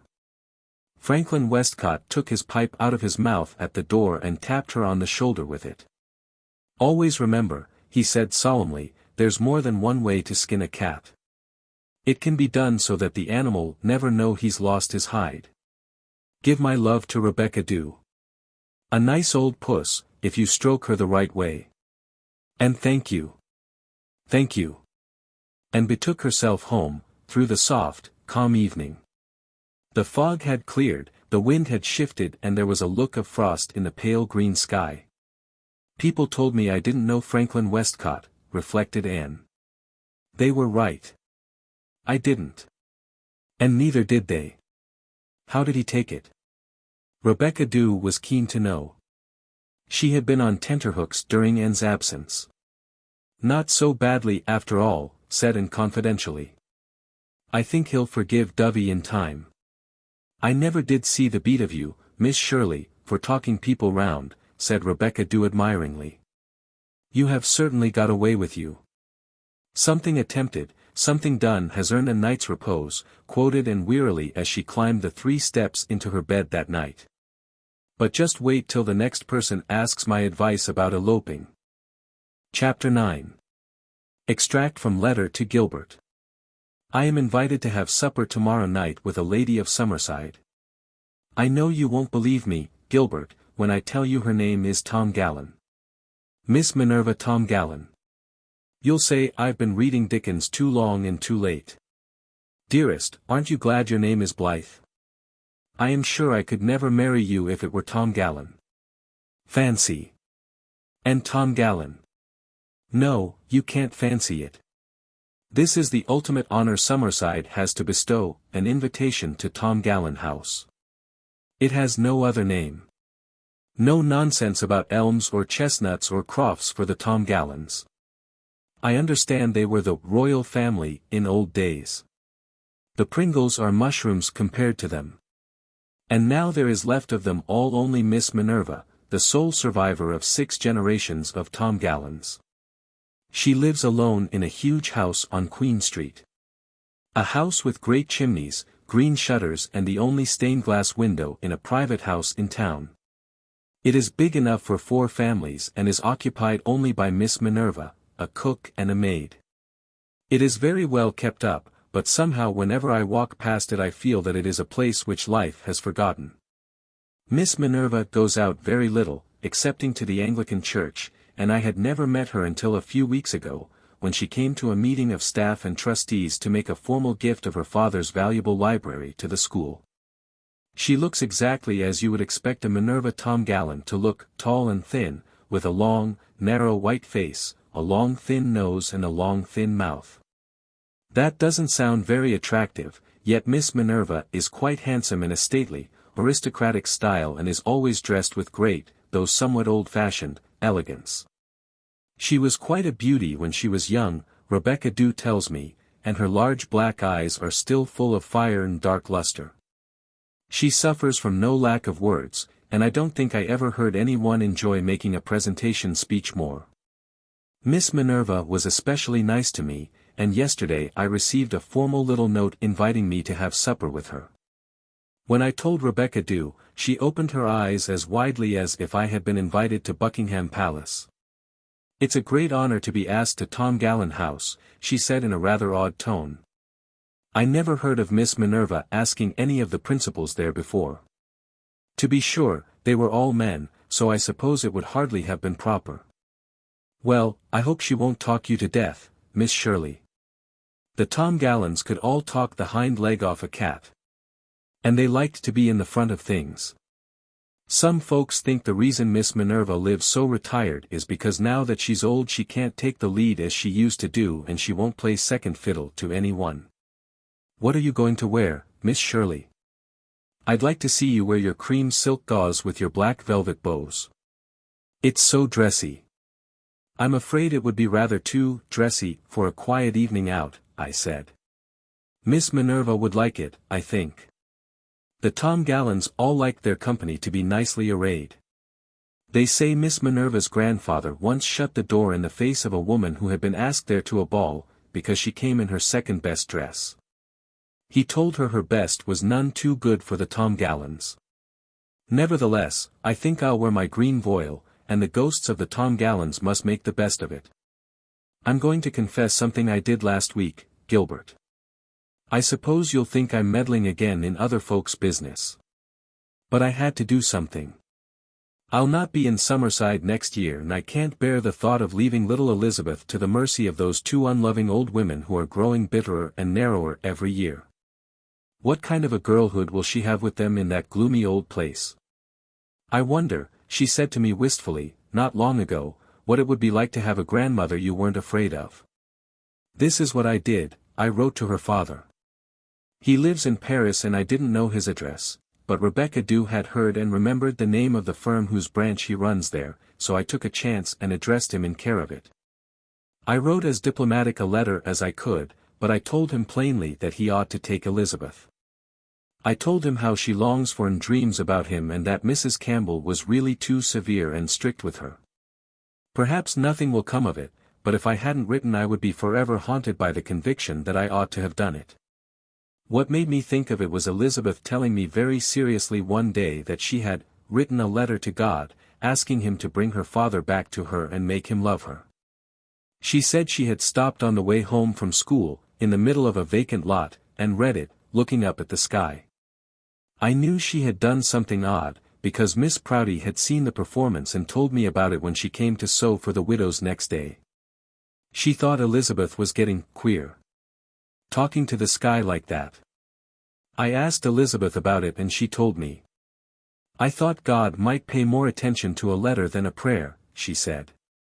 I've prayed so long. He must get so many prayers. That night I wrote to her father. Before I close I must tell you about Dusty Miller. Some time ago Aunt Kate told me that she felt she must find another home for him because Rebecca Dew kept complaining about him so that she felt she really could not endure it any longer. One evening last week when I came home from school there was no Dusty Miller. Aunt Chatty said they had given him to Mrs. Edmonds, who lives on the other side of Summerside from Windy Poplars. I felt sorry, for Dusty Miller and I have been excellent friends. But, at least, I thought, Rebecca Dew will be a happy woman. Rebecca was away for the day, having gone to the country to help a relative hook rugs. When she returned at dusk nothing was said, but at bedtime when she was calling Dusty Miller from the back porch Aunt Kate said quietly. You needn't call Dusty Miller, Rebecca. He is not here. We have found a home for him elsewhere. You will not be bothered with him any more. If Rebecca Dew could have turned pale she would have done so. Not here. Found a home for him. Good grief. Isn't this his home? We have given him to Mrs. Edmonds. She has been very lonely since her daughter married and thought a nice cat would be company. Rebecca Dew came in and shut the door. She looked very wild. This is the last straw, she said. And indeed it seemed to be. I've never seen Rebecca Dew's eyes emit such sparkles of rage. I'll be leaving at the end of the month, Mrs. Macomber, and sooner if you can be suited. But, Rebecca, said Aunt Kate in bewilderment, I don't understand. You've always disliked Dusty Miller. Only last week you said. That's right, said Rebecca bitterly. Cast things up to me. Don't have any regard for my feelings. That poor dear cat. I've waited on him and pampered him and got up nights to let him in. And now he's been spirited away behind my back without so much as a by your leave. And to Sarah Edmonds, who wouldn't buy a bit of liver for the poor creature if he was dying for it. The only company I had in the kitchen. But, Rebecca, you've always. Oh, keep on, keep on. Don't let me get a word in edgewise, Mrs. Macomber. I've raised that cat from a kitten. I've looked after his health and his morals, and what for? That Jane Edmonds should have a well-trained cat for company. Well, I hope she'll stand out in the frost at nights, as I've done, calling that cat for hours rather than leave him out to freeze, but I doubt it. I seriously doubt it. Well, Mrs. Macomber, all I hope is that your conscience won't trouble you the next time it's 10 below zero. I won't sleep a wink when it happens, but of course that doesn't matter an old shoe to any one. Rebecca, if you would only. Mrs. Macomber, I am not a worm, neither am I a doormat. Well, this has been a lesson for me, a valuable lesson. Never again will I allow my affections to twine themselves around an animal of any kind or description. And if you'd done it open and aboveboard but behind my back, taking advantage of me like that. I never heard of anything so dirt mean. But who am I that I should expect my feelings to be considered? Rebecca, said Aunt Kate desperately, if you want Dusty Miller back we can get him back. Why didn't you say so before then, demanded Rebecca Dew. And I doubt it. Jane Edmonds has got her claws in him. Is it likely she'll give him up? I think she will, said Aunt Kate, who had apparently reverted to jelly. And if he comes back you won't leave us, will you, Rebecca? I may think it over, said Rebecca, with the air of one making a tremendous concession. Next day, Aunt Chatty brought Dusty Miller home in a covered basket. I caught a glance exchanged between her and Aunt Kate after Rebecca had carried Dusty Miller out to the kitchen and shut the door. I wonder. Was it all a deep-laid plot on the part of the widows, aided and abetted by Jane Edmonds? Rebecca has never uttered a word of complaint about Dusty Miller since, and there is a veritable clang of victory in her voice when she shouts for him at bedtime. It sounds as if she wanted all Summerside to know that Dusty Miller is back where he belongs and that she has once more got the better of the widows. Chapter 10. It was on a dark, windy March evening, when even the clouds scudding over the sky seemed in a hurry, that and skimmed up the triple flight of broad, shallow steps flanked by stone urns and stonier lions. That led to the massive front door of Tom Gallen House. Usually, when she had passed it after dark it was somber and grim, with a dim twinkle of light in one or two windows.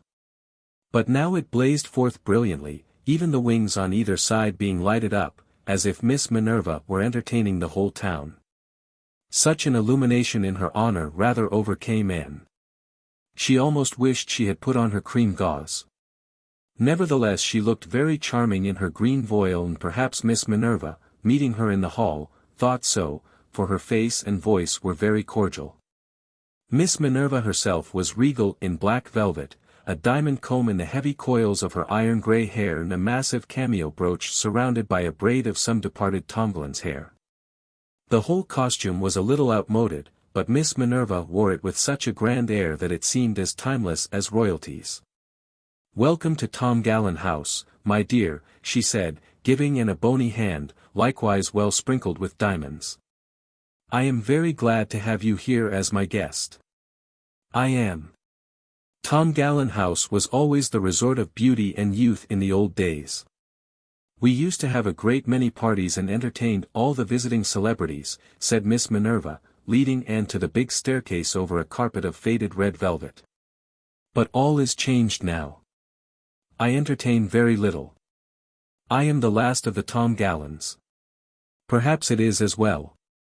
Our family, my dear, are under a curse." Miss Minerva infused such a gruesome tinge of mystery and horror into her tones that Anne almost shivered. "The curse of the Tom Gallens. What a title for a story! This is the stair down which my great-grandfather Tom Gallen fell and broke his neck the night of his housewarming given to celebrate the completion of his new home. This house was consecrated by human blood. He fell there." Miss Minerva pointed a long white finger so dramatically at a tiger-skin rug in the hall that Anne could almost see the departed Tom Gallen dying on it. She really did not know what to say, so said inanely, "Oh." Miss Minerva ushered her along a hall, hung with portraits and photographs of faded loveliness, with the famous stained-glass window at its end, into a large, high-ceilinged, very stately guest-room. The high walnut bed, with its huge headboard, was covered with so gorgeous a silken quilt that Anne felt it was a desecration to lay her coat and hat on it. "You have very beautiful hair, my dear," said Miss Minerva admiringly. "I always liked red hair. My Aunt Lydia had it, she was the only red-haired Tomgallan. One night when she was brushing it in the north room it caught fire from her candle and she ran shrieking down the hall wrapped in flames. All part of the curse, my dear, all part of the curse." "Was she?" "No, she wasn't burned to death, but she lost all her beauty. She was very handsome and vain. She never went out of the house from that night to the day of her death, and she left directions that her coffin was to be shut so that no one might see her scarred face. Won't you sit down to remove your rubbers, my dear? This is a very comfortable chair. My sister died in it from a stroke. She was a widow and came back home to live after her husband's death. Her little girl was scalded in our kitchen with a pot of boiling water. Wasn't that a tragic way for a child to die? Oh, how! But at least we knew how it died. My half-aunt Eliza, at least, she would have been my half-aunt if she had lived, just disappeared when she was 6 years old. Nobody ever knew what became of her. But surely. Every search was made but nothing was ever discovered. It was said that her mother, my step-grandmother, had been very cruel to an orphan niece of my grandfather's who was being brought up here.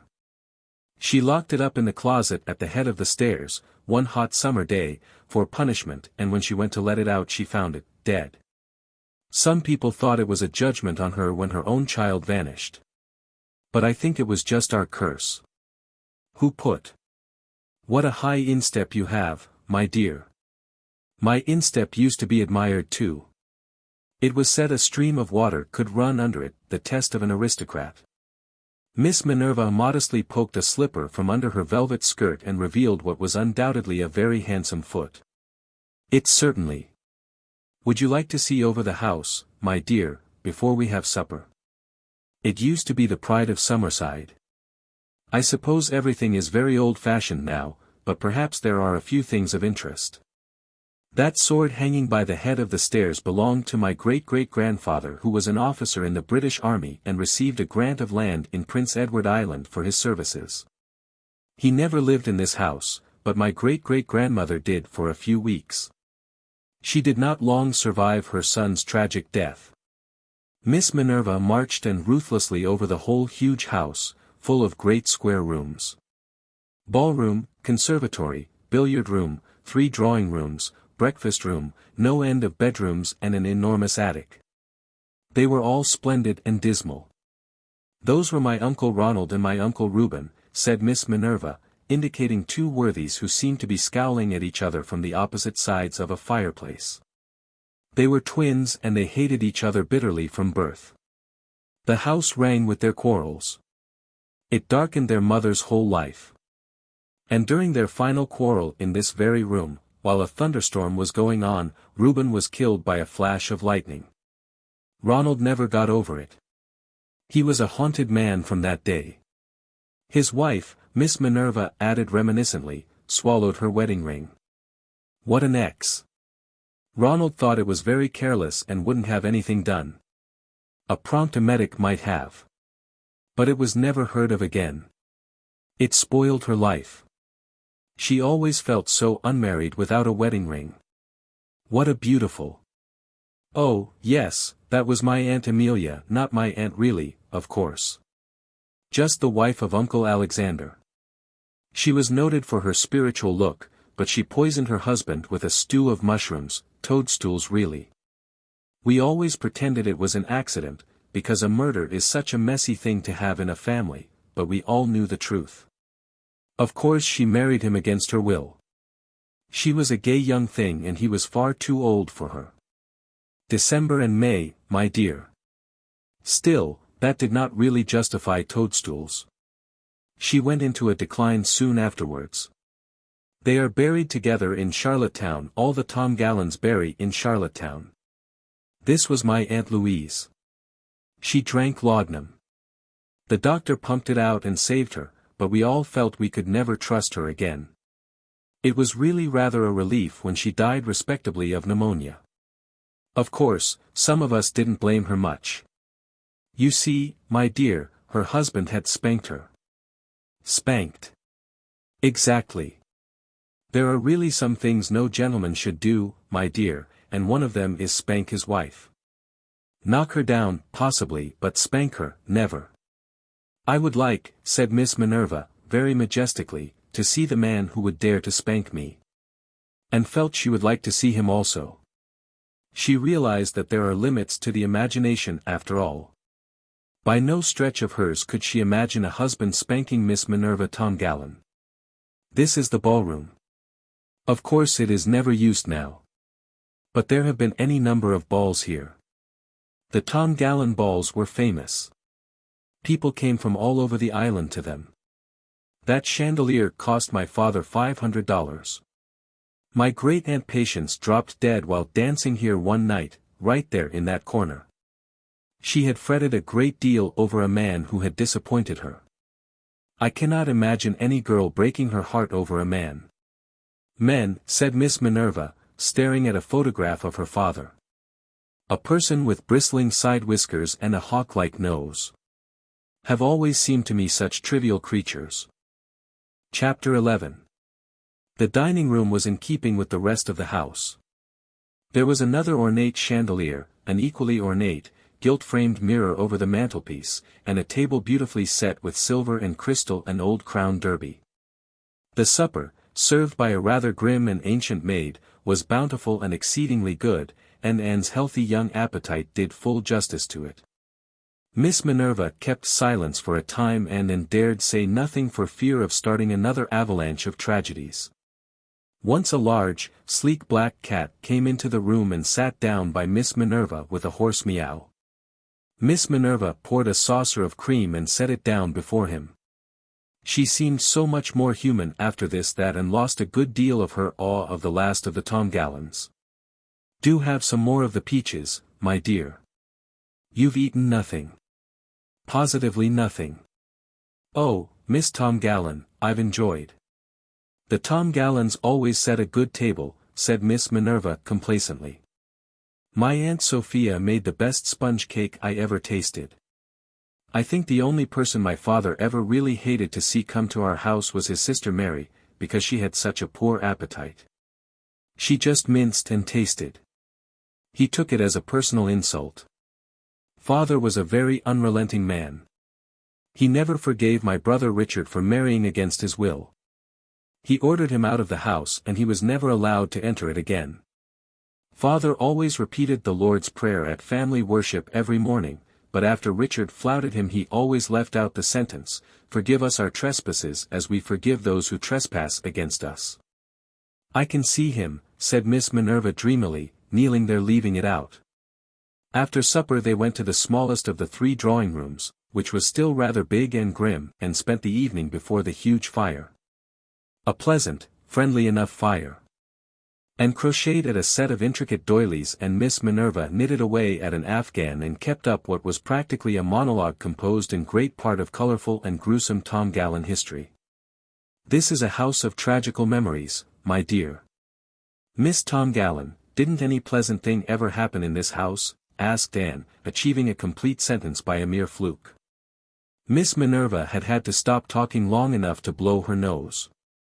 Oh, I suppose so, said Miss Minerva, as if she hated to admit it. Yes, of course, we used to have gay times here when I was a girl. They tell me you're writing a book about everyone in Summerside, my dear. I'm not. There isn't a word of truth. Oh. Miss Minerva was plainly a little disappointed. Well, if ever you are at liberty to use any of our stories you like, perhaps with the names disguised. And now what do you say to a game of parquesi? I'm afraid it is time I was going. Oh, my dear, you can't go home tonight. It's pouring cats and dogs, and listen to the wind. I don't keep a carriage now. I have so little use for one. And you can't walk half a mile in that deluge. You must be my guest for the night." And was not sure she wanted to spend a night in Tom Gallen house. But neither did she want to walk to Windy Poplars in a March tempest.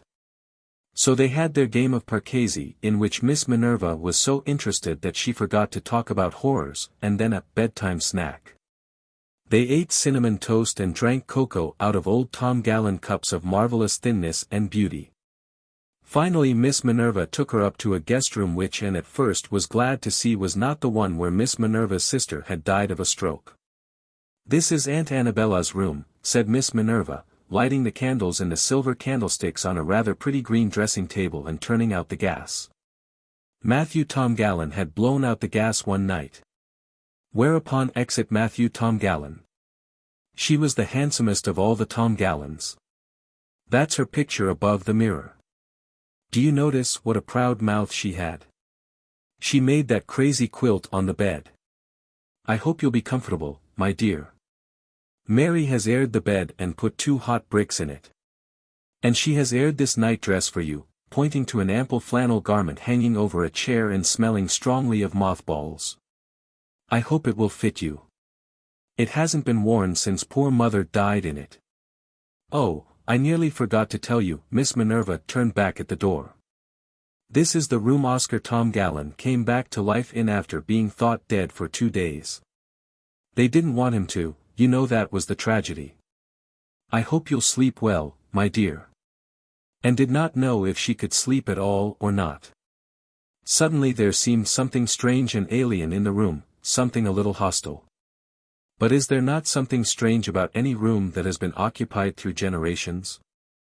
Death has lurked in it, love has been rosy red in it, births have been here, all the passions, all the hopes. It is full of wraths.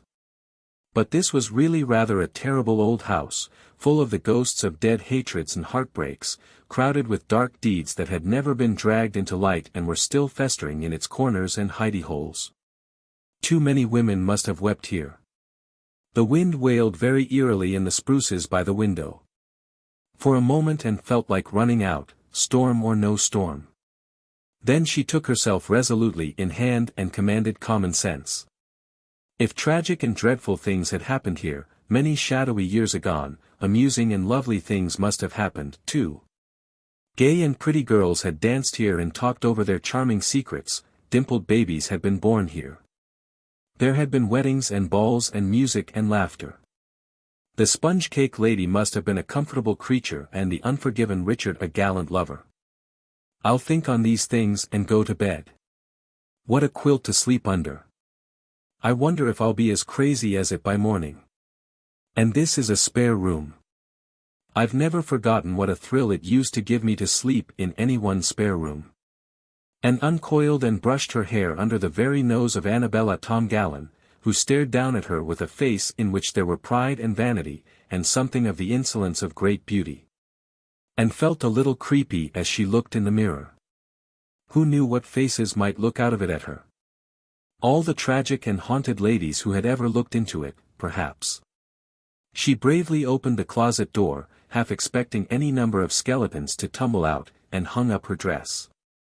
She sat down calmly on a rigid chair, which looked as if it would be insulted if anybody sat on it, and took off her shoes.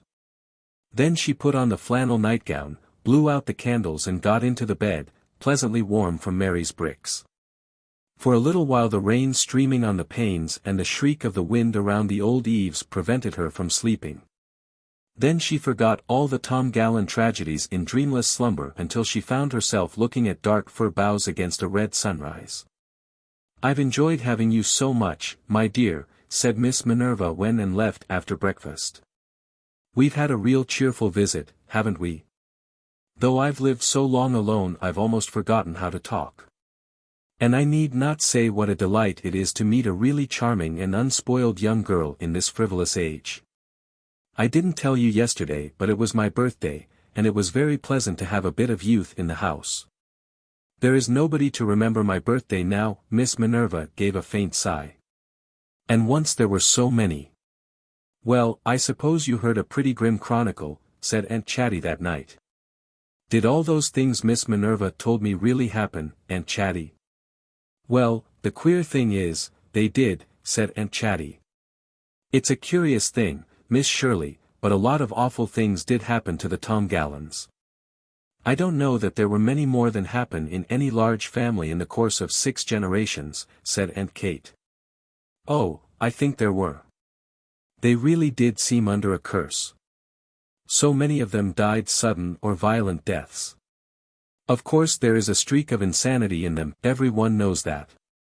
That was curse enough, but I've heard an old story.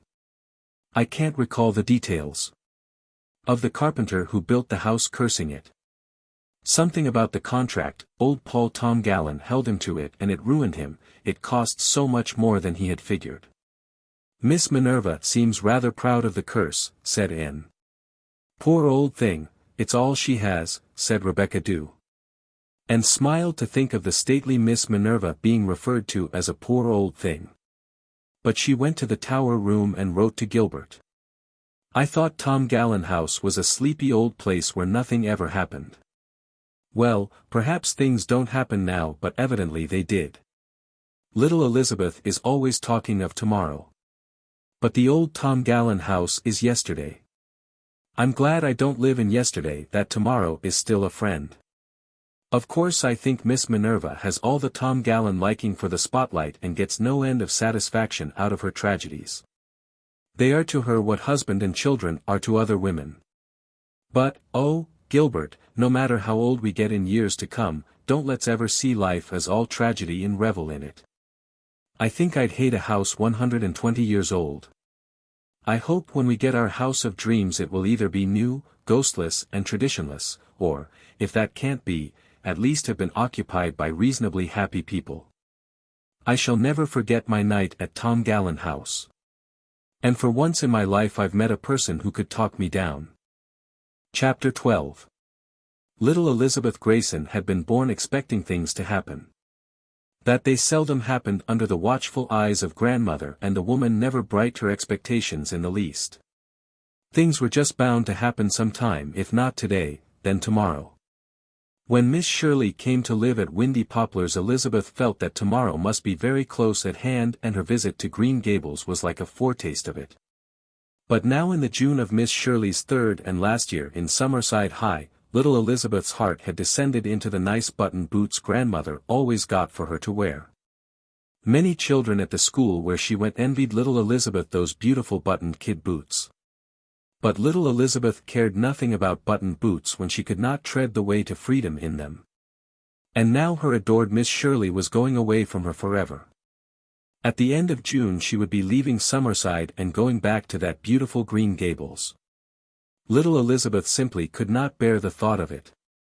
It was of no use for Miss Shirley to promise that she would have her down to Green Gables in the summer before she was married.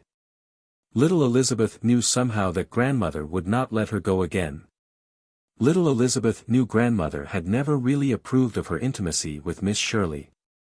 "It will be the end of everything, Miss Shirley," she sobbed. "Let's hope, darling, that it is only a new beginning," said Anne cheerfully.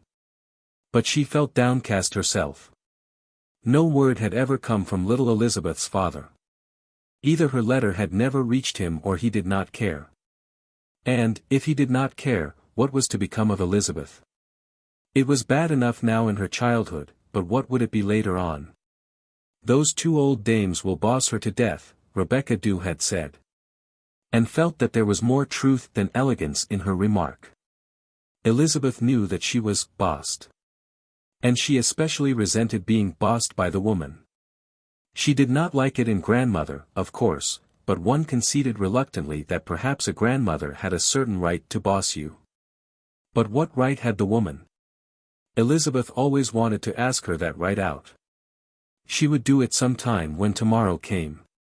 And oh, how she would enjoy the look on the woman's face. Grandmother would never let little Elizabeth go out walking by herself. For fear, she said, that she might be kidnapped by gypsies. A child had been once, 40 years before. It was very seldom gypsies came to the island now, and little Elizabeth felt that it was only an excuse. But why should grandmother care whether she were kidnapped or not? Elizabeth knew that grandmother and the woman didn't love her at all. Why, They never even spoke of her by her name if they could help it. It was always, the child. How Elizabeth hated to be called the child, just as they might have spoken of the dog or the cat if there had been one. But when Elizabeth had ventured a protest, grandmother's face had grown dark and angry, and little Elizabeth had been punished for impertinence, while the woman looked on, well content. Little Elizabeth often wondered just why the woman hated her. Why should anyone hate you when you were so small? Could you be worth hating? Little Elizabeth did not know that the mother whose life she had cost had been that bitter old woman's darling, and, if she had known, could not have understood what perverted shapes thwarted love can take. Little Elizabeth hated the gloomy, splendid evergreens, where everything seemed unacquainted with her although she had lived in it all her life. But after Miss Shirley had come to Windy Poplars, everything had changed magically. Little Elizabeth lived in a world of romance after Miss Shirley's coming. There was beauty wherever you looked. Fortunately, grandmother and the woman couldn't prevent you from looking, though Elizabeth had no doubt they would if they could. The short walks along the red magic of the harbor road, which she was all too rarely permitted to share with Miss Shirley, were the highlights in her shadowy life. She loved everything she saw. The faraway lighthouse painted in odd red and white rings, the far, dim blue shores, the little silvery blue waves, the range lights that gleamed through the violet dusks, all gave her so much delight that it hurt. And the harbor with its smoky islands and glowing sunsets. Elizabeth always went up to a window in the mansard roof to watch them through the treetops and the ships that sailed at the rising of the moon. Ships that came back. Ships that never came back. Elizabeth longed to go in one of them on a voyage to the island of happiness. The ships that never came back stayed there, where it was always tomorrow. That mysterious red road ran on, and her feet itched to follow it. Where did it lead to? Sometimes Elizabeth thought she would burst if she didn't find out. When tomorrow really came, she would fare forth on it and perhaps find an island all her own where she and Miss Shirley could live alone and grandmother and the woman could never come. They both hated water and would not put foot in a boat for anything. Little Elizabeth liked to picture herself standing on her island and mocking them, as they stood vainly glowering on the mainland shore. "This is tomorrow," she would taunt them. "You can't catch me any more. You're only in today." What fun it would be! How she would enjoy the look on the woman's face. Then one evening in late June an amazing thing happened.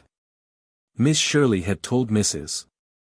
Campbell that she had an errand next day at Flying Cloud, to see a certain Mrs. Thompson, who was convener of the refreshment committee of the Ladies' Aid, and might she take Elizabeth with her.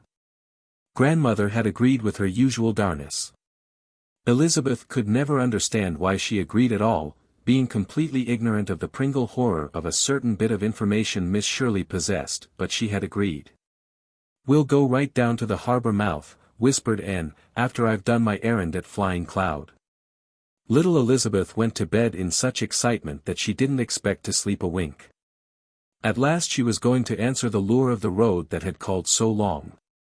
In spite of her excitement, she conscientiously went through her little ritual of retiring.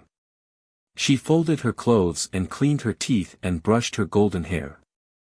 She thought she had rather pretty hair, though of course it wasn't like Miss Shirley's lovely red gold with the ripples in it and the little lovelocks that curled around her ears. Little Elizabeth would have given anything to have had hair like Miss Shirley's. Before she got into bed, little Elizabeth opened one of the drawers in the high, black, polished old bureau and took a carefully hidden picture from under a pile of hankies. A picture of Miss Shirley which she had cut out of a special edition of the Weekly Courier that had reproduced a photograph of the high school staff. "Good night, dearest Miss Shirley." She kissed the picture and returned it to its hiding place. Then she climbed into bed and cuddled down under the blankets, for the June night was cool and the breeze of the harbor searching. Indeed, it was more than a breeze tonight. It whistled and banged and shook and thumped, and Elizabeth knew the harbor would be a tossing expanse of waves under the moonlight. What fun it would be to steal down close to it under the moon. But it was only in tomorrow one could do that. Where was Flying Cloud? What a name! Out of tomorrow again. It was maddening to be so near tomorrow and not be able to get into it. But suppose the wind blew up rain for tomorrow. Elizabeth knew she would never be allowed to go anywhere in rain. She sat up in bed and clasped her hands. "Dear God," she said, "I don't like to meddle, but could you see that it is fine tomorrow? Please, dear God." The next afternoon was glorious. Little Elizabeth felt as if she had slipped from some invisible shackles when she and Miss Shirley walked away from that house of gloom.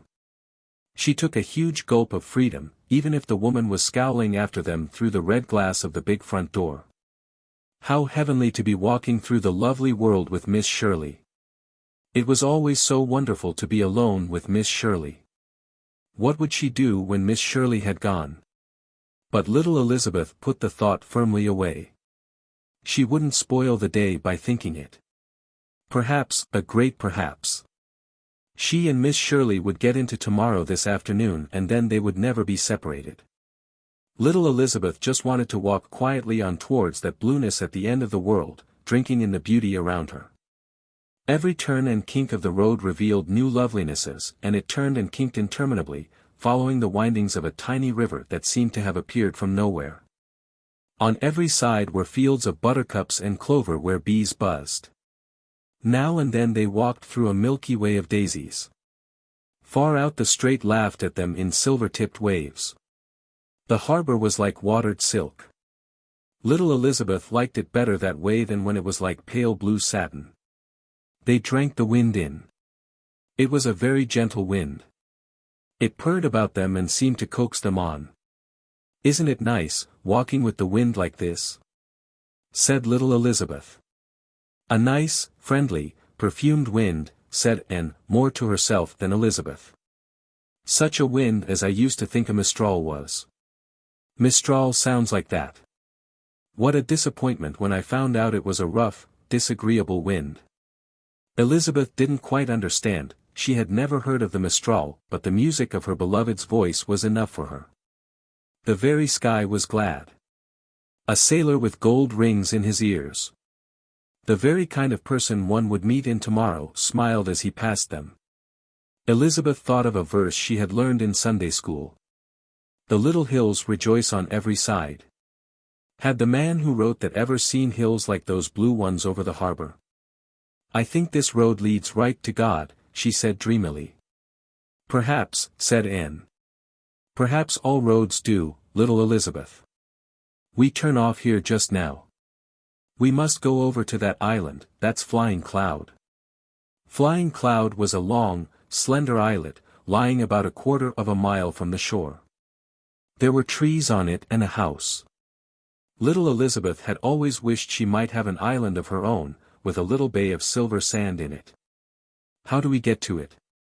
"We'll row out in this flat," said Miss Shirley, picking up the oars in a small boat tied to a leaning tree. Miss Shirley could row. Was there anything Miss Shirley couldn't do? When they reached the island, it proved to be a fascinating place where anything might happen. Of course it was in tomorrow. Islands like this didn't happen except in tomorrow. They had no part or lot in humdrum today. A little maid who met them at the door of the house told and she would find Mrs. Thompson on the far end of the island, picking wild strawberries. Fancy an island where wild strawberries grew. And went to hunt Mrs. Thompson up, but first she asked if little Elizabeth might wait in the living room. And was thinking that little Elizabeth looked rather tired after her unaccustomedly long walk and needed a rest. Little Elizabeth didn't think she did, but Miss Shirley's lightest wish was law. It was a beautiful room, with flowers everywhere and wild sea breezes blowing in. Elizabeth liked the mirror over the mantel which reflected the room so beautifully and, through the open window, a glimpse of harbor and hill and strait. All at once a man came through the door. Elizabeth felt a moment of dismay and terror. Was he a gypsy? He didn't look like her idea of a gypsy, but of course she had never seen one. He might be one, and then in a swift flash of intuition Elizabeth decided she didn't care if he did kidnap her. She liked his crinkly hazel eyes and his crinkly brown hair and his square chin and his smile. For he was smiling. "Now, who are you?" he asked. I'm me," faltered Elizabeth, still a little flustered. "Oh, to be sure, you popped out of the sea, I suppose, come up from the dunes, no name known among mortals." Elizabeth felt that she was being made fun of a little. But she didn't mind. In fact, she rather liked it. But she answered a bit primly. "My name is Elizabeth Grayson." There was a silence, a very queer silence. The man looked at her for a moment without saying anything. Then he politely asked her to sit down. "I'm waiting for Miss Shirley," she explained. "She's gone to see Mrs. Thompson about the Ladies' Aid supper. When she comes back we are going down to the end of the world. Now, if you have any notion of kidnapping me, Mr. Man." "Of course. But meanwhile you might as well be comfortable. And I must do the honors. What would you like in the way of light refreshment? Mrs. Thompson's cat has probably brought something in." Elizabeth sat down. She felt oddly happy and at home. "Can I have just what I like?" "Certainly." "Then," said Elizabeth triumphantly, "I'd like some ice cream with strawberry jam on it." The man rang a bell and gave an order. Yes, this must be tomorrow, no doubt about it. Ice cream and strawberry jam didn't appear in this magical manner in today, cats or no cats. "We'll set a share aside for your Miss Shirley," said the man. They were good friends right away. The man didn't talk a great deal, but he looked at Elizabeth very often. There was a tenderness in his face, a tenderness she had never seen before in anybody's face, not even Miss Shirley's. She felt that he liked her. And she knew that she liked him. Finally he glanced out of the window and stood up. "I think I must go now," he said. "I see your Miss Shirley coming up the walk, so you'll not be alone." "Won't you wait and see Miss Shirley?" asked Elizabeth, licking her spoon to get the last vestige of the jam.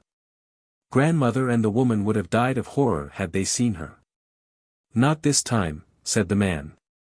Elizabeth knew he hadn't the slightest notion of kidnapping her, and she felt the strangest, most unaccountable sensation of disappointment. "Goodbye and thank you," she said politely. "It is very nice here in tomorrow." "Tomorrow?" "This is tomorrow," explained Elizabeth. "I've always wanted to get into tomorrow and now I have." "Oh, I see. Well, I'm sorry to say I don't care much about tomorrow. I would like to get back into yesterday." Little Elizabeth was sorry for him. But how could he be unhappy? How could anyone living in tomorrow be unhappy? Elizabeth looked longingly back to Flying Cloud as they rode away. Just as they pushed through the scrub spruces that fringed the shore to the road, she turned for another farewell look at it. A flying team of horses attached to a truck wagon whirled around the bend, evidently quite beyond their driver's control. Elizabeth heard Miss Shirley shriek. Chapter 13. The room went around oddly. The furniture nodded and jiggled. The bed, how came she to be in bed? Somebody with a white cap on was just going out of the door. What door? How funny one's head felt. There were voices somewhere. Low voices. She could not see who was talking, but somehow she knew it was Miss Shirley and the man. What were they saying? Elizabeth heard sentences here and there, bobbing out of a confusion of murmuring. "Are you really?" Miss Shirley's voice sounded so excited. "Yes, your letter, see for myself," before approaching Mrs. Campbell. "Flying Cloud is the summer home of our general manager. If that room would only stay put. Really, things behaved rather queerly in tomorrow. If she could only turn her head and see the talkers." Elizabeth gave a long sigh. Then they came over to her bed. Miss Shirley and the man. Miss Shirley all tall and white, like a lily, looking as if she had been through some terrible experience but with some inner radiance shining behind it all. A radiance that seemed part of the golden sunset light which suddenly flooded the room. The man was smiling down at her. Elizabeth felt that he loved her very much and that there was some secret, tender and dear, between them which she would learn as soon as she had learned the language spoken in tomorrow. "Are you feeling better, darling?" said Miss Shirley. Have I been sick? You were knocked down by a team of runaway horses on the mainland road, said Miss Shirley. I wasn't quick enough. I thought you were killed. I brought you right back here in the flat and this gentleman telephoned for a doctor and nurse. Will I die? Said little Elizabeth. No, indeed, darling. You were only stunned and you will be all right soon. And, Elizabeth darling, this is your father. Father is in France. Am I in France, too? Elizabeth would not have been surprised at it. Wasn't this tomorrow? Besides, things were still a bit wobbly. Father is very much here, my sweet. He had such a delightful voice, you loved him for his voice. He bent and kissed her. I've come for you. We'll never be separated anymore. The woman in the white cap was coming in again. Somehow, Elizabeth knew whatever she had to say must be said before she got quite in. Will we live together? Always, said father. And will grandmother and the woman live with us? They will not, said father. The sunset gold was fading and the nurse was looking her disapproval. But Elizabeth didn't care. I've found tomorrow, she said, as the nurse looked father and Miss Shirley out.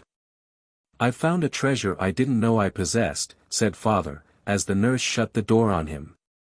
And I can never thank you enough for that letter, Miss Shirley. And so, wrote into Gilbert that night, little Elizabeth's road of mystery has led on to happiness and the end of her old world. Chapter 14. Windy Poplars. Spooks Lane. For the last time. June 27th. Dearest. I've come to another bend in the road.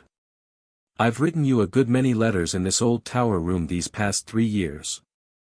I suppose this is the last one I will write you for a long, long time. Because after this there won't be any need of letters. In just a few weeks now we'll belong to each other forever, we'll be together. Just think of it, being together. Talking, walking, eating. Dreaming, planning together, sharing each other's wonderful moments, making a home out of our house of dreams. Our house. Doesn't that sound mystic and wonderful, Gilbert? I've been building dream houses all my life and now one of them is going to come true. As to whom I really want to share my house of dreams with, well, I'll tell you that at 4 o'clock next year. 3 years sounded endless at the beginning, Gilbert. And now they are gone like a watch in the night. They have been very happy years except for those first few months with the Pringles. After that, life has seemed to flow by like a pleasant golden river. And my old feud with the Pringles seems like a dream. They like me now for myself, they have forgotten they ever hated me. Cora Pringle, one of the widow Pringle's brood, brought me a bouquet of roses yesterday and twisted round the stems was a bit of paper bearing the legend, to the sweetest teacher in the whole world. Fancy that for a Pringle. Jen is broken-hearted because I am leaving. I shall watch Jen's career with interest. She is brilliant and rather unpredictable. One thing is certain, she will have no commonplace existence. She can't look so much like Becky Sharp for nothing. Lewis Allen is going to McGill. Sophie Sinclair is going to Queen's.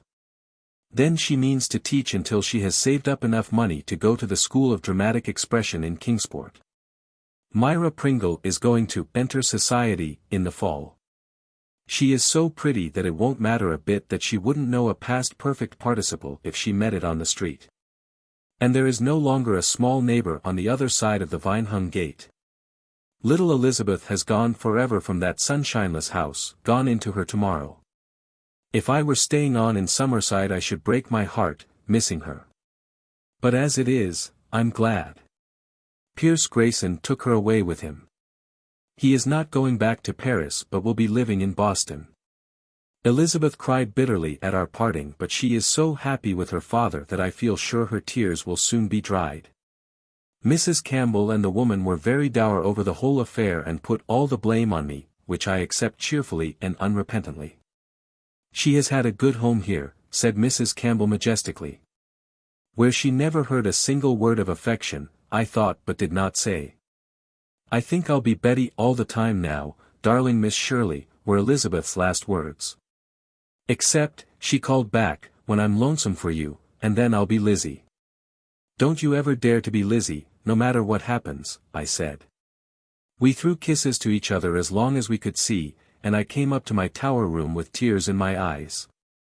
She's been so sweet, the dear little golden thing.